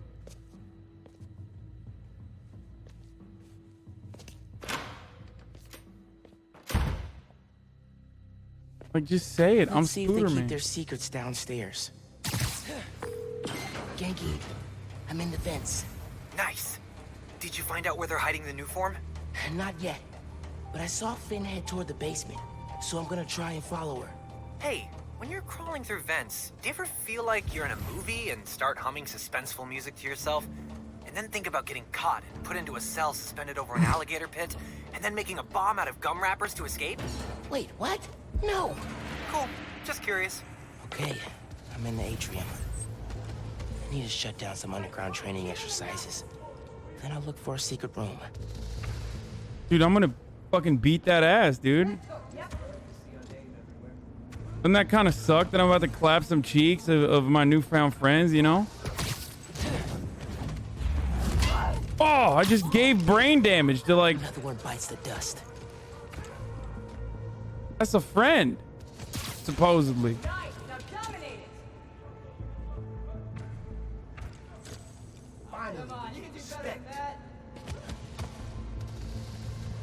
We don't have all day, ladies. More Spider-Man. Ready for you this time. Don't let him have it.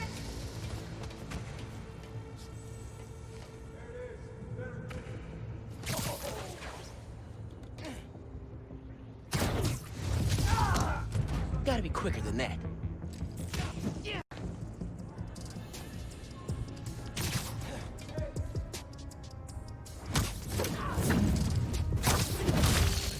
Dude, I'm breaking backs and shit. Like, I feel bad, you know? These fuckers finally put us on the map.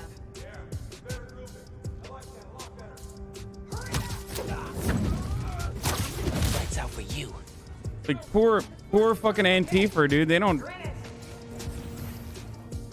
defeat the underground. I mean, kind of sucks that I'm just clapping their cheeks like this, you know? Feels bad. Kind of feels bad, man.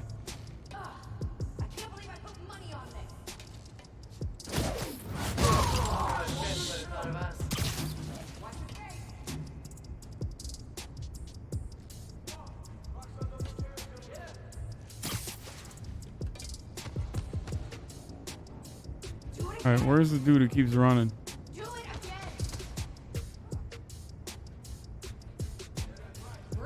Chat, stop asking me if this is how Antifa super soldiers actually fucking train, okay? I don't know. All right? I don't know.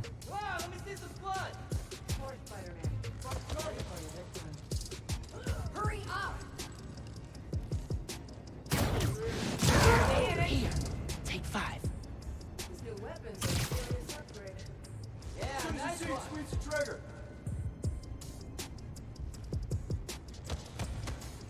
Come on! We worked on this! Take aim. Stay focused! Yeah, better grouping. I like that. Lock that. You looking for that, buddy? That's it. Oh, Squeeze wow, the trigger. big kid. Don't pull it. Squeeze it. Stupid new form.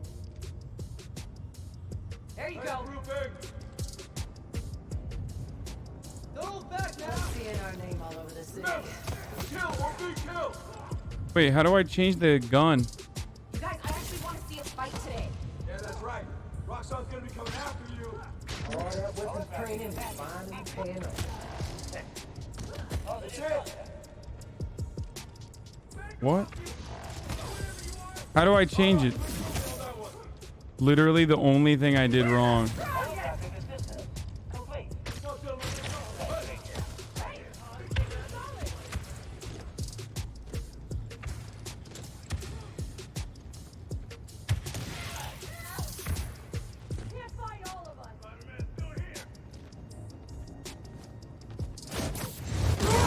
Gotta watch out for spiders, man.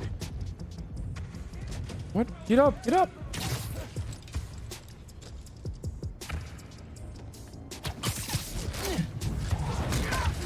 Crack him. You wanna fight, Spider? Let's fight. Oh shit, now I'm in danger zone. Uh-oh. Wait, never mind, I'm not. Okay. These guys are dev, dude. I mean, this is just, they deserve it at this point, you know? Out of here, Spider-Man. This isn't your business.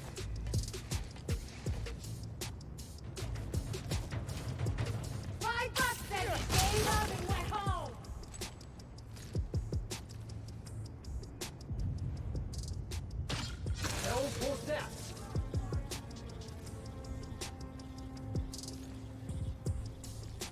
Oh my god, really? Wait, why didn't it fuck them up?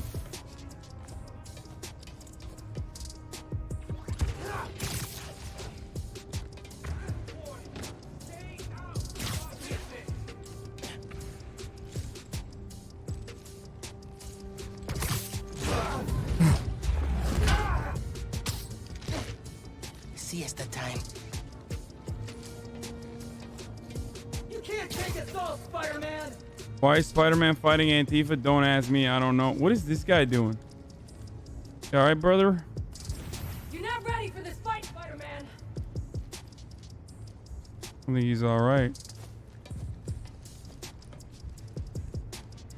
Come on. You're outnumbered, Spider-Man. Give it up. Oof. Yikes. Wish it was always this easy.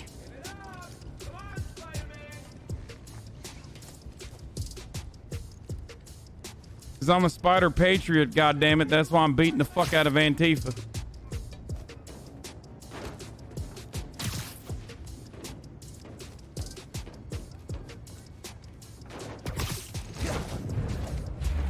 Boom! Crack the skull. Gotta watch out for spiders, man. Another Antifa down, brother.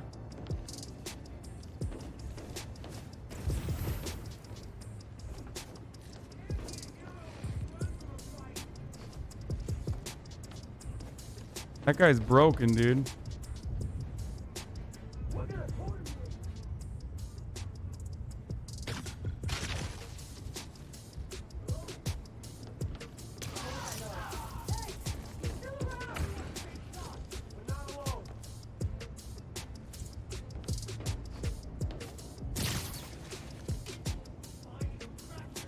Must have been a rat. Hey! Someone help me over here!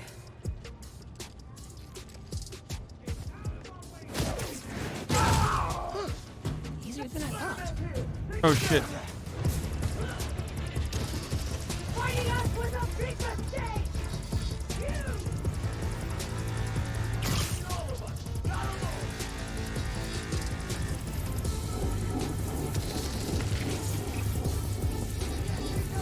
I think I'm safe. Can they see me? No, they can't, right? Nice.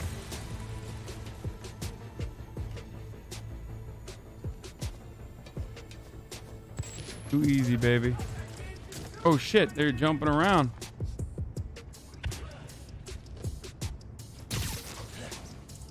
Get out of here and we can forget about this!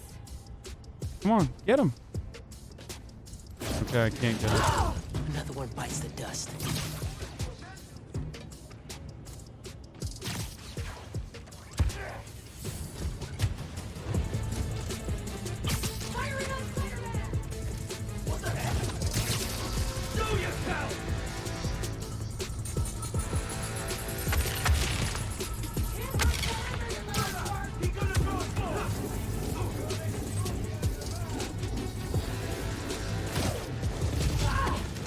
Eso me gustó. Hey! Come out and face us, you imposter! Kind of fucked up what I've done to these tools, man.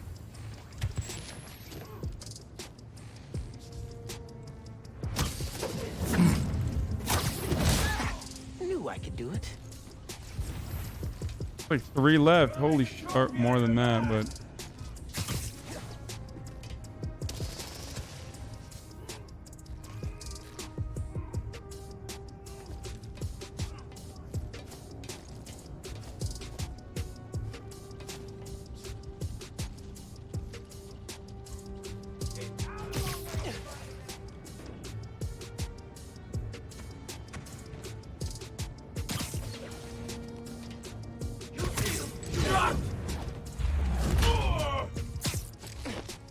Siesta time.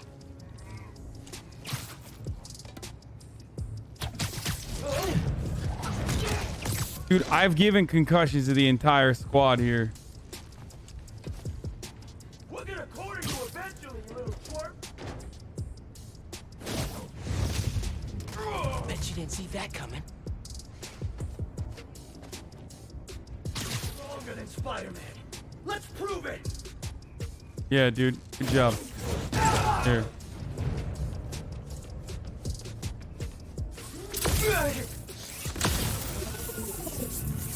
They look so peaceful knocked out. God damn. Okay. Still no sign of Finn. She must have gone somewhere. I read this interview with Fisk where he said he loved art with a purpose. What does that mean? I don't know. But they also found a bunch of secret passages in his house hidden behind art. So... Yeah, gotcha. I'm looking.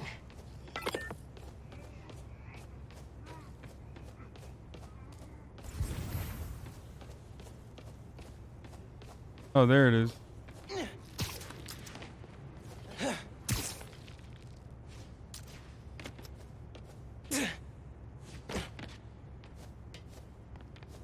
Hey, I think I got something.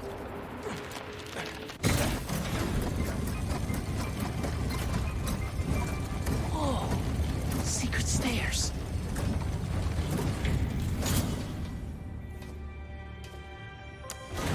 Coggers. Goes deep. Lots of mob bosses have secret exits like this. Wonder if Fisk planned to use it when the other Spider-Man came for him. He should have built a faster elevator. Maybe he would have gotten away. Wait. Let's not start giving the supervillains ideas, cool? Look. It's like I'm... Like my jump is way higher, dude. Look at that. sick after the bridge. 3. We know how dangerous new form is. You knew this would be dangerous. It's the deal we made. But if we're getting sick too? You can't hack it, you can get out. The underground doesn't have time for weaklings. You hearing this? New form is making the underground sick too. They're so callous about it.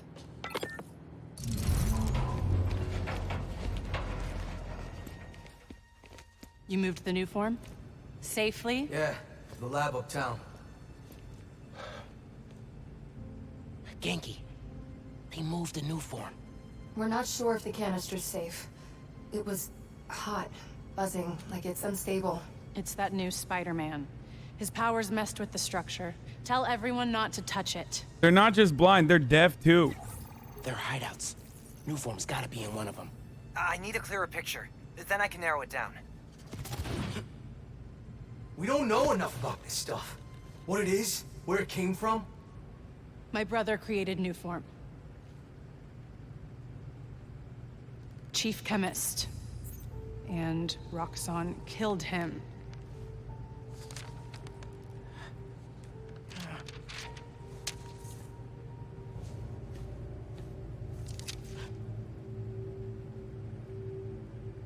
I won't stop until Roxxon's gone. Kiss her. Are you with me? Kiss her, you fool. Give her a kiss. I need power. Generators, car batteries, whatever you can find. Bring them to the theater.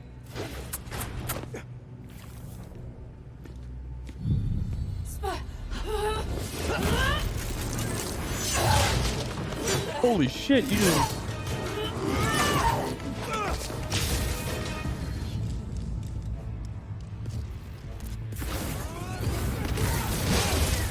Whoa!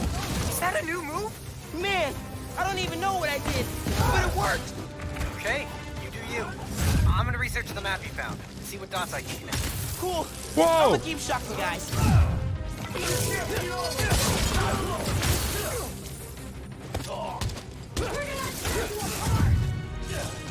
Actually, you take this.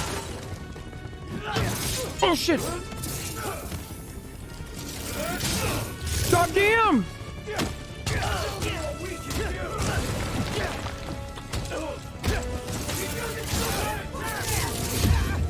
God damn!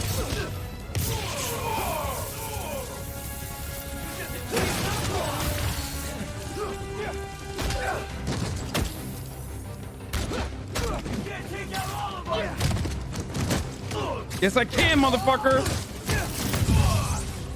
Can finally check fighting a mob bug off my bucket list.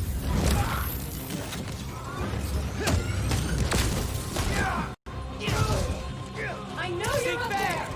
Come out!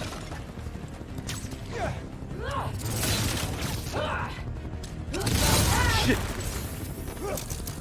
God damn, these things are... You're not ready for this fight, Spider-Man! God damn!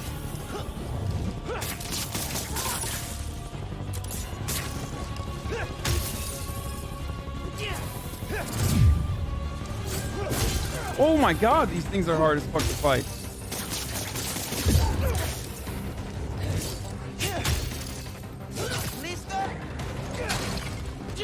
Dude, what the fuck? Dude, what the frick? How do you fight them, dude? Whoa! Is that a new move? Man, I don't even know what I did, but it worked. Okay, shit. I'm gonna research the map you found. See what dots I can connect. Cool. I'm gonna keep shocking guys. I'll kill you!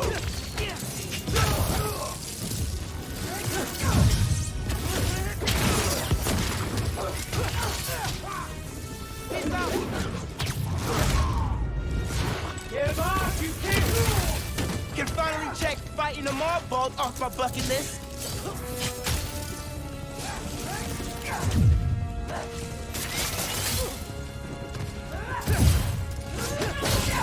Shit.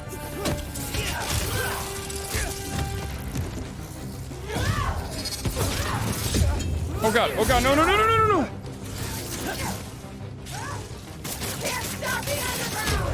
Dude!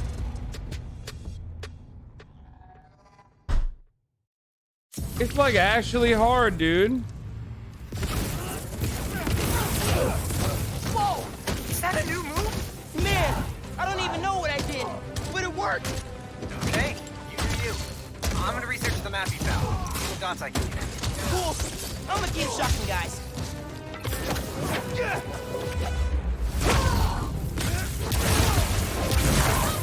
Can finally check fighting a marble off my bucket list. Love a good fight.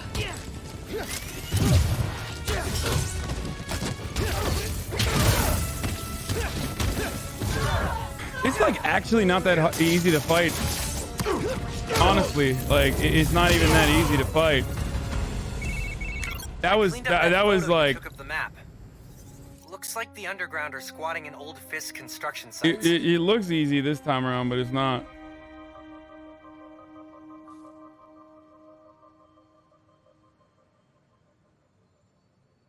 Sorry, hold on.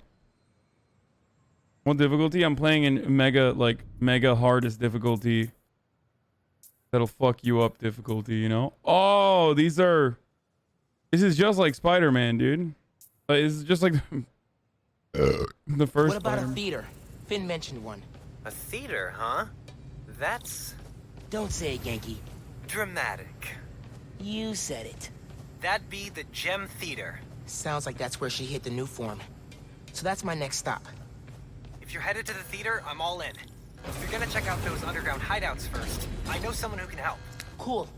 I'll add the hideouts to my to-do list and hit you up when I get to the theater. I'll be here, trying to figure out why Speed Nonagon keeps crashing. Finn's not meeting the underground at the gym till later tonight. Probably has some time to check the app, or whatever else needs doing.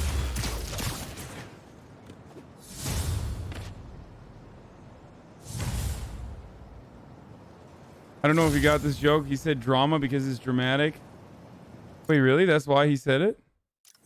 Are you going to SockCon with Will and Austin? No. I'm not going to SockCon.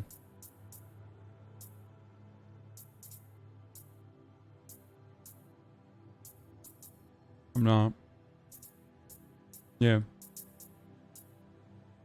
I'm not going. I'm not going to stock on these nuts.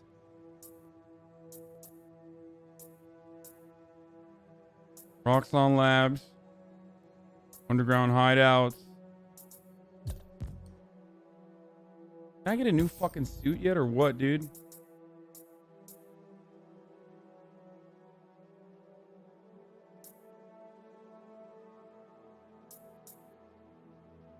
Game bonus from Venom Power for performing air tricks? No.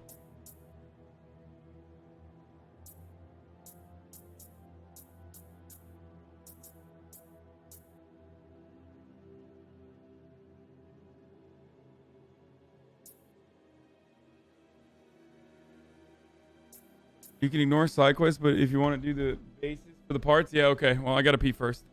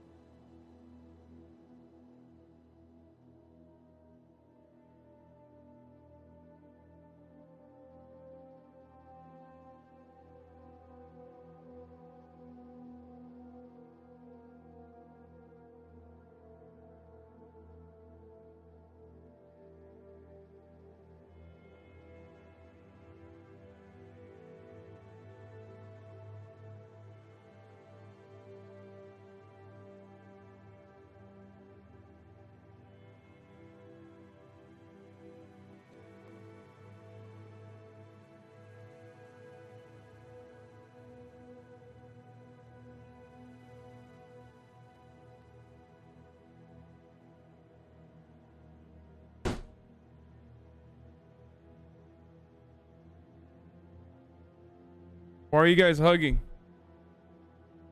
Stop hugging. I'm back. Get the Spider-Verse suit. Yeah, it was locked until level 13. We're not there yet.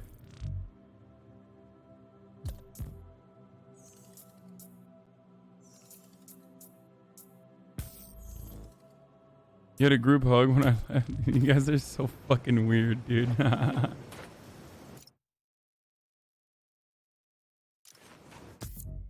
So fucking weird. All are a bunch of weirdos, dude. Don't fucking puggo me. You're fucking weird.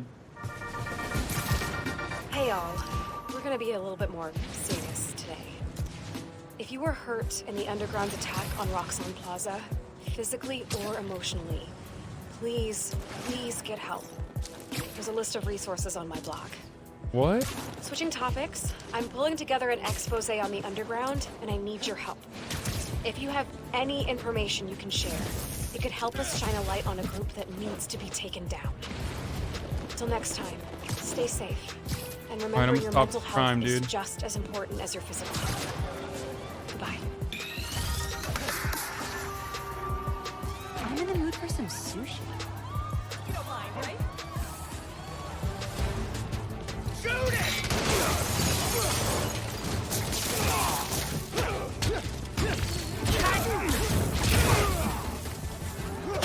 Damn, Venom is a little aggressive for these fools. We can still win this! I'll make you pay for that! Done. Hope there aren't any more convicts loose. Just fucking zapped them, dude. Thank you so much, Spider-Man. We really are safer with two of you. Cops will want this, Rev. If I can figure out what Pam's planning to do with the new form and take it from her, it'll be a good day.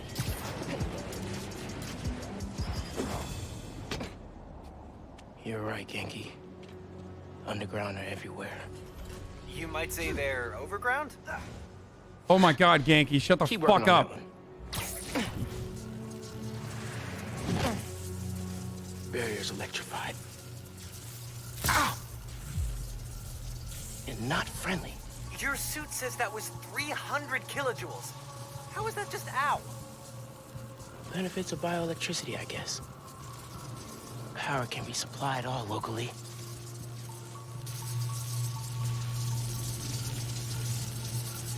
Any sign of the power source? Several. Bet these cables lead the way. Electrified barrier is next level. Maybe they got nervous after someone infiltrated Fisk Tower. Who'll do that? Jesus Christ.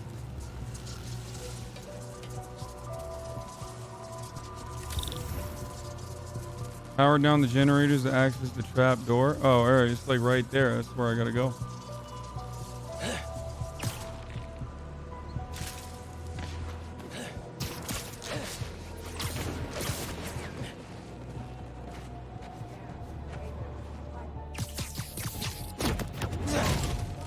Gotta be quicker than that. Fucking murked them, dude. Been trying to kill Spider-Man for years. Get fucking dunked on, bitch. God damn. Sorry.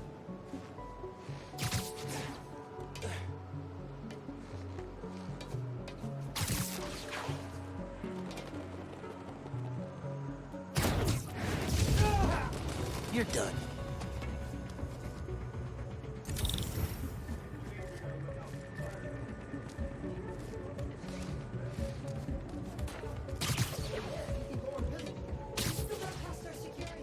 Heard you and Allie broke up. Did she quit the Underground? Yeah. Should have known she was weak. I thought she was pretty good with that rifle. Not when she was pointing it at real people. She froze, then cried. Said she didn't want to kill anybody. Ugh, glad she's gone. Ugh. Didn't want to kill anybody. Ugh. Glad she's fucking gone. What a loser, dude. What a heckin' loser, dude. Uniform's almost ready. Eso me gustó.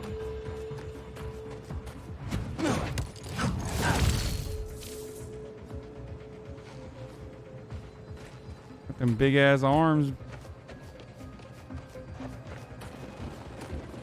True or bad this tower. Stupid Spider-Man.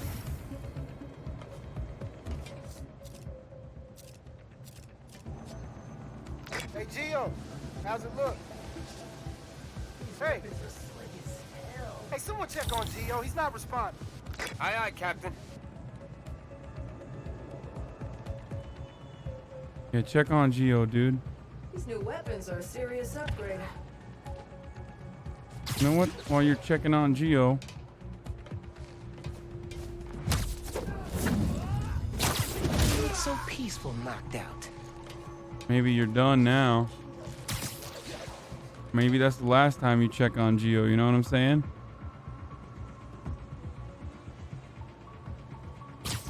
Want the whole city to see what we can do. I like your new place. Is there a phantom anywhere? Stay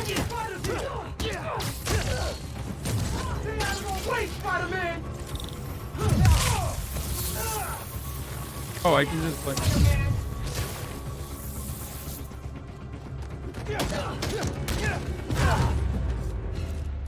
Got him. Now I gotta drain that generator. Oh, I'm about to drain, baby. Drain gang. About to blade eat this. Oh, drain. Oh, fuck yeah. All right, drained it. Feeling good. Drain gang. Now for the others. Others, there's multiple. What the frick?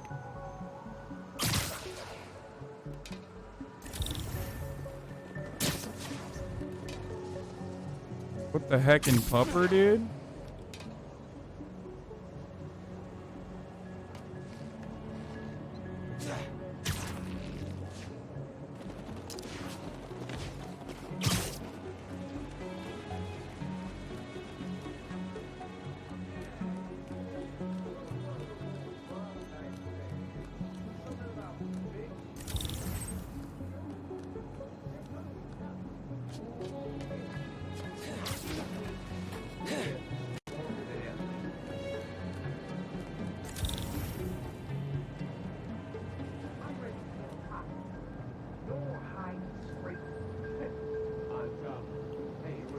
Started calling up Spider-Man! Oh shit. God damn it, dude.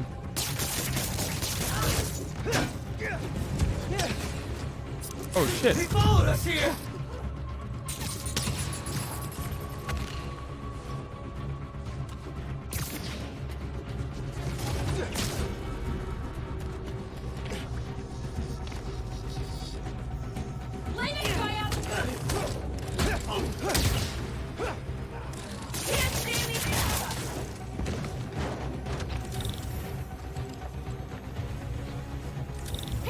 Oh shit.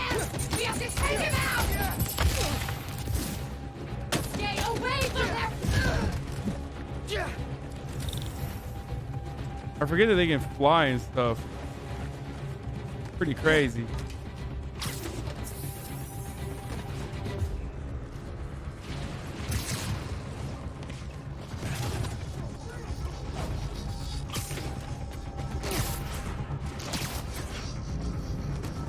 We'll kill you! Can't let that happen Don't again. make us hurt! That'll leave a mark.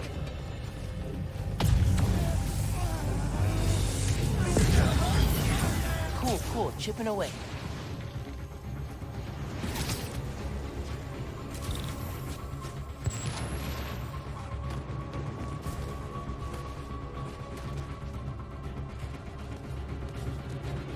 How many freaking things are down here? Will be 3.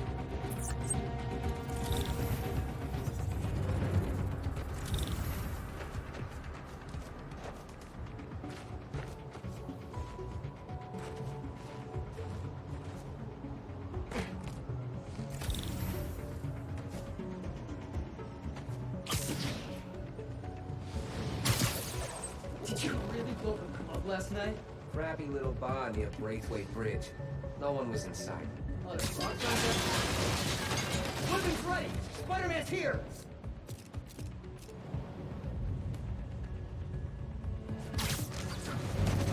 Get him! He disappeared! He's here!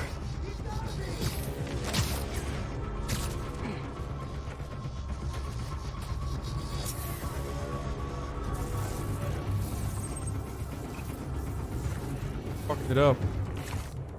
Dude, stop saying hug chat. No hugs, dude, okay? You're being fucking weird. Why you gotta do that? Just enjoy the game, okay? Against us, Spider!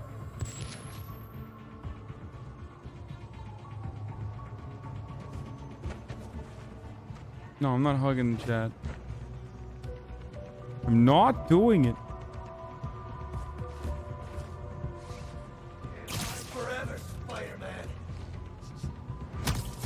Hugging chat is basically asking me to do something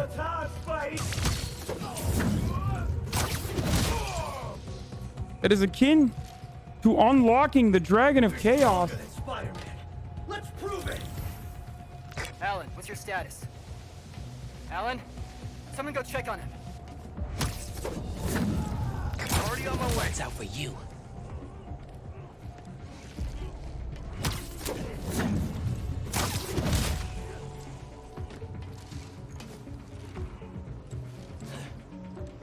Yeah, check on Alan, baby.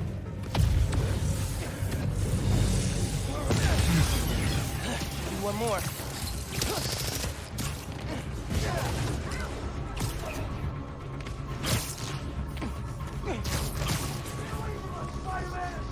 Close call.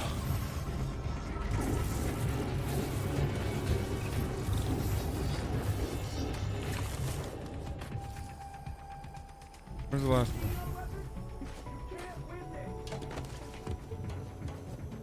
Got it.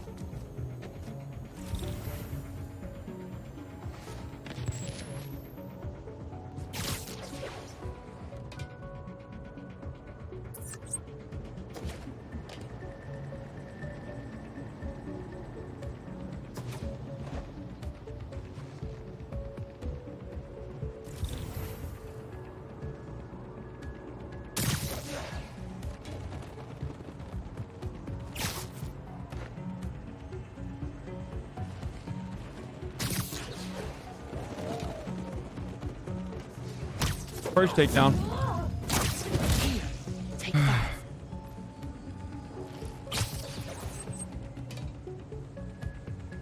Stupid cold. You done no. Why isn't there like a landmine area that's perfect, you know?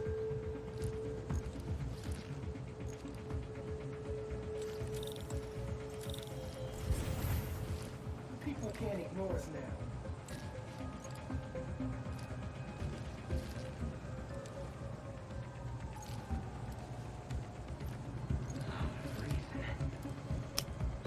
Are you cosplaying as Spider-Man?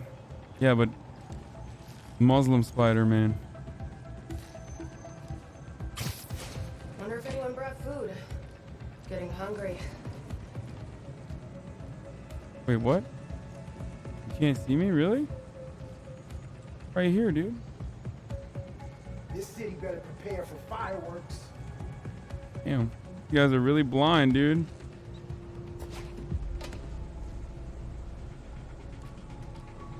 Glad we're finally taking action. You guys are blind as hell. Yo, what's up? I hate just standing here. Wish we'd see some real action.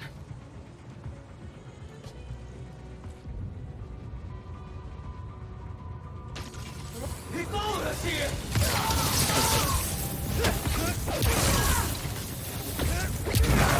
I got his Got something for you!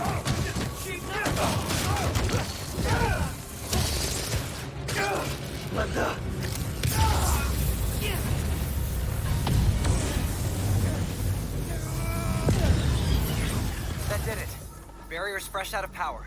And prime for smashing. Just beat the shit out of him, dude.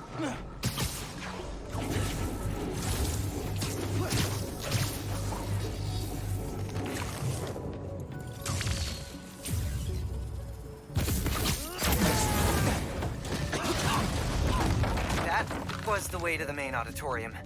Now it's blocked. Oops. Maybe there's a staircase. Or an elevator. Like that elevator. If I can lift it.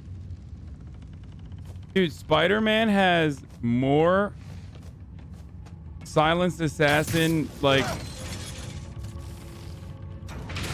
I could stick the gears. Hey man, I'm thinking. What if you told Finn you're Spider-Man? Yo, Finn. Not only did I lie about joining your club, but I'm also the guy trying to stop you. Okay, yeah. We can work on the delivery.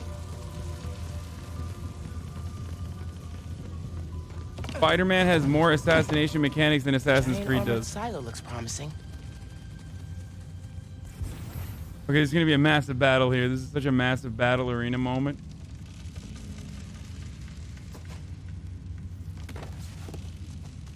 They wouldn't let a big ass area like this go to waste. Really feeling like my gaming rig is underpowered right now. Yeah. Finn's going full supervillain layer here.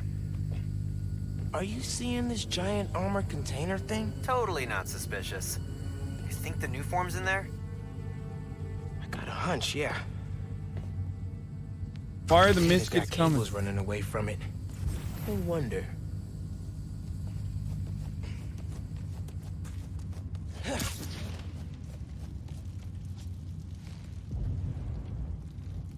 What am I doing here?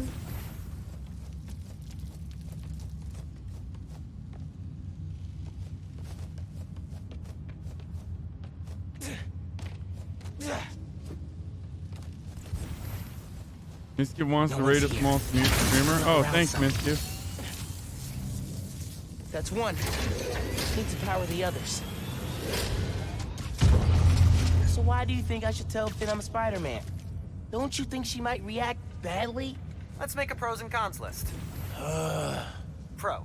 She's your best friend. Besides me. Con, she's a tinkerer. Pro. Talking to her is easier than sneaking around behind her back. Con, the other Spider-Man was super clear. Don't tell anyone who you are. You told me.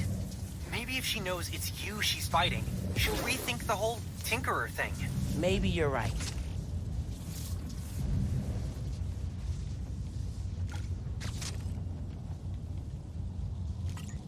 Can't make a direct connection. Might be able to use that relay node to run a daisy chain. All right, that's two. Hope this is a good idea. What's the worst that can happen? Dude. Says the guy 30 blocks away.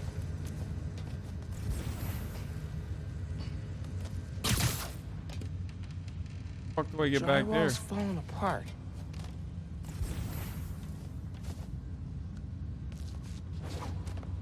R.I.P. drywall.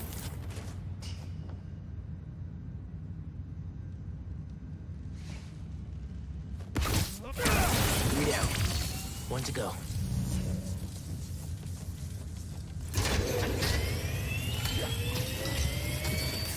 This is a cute little mechanic they have, dude. Nice. Clear line of sight to the generator.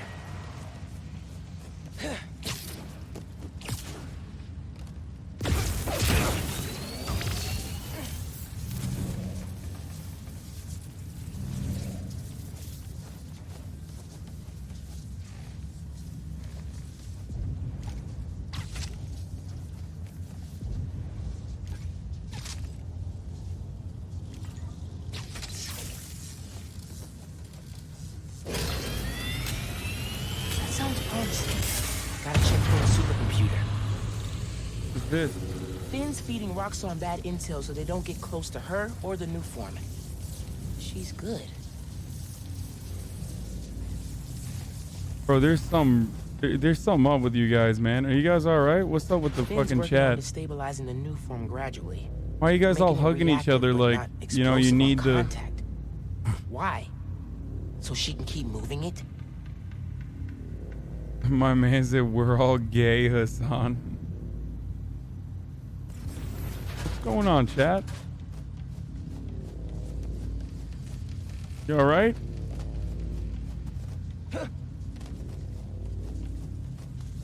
I hate hugs.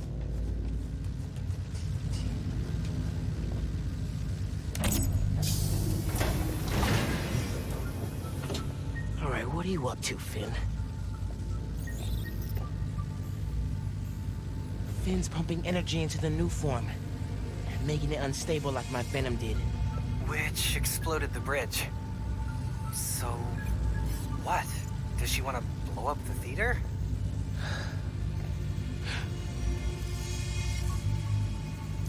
Not the You're theater. cuddling sometimes.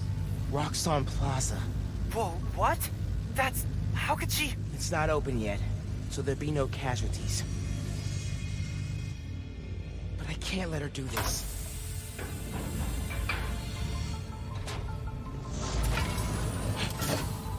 I'm taking the new form. Come on. Crap. Spread out. He's here somewhere. I called it. I need to get the new form. After I deal with her glow stick army.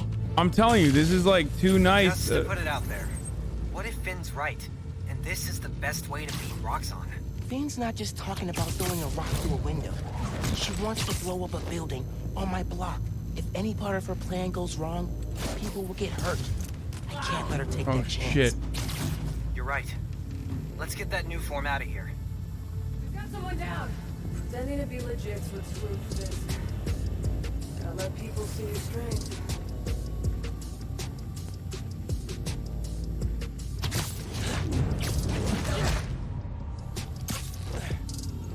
Bet you didn't see that coming. Hate when they have that knife though, dude. That knife thing is devastating. Your Beth got sick after being on the bridge, We all know that. New form gets in your lungs, you're dead. and it doesn't bother you that Tinker is forcing us to hang around it? You want to punk out, that's on you. I'm not ready Don't for you the fucking game. punk out over here.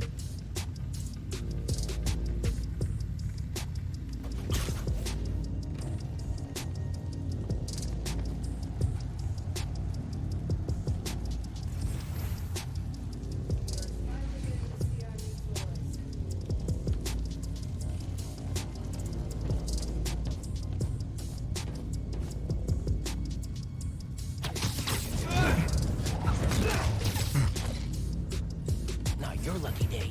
Sorry.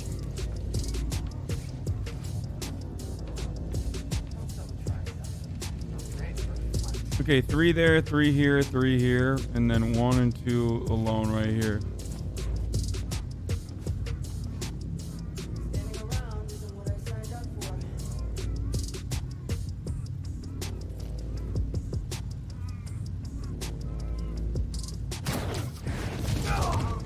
Lights out for you.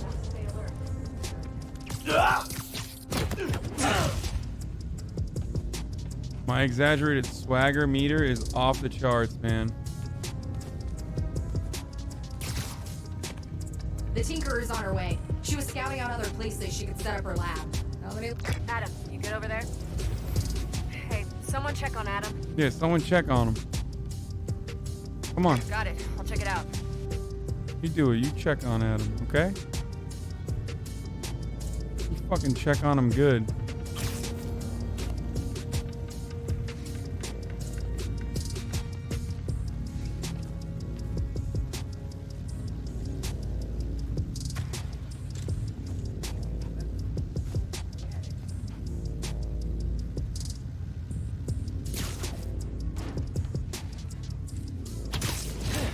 Boom, you're done.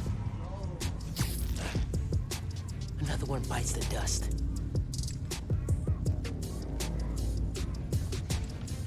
Standing around isn't what I signed up for.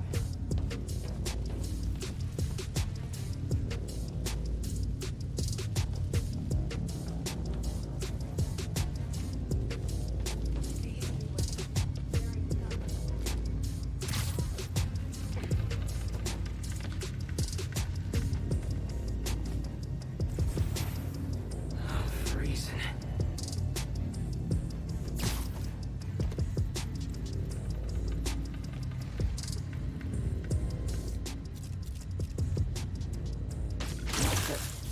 I heard something.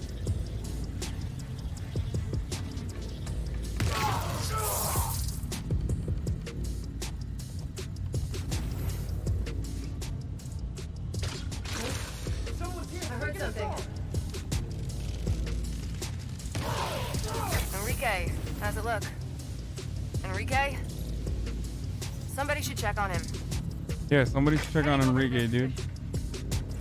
Do it, dude. Check on Enrique, dude.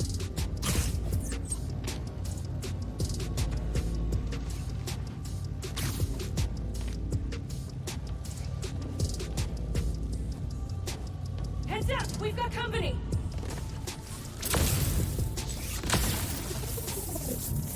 Checking on Enrique, dude. What's up? Where's Enrique, bitch? What's going on? Huh? So you find Enrique, you let me know, all right? We got his territory. Guy deserves to feel afraid. Spider-Man! You can't! I shut down Fisk Tower, and I shut you down here.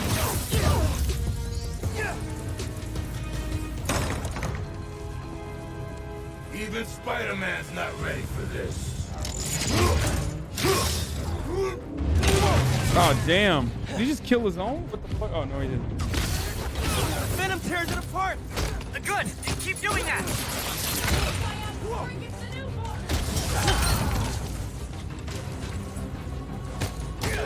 Go ahead. Try and get up.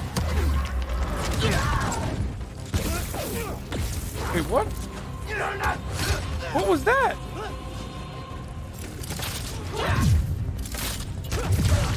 Why are you...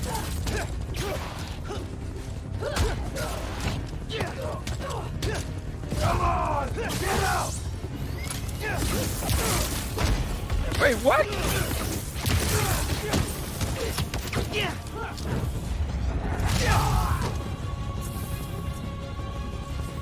Did I just clap the cheeks off that boy, dude? You'll regret messing with the underground!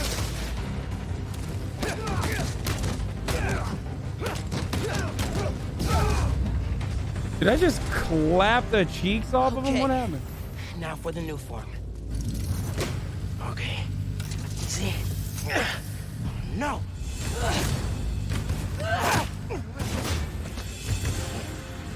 Can't let you take that.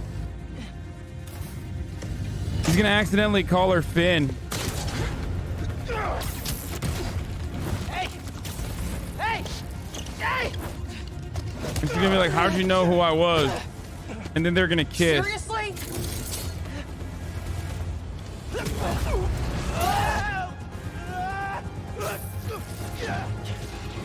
I just want to talk. Finn! Tinkerer! Stop! See? So you can steal my new form? Not a chance in hell!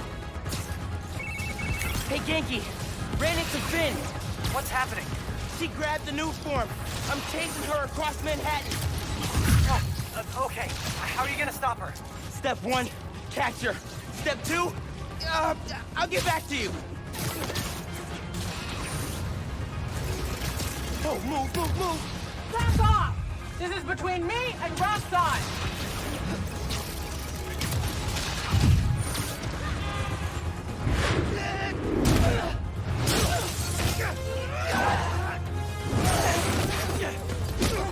How about we use our words?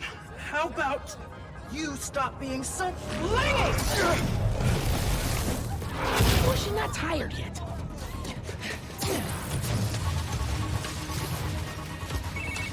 It is not going well. Where are you? I don't know. I'm dodging explosions. I need a new strategy. Gonna do what you said. Tell her the truth? Yeah, as soon as I catch her. Tinkerer, I gotta tell you something.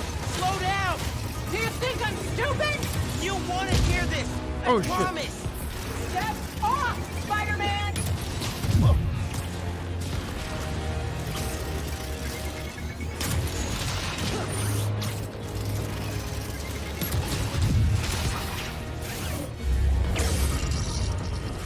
So much property damage, dude. You got a license for that weapon, bro. Not good, not good. Hope the ship's okay. You got a license for that weapon, Tinkerer? Oh my god, so many fucking blown up cop cars. She really is Antifa, dude. Oh! Why does she invent death wheels? Wait, oh, that didn't even work. Oh!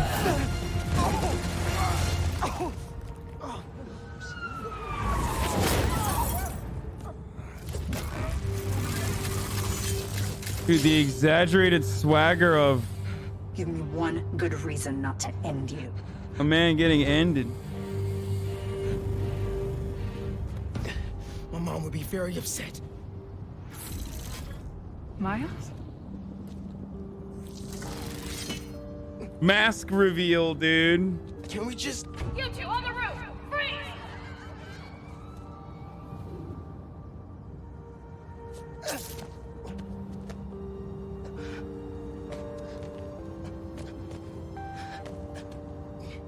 He said, fuck it, mask off. That means he's gonna murder her. Could have gone better.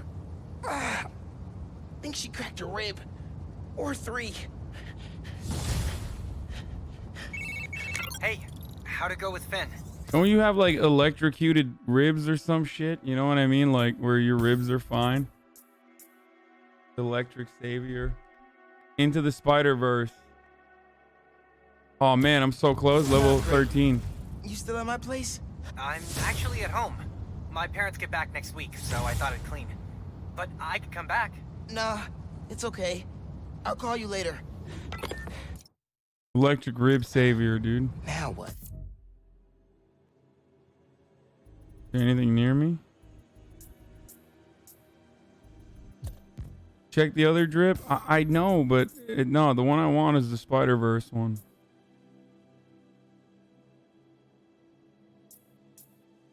Wait, why doesn't it show up?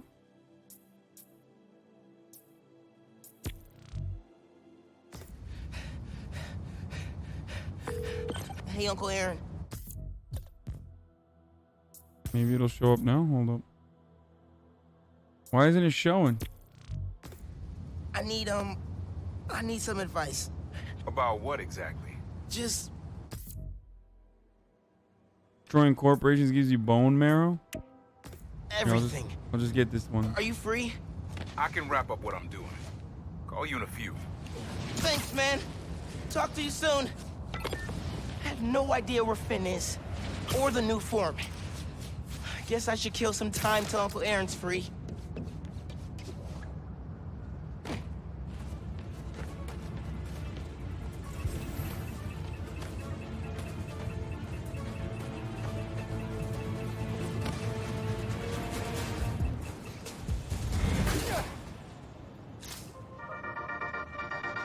Hey, my buds, my dudes, my pals. As if New York wasn't exciting enough during the holidays, there is now a tropical storm / hurricane creeping its way up the coast. Oh yeah, just like that movie where the boat gets flipped over by a big wave, you know? Oh, sorry, spoilers. Anyway, if this storm hits, a lot of people are gonna need help. So now's a great time to donate to your local shelter. Till next time, remember to check your credit score annually. You get 1 free report per year, so be responsible. Goodbye. Bro, she's just constantly asking for handouts. Typical socialist, you know what I'm saying? Typical socialist.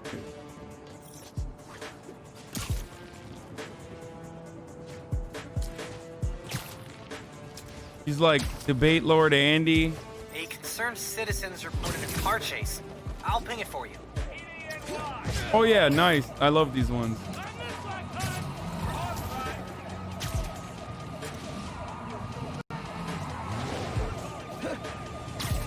That car's swerving like crazy. I'll hit something. Or worse, someone. Gotta It's stop that them. Spider Kid! Spider-Man!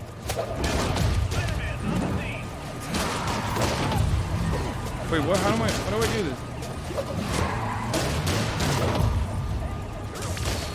How do I do this? Oh, okay, there it is. That's one.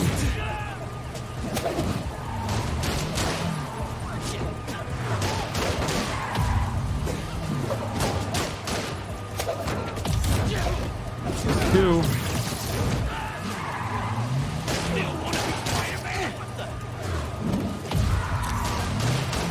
Why didn't it work? Oh, there it is.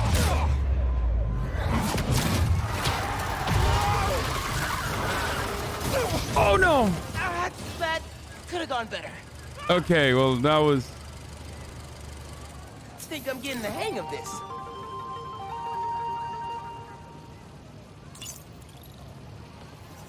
Hey.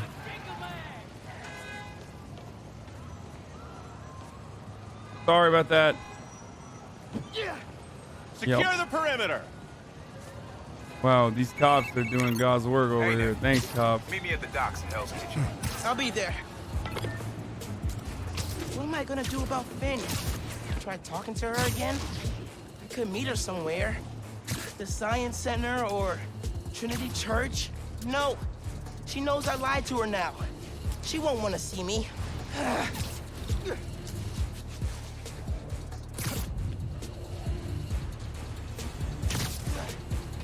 Close worksite, kid. Get out of here. Wait, I had what? to sneak around those workers to grab that capsule. Why don't I just beat that ass?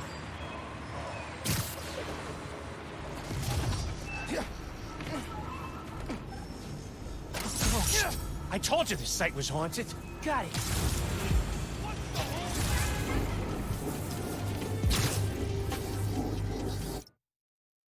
You guys like that?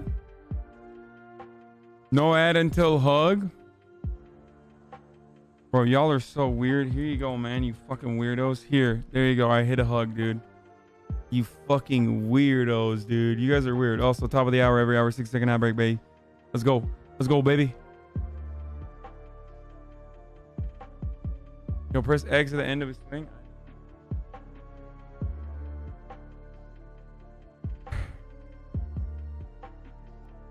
There's dummies in the chat who's still like, hug chat. I already fucking did it, bitch. Shut up.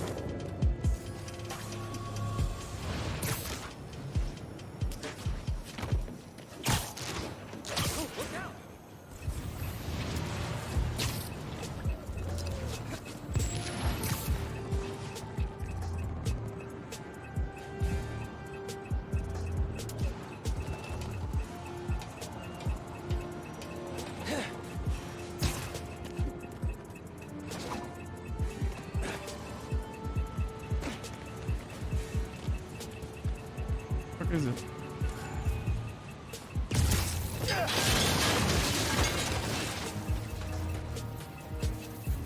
There it is.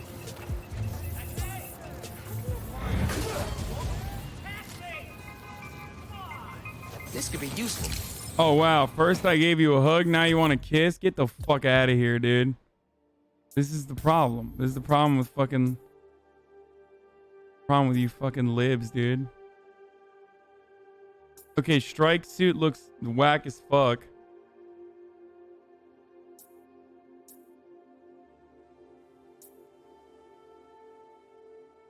Game bonus, venom power, air tricks. Those are terrible specials. Thrown object damage, decreases damage from range attack. I think this is probably the best one, huh? Like for the ones that are unlocked right now. What is this, dude? This is slows the rate the camouflage drains when not moving. Reduces length of Roxxon venom suppression. Activate camouflage to instantly remove Roxxon bolas. I think it's still this one that's the best, huh?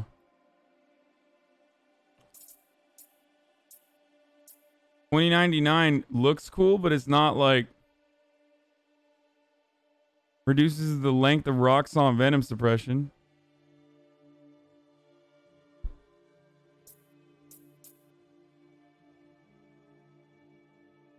This is like the not fucking around coalition Spooderman. No, it decreases damage from ranged attacks. It's in like the damage that I get from ranged attacks, it decreases, which is good because that's literally what I get hit by ranged attacks all the time. Oh, you can change it.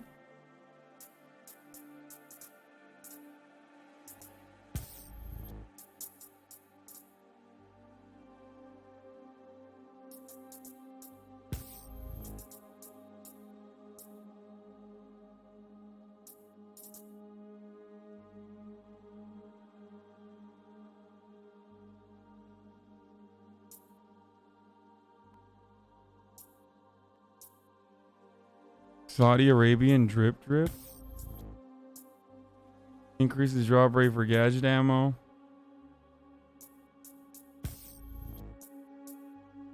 Won't scan marks enemies through walls and keeps them marked. Yeah, I like that. As long as stealth mode remains active. Creates a concussive force when underground weapons are shattered. Wait, that one sucks.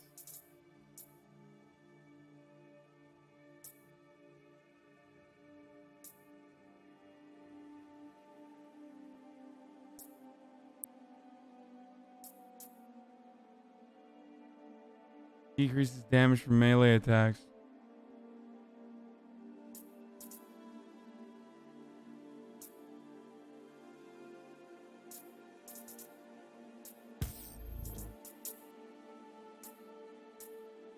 Yeah, this one's really good. I need 2 more activity tokens though.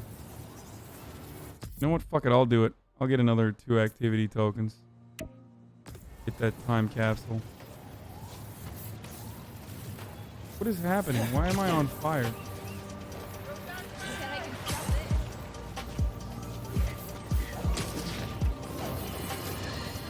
Today I have the honor of welcoming Roxxon Energy's head of R&D, Simon Krieger.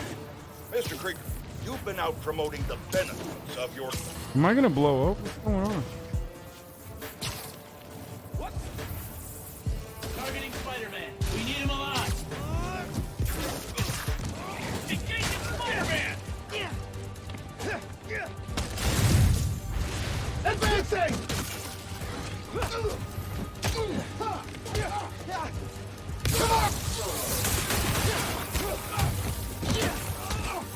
Get out of here, dude. Get out of here, you too. You shouldn't have come here! Yeah, that's what I thought, bitch. Corporate kidnapping squad down. We're shooting a cop here. So rewarding. They won't let you beat up boys in the blue in this game, which is kind of bunk, but what are you gonna do, you know? At least they let you beat that ass.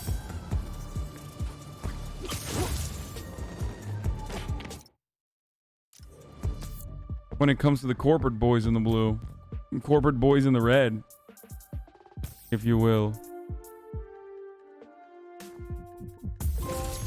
That one's really good. Will I ever get a 6 combo though? I hope I do.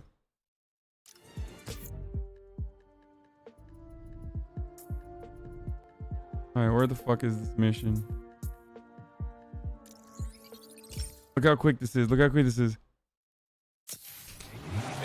Wow. Wow. That will never get old. That will never get old, dude.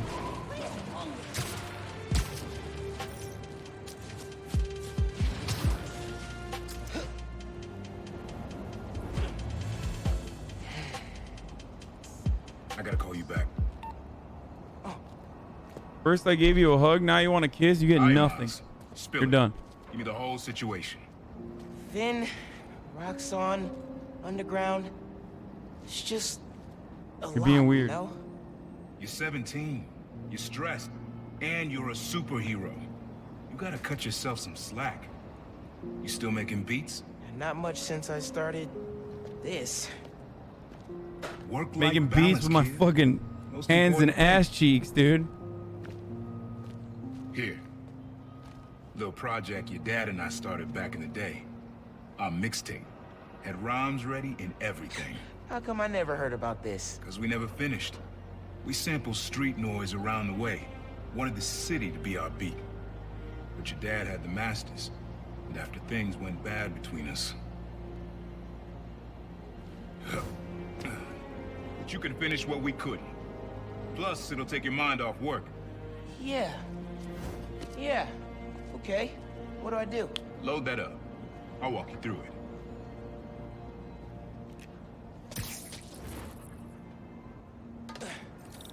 I'll set up holograms to guide you. Scan the source. Holograms, huh? You stealing my moves? This was in my playbook before you even born. Okay. Don't think about Finn. Focus on sounds. Clear my head. Scan the holograms, and it'll unlock files on that drive I gave you. Help you figure out which sound you're looking for.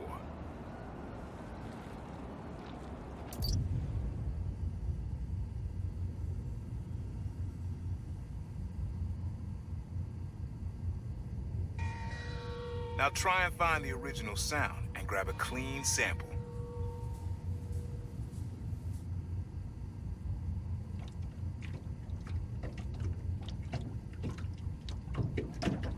That's the sweet spot. What? Not a match, though. Keep looking.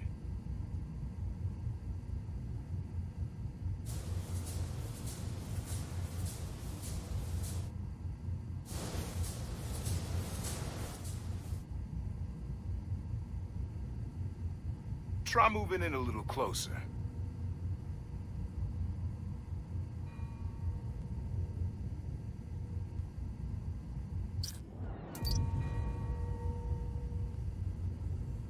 Too far. What the heck, man?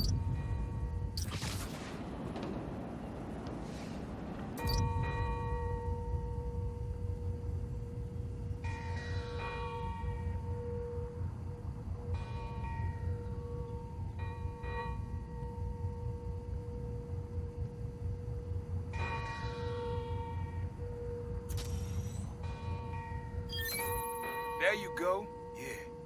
Yeah, that's it.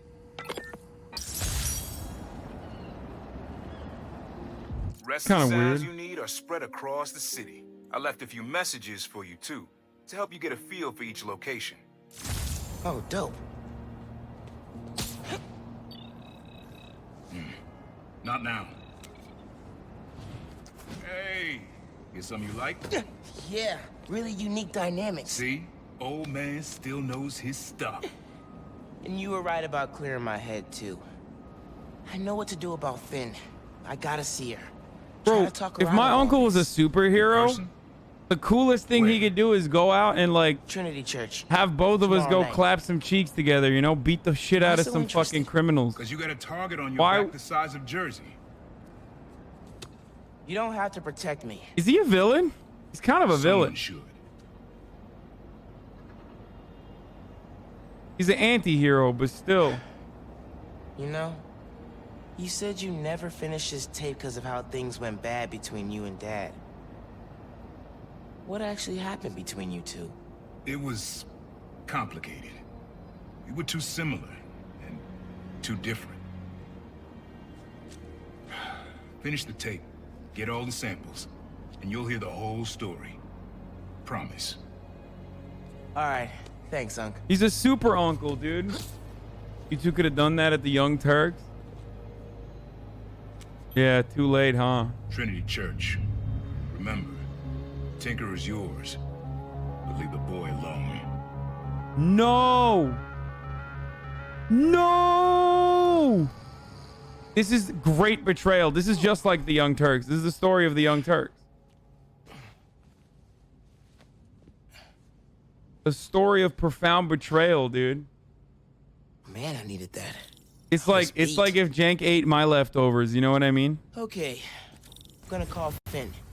As soon as I'm ready to go. Unc is gonna say like, oh well, you know, you stole my leftovers, so it's appropriate that I do this.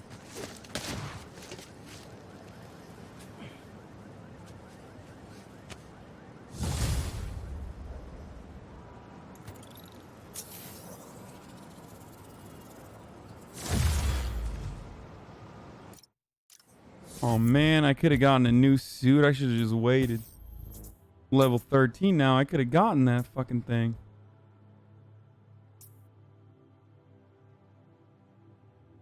This one's actually sick. I need activity tokens and I need tech parts because this one's actually pretty cool. The Into the Spider-Verse one. Complete all FNSM activities. This is the Black Lives Matter suit, right? That shit is so sick. This one's sick too. Select all the sound samples. Complete the back to the beginning mission. Bodega cat. Ooh.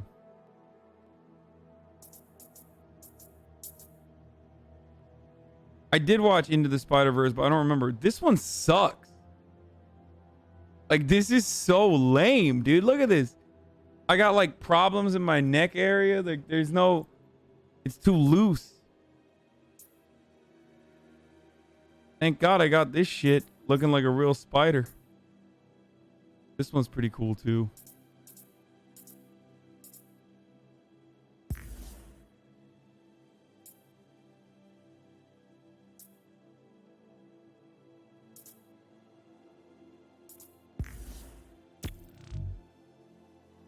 It's not as good as the suits from the last Spider game, that's for sure. Like, last one was so sick. Last Spider game was incredible. All right. Time to call Finn. Hope she answers. Hi, Spider-Man. Finn. Hey. We need to talk. Yo, chill. In Don't person. say my government So you name, dude. lie to me again? So I can make this right. Please. Meet me at Trinity Church. No more lies, I promise. If you're screwing with me, fine. I'll see you there. At least she's willing to meet. Okay. Trinity Church. Let's go.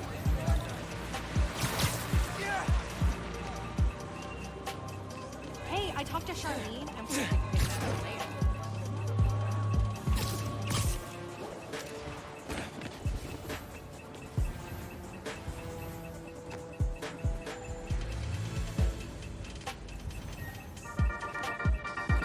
Hello, friends. This is the Danicast with our debates.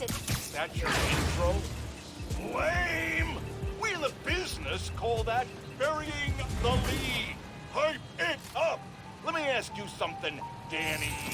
Do you ever think about what you're inciting? About your journalistic integrity? Cringe. More than some. Because your campaign against Roxxon is baffling to an actual journalist like myself. You should be attacking the young, unproved vigilante who keeps causing problems in Harlem. What? You twist everything Spider-Man does into something malicious while simultaneously excusing everything Roxxon does wrong. All Spider-Man needs for you to support him is to get a better PR department. The only problem Spider-Man fixes are the ones he causes. I won't praise the arsonist for putting out his fire. Meanwhile, Roxxon built a beautiful plaza in a failing neighborhood. By tearing down homes and businesses, our new Spider-Man is proving that Harlem isn't the failure Roxxon makes it out to be. And you, Mr. Jameson, for someone who claims to love New York, you sure do seem to hate New Yorkers. You are clearly emotional, young lady, so I'm invoking the mercy rule on this debate. Jared, shut it down. And whose idea was it to debate a teenager? There are no good optics to destroying a child. Get the car. I need a hot stone massage. Hello? Hello? Yeah, he's gone. Well, thanks for the debate that you demanded, Mr. Jameson. To everyone else, remember to stand up every half hour while working at a computer. Bye. Stealth take down 3 enemies. Achieve a 10x combo. How the fuck would I do a stealth takedown here?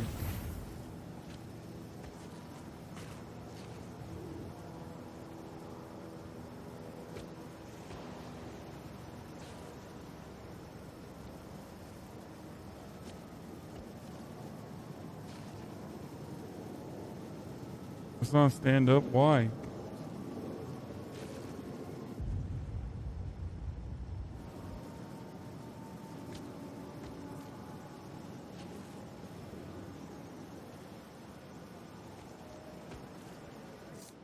Yeah, I'm not doing that, man.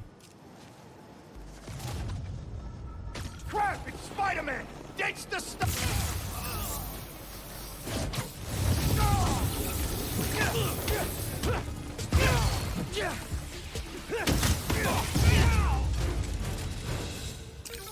Keeping the neighborhood safe from Roxxon weapons. Spider-Man style. I didn't even get a single one of the fucking extra special moves there. before the cop. Dude, this guy really wants me to hit. This guy really wants me to hit X on the swings, dude, which I'm not going to do. What I am going to do instead, I think at this stage is call it for the night. This guy really wants me to hit the swings, but unfortunately for tonight, that's all we will be doing. Okay? No one ruined it. Chill. No one ruined it. What a fucking liar, dude. What a fucking It's fucking... Listen, it's Thanksgiving Eve. What a fucking Weasley little I'm trying to have all my... Holy shit, dude. I'm trying to be as energetic as possible for tomorrow for the Thanksgiving stream. Also, tomorrow I will be doing a podcast in the morning. I'm saying it. America deserves happiness. So there's that. Fuck it. I'm saying it. America deserves love. Fuck it. I'm saying We were supposed to get together as a family and do like a whole Thanksgiving meal with the whole fam, but we're not going to be doing that. It's been called off because we're too afraid of giving the vid to grandma and grandpa. So not doing that anymore. But that also means that I will be streaming. I will be doing a stream. As always, don't forget to follow my YouTube, my Instagram at HasanD and my Twitter at Hasan the Hun. Once I finish Spider-Man, which will probably be tomorrow at this stage, I'm already 41% through the game. Once I finish everything, I will, once I finish Spider-Man, I'll get back to Demon Souls. We'll hang out a little bit. Maybe we'll do a P.O. box tomorrow. Oh no, someone just was saying really nice things and it got spammed out. Regardless, I love you all and I will see you tomorrow. Hope you guys have fun today. I know I did. See, when I'm enjoying a game, I don't even care about the numbers. I just like, this is a good game to play on stream. I'm enjoying it a lot. Great game overall. I'll see you tomorrow.